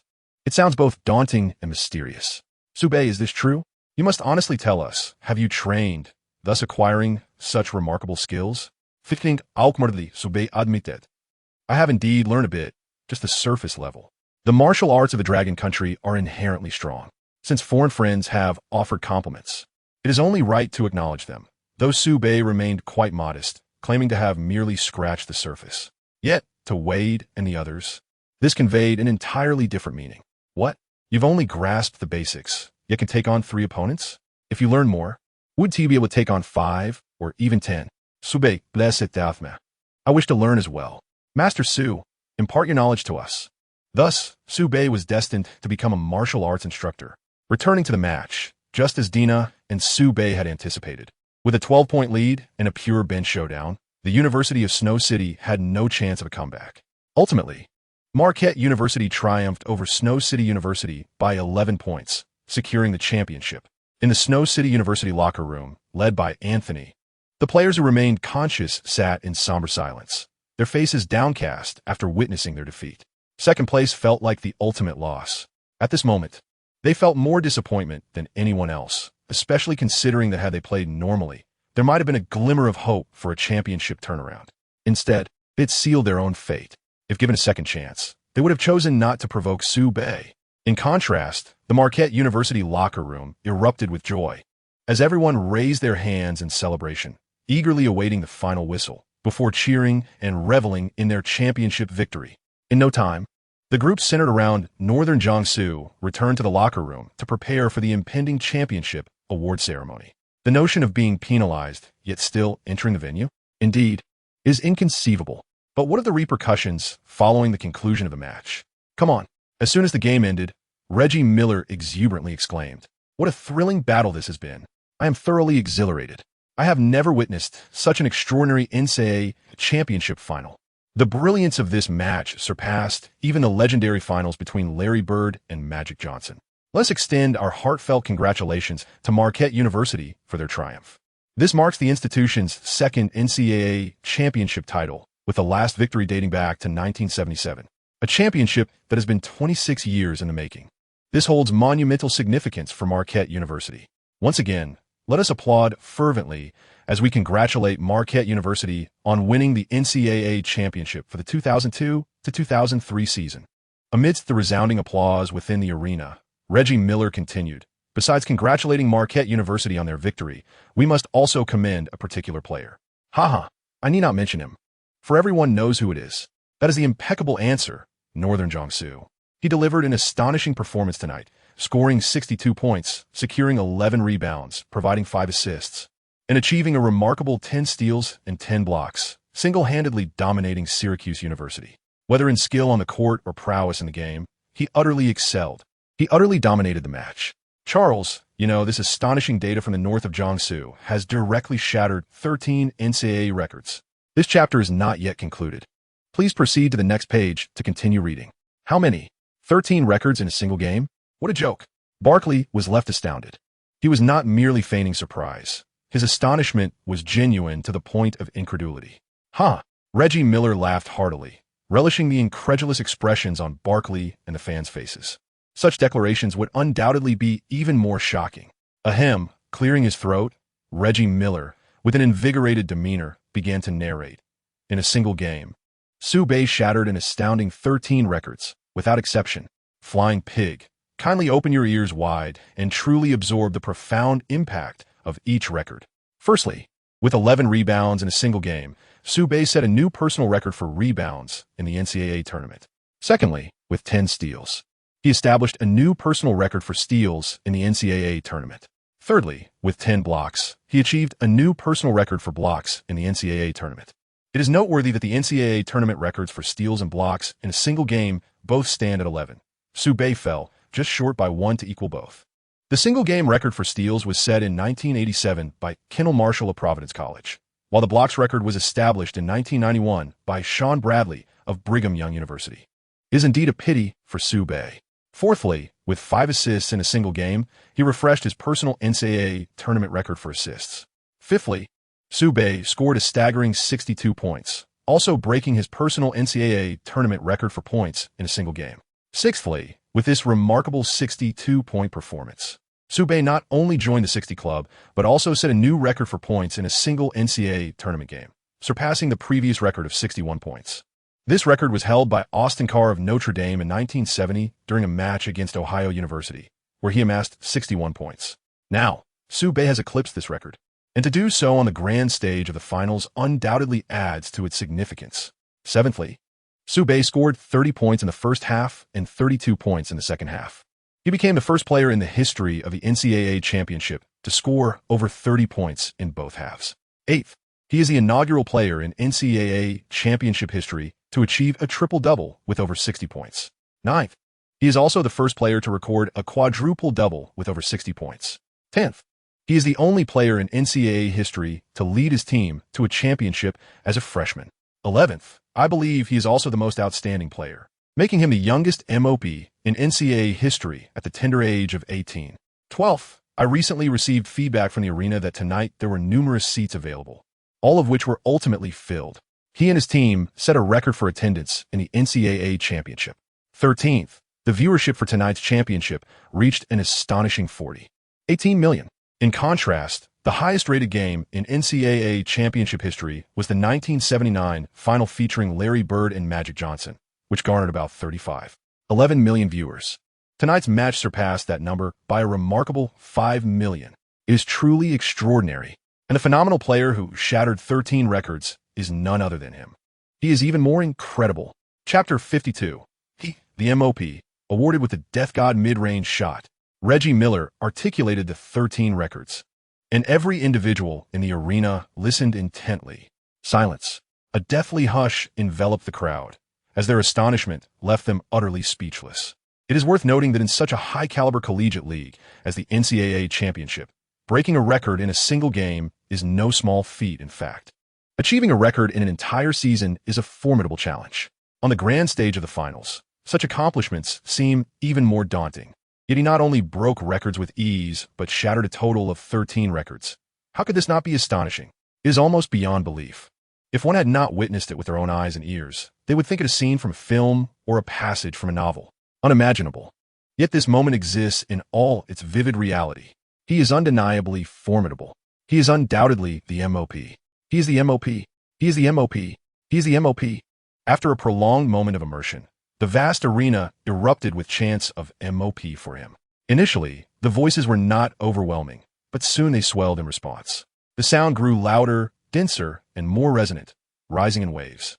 Eventually, it formed an orderly roar that reverberated throughout the grand arena, echoing even beyond the confines of the venue into the entirety of San Antonio.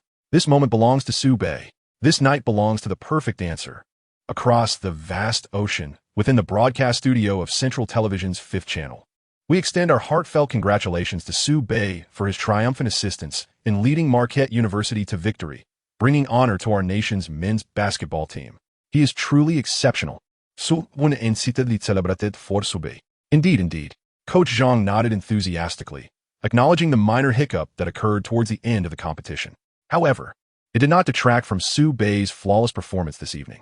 With 60 points and 4 double-doubles, it was a breathtaking display, unprecedented and likely unmatched in the future.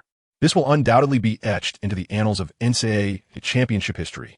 His brawl, I believe, is a testament to the flesh and blood spirit and masculine vigor of the sons of the Dragon Nation. Sube performed remarkably well. Truly, he excelled beyond expectations. The two commentators lavishly praised Sube, showering him with all conceivable compliments without reservation. The audience, too, found joy and delight in his performance. How could our country possess such an extraordinary player? It is simply unimaginable. I was under the impression that Yao Ming was the pinnacle of the Dragon Nation's basketball, only to be astonished by the emergence of a new hero. Yao's strength stems from his towering height and refined skills, while Sube's prowess, in my view, is entirely a manifestation of unparalleled talent that obliterates all competition. In this match, I would declare Sube as the strongest player in the Dragon Nation's basketball team. Congratulations to Sube. Congratulations to Marquette University for their championship victory. Admittedly, I have little sentiment toward Marquette University, and I am even unaware of its location. However, I take immense pride and joy in Sube's triumph, as he hails from the Dragon Nation. The fans of the Dragon Nation shower their accolades upon Sube, focusing solely on his performance. This is the privilege he rightfully deserves.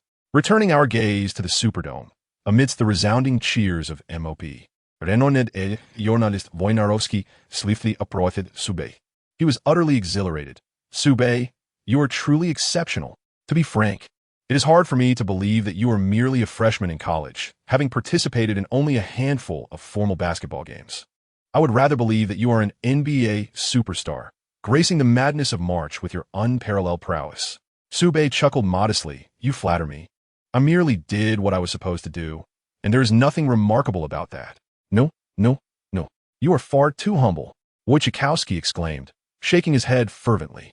He continued, Sube, I must ask you, under such dire circumstances with your teammates faltering, particularly with the team's second core player, Dwyane Wade, struggling to find his rhythm, how did you manage to achieve an astounding 60 quadruple-double, leading the team to a spectacular comeback? Sube pondered for a moment and jested. I suppose I should thank Dwyane. He must have intentionally missed his shots to create an opportunity for me to secure that 60 quadruple-double and set a record. Otherwise, I might have only scored 30 points tonight, as the other 30 would have been snatched by that guy, Dwyane. You know how exceptional he is. Wade exclaimed, Sube, you truly make me want to cry. Good brother in my heart. Wojciechowski was momentarily taken aback, then filled with profound respect. He had never encountered a player as remarkable and yet so humble as Sube. His fondness for northern Jiangsu has suddenly ascended several levels. He cast a glance and observed the NCAA president approaching the center of the court. realizing that the awards ceremony for the most outstanding player and the championship trophy was about to commence. He gazed at Sube, his eyes filled with profound admiration and affirmation. Sube, once again, congratulations on your championship victory. You are undoubtedly MOP. I firmly believe that, as you enter the NBA, you will replicate your current remarkable performance. This chapter has not yet concluded. Please turn to the next page to continue reading. Keep striving. You will become a superstar. Thank you for your recognition. Sube graciously expressed his gratitude, a trait ingrained in his very essence. I will continue to work hard and play each game to the best of my ability. The interview came to a close. The newly appointed president, Miles Brand, took office on January 1st of this year. He arrived at the center of the arena. Behind him followed several staff members, pushing a mobile table draped in crimson fabric. Upon its surface rested two trophies. One was the championship trophy, and the other was the MOP trophy, awarded to the most outstanding player in the semifinals, bearing the same significance as the FMVP trophy. Miles Brand arrived at the center of the court. He grasped the microphone, took a few deep breaths, and proclaimed, "I hereby announce that the national champion of the 2023 NCAA championship is Marquette University. This marks their second championship after a 26-year hiatus. Congratulations to them." The audience erupted in thunderous applause. Michael Brand then, with a resonant voice, declared, "The most outstanding player of the season, recipient of the MOP honor, is the freshman from Marquette University, Sube. He is the first player to receive this honor as a freshman. He is also the first international player in the history of the NCAA tournament to receive the prestigious MOP honor. I wish to express that basketball knows no borders. As long as you harbor dreams and persistently strive towards them, anything is possible." Under the guidance of a staff member, Sube approached President Miles Brand. In that fleeting moment, when President Brand handed the championship trophy and the MOP trophy into Sube's hands, a chime echoed in Sube's mind.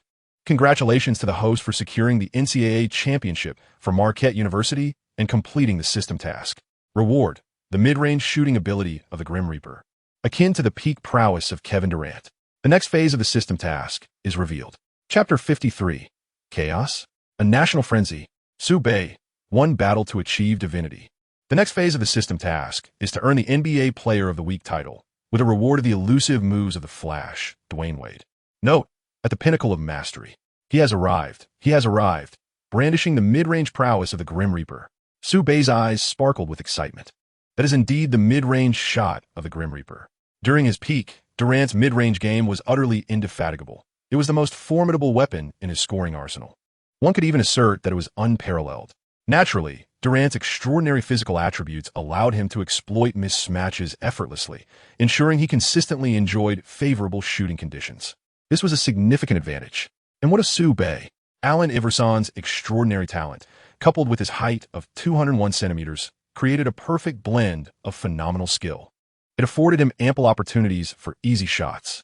Unfortunately, during his rookie season, Iverson's mid-range proficiency fell just short of the elite tier.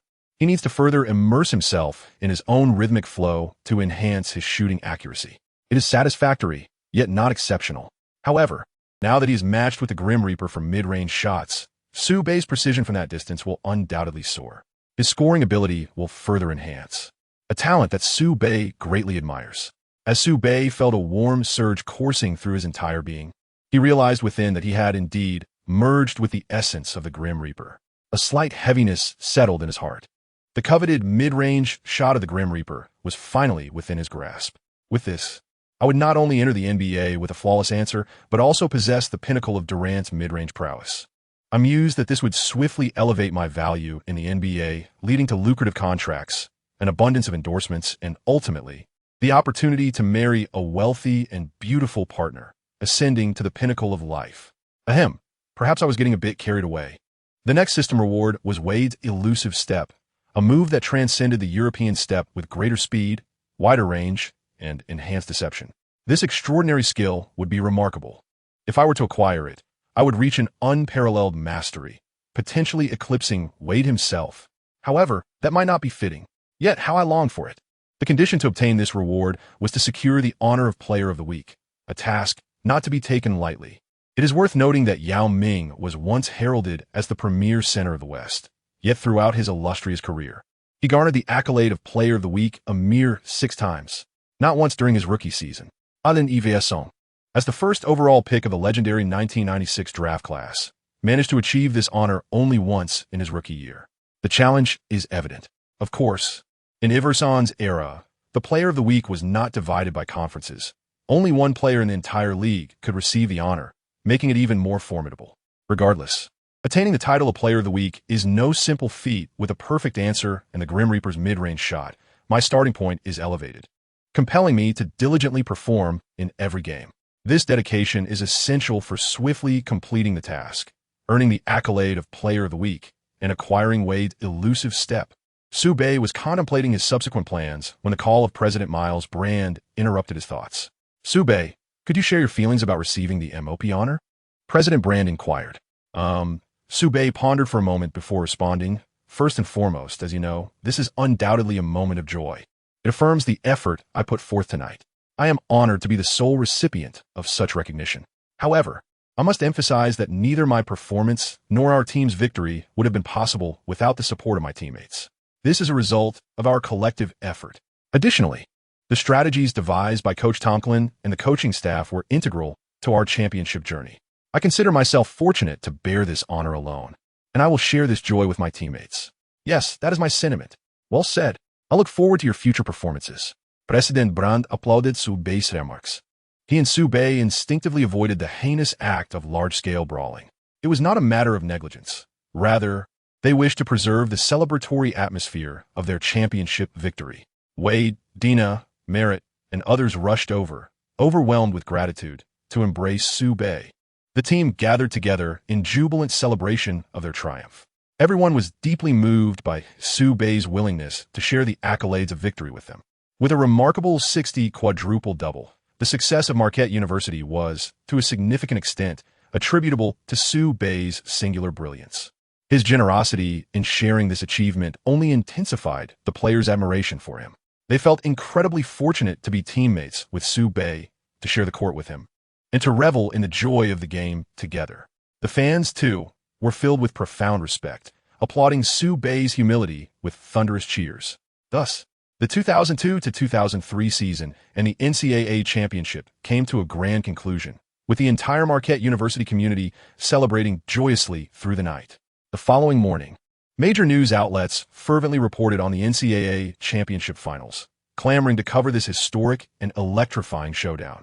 Astonishingly, a player from Marquette University delivered such an extraordinary performance that the entire league fell into silence. From the Houston Spicy News, dear readers, there is more to this chapter. Please turn to the next page for even more thrilling revelations. You will be utterly astonished. Freshman Sube achieved these remarkable feats on the grand stage of the NCAA championship finals. From the Los Angeles Crystal Pennant News, breaking. The prodigious young talent Sube from the Dragon Country dazzled on the NCAA championship final stage with a 60 quadruple-double, capturing global attention. From the Pittsburgh Refreshing Water News, rare. Our freshman Sube astonishingly shattered 13 records in a single NCAA championship game. Everyone was left in awe. From the Marquette Devil Pepper News, explosive. Freshman Sube from Marquette University has become the first player to earn the MOP honor as a freshman. A shocking secret lies within this achievement. From the North Carolina Chaos News, incredible. The reason behind Marquette University's stunning 18-point comeback in the NCAA championship finals was none other than him. From the San Antonio Silent Laughter News, you would never believe it.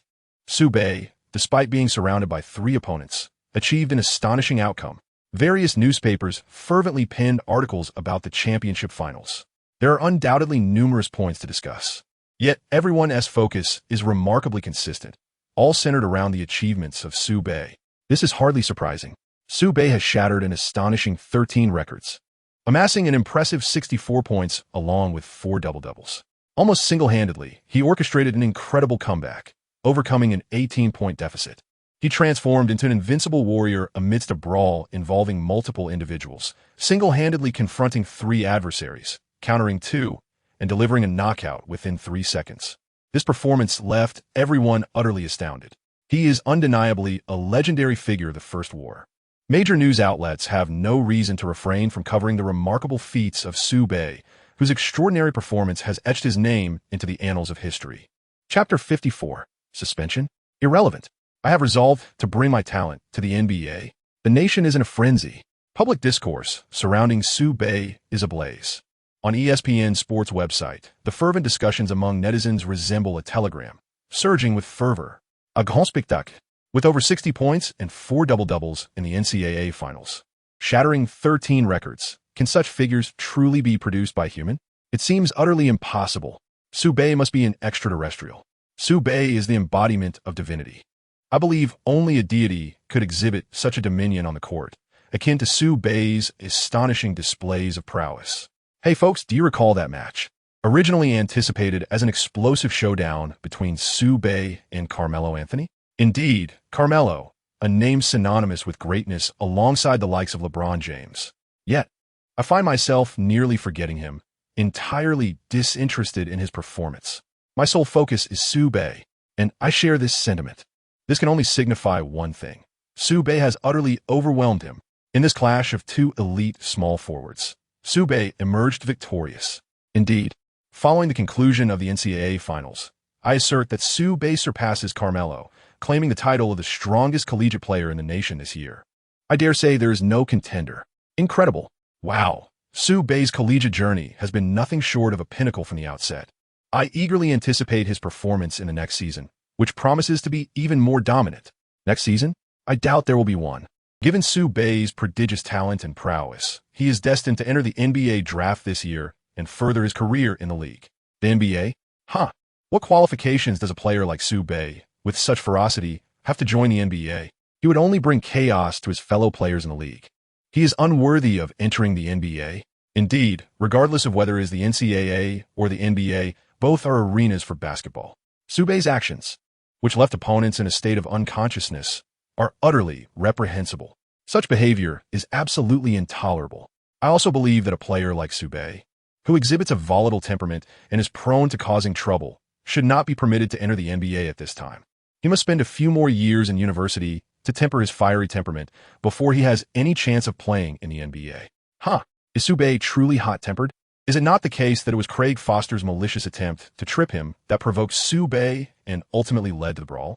Moreover, 3 against 1. Who has the right to complain? How can one have the audacity to say such things? If Sue had not retaliated and had held back, the one left lying on the ground would have been him. I believe Sue's actions were entirely justified. Indeed, Sue is not only humble, but also possesses a commendable temperament. Had he not been provoked, he would not have resorted to violence. After all, with his talent and skills, he could easily dominate any opponent without lifting a finger. How true that is. Enough has been said. A violent person will always be a violent person, and no amount of justification will change that. Countless admirers marvel at Sue's prowess, indicating that a multitude of fans have come to adore him, further elevating his popularity. Yet, with fame comes criticism. There will always be those who look down upon Sue, perhaps because he has bested their favorite stars, or perhaps due to the envy incited by his striking appearance. It may even stem from the gossip surrounding his connections with beloved figures like C. Jelly and A. Herba. In any case, a group of detractors eagerly seize upon Sue's altercation, fervently steering public opinion against him. Meanwhile, the NCAA officials are not idle. Even without the influence of these critics, the intensity of the championship finale, marred by such a fierce and egregious brawl, will undoubtedly lead to an investigation in the aftermath. They acted with remarkable swiftness, delivering swift penalties and explanations within a single day. Syracuse University. Carmelo Anthony was involved in a brawl. However, as his engagement was brief and his actions mild, he received a 1-game suspension. Edlin, McNamara, and Warwick, on the other hand, collectively assaulted Souther, elevating the altercation to a more severe level of brutality. The NCAA has officially decided to impose a 7-game suspension on them. Additionally, Forst, who was not only involved in the fight, but also committed a foul, faces repercussions as well. He is utterly unwilling to even perform, and his conduct is most reprehensible. The NCAA has explicitly emphasized the necessity of severe punishment for actions that undermine the integrity of the sport, particularly those that involve malicious intent to harm others. They ultimately decided to suspend Foss for 13 matches, alongside a requirement to complete 48 hours of community service, with a satisfaction rate soaring to an impressive 95% for compliance. The other two individuals involved in the altercation, as well as the two substitutes who received technical fouls, engaged in minor skirmishes and were merely issued verbal warnings. At Marquette University, Dinah, Merritt, and Novak each faced a one-match suspension. Wade and Foss, having played rather aggressively and being more prominent players, faced greater repercussions, leading to Foss's suspension for 3 matches. The other two substitutes received only verbal warnings. Finally, we turn our attention to the northern Jiangsu region. He engaged in a brawl with 4 individuals, ultimately knocking out 3 of them. The NCAA subsequently imposed a 5-game suspension as a penalty. Moreover, the NCAA officials explicitly underscored that the suspension of Su Bei for these particular games was due to his excessive force, serving as a warning to him. In reality, his retaliatory actions, in our opinion, were justified. They constituted legitimate self-defense. Such behavior is permissible, albeit executed with excessive force. This chapter is not yet concluded. Please proceed to the next page to continue enjoying the captivating content. One might even contemplate that in the dire circumstance of being besieged by 3 assailants, if one does not respond with sufficient vigor, it becomes exceedingly challenging to safeguard oneself. Had Su Bei exhibited slightly less ferocity, and had it not occurred on the grand stage of a nationwide live broadcast, we might not have even considered a suspension for him. This serves as a cautionary note to those players contemplating malicious disruptions. They're the ones who will face the gravest repercussions. Only in this manner can the integrity of the league be upheld, ensuring a conducive environment for the sport.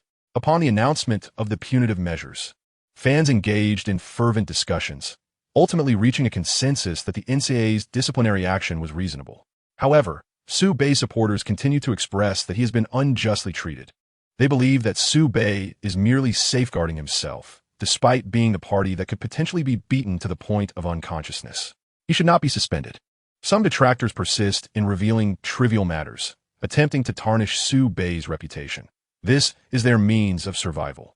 ESPN's intern journalist, Stephen A. Smith, upon the official announcement of the NCAA's disciplinary verdict, he promptly approached Su Bei, inquiring, "What are your thoughts on your 5-game suspension?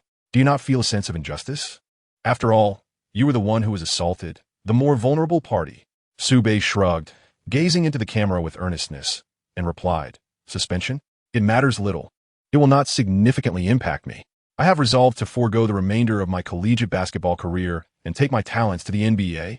Chapter 55. Have I uncovered the den of a fraud syndicate? Palinka, the team's choice. ESPN, ABC, and TNT are the 3 paramount broadcasting platforms in American sports. They wield an extraordinary influence within the realm of sports. Utilizing the impact of ESPN Radio, Su Bei formally announced his intention to enter the NBA. This announcement subtly conveyed to the entire league, "Come, you are welcome to vie for me."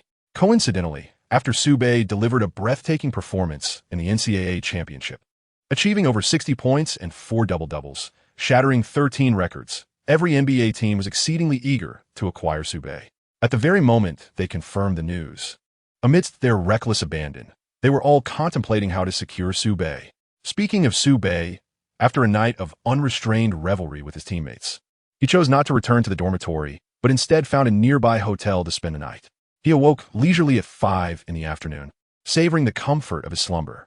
However, as he leaned against the headboard and gathered his senses, he opened his phone to a shocking revelation: 56 unread messages and 98 missed calls. What on earth was happening? Had he inadvertently stumbled upon a den of fraudsters? Goodness! If it weren't for his phone being on silent, the incessant barrage of messages and calls would have rendered any sleep impossible during the day. Surely, he would emerge with dark circles under his eyes. He casually opened a message, intending to peruse its content. At that moment, the phone rang again, displaying an unfamiliar number. Could it be a scam? For Northern Myanmar, it is only 2003, and scams are already this rampant. Let me see what this is about. Su Bei answered the call. "Hello, Mr. Su Bei. This is Mitch Kupchak, the general manager of the Los Angeles Lakers. My team and I hold you in high regard and extend a warm welcome. I understand you have announced your intention to participate in this year's NBA draft. If it is convenient, could you spare some time to come to Los Angeles for physical assessment? We could also share a meal together to engage in deeper conversation and get to know each other better. What do you think?" It turns out to be a call from an NBA team, extending an olive branch due to his remarkable talent. Su Bei pondered for a moment before replying, "Really? It would be my honor. If I can find the time, I will certainly make the trip. So, would you be able to wait for me? Of course. I shall await your response. Kupchak replied with a smile. Beep, beep, beep, the call ended. No more than a second had passed before another call came through. And with this latest missed call added, the number of Su Bei's unanswered calls had risen to 99. He answered the phone once more, this time receiving a call from Scott Layden, the general manager of the New York Knicks. He also expressed a keen interest in Su Bei, hoping that Su Bei could undergo a physical assessment with the Knicks. Naturally, Layton assured that he would ensure everything was arranged clearly for Su Bei. In a similarly tactful manner, Su Bei requested that he await a response. He has yet to contemplate the type of team he aspires to join, although it is possible that this decision may not rest solely in his hands.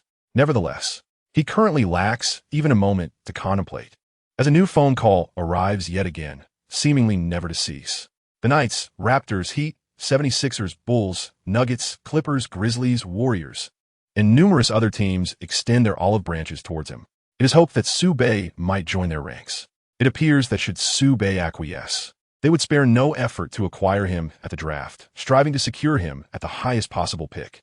If that proves unfeasible, they would engage in frenzied trades until they obtain Su Bei.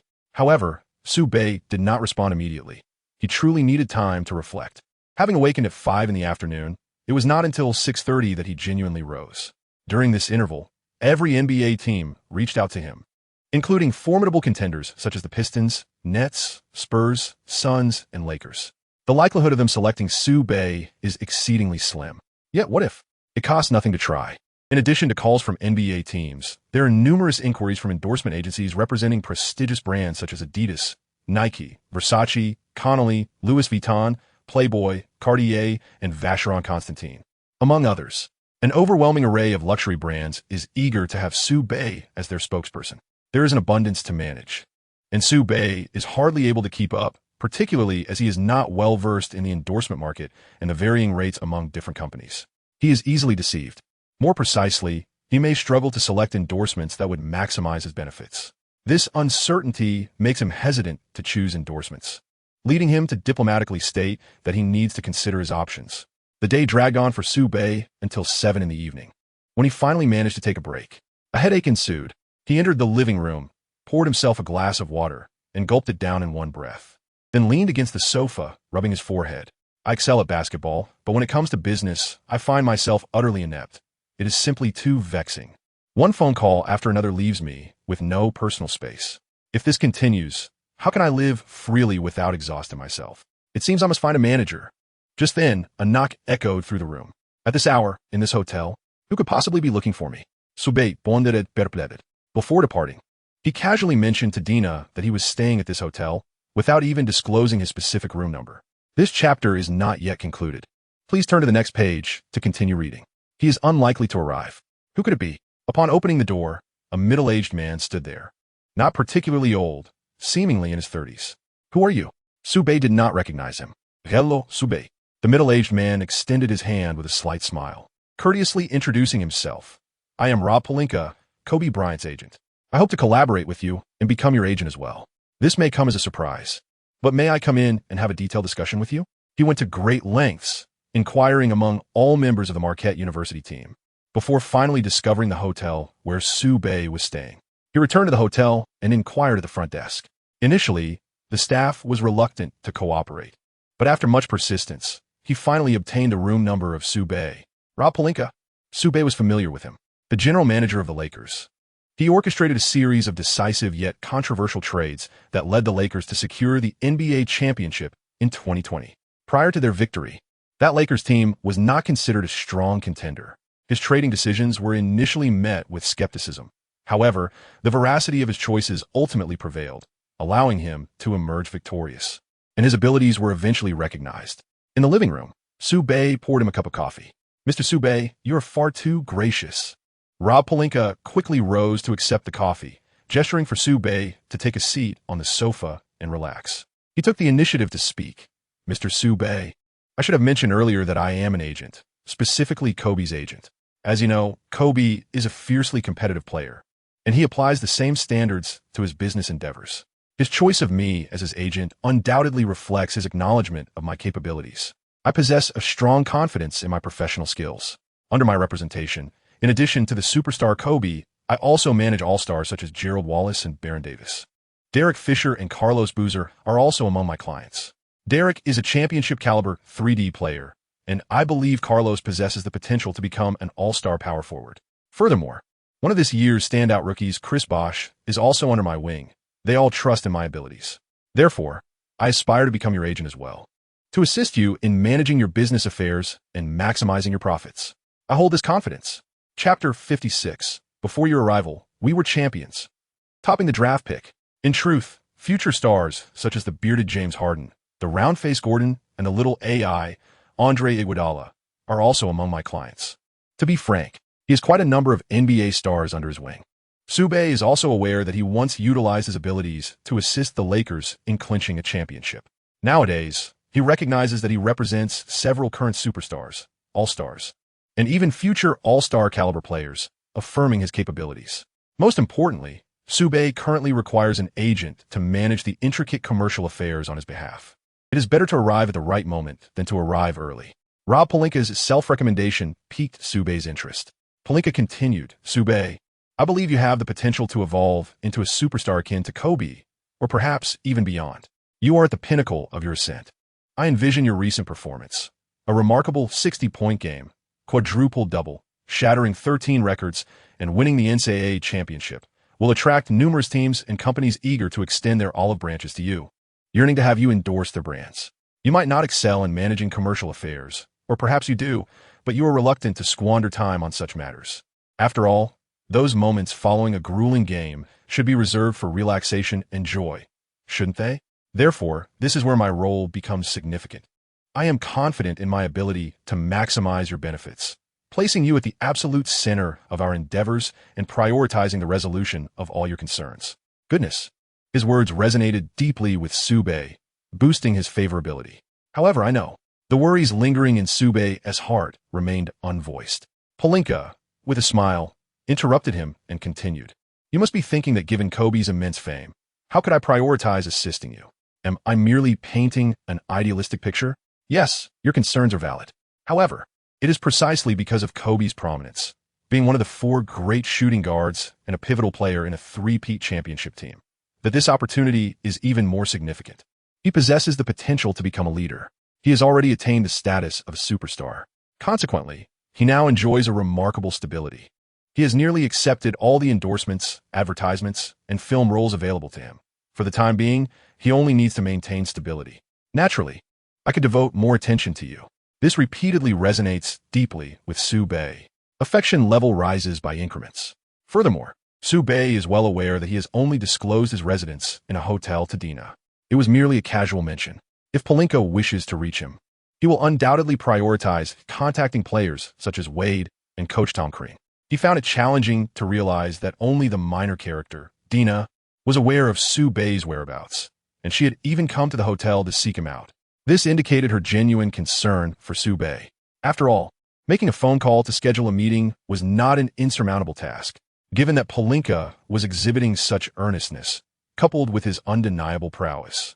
And considering that Sube was in dire need of a manager, it was an opportune moment to resolve matters swiftly and decisively.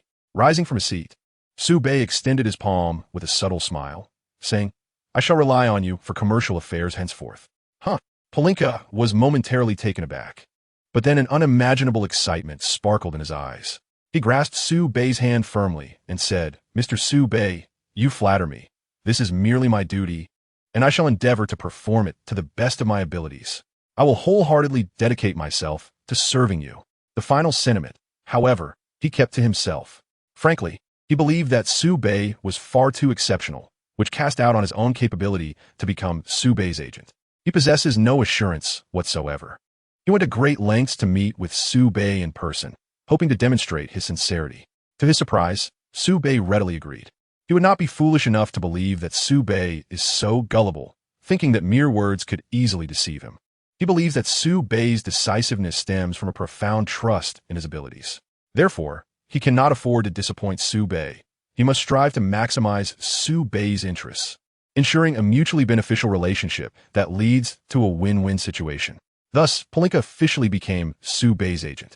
Please take a seat. Sube Urgit Pelinka, do continue sitting, and then added, I find myself somewhat conflicted about which team to choose. Do you have any suggestions? Upon hearing this, Pelinka smiled subtly, his heart brimming with joy. I anticipated you would pose such a question. I have long been prepared for this. He maintained an air of nonchalance and inquired, Sube, could you enlighten me as to which teams are currently expressing interest in you? Virtually all of them, Sube replied candidly, though the flurry of invitation calls was enticing. It also proved to be quite burdensome. Pelinka feigned contemplation before promptly offering his suggestions. The Pistons, Knicks, 76ers, Lakers, and Mavericks. I consider these to be 5 fairly commendable options. However, each possesses its own advantages and disadvantages. He continued to begin with, the combination of Dirk and Steve Nash in Dallas boasts formidable prowess, yet both lack the ability to perform under pressure. When it comes to the clutch moments, Dirk's offense tends to wane, relegating him to perimeter shooting, while Steve's slender frame makes him susceptible to being targeted. They seek an exceptionally talented player, endowed with remarkable athleticism and formidable one-on-one finishing abilities. You embody these qualities. However, the Mavericks boast an impressive record, ranking second in the Western Conference, making it exceedingly challenging for them to secure a high draft pick to select you. This chapter is not yet concluded. Please turn to the next page to continue reading. I believe that as long as a team selects you, you would be virtually untouchable, unless the Mavericks contemplate trading one of their stars, either Steve Nash or Dirk Nowitzki. Perhaps there may be a possibility. Frankly, I find the prospects rather bleak. Thus, while the Mavericks would be an ideal fit for you, acquiring you poses a significant challenge. Next in line are the 76ers. Your prototype, Allen Iverson, was an individual with extraordinary capabilities, having led his team to the NBA Finals as a solitary force. He has demonstrated his capabilities. Therefore, once you join forces, the Philadelphia 76ers, replicating their answer, will possess an extraordinary strength. You have the potential to contend for the championship. However, the crucial condition lies in your ability to integrate seamlessly. The question remains whether you, with nearly identical playing styles, can harmoniously coexist. Now regarding the Pistons, they may lack marquee players and represent a team of the people, yet their tenacious defense endows them with formidable combat prowess. They currently hold the best record in the Eastern Conference and are fervently pursuing the championship. In recent seasons, the Pistons have consistently performed admirably. However, they have yet to clinch a single title. They were unable to even reach the finals. I believe that their excessive focus on defense necessitates the presence of a player who can decisively score in critical moments, one who excels in both offense and defense. They must strive for perfection to truly contend for the championship. You happen to be the player they need, possessing the ability to score decisively. Furthermore, the Pistons hold the Grizzlies draft pick for the upcoming season, and given the Grizzlies' subpar performance, they are likely to secure a high draft position. This presents the Pistons with a chance to acquire you. You could even become the cornerstone of a modest franchise like the Pistons. However, there lies a minor issue. The Pistons are located in Detroit, a city that lacks the grandeur of a major metropolis, resulting in moderate popularity. If you were to go there, your championship prospects would be substantial, yet garnering widespread acclaim might take considerable time. Conversely, the Los Angeles Lakers present an excellent alternative. Located in the nation's second-largest city, they possess unparalleled popularity and resources, having recently achieved a three-peat and established the storied purple and gold dynasty. Joining them would not only expedite your acquisition of a championship ring, but also rapidly elevate your public profile. Nevertheless, challenges remain. Firstly, joining a dynasty team may afford you limited opportunities for substantial contributions. Secondly, recent internal issues within the Lakers, seemingly stemming from Kobe, appear to be escalating. The discord between him and Shaquille is intensifying, which will inevitably impact the overall dynamics of the Lakers. They may not have the time to nurture your talents, which is a consideration worth pondering. Ultimately, there lies the New York Knicks. The Knicks, too, are a grand metropolis, particularly well-suited for a player like you, who possesses the potential to blossom into a superstar. Furthermore, the Knicks do not boast an array of exceptionally distinguished players. The mid-range shooting king, Allen Houston, is one such example, yet he is but one among many. Should you choose to join the Knicks, I firmly believe that they would be more than eager to cultivate you as their cornerstone. Their performance has been quite dismal. They possess the opportunity to secure a high draft pick, which implies a considerable chance of selecting you. However, the issue lies in the fact that General Manager Scott Layden's capabilities are rather mediocre. His skills in managing and operating the team are woefully inadequate, resulting in a disjointed squad. Both the players' abilities and the team's composition appear grotesque, devoid of any promising future. Your past experiences may have been unsatisfactory. Unless the Knicks management is willing to build the team around you from the outset, rather than merely acquiring you and leaving you to fend for yourself. After listening to Rob Pelinka's advice, Sue felt a slight heaviness in his heart. According to Pelinka, when choosing a team, 3 factors must be considered. First, a major city. Second, the opportunity to be a core player. Third, the team must have a discernible future.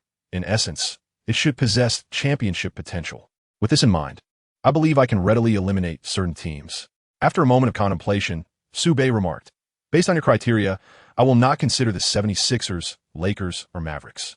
Although the duo in Philadelphia is impressive, 2 Tigers cannot coexist on the same mountain. While Allen, who is still at his peak and competing for scoring titles, MVPs, and championships, willingly assist me with passes, I certainly do not wish to be Allen's subordinate. Perhaps if Iverson is inclined to play a supportive role in the future, we can discuss it then. The Lakers are a 3-time championship team, and the Showtime duo is at the height of their powers. Coming to them would merely mean clinging to their success. While winning a championship early on would be splendid, should conflict arise later, they might retort, 'We were champions long before you arrived.' I can imagine the frustration that would ensue." Ha ha ha. Upon hearing this, Rob Pelinka laughed heartily, acknowledging, "Sue, you make a compelling point. I too believe there is no necessity to consider the Lakers." Sue shrugged and continued, "As for the Mavericks, the likelihood of dismantling the formidable duo of Steve Nash and Dirk Nowitzki is virtually non-existent. They also do not possess a high-ranking draft pick. They find it arduous to obtain my commitment, and it need not be a grand endeavor. The remaining options are the Pistons and the Knicks. Although the city may not be vast, the Pistons possess championship potential, and I could have the opportunity to emerge as the cornerstone of a modest team, which sounds rather appealing. They also have the opportunity to select me. The Knicks, situated in New York, represent the foremost metropolis, and I could have almost immediately assumed the role of the team's core player. All it requires is for the Knicks management to be willing to rebuild for my sake, granting the team a glimmer of hope for the future. This chapter is not yet concluded. Please turn to the next page to continue reading. I believe it is indeed a commendable choice." "Precisely," Pelinka affirmed, adding, "Since you find the Pistons and the Knicks appealing, I will engage in targeted discussions with these 2 teams to ensure they are well prepared." Sue nodded in agreement. The 2 conversed for a while longer, after which Pelinka decided to take his leave, allowing for a moment of solitude on the return journey. He promptly announced on social media that he had officially become the agent for Sue that very night. His phone rang incessantly, with a steady stream of invitations for trials from the team and endorsements pouring in. He had not rested well all night, yet he was more than willing to receive those calls. This was his vocation. First, to ascertain the optimal team for the northern region of Jiangsu. Second, amidst a myriad of endorsements, to negotiate one or even multiple significant contracts for the region. These were the tasks that lay ahead of him, and he would pursue them relentlessly. With the conclusion of the NCAA championship, students aspiring to enter the NBA draft, led by those from Jiangsu, eagerly registered to advance towards the grand stage of the NBA. However, there remained over 2 months until the draft event. The students were honing their skills and maturing, while fans redirected their attention back to the NBA.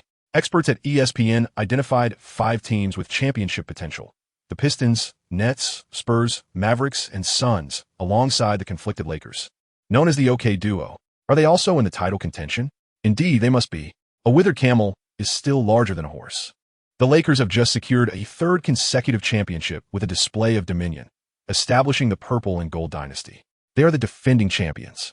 They are so formidable that even when Kobe and Shaquille had their disagreements, they would still earnestly compete when the playoffs arrived. Once they stepped onto the court, their prowess would be unparalleled, firmly positioning themselves in the championship contention. On the Eastern Front, the unassuming Pistons are merely 1 step away from the legendary 5 Tigers, with only the fierce Rasheed Wallace standing between them. Their resolute defense appears to remain the definitive answer. The Brooklyn Nets triumvirate, under the orchestration of Jason Kidd, executes a splendid synergy that consistently outmatches their opponents. Last year, they boldly advanced to the finals once more. This year, they are undoubtedly poised to mount another challenge for the championship.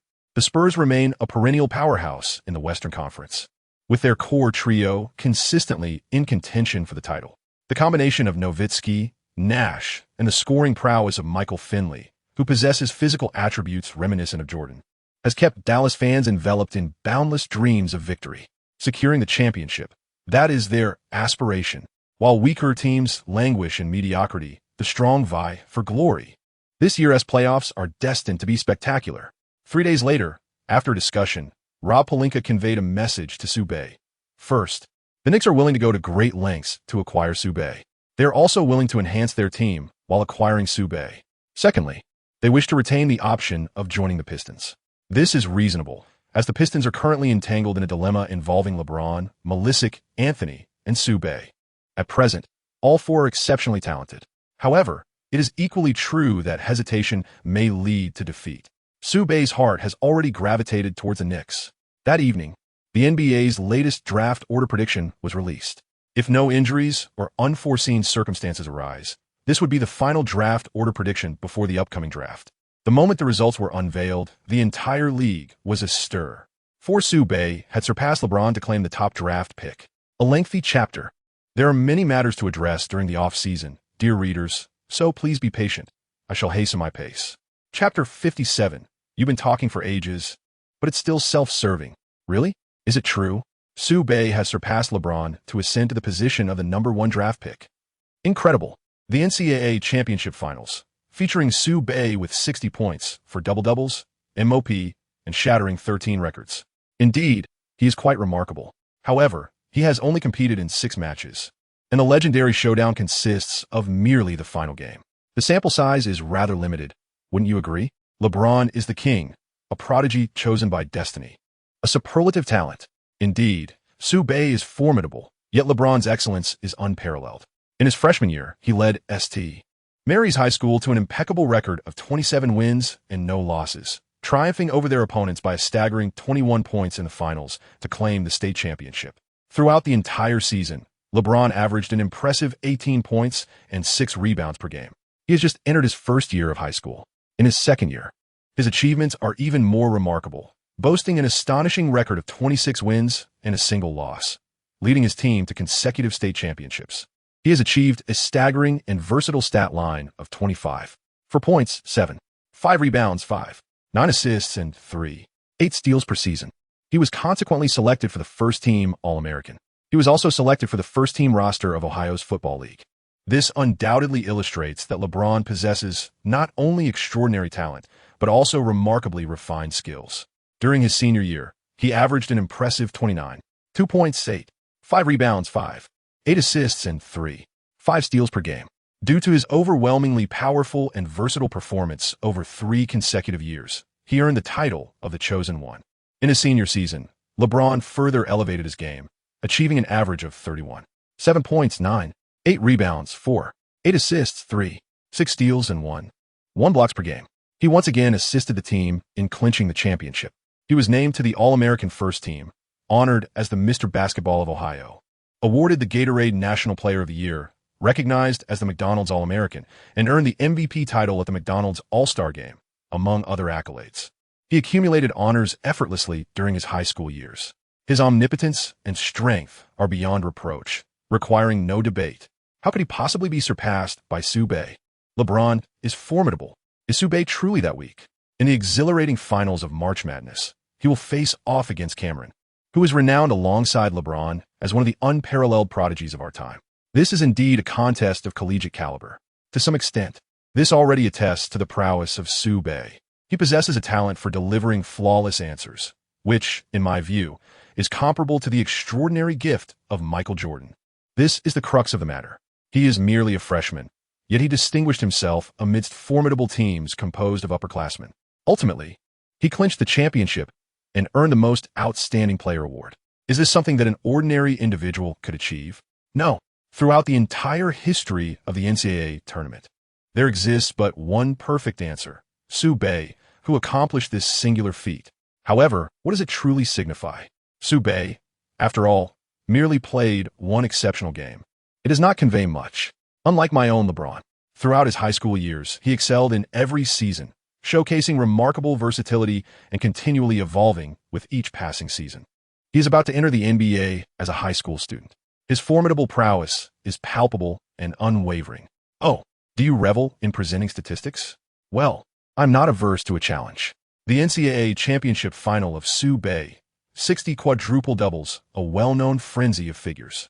Moreover, throughout the exhilarating March Madness, Sue Bay has played a total of 6 games for Marquette University, averaging 42, 8 points, 5, 7 rebounds, 3, 5 assists, 4, 8 steals, and 5, 0 blocks per game. You claim superiority in statistics? I ask you, what can you possibly compare to Sue Bay's figures? A chilling average indeed. U1S1. Sue Bay is undeniably extraordinary, and what elevates his prowess further is the astonishing talent that underpins it. A true behemoth of both offense and defense. The discussions among fans have erupted.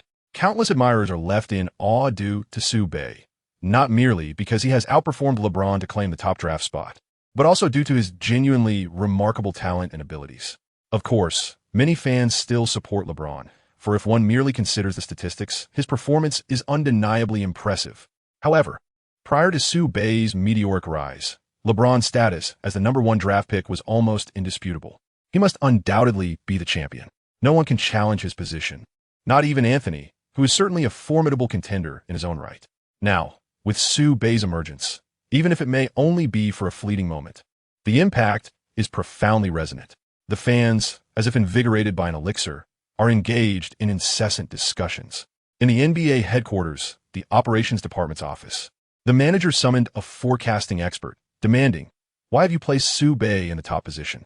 He certainly cannot be compared to LeBron, can he?" The prediction expert smiled slightly and responded, "First and foremost, I do not believe that Sue Bay is inferior to LeBron. It is merely that they have yet to face each other." Sue Bay's extraordinary performance in the NCAA finals was nothing short of remarkable, destined to be etched in history. I must acknowledge his prowess. Secondly, manager, I think you ought to consider this. Draft predictions are ultimately just that, predictions.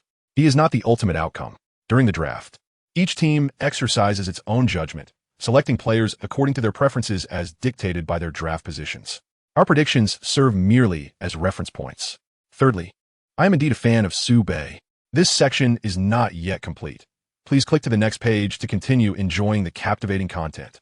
Operations Manager, you've rambled on for quite a while, yet it seems you still harbor personal biases. However, upon reflection, he realized that he had a point. Sue Bay is undeniably formidable, even exceptionally so. Yet prior to his direct confrontation with LeBron, it is truly challenging to ascertain who is superior. Each team possesses its own discernment. Consequently, such a convergence inevitably influences public opinion and ignites debates among fans.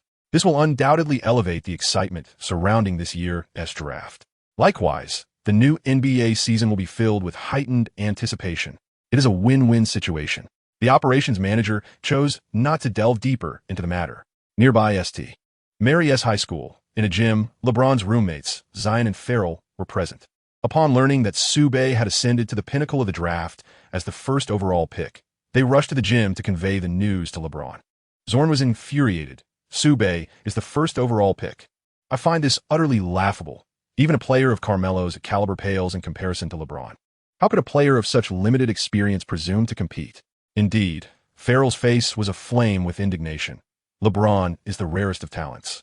Truly a prodigy chosen by fate. He is destined to enter the NBA as the top draft pick. Upon hearing this, LeBron narrowed his eyes. A fleeting glimmer of chilling brilliance flashing before vanishing entirely. In its place emerged a gentle smile. It matters not. Sue Bay is indeed a remarkable player, having achieved a 60-point quadruple-double in the NCAA championship. I do not concern myself with whether he is projected to be selected higher than I was. My sole desire is to excel in my own game, to elevate my teammates, and to enhance my team's performance. That is sufficient. Wow. Zion and Ferrell gazed at LeBron with admiration. Truly, the king who cares for his people. It is a blessing to share a room with LeBron and play alongside you. The two young admirers were utterly captivated. After they informed LeBron of the news, they departed without further interrupting his training. As he watched the two leave, his gentle gaze suddenly transformed into one of fierce intensity. Sue Bay, you have stolen my goddess, Erba, to film a short movie with her. And now you have taken my top draft position. Even if it is merely a prediction, it is unacceptable. Just wait. When I confront you, I will defeat you and bring you crashing down from your lofty heights. The entire league will know that there is only one king, and that is I, who is revered by all. Chapter 58. defamed reputation, creating chaos solely to undermine Sube. In the New York Knicks manager's office. "Damn it," exclaimed manager Scott Layden as he gazed at the latest draft ranking predictions, his eyes widening in disbelief as he saw Sube ascend to the top position. He slapped his thigh in frustration and exclaimed, "What on earth is the NBA doing? Sube has only played 6 games. Why have they placed Northern Jiangsu in the foremost position? They are unaware that such actions will merely pique the interest of more teams in the Sube region, thereby amplifying our competition." Alas, Coach Tang Chinny also unleashed a profanity. "This draft prediction is utterly disastrous for us. The Cavaliers, Heat, Raptors, Nuggets, Clippers, and Grizzlies. This motley crew is recklessly tanking, leaving us with no chance of securing the worst record. Our odds of obtaining the first overall pick are significantly lower than theirs, particularly the Grizzlies, who are behaving like lunatics despite having already traded their draft rights to the Pistons. What significance is there in their relentless complacency? The good news is that Sube is quite eager to join the Knicks, and there remains a possibility for us to acquire him through trade." Indeed, Scott Layden nodded in agreement. His brow remained furrowed, and after a brief silence, he spoke with conviction. "Tang, I believe we cannot afford to remain passive. We must not solely rely on the odds of the lottery. The trading process will undoubtedly be arduous. We need to take action. We must persuade the older gentlemen from the other teams to lose interest in Sube and abandon their intentions of selecting him in the high draft positions. Only then will we have a greater opportunity to acquire Sube." "Oh," Tang Chinny steadied himself, perplexed, and replied, "Scott, do you mean that we can proceed in this manner? And then that way, and further still." It was mid-April. During this time, the microfilm featuring Sube and Ierba had commenced filming. A brief basketball film lasting less than 10 minutes, anticipated to be released during the off-season. Pelinka had also been tirelessly engaged, traversing various locations on behalf of Sube to negotiate endorsement collaborations. Everything was progressing in an orderly fashion when Sube announced his intention to enter the NBA draft. Marquette University had already declared the retirement of his number 7 jersey. They also pledged to erect a sculpture for Sube at the school, as a token of gratitude for his contributions to Marquette University's basketball program. Meanwhile, the NBA regular season has concluded, ushering in a more intense playoff phase. Let's first discuss the Eastern Conference. In the first round, the Pistons, after a fierce 7-game battle, vanquished the Magic, forever marking T-Mac McGrady in the annals of humiliation. What transpired? In the first 4 games of the series, McGrady exhibited extraordinary prowess, leading his team to a commanding 3-1 advantage, making advancement seem an assured conclusion. Yet, it would also witness the emergence of an 8th seed miracle, adding a remarkable chapter to McGrady's professional narrative. He believed victory was secured. After defeating the Pistons in the 4th game and securing a match point, he stated in the post-game interview, "I've already begun contemplating the opponent for the next round." This remark carries a dual significance. Firstly, prior to this year, the NBA first round consisted of only 5 games, with the first team to win 3 advancing. However, this year, the format was altered to a best-of-7 series, meaning that if the structure had not changed, they would have already progressed. Secondly, even with the revised format, having a commanding 3-1 lead and securing 3 match points almost guarantees their advancement. Such a statement exudes arrogance and bravado. The outcome, however, saw the Pistons rallying to win 3 consecutive games, ultimately triumphing in a decisive 7th game against the Magic, thereby delivering a resounding blow to McGrady's confidence. "I have already begun contemplating the opponent for the next round," has since become a renowned phrase within the NBA, often used to mock players who exhibit hubris only to face failure. In the second round, the Pistons defeated the 76ers 4-2. Throughout the series, Iverson averaged 29 for points, 5 rebounds, 9 for assists, 8 steals, and 2 blocks per game. His stature is so diminutive, yet amidst the relentless and ironclad defense of the Pistons, he managed to deliver such an impressive performance. Truly remarkable. Alas, it is a solitary endeavor that cannot bear the weight alone. This outcome was anticipated by Iverson. He does not wish to squander his prime any further, which serves as his compelling motivation to seek assistance in the pursuit of a championship. In the Eastern Conference Finals, the formidable Pistons faced off against the formidable trio of the Nets. Initially anticipated to be a fiercely contested series, culminating in a decisive Game 7, the Nets triumphed with a stunning 4-0 sweep over the Pistons. With the series concluded, TNT's seasoned analysts remarked that the Nets are a team adept at transitioning between offense and defense, boasting a formidable defensive lineup. Jason Kidd orchestrated the team with his playmaking prowess, complemented by the tenacious defense of Kenyon Martin and Richard Jefferson, whose assaults on the basket were nothing short of astonishing, all while maintaining their defensive presence. The trio collectively unleashed their potential. Conversely, the Pistons relied heavily on their defense, with scoring largely dependent on the duo of Hamilton and Billups. When the intensity of the game escalated, and those two perimeter players faltered, scoring became exceedingly arduous. While defense can indeed secure a championship, an ineffective offense is equally detrimental. Furthermore, in critical moments, the decision-making and game judgment of the Nets, bolstered by the presence of passing maestro Kidd, proved superior. This was evidenced by the Nets winning the first 2 games of the series by a narrow margin of just 2 points, laying the groundwork for their sweep of the Pistons. This seemingly conveys that a team aspiring for the championship cannot rely solely on role players. It must also possess superstars. This chapter does not conclude here. Please turn to the next page to continue reading. In the West, the Spurs first vanquished the Suns and then overcame the defending champions, the Lakers, to face the Mavericks in the Western Conference Finals. Following the series against the Lakers, a veteran analyst from ABC commented, "Although Kobe performed exceptionally well throughout the series, he also played rather selfishly.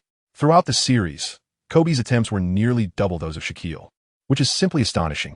I fail to comprehend why the Lakers management permitted Kobe to take such liberties. Such conduct is utterly unacceptable. He should capitalize on Shaquille's advantage in the paint, allowing the two to collaborate effectively, thus revealing the formidable power of the iconic duo. It appears that the rumors of discord between them hold truth and seem to be intensifying. They have only just established their dynasty. They ought not to have behaved in such a manner. It is truly incomprehensible. Naturally, we must commend the GDP for their remarkable performance. In the conference finals, the Spurs, poised for victory, triumphed over the Mavericks after a grueling 6-game battle, returning to the championship series after a 3-year hiatus. The clash is imminent as the Nets, who have reached the finals for 2 consecutive years, encounter the Spurs, who make their return to the championship series after a 3-year interval. Yet, prior to the commencement of the finals, whispers regarding Sue Bay have persisted throughout the playoffs. Theoretically, this situation is quite logical. Sue Bay has performed exceptionally well during the exhilarating month of March, and the continuous buzz surrounding 2 prominent Hollywood actresses adds to the intrigue. It is entirely natural for him to enjoy a high level of popularity. The news surrounding him can hardly be described as sporadic. Rather, it flows incessantly. However, if we consider these intermittent reports not as praise for Sue Bay, but as attempts to tarnish his reputation, the narrative shifts dramatically. What? Tarnish? Sue Bay's extraordinary performance in March, akin to that of a divine being. Is there truly anything to criticize? Chapter 59, The Era of Centers. The Platinum Generation Draft. Sue Bay, having emerged midway through his career, participated in only 6 NCAA games. Although his performance was commendable, the limited number of appearances does not necessarily indicate that he can maintain a consistent level of excellence. He may indeed be the highlight of these recent matches. Due to the limited number of games played by Sue Bay, there are insufficient match recordings for analysis, allowing him to perform better.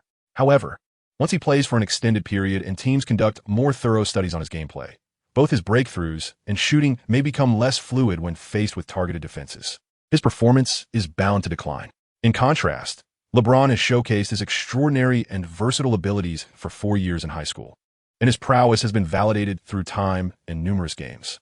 He truly is the chosen one. The young emperor undoubtedly deserves the title of champion. Indeed, Sue Bay's remarkable performance throughout the exhilarating month of March has captured everyone's attention. He has emerged like a comet, astonishing all. However, it cannot be denied that Sue Bay possesses a lack of self-discipline and a feeble ability to resist temptation. Even in his freshman year, he has already been embroiled in scandalous rumors with 2 Hollywood starlets, Sigiali and Erba. Should his fame ascend further, it is inevitable that more women will seek his affection. I fear he may succumb to the allure of female companionship, neglecting his training and gradually descending into mediocrity.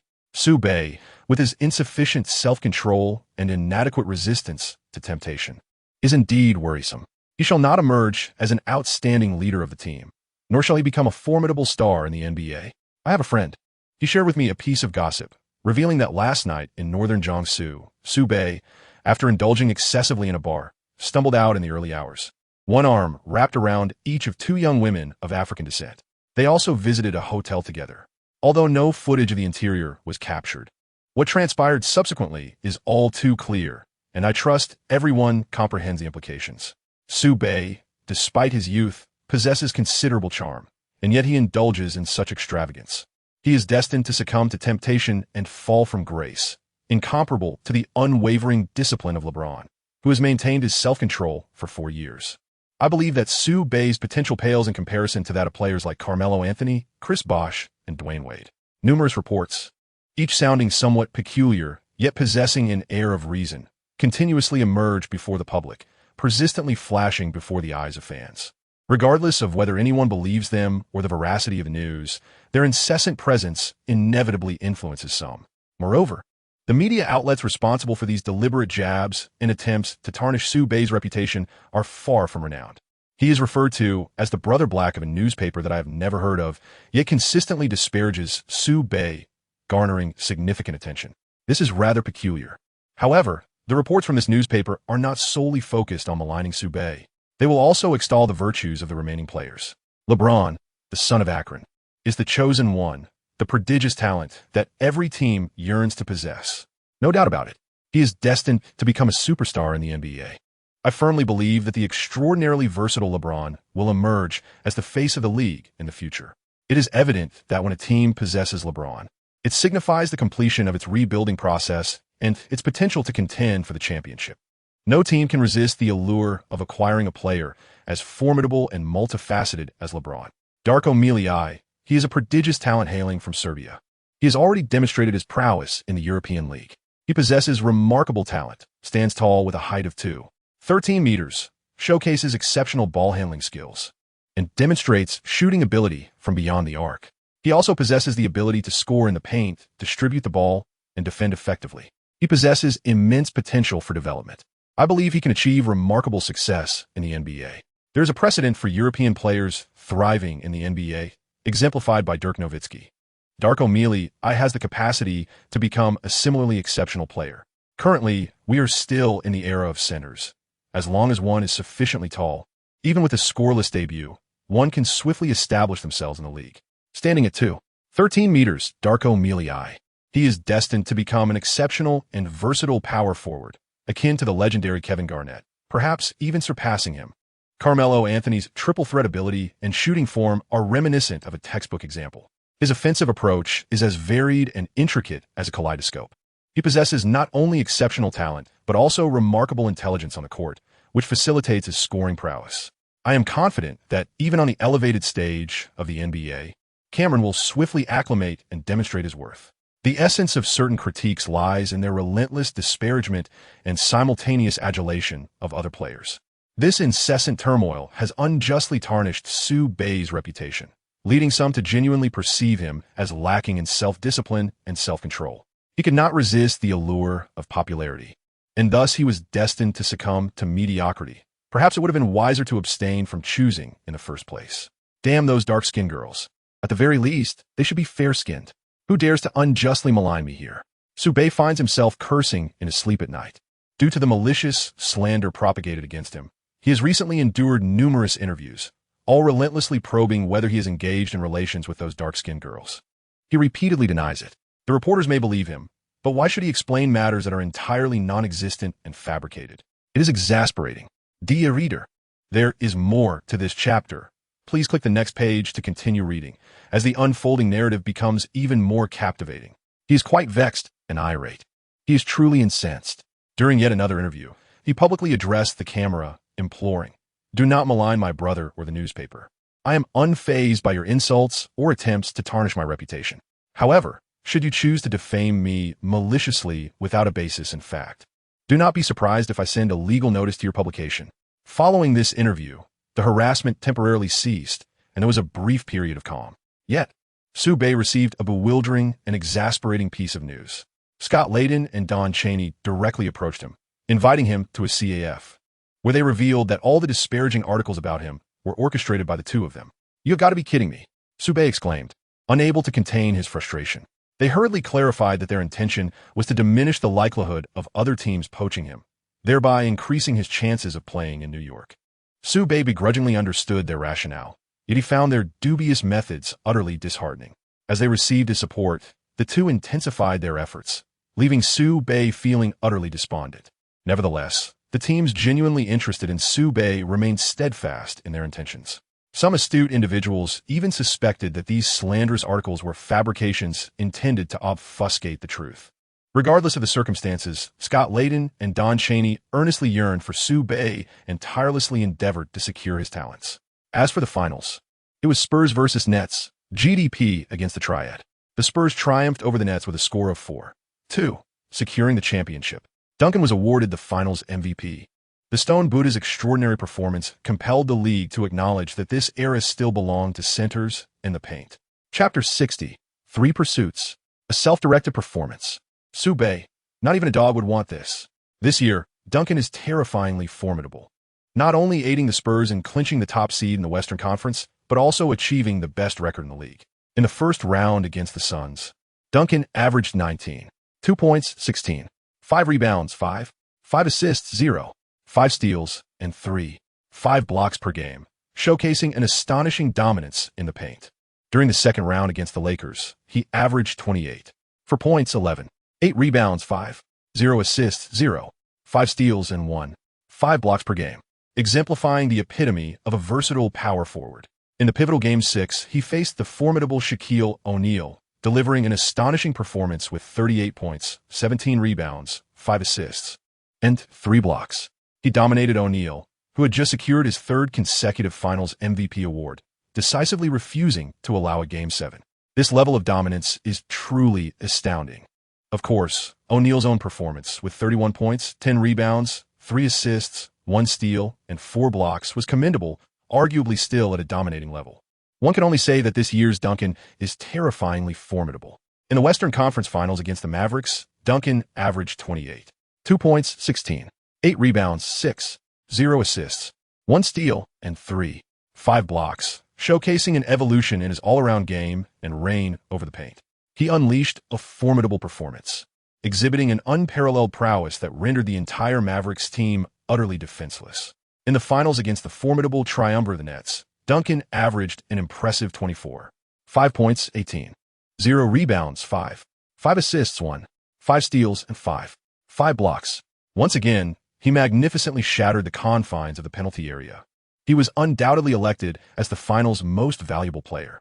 He consequently made the entire league acutely aware of the dominion wielded by the Stone Buddha, embodying the supremacy of the paint. It is evident to all that, even as we transition from Shaquille O'Neal to Tim Duncan, the era remains one dominated by centers. On June 20th, just 5 days after the conclusion of the finals and with merely a week remaining before the 2003 NBA draft, the managers of various NBA teams gathered at Madison Square Garden for the lottery ceremony. With hands clasped in fervent prayer, they hoped for the coveted first overall pick, or at the very least, the second or third choices. Even a spot within the top 5 would suffice. In essence, the higher the pick, the better. Before long, the lottery concluded. Hilarity ensued as Cavaliers manager Jimmy Paxson erupted in laughter, exclaiming, "I have drawn the first pick. Who shall I choose? LeBron, Darko Milicic, or Carmelo?" Such a delightful dilemma. It was not difficult to discern a hint of boastfulness in his words. Meanwhile, as Grizzlies manager Jerry West handed over the second pick he had drawn to Pistons manager Joe Dumars, the atmosphere was charged with anticipation. His complexion was exceedingly pallid, while Chao Dumas beamed with delight. How could he possibly be unhappy? Regardless of which player the Cavaliers select from the 4 options, they will still have the opportunity to choose one from the remaining 3. Whomever it may be, they will undoubtedly become a cornerstone of the team. This is quite frustrating. Given the Grizzlies' performance, theoretically, they should not have been able to secure the second overall pick. It was merely their fortunate luck that led them to this outcome. Frankly speaking, had the Grizzlies known they would obtain the second overall pick, they would have never relinquished their draft rights to the Pistons. This is precisely why Jerry West's demeanor appears so grim, relying on the luck of others to gain what seems like an impossible advantage. This unexpected stroke of fortune is undeniably more gratifying. Joe Dumars is overjoyed. Meanwhile, Scott Layden, holding the third pick, does not seem particularly pleased, despite the fact that the third pick is not insignificant, considering their position as the third worst team in the Eastern Conference. Securing the third overall pick is already an extraordinary stroke of luck. Without delay, Scott Layden immediately called Donnie Walsh to inform him of their acquisition of the third pick. In the manager's office, Walsh stroked his chin, pondering for a moment. The third overall pick is not bad. We can at least select a player to build our core around. However, merely expressing a desire to select a player from the South is not sufficiently assured. Yet, I believe the Cavaliers are highly likely to choose LeBron, not solely due to his remarkable talents. He was born in Akron, a true native of Cleveland. The Cavaliers have every reason to select him. LeBron is also eager to represent his hometown, making this a mutually beneficial endeavor. However, to ensure greater certainty, we must take further actions. As for the Pistons, to be frank, Dayco, Cameron, and Subay all fit the team well. Therefore, we need to employ some strategies to have the Pistons choose either Cameron or Dayco rather than Subay. That would achieve our goal. Understood. Scott Layden raised an eyebrow. Same old routine. Shall we continue? Mechu? Echu. Subay, who was filming a basketball short film with Ayerba, suddenly sneezed twice and shivered. What's wrong? Subay, have you caught a cold? Ayerba inquired with concern. Not at all. Subay waved his hand, though internally he was grumbling. Who the heck is cursing me behind my back? The next day, LeBron, the chosen one born in Akron, found that the Cleveland Cavaliers had won the first overall pick. I believe the Cavaliers have no reason not to choose LeBron, allowing him to play for his hometown. This is undoubtedly the most perfect mutual pursuit. It is the finest arrangement by the heavens. Upon the announcement, the news resonated immediately, not only among fans, but also within the media. This chapter is not yet finished. Please click the next page to continue reading the exciting content. The word spread like wildfire. Everyone believes this is a mutual endeavor and the best choice. Crucially, LeBron, during an interview, expressed his willingness to play for his hometown. He has a fondness for Cleveland, which is the overt implication. However, covertly, if the Cavaliers select him, he will undoubtedly surpass Subay and outshine everyone as the number one pick. He also perceives himself as the chosen one, and thus, he undoubtedly deserves to match the esteemed title of the top scholar. The Cavaliers have never regarded LeBron as lacking. He is merely contemplating which of the four should be selected. The public discourse is fervently escalating. They also regard LeBron as the optimal choice, marking the formal establishment of a mutual pursuit. However, there is also the triad engagement in New York. The Pistons' defeat to the Nets can be attributed to their lack of height in the interior, which resulted in Richard Jefferson and Kenyon Martin frequently penetrating the rim with ease. They require, in addition to Ben Wallace, another interior player with exceptional defensive prowess. If this individual also possesses the ability to shoot from the perimeter and even demonstrate passing skills, it would be nothing short of a game changer. Clearly, the prodigious talent hailing from Serbia, Darko Milicic, is a perfect fit for the Pistons. They possess the second overall pick, granting them the opportunity to select Darko Milicic. How enviable. I believe that should the Pistons overlook Milicic, the Knicks, armed with the third pick, would undoubtedly seize him without hesitation. Have you forgotten the dominance displayed by the magnificent Tim Duncan during this year's playoffs and even the finals? This is indeed the era of the center. Darko Milicic, standing at an impressive height of 213 centimeters. While Carmelo effortlessly scores like slicing through vegetables, he remains a small forward. As for the individual from Subay, this man, engrossed in carnal pleasures, lacking ambition and self-discipline, is not worthy of consideration. The news crafted by Scott Layden and Donnie Walsh has swiftly ignited public discourse and resonated with the masses. They were subsequently interviewed by ESPN reporter Mark Stein. Mark Stein inquired, "Manager Scott, will you bypass Darko Milicic in favor of selecting either Subay or Carmelo?" To which Scott and Tanciani excitedly responded, "Yes, yes, yes." Chapter 61, Lockdown. A battle of wits, Jordan's lethal strike. With merely a week remaining until the draft, the commotion stirred by Ryden and Tanciani continued to escalate, gradually yielding results. The Cavaliers secured LeBron. Meanwhile, the players with top 5 picks were primarily focused on Milicic. Of course, despite Subay being labeled with unfounded tags, such as lack of self-discipline and obsession with women, he still garnered significant attention. The difference now lies in the fact that while everyone previously fixated on Subay, they are now contemplating whether he is indeed the necessary choice. The Knicks' aspirations are solely directed towards the Cavaliers and the Pistons. Both the Cavaliers and LeBron have made their intentions clear, and Cavaliers fans warmly embrace their king. This seemed to be a foregone conclusion, with only the Pistons remaining in the equation. Scott Ryden. and Tanciani were unaware of the true intentions of the Pistons management regarding their interior strategy. Thus, they could only strive further to maximize their chances of acquiring Sue. In the Pistons management office, General Manager Joe Dumars and Coach Rick Carlisle sat on the sofa, both with furrowed brows. It was evident that this year marked a significant draft year. They possess the second overall pick and have a plethora of 4 potential cornerstone players to choose from. Yet they find themselves utterly discontent. It is a conundrum. They are exceedingly entangled in their decision-making, grappling with the dilemma of choosing among 3 or 4 options. It feels akin to selecting a girlfriend from the alluring lowly, the sophisticated mature woman, the seductive mature lady, and the nostalgic first love with a high ponytail. How does one make such a choice? I confess, I find it utterly impossible. Rick, do you believe we should opt for Dake Milikic, the exceptionally athletic center? He is undoubtedly the coveted gem of this era. Jadumas has been somewhat swayed by public opinion. Indeed, we currently find ourselves in the age of the center, and Dako truly aligns with this version, as we genuinely lack height in the paint. Coach Rick Carlisle must concede this point, yet he also remarked, however, the astonishing performance during the March Madness in Sue is simply extraordinary. With over 60 points for quadruple doubles, the MOP award, and shattering 13 records. It was a display akin to divine intervention. Missing out on him could result in the lost opportunity for a deity to grace the Pistons with his presence. He is quite conflicted. Chowdmas is also in turmoil. After a brief silence, he remarked, although Sue is indeed formidable, he is too fond of indulgence to find stability. His future harbors numerous potential perils. Chowdmas has been led astray. Indeed, however, Rick Carlisle hesitates to voice his thoughts. He is evidently influenced by the reports from the rival media, yet his affliction is not too profound, and he remains entangled in his thoughts. Will the prodigious talent of Darko Milicic adapt successfully, or will the flawless performance of Sue prevail? The Pistons are still in a state of indecision.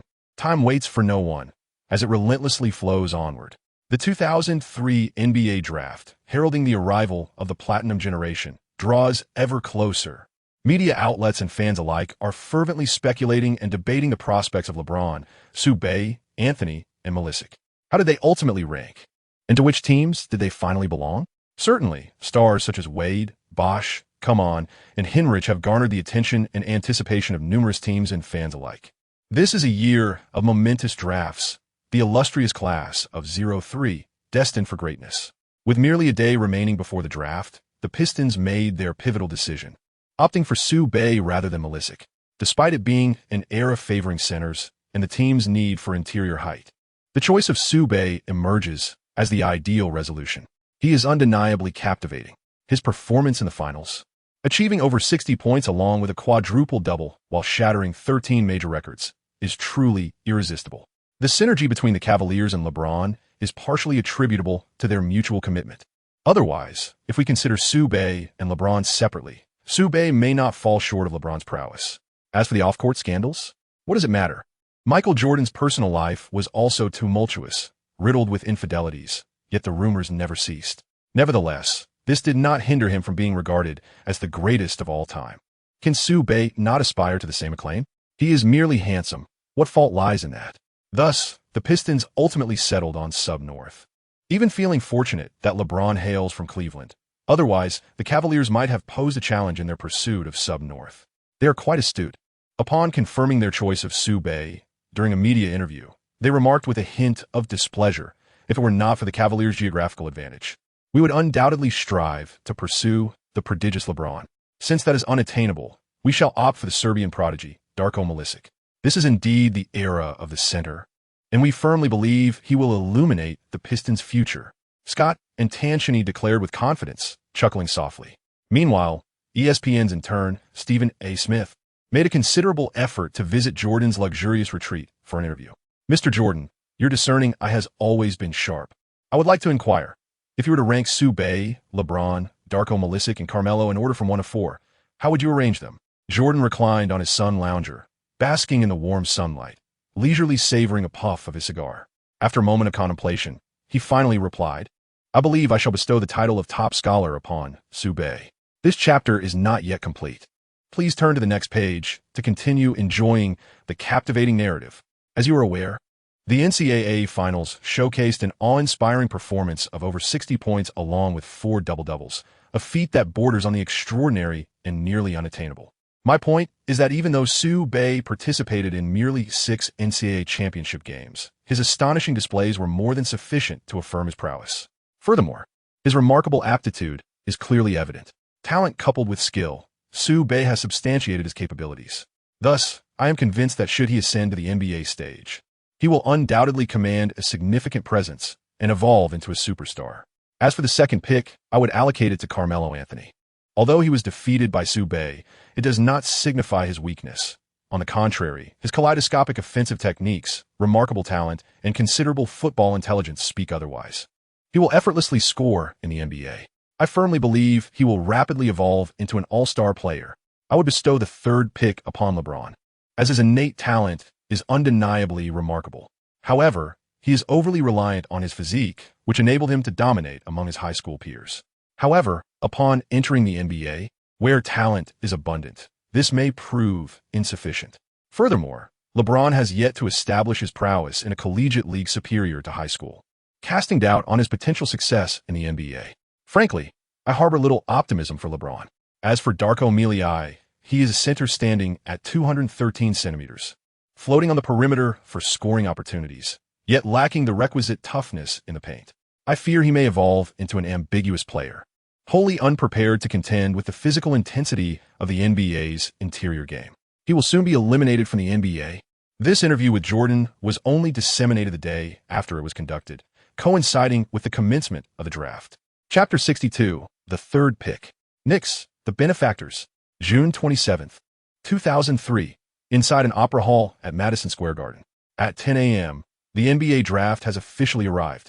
Below the stage, Su Bei and Wade are seated at a table, alongside players such as LeBron, Anthony, Bosh, and Come On, all awaiting their fate. On stage, Commissioner David Stern stands at the podium, equipped with an earpiece, poised to announce the draft results. Meanwhile, in the backstage lounge, led by Scott Layden and Donnie Walsh, managers and coaches from all 30 teams have gathered. They are about to select their desired players in accordance with their drawn positions, having the opportunity to contemplate and decide as long as it is not their turn and Commissioner Stern has yet to make an official announcement. Mr. Jimmy Paxson, please select your desired first pick. A staff member inquires of the Cavaliers manager. LeBron James. Jimmy Paxson proclaims without hesitation, calling out LeBron's name. The staff relays the information. On stage, Commissioner David Stern, having received the news through his earpiece, reveals a gentle smile.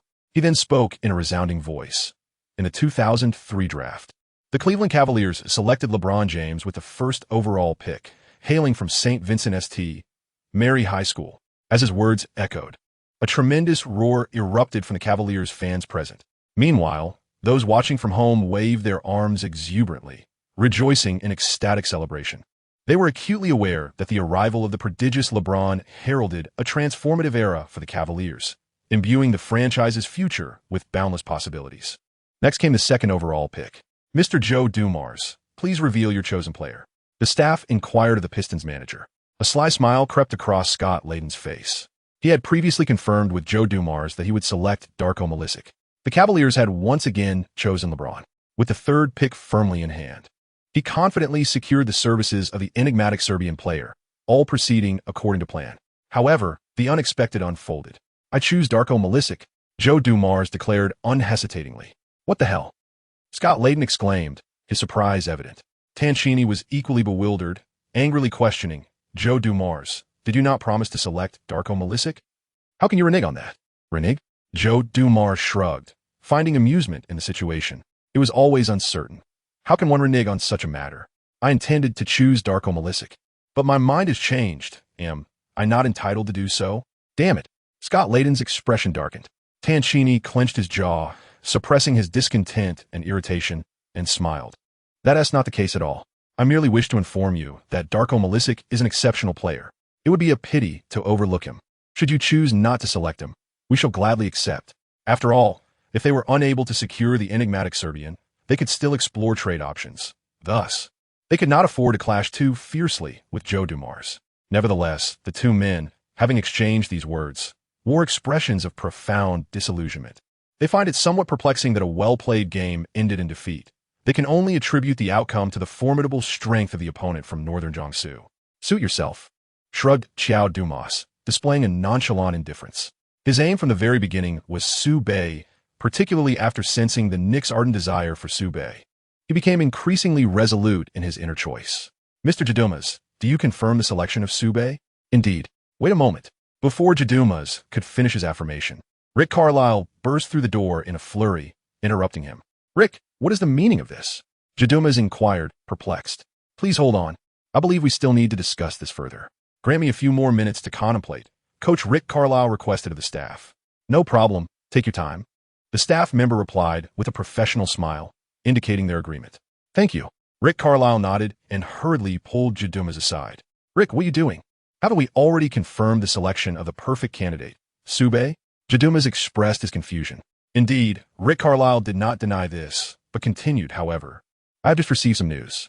Michael Jordan, that guy, during an interview with ESPN reporters, lavishly praised Su Bei, asserting that he possesses the potential to become the #1 pick and will ultimately emerge as a superstar in the NBA. He holds a rather dim view of LeBron. He even considers Darko Milicic to be utterly worthless, incapable of surviving in the NBA. My goodness, upon hearing such news, I found it truly appalling. Given Michael's dismal judgment in selecting the notoriously underperforming Kwame Brown, his discernment is hardly credible. It is simply unfathomable. When he also perceives Su Bei as exceptionally talented while harboring little faith in LeBron, I believe we must reassess the situation. The same level of discernment as Michael, to favor Su Bei, whom we hold in high regard. That sounds genuinely frightening. Joe Dumas couldn't help but twitch his lips. That dark-hued player indeed possesses some remarkable skills. Dear reader, there is more to this chapter. Please click the next page to continue reading, as the subsequent content is even more thrilling. In our heyday, the Bad Boys era, we were relentless in our pursuit. Yet we could not prevent him from becoming the GOAT. However, when it comes to discerning talent, he truly falls short of expectations. Despite numerous reminders that praising Mae Brown is unwarranted, he stubbornly persists in his misguided beliefs, revealing a glaring lack of discernment. Indeed, our perspectives cannot align with his. Su Bei is undeniably an unsuitable choice.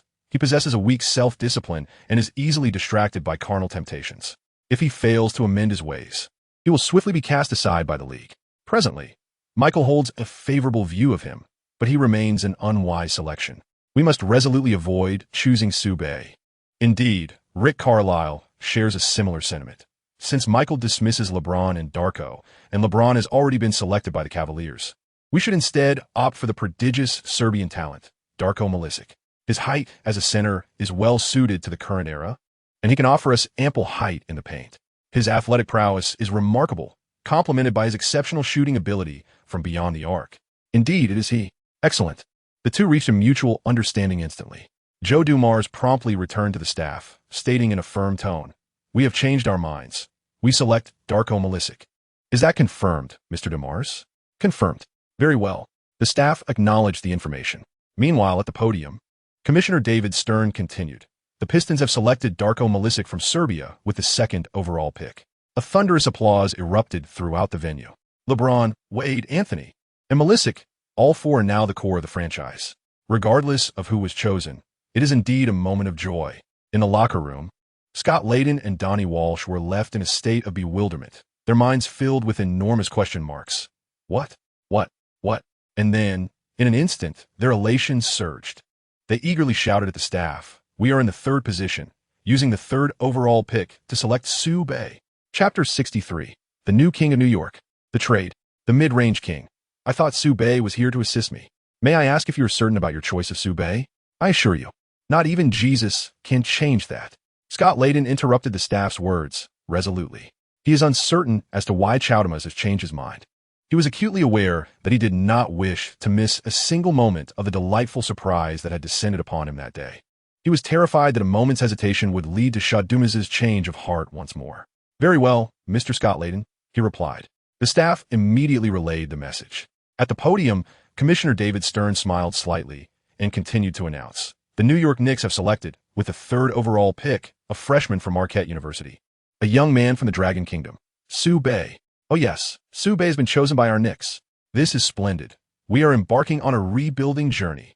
The excitement among Knicks fans was palpable, each one brimming with joy.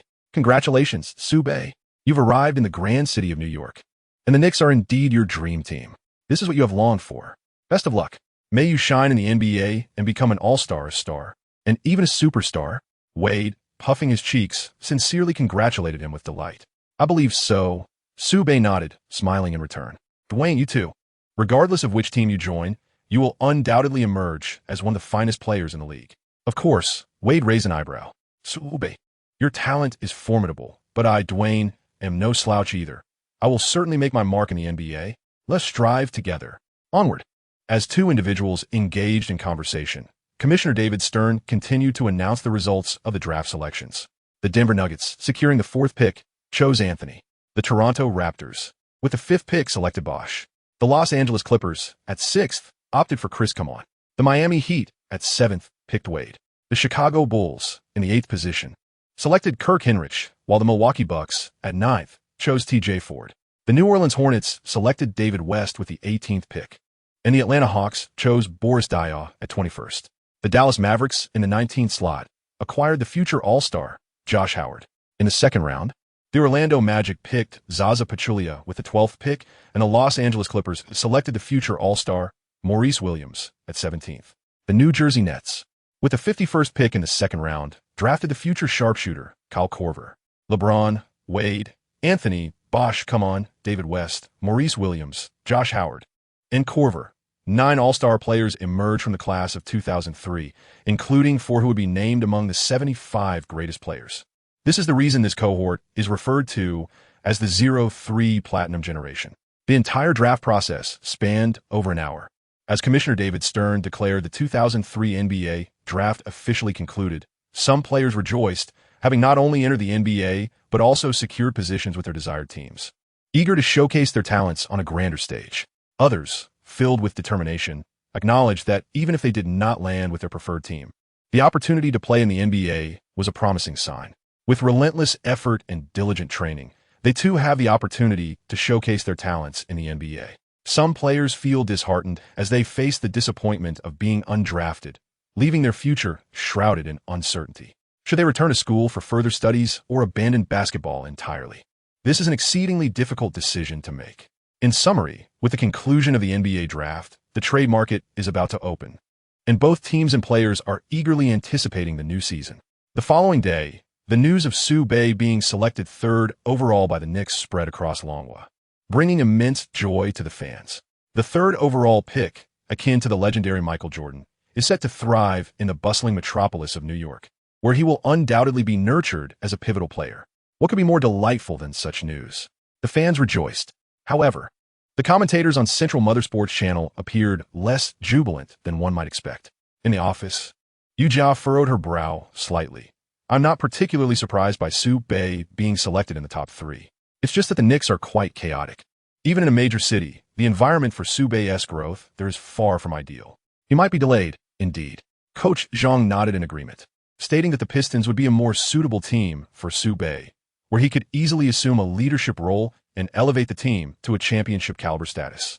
I couldn't quite fathom why the Pistons would not choose Sube. I was equally perplexed. Sukun shook her head repeatedly and remarked, but the situation is now settled. Sube will indeed play for the Knicks. The market is quite favorable. However, I sincerely hope that during the offseason, when the Knicks explore the trading market, they will endeavor to rebuild and strengthen the team for Sube. Otherwise, the Knicks may not only fail to achieve results next season, but the adverse team environment will also hinder Sube's development. That's right, Yang nodded in agreement. I believe there's nothing wrong with going to New York. It all depends on how the Knicks management operates moving forward. Sighing, Coach Zhang lamented. Manager Scott Layden clearly lacks the necessary caliber. If it were otherwise, New York wouldn't be a chaotic mess under his management. Yet, we are left with no choice but to hope that he can be somewhat reliable this time and properly rebuild the team for Sube. The day after the draft concluded, an esteemed reporter from ESPN approached the Knicks core player, the mid-range shooting king, Allen Houston. WOJ asked Allen, what are your thoughts on the team selecting Sube, who is hailed as the perfect answer and has won the MOP honor in the NCAA championship? After pondering for a moment, Allen Houston replied with a smile, I am absolutely thrilled that Sube is coming to New York. I wholeheartedly welcome him. You know, the team did not perform exceptionally well this season, and I need more players to assist me. Sue is an exceptionally gifted rookie with tremendous offensive capabilities and potential. I believe that with Sue's support in the upcoming season, I will certainly perform better and lead the team in a renewed pursuit of the playoffs. Just wait and see. Next season's Knicks will undoubtedly catch the attention of the entire league. Allen Houston held Sue in high regard, offering him a remarkably high evaluation. He believes that the Northern Sioux is here to assist him. 3 days later, on July 1st, the very first day the trading market opened, a monumental trade erupted, sending shockwaves throughout the league. The New York Knicks traded their star player, the all-star leader who had served the team for 7 years, the renowned mid-range shooting king Allen Houston, to the Miami Heat. Chapter 64. 2 major acquisitions. The New York Trio, a promising future. The details of this trade are as follows. The Knicks sent their leader Allen Houston along with a second-round draft pick from 2005 to the Miami Heat. In exchange for this year's 7th overall pick Dwyane Wade, a first-round pick from 2004, another second-round pick from 2005, Gardady House, and a portion of cash. The crux of the trade lies in the fact that Wade was exchanged for Allen Houston straight up. Let us set aside for a moment why the Knicks would be willing to trade their core player for a rookie who had just entered the draft. Considering Wade's potential future accomplishments, he would be more than a worthy exchange for Allen Houston, to the extent that the Heat might not even entertain the idea of a swap. Even without contemplating the future, just focusing on Wade's performance during his college years, along with his exhibited physical prowess. It was evident that Pat Riley had envisioned him as the cornerstone of the franchise from the moment he laid eyes on him, a player deemed untouchable. The thought of trading him for the immediate asset that is Allen Houston would, in theory, be something Riley would not desire. So, why did this trade come to fruition? The answer lies with Northern Sioux. Indeed, as a player from Marquette University and a teammate of Wade, Northern Sioux's exceptional performance during March Madness was simply too remarkable to overlook. He overshadowed Wade's brilliance far too much. Originally, Wade could have consistently produced an impressive performance of over 25 points, 7 rebounds, and 8 assists, even achieving remarkable near triple-doubles of 30 or more. He single-handedly led his team into the prestigious stage of the Final Four. It was precisely due to his formidable combat prowess that Pat Riley ultimately chose and placed his faith in him. Now, Sue emerges brilliantly on the scene. He not only overshadowed Wade, but also directly hindered him from performing at his optimum level. Sue's prowess and his dominance over ball possession are contributing factors. Wade's selflessness, as he willingly sacrifices his own game for the benefit of his teammates and the team, also plays a significant role. Furthermore, Wade's unexpectedly poor performance in the NCAA finals diminished external perceptions of his capabilities. Thus, although Pat Riley still chose Wade and expressed a willingness to cultivate him as the cornerstone of the team, he is not deemed untouchable. In contrast, Allen Houston is a bona fide all-star player, possessing formidable scoring abilities and serving as a substantial asset in terms of immediate impact. He can directly become the new linchpin of the team, elevating its prowess to a higher echelon. This trade is undoubtedly advantageous for the Heat. Consequently, when this news broke, it ignited a frenzy throughout the entire league, with fans widely believing that Wade cannot be exchanged solely for Allen. They believe that the Knicks have acted foolishly. They believe that the management is once again engaging in dubious activities and making erratic decisions. The originally perfect combination of Sue and the mid-range maestro Allen Houston, having collaborated for 23 years, would undoubtedly elevate the Knicks' performance significantly. They may very well evolve into a championship-contending team. However, the current situation has led to the departure of Allen Houston, leaving only Sue, with his rise seemingly distant. Is this not sheer folly? Such sentiments have been echoing incessantly. Yet, fans quickly discern the underlying intent, realizing that the Knicks aspire to crown Sue as their new sovereign, intending to build a team around him. As for the trade involving Wade for Allen Houston, its significance transcends merely acquiring Wade. It fundamentally revolves around parting ways with Houston. The choice of Wade is also influenced by their camaraderie as former teammates at Marquette University, where their synergy was evident as they triumphed in the NCAA championship together. Wade's potential is promising. Should both players flourish, their combined prowess in the NBA would undoubtedly yield formidable results. This rationale partly explains Scott Layden's decision to facilitate a trade of Allen for Wade, while it may seem somewhat disadvantageous. The necessity to affirm Sue as the sole core and the imperative to part with Houston render it justifiable. Soon enough, everyone recognized this truth, and everything began to make sense. Seizing the moment, Scott Layden swiftly orchestrated a trade with the Hawks to acquire this year's first-round draft pick, the 21st overall, Burress-Dio. This individual is renowned as the French magician. He also bears another title, the all-purpose oil. On the court, he possesses a wide array of skills, yet lacks mastery in any specific area. However, this versatility, in the eyes of the Knicks, can be instrumental in assisting Sue. Thus, the triumvirate of Sue, Wade, and Dio, the three promising rookies, has ignited great anticipation among fans regarding the Knicks' future. Meanwhile, the unfortunate situation of Allen Houston being sidelined due to injury persists. He had clearly stated not long ago during an interview with reporters that he held great affection for the northern region of Jiangsu and appreciated its support. Yet, ironically, he found himself traded shortly thereafter. How utterly awkward. Previously, when interviewing Allen Houston, ESPN reporter Wojnarowski, ever the provocateur, wasted no time in reporting on Houston's trade as soon as it occurred. Once again, he sought the opinion of Allen Houston regarding his impending trade. Infuriated, Houston erupted. "I am an all-star player. You expect me to be exchanged for a rookie who has yet to step foot in the NBA? Is there no respect for me? I understand that the Knicks' primary objective is to crown Sue as the new king, which is why they're so eager to trade me away. But that is fine. I do not care. It is merely the manner in which this has transpired that has left me feeling profoundly humiliated. I thought Sue was to assist me. Yet it seems I am not even deemed worthy to support him. What a grand joke. I, Allen Houston, cannot possibly mentor a fledgling rookie. This chapter is not over. Please turn to the next page to continue reading. If you do not trade me, I shall leave on my own accord. So listen closely. Knicks management, it is not you who cast me aside like refuse. It is I who will depart willingly. Furthermore, Sue, heed my words, regardless of the reasons. You have subjected me to great humiliation, and I am thoroughly displeased. Do not let our paths cross in the new season. Otherwise, I shall dismantle you with ease, as one would crush a cake. Let the Knicks management comprehend the folly and absurdity of trading me to elevate you. I am truly enraged. Houston's fury escalated, his words becoming increasingly frantic and profane. The language was too coarse, prompting WOJ to censor portions of the tirade. Yet, one could palpably sense the intensity of Houston's wrath. It was a torrent of rage. Upon reflection, it is somewhat understandable. After all, a team leader being discarded for a rookie is a blatant affront. The fact that the trade merely involved a swap for another rookie, despite the inclusion of draft picks, is undeniably painful. It is no wonder that Allen Houston is incensed. Anyone would feel the same. However, only Houston bears the brunt of this turmoil. The Heat, acquiring an unproven Dwyane Wade in exchange for an all-star, certainly did not suffer.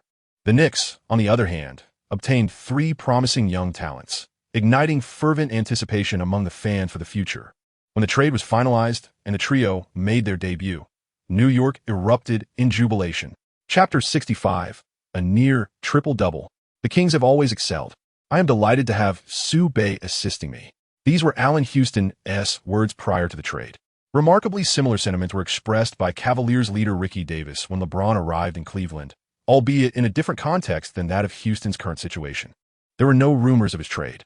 LeBron openly stated, "As you know, Ricky Davis is an exceptionally talented player. I am willing to support him. One could argue that as long as it enhances the team and leads to more victories, I am prepared to do whatever it takes on the court." Strong and selfless, LeBron garnered yet another wave of acclaim, his popularity soaring.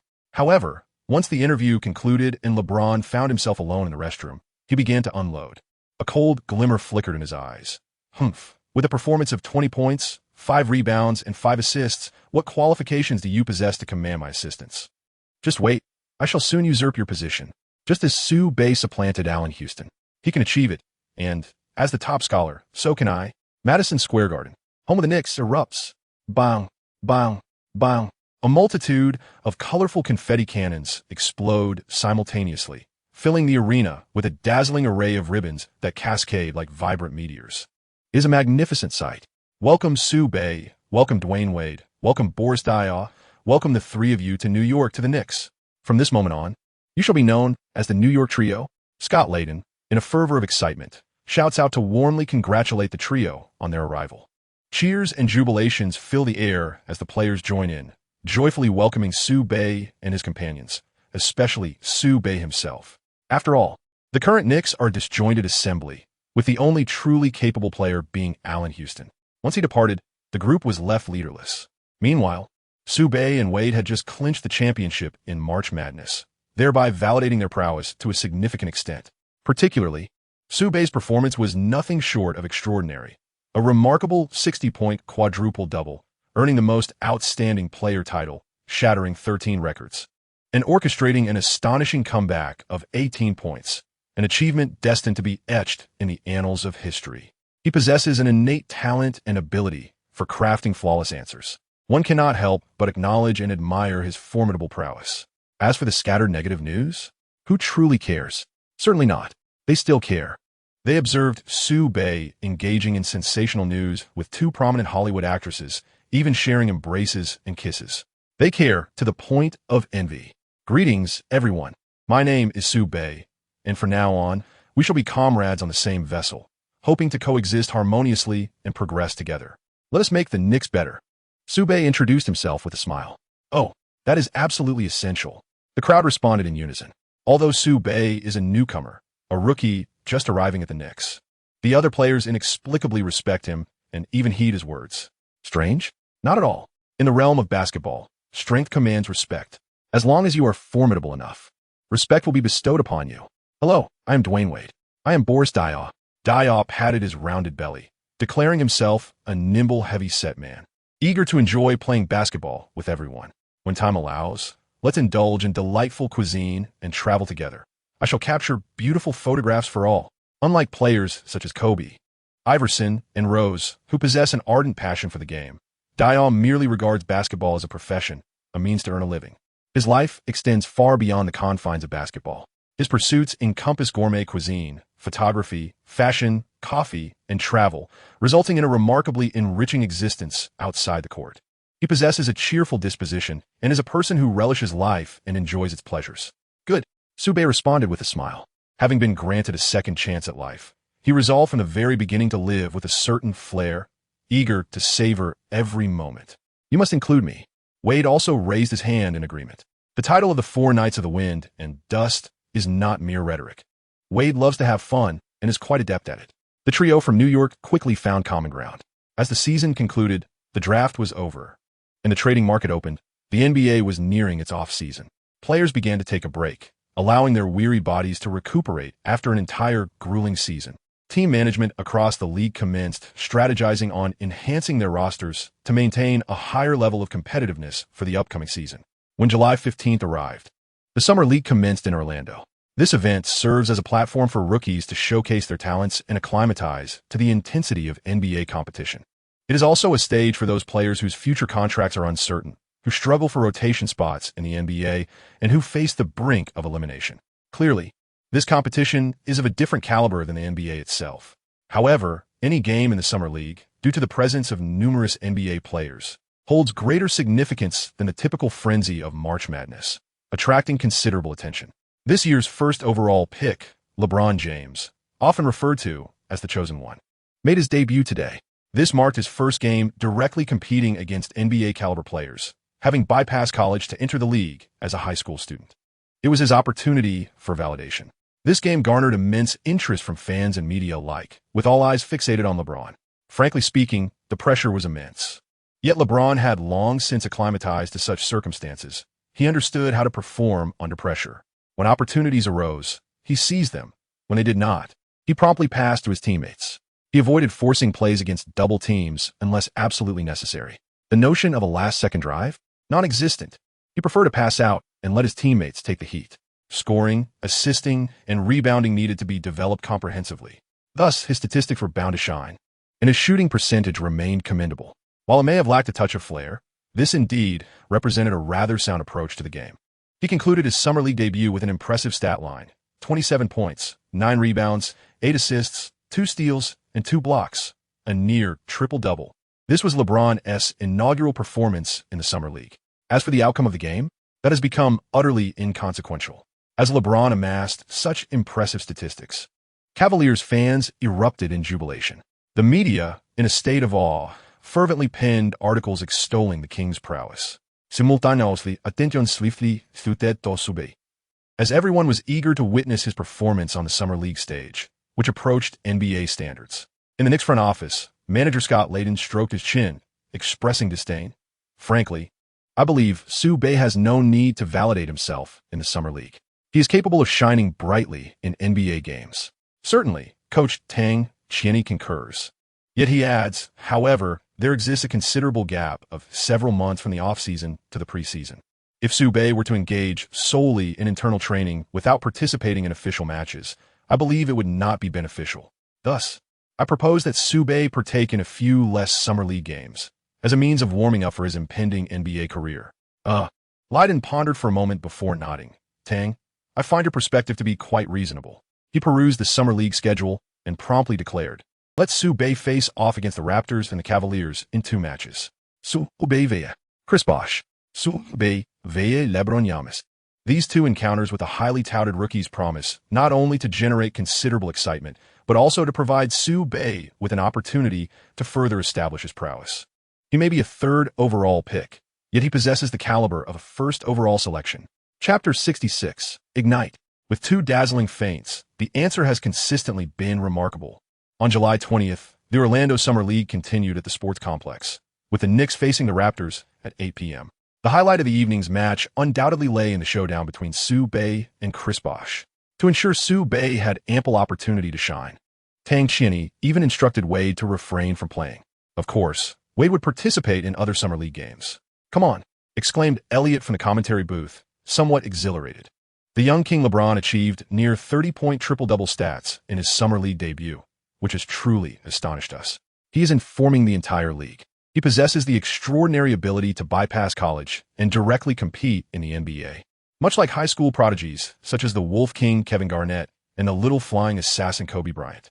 However, the spotlight tonight does not shine on LeBron. Instead, it is on the debut of the 3rd overall pick, Sue who faces off against the 5th pick, Chris Bosh. Just 2 days prior, in a clash between the Raptors and the Clippers, Bosh, the 5th overall power forward, and the 6th overall center, Chris showcased their prowess in the paint. Bosh delivered an impressive performance with 22 points, 11 rebounds, 2 assists, 1 steal, and 3 blocks, while contributed 18 points, 8 rebounds, 1 assist, and 2 blocks. Their thrilling duel was evident. Yet it was clear that Bosh surpassed in both statistical achievements and on-court presence. He is the one who surpasses Chris in prowess. He possesses the potential to become an elite power forward. Chris Bosh has consistently demonstrated remarkable prowess. Doug Collins, with a smile, praised.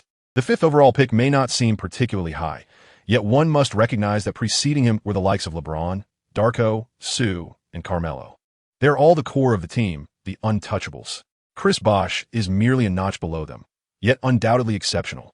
I believe tonight serves not only as a testament to the debut of the Sue Summer League, but also as a stage for Chris Bosh to demonstrate that he too can ascend to the role of a team cornerstone. Boom! Amidst the electrifying atmosphere of the arena, the game commences. Whack! Center Huffman, beyond the Raptors' rotation, is the first to swat the basketball away. Point guard Jackson advances past half court and delivers a high lob to Bosh. At the right arc's apex, Bosh confronts Dio, executing a simple shot fake to create a triple threat position. Yet, Dio remains unfazed. A power forward without a solid shot, posing a threat from beyond the arc. What purpose does it serve? And you claim to be the 5th pick? It's laughable. Dio's thoughts linger unspoken, but Bosh swiftly rises for a jump shot. The ball soaring over Dio's head. It traces a graceful parabolic arc through the air. Swish! It finds nothing but net.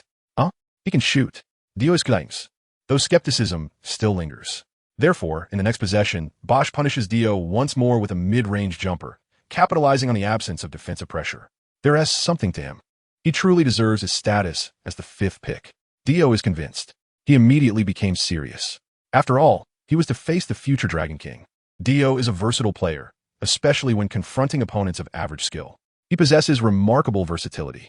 In one-on-one encounters against formidable opponents, his defense tends to appear rather lackluster. Whoosh! Bosh feigns a 3-point attempt, momentarily unsettling Diop's balance, and then accelerates with the ball. His speed is astonishing. With just 2 swift steps, he maneuvers past Diop, charging toward the basket, and rises to slam the ball with force. The Knicks' marginal center, Doriak, can only watch in awe. Boom! Bosh delivers a thunderous dunk, the rim groaning under the impact, and the backboard quivers slightly. That dunk was utterly ferocious. Damn, Elliot gasps in astonishment. Chris Bosh, a power forward, not only excels in executing dunks in the paint, but also possesses an impressive mid-range shooting ability. His talent is extraordinary. It is hard to imagine a power forward of such caliber lacking in prowess.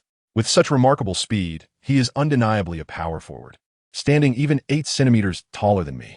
How could he be so swift? Dio was astonished. He turned to the coach, shrugging his shoulders with a sheepish grin. I'm merely a nimble, hefty fellow, yet I truly cannot keep pace with Chris Bosh. Coach, you mustn't hold it against me. Coach Tang Chinny shook his head, refraining from reproach. It was difficult for the ever-cheerful Dio to evoke anger in the coach when he communicated with such a smile. Undoubtedly, Bosh was indeed formidable, a force that Dio could not contend with alone. Boom! Bosh began the game with 6 consecutive points, much to the delight of the Raptors fans in attendance. Carter and Bosh. Raptors fans envisioned a bright future for their team. In a swift transition, Sube pushed the ball forward, facing off against small forward Baston. With a flurry of footwork, he suddenly accelerated, moving as fast as lightning. In one swift motion, he outpaced Baston. Whoosh! Sube successfully headed Alayu, leaving Baston momentarily frozen, questioning his very existence. What kind of devilish speed is this? Baston shook his head in disbelief, realizing he simply could not defend against Sube. After just one play, Baston was on the verge of losing his spirit. Yet he recalled that if he did not re-sign during the off-season, he would find himself without a team next season. He must gather his spirits and showcase his worth in the summer league to earn the recognition of the team's management, thereby securing a new contract. Now, by successfully defending against Sube, he can prove himself. This golden opportunity is one he cannot afford to miss. Come on, Baston exclaimed, rallying himself for the challenge ahead. In the next round, from the right arc, he refocused his gaze on Sube, his determination unwavering. He is wholly devoted to defense. He attempted to reverse the celestial alignment. Bang, bang, bang. Beneath Sube, the butterfly danced through the flowers, unaware of the intricate calculations swirling in Baston's mind. As the dazzling rhythm shifted direction, whoosh! Suddenly, he launched himself forward, accelerating with unparalleled vigor. The speed was extraordinary, seizing an advantageous position that left Baston utterly unable to keep pace. Yet he gritted his teeth, determined to pursue. The outcome was inevitable. While his mind and upper body surged ahead, his legs faltered, leading to an unfortunate loss of balance, resulting in a fall to the ground. Sube charged into the paint. With a towering height of 201 centimeters, combined with remarkable speed and vertical leap, he executed a magnificent slam dunk. A resounding strike that reverberated through the hoop. Like a butterfly weaving through flowers, he left Baston in his wake, finishing with a one-handed emphatic dunk. This display was a feast for the eyes. The arena erupted with thunderous applause. This is precisely why fans flock to witness the less publicized Summer League encounters. They yearn to see Sube outmaneuver his opponents and perform breathtaking dunks. It's captivating, it's enjoyable, and it leaves them wanting more. In the ensuing play, positioned once again at the right arc, Sube faced off against Baston anew. His dazzling ball control bewildered Baston, and in an instant, he propelled himself forward, closing the distance between them. With a resounding thud, he engaged in a slight confrontation, executing a sudden stop to pull the basketball back between his legs. Baston, already a step behind, hurriedly turned to pursue him, compounded by the force of the challenge presented by Sube. He plunged downward with greater ferocity. He appeared to be able to catch up with the driving Sube. Unfortunately, Sube had already pulled back and executed a mid-range jump shot. In Baston's mind, he contemplated pursuing again to block Sube, yet his center of gravity and footwork no longer obeyed his commands. He forcefully twisted his body to attempt to block. Thud! Swish! He fell to the ground once more. In this moment, Sube executed a mid-range shot with a rhythm reminiscent of Allen Iverson, steady as a rock, and scored with unwavering precision. He remained oblivious to the fervent cries of the fans, yet he managed to deceive his opponents on 2 occasions. A momentary hush fell over the arena, only to be followed by an eruption of roars and applause, surging forth like a tidal wave. Chapter 67. The Triple Threat Explosion. The Dragon King is terrified. Oh my goodness. Elliot shook his head in disbelief. After all, Baston is an NBA player, and Sube had only been on the court for a few rounds. He effortlessly faked out Baston twice. My goodness, this seems utterly incredible. It is simply insane. Doug Collins, clutching his head, exclaimed, "Perfect answer, Sube." He embodies the answer itself. completely transforming into an ankle collector. Those attempting to defend against him are left in his wake. Truly remarkable. Bastin lay on the ground, helplessly shouting, "This guy is clearly 201 centimeters tall. How is it that he can execute such swift directional changes? What counts for his remarkable ball control? This defies logic." He remains skeptical, yet it undeniably exists. "Here I come." Bosch forcefully pushed aside Bastin. "Soubey is not a player you can contend with. Focus your attention on Dior." "Dior, so? Am I to be dealt with by Bastin? How insulting." Whoosh. Bosch first seized the opportunity beneath the basket, capitalizing on a teammate's missed three-pointer. Leaping again to deftly place the ball through the hoop over Dorian's head. Transitioning to offense. As Soubey received the ball at the left arc summit, Bosch trailed closely, granting Soubey a slight advantage while simultaneously using his long reach to instill defensive intimidation. In front of him between his legs. Soubey executed a series of dazzling dribbles. In a fleeting moment while holding the ball with his left hand, he extended his long arm to perform a floating shot, taking a significant step with his left foot and probing to the left with his shoulder. He lowered his center of gravity in a seamless motion. A drive? No, a change of direction. Soubey's feint was exceptionally deceptive, with a wide range of motion and remarkable speed. Crossover. He deftly maneuvered past Bosch. Darting into the paint from the right wing, the ball cradled in his hands as he approached the towering presence of center Huffman, poised to block. Suspended in midair, he evaded the impending challenge, executing a graceful arc with his layup. Swish! The basket welcomed his effortless shot. Soubey's change of pace was astoundingly rapid, his deceptive movements requiring my utmost concentration to anticipate his offensive maneuvers and mount an effective defense. Bosch's gaze sharpened, fully engaged. A mere 1 minute and 14 seconds later, Bosch found himself once again pitted against Soubey, his eyes widened in determination, intent on closely tracking Soubey's every shift and matching his rhythm. However, Soubey executed a simple crossover. The ball swiftly exchanged beneath his legs, and in an instant he surged forward like a lightning bolt. The speed was raw, devoid of any embellishment, purely numerical. In just a few strides, he left Bosch trailing in his wake.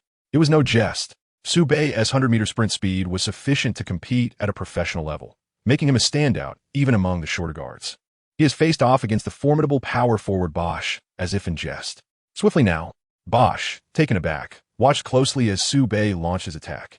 Yet, he found himself unable to keep pace, fortunate enough to have defensive support to delay the play. The two-man blockade effectively halted Soubey. Unfazed, Soubey passed the ball to a teammate, then retrieved it once more, positioning himself at the top of the arc on the right side, once again facing Bosch. The atmosphere was charged. Bosch's focus was intensely heightened. This time, he resolutely focused on Soubey, prioritizing his ability to change direction and accelerate through breakthroughs. As Soubey gained possession, he presented 3 offensive threats. He feigned an attack on the left side, failing once and then again, before finally executing a probing maneuver for a third time, only to suddenly deliver a pass to the right. Lowering his center of gravity, he propelled himself forward with remarkable speed, once more launching an assault from the right. Bosch, having thoroughly deciphered Soubey's intentions, immediately pivoted and pursued him at full speed. He is confident that he can keep pace with the northern player and subsequently confront him, ultimately forcing him to a halt. He aims to disrupt his breakthrough and achieve a successful defense.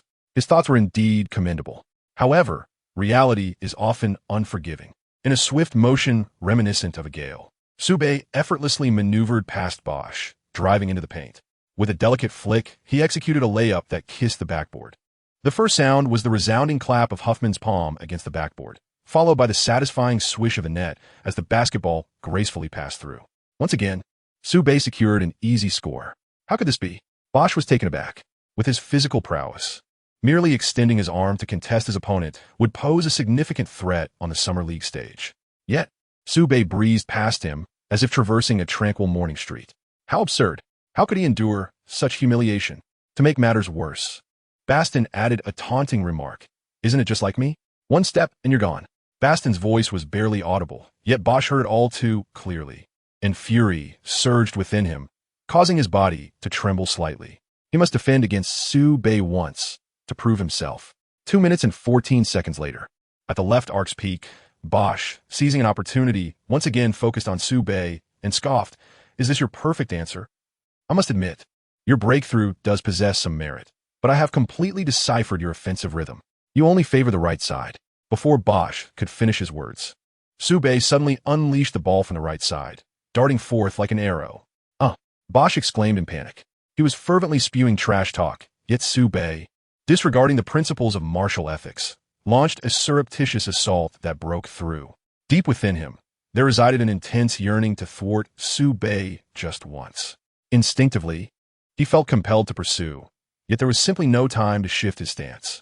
Thus, he directly opted for a retrogressive pursuit method. This chapter has not yet concluded. Please click on the next page to continue reading. He believed he could retreat at the same swift pace as he advanced, unaware that such a feat was utterly unattainable.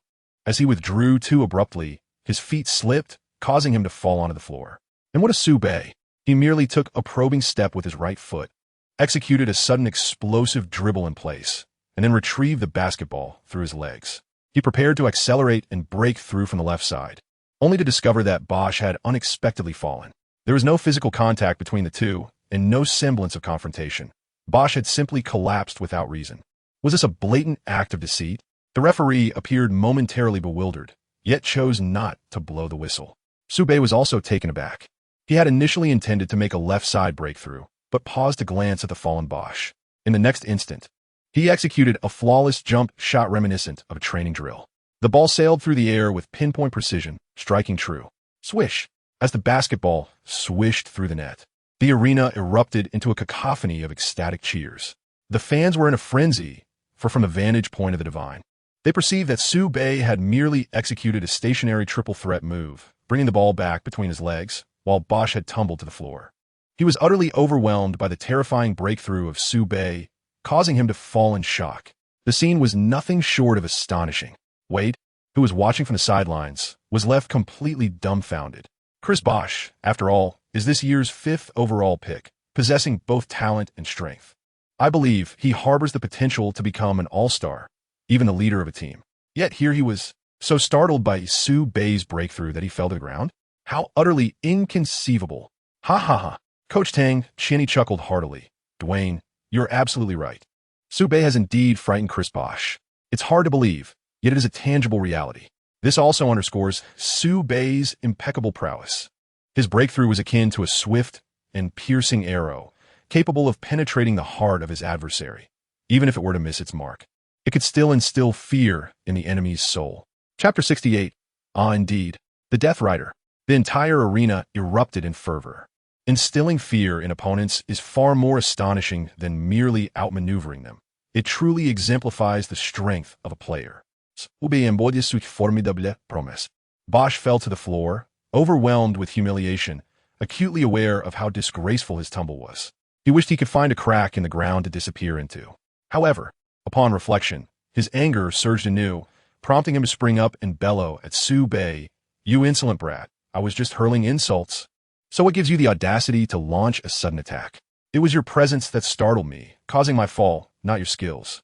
Sube nodded with a faint smile. Indeed. At that moment, his feigned agreement was far more cutting than exchanging barbs with Bosch. The torment. Bosch held his head in despair, feeling on the brink of madness. Tonight, he had set out to decisively outshine Sube, to prove himself as a core player in his own right. Yet the outcome was, he was utterly intimidated by Sube. How humiliating. Is this the behavior of a core player or a team leader? Sube's offensive move was silently dismantling his future. Fortunately, there was still time left in the game. He steeled his gaze, determined to reclaim what he had lost. The transition from offense to defense commenced. The Raptors held possession of the ball. Jackson brought it past half-court, positioning himself at the right arc's apex. After seeing Bosch set 2 screens, he matched up against Sube. Without hesitation, he passed the ball. Crack. Bosch received it, confronting Sube directly, narrowing his eyes as he glared fiercely at him. If looks could pierce like a dagger, he would surely wish to carve several cuts across Sube's handsome visage. One could only choose between skill and beauty. Bosch barked, feigning 3 consecutive shots. Analyzing Sube's defense and noticing him closing in, he decisively struck the ball, accelerating with purpose. He deftly sidestepped the upward shifting center of gravity of Sube, but it was merely a fleeting moment, for Sube's reflexes and speed were remarkably swift. In the next second, he swiftly caught up with Bosch once more. Bosch, undeterred, advanced toward the basket from the right side, pushing against Su-Bei as he entered the paint. After gaining the upper hand in their confrontation, he attempted a half-hook shot. Was that a sure thing? Generally speaking, it seemed almost guaranteed. After all, when he found himself in such a deep position, having outmaneuvered his defender, his shot was unlikely to be contested. Alas, subibas an exception. With a decisive step back, he steadied himself, and, at the very moment Bosch prepared to shoot, he propelled himself forward with a powerful push from his left foot, soaring into the air. He resembled a meteor streaking across the midday sky, leaping ahead of Bosch, asserting dominance in the air. His elongated 220-centimeter wingspan seemed capable of overshadowing everything. Holy moly! Bosch was taken aback. Su-Bei leaped with an astonishing height. His reach was unparalleled. The combination of his vertical leap, wingspan, and explosive power allowed him to encompass an extensive defensive range. He genuinely startled Bosch. Originally intending to take a standard shot, Bosch was compelled to elevate the arc of his attempt, raising it even higher, solely to evade the impending block. He successfully evaded the block from the power forward. But alas, his shot was so wildly off target that it merely struck the backboard, failing to even graze the rim. The arena filled with murmurs of disbelief. A power forward, confronted by a small forward's defense in the paint, could produce such a ludicrous attempt. If not him, then whom should they criticize? How mortifying it is to miss the basket entirely, even more so than being blocked. Bosch wore a countenance so grim. It was more foul than the aftermath of days of pent-up discomfort. He furrowed his brow, questioning whether he had been overly cautious of Su-Bei. He had already broken through his defenses and found himself at his familiar shooting spot. Should he not shoot with greater confidence? Indeed, that is precisely the way to proceed. Indeed, Su-Bei possesses remarkable physical talent. However, must I, Chris Bosch, be perceived as lacking? What grounds do I have for trepidation? Contemplating this, Bosch suddenly radiated confidence. Disregarding the murmurs of the audience, determined to reclaim his honor against Su-Bei. As the game transitioned between offense and defense, Su-Bei effortlessly penetrated the paint once more, executing a left-handed layup with a graceful arc, evading defenders with finesse, and switching hands with a deft pull-up. His offensive display was a seamless delight to behold. Swish! Another basket. Watching Su-Bei play is a visual feast, as his attacks resemble a captivating performance. He makes scoring appear effortless. This is the most outstanding player of the NCAA championship, who similarly dominates the summer league stage with unrestrained mastery. After several exchanges, the once dominant Chris Bosch found himself at a distinct disadvantage. He is indeed exceptional, yet among the strong, there are always those who are stronger. Even genius exhibits distinctions. Dog Follins et Su-Bei.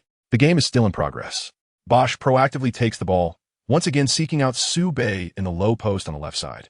He opts for a back-to-the-basket move, capitalizing on his physicality and strength advantage. This is an instance of exploiting a mismatch.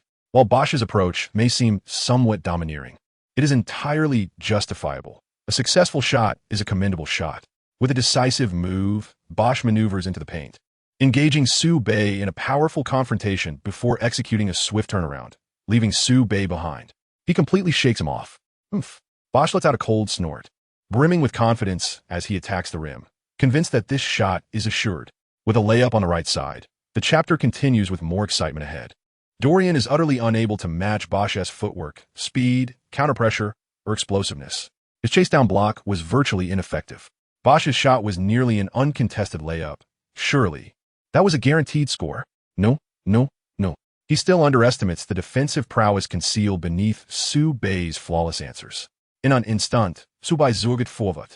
Leaping into the air, although he seemed to take off a beat late, his feet propelled him as if equipped with springs. In a split second, he closed the gap. Bang! He soared from behind Bosch, slapping the basketball down against the backboard with remarkable force. What? Is it really possible to chase down and block like that? Bosch was left bewildered. With an arm span of 222 centimeters, Bosch was merely 2 centimeters longer than Su-Bei, yet Su-Bei's speed, explosiveness, and vertical leap overshadowed Bosch's abilities. So what if he was a moment too slow? He can effortlessly catch up and deliver a stunning block. This exemplifies the remarkable physical prowess of Su-Bei. It is also the reason why, as a small forward, he could record an astonishing 10 blocks on the grand stage of the NCAA championship final. Rebounds? Dior secures them with calm composure, leisurely initiating a fast break, albeit due to his lack of speed. However, despite his seemingly sluggish pace, once he positions himself at the arc, He glances at Soubey and unexpectedly delivers a bounce pass to the cutting guard, Spurtel. A no-look pass. This showcases the magical abilities reminiscent of the French maestro. Alas, unfortunately, Spurtel's finishing capabilities are woefully inadequate, marred by a lack of talent.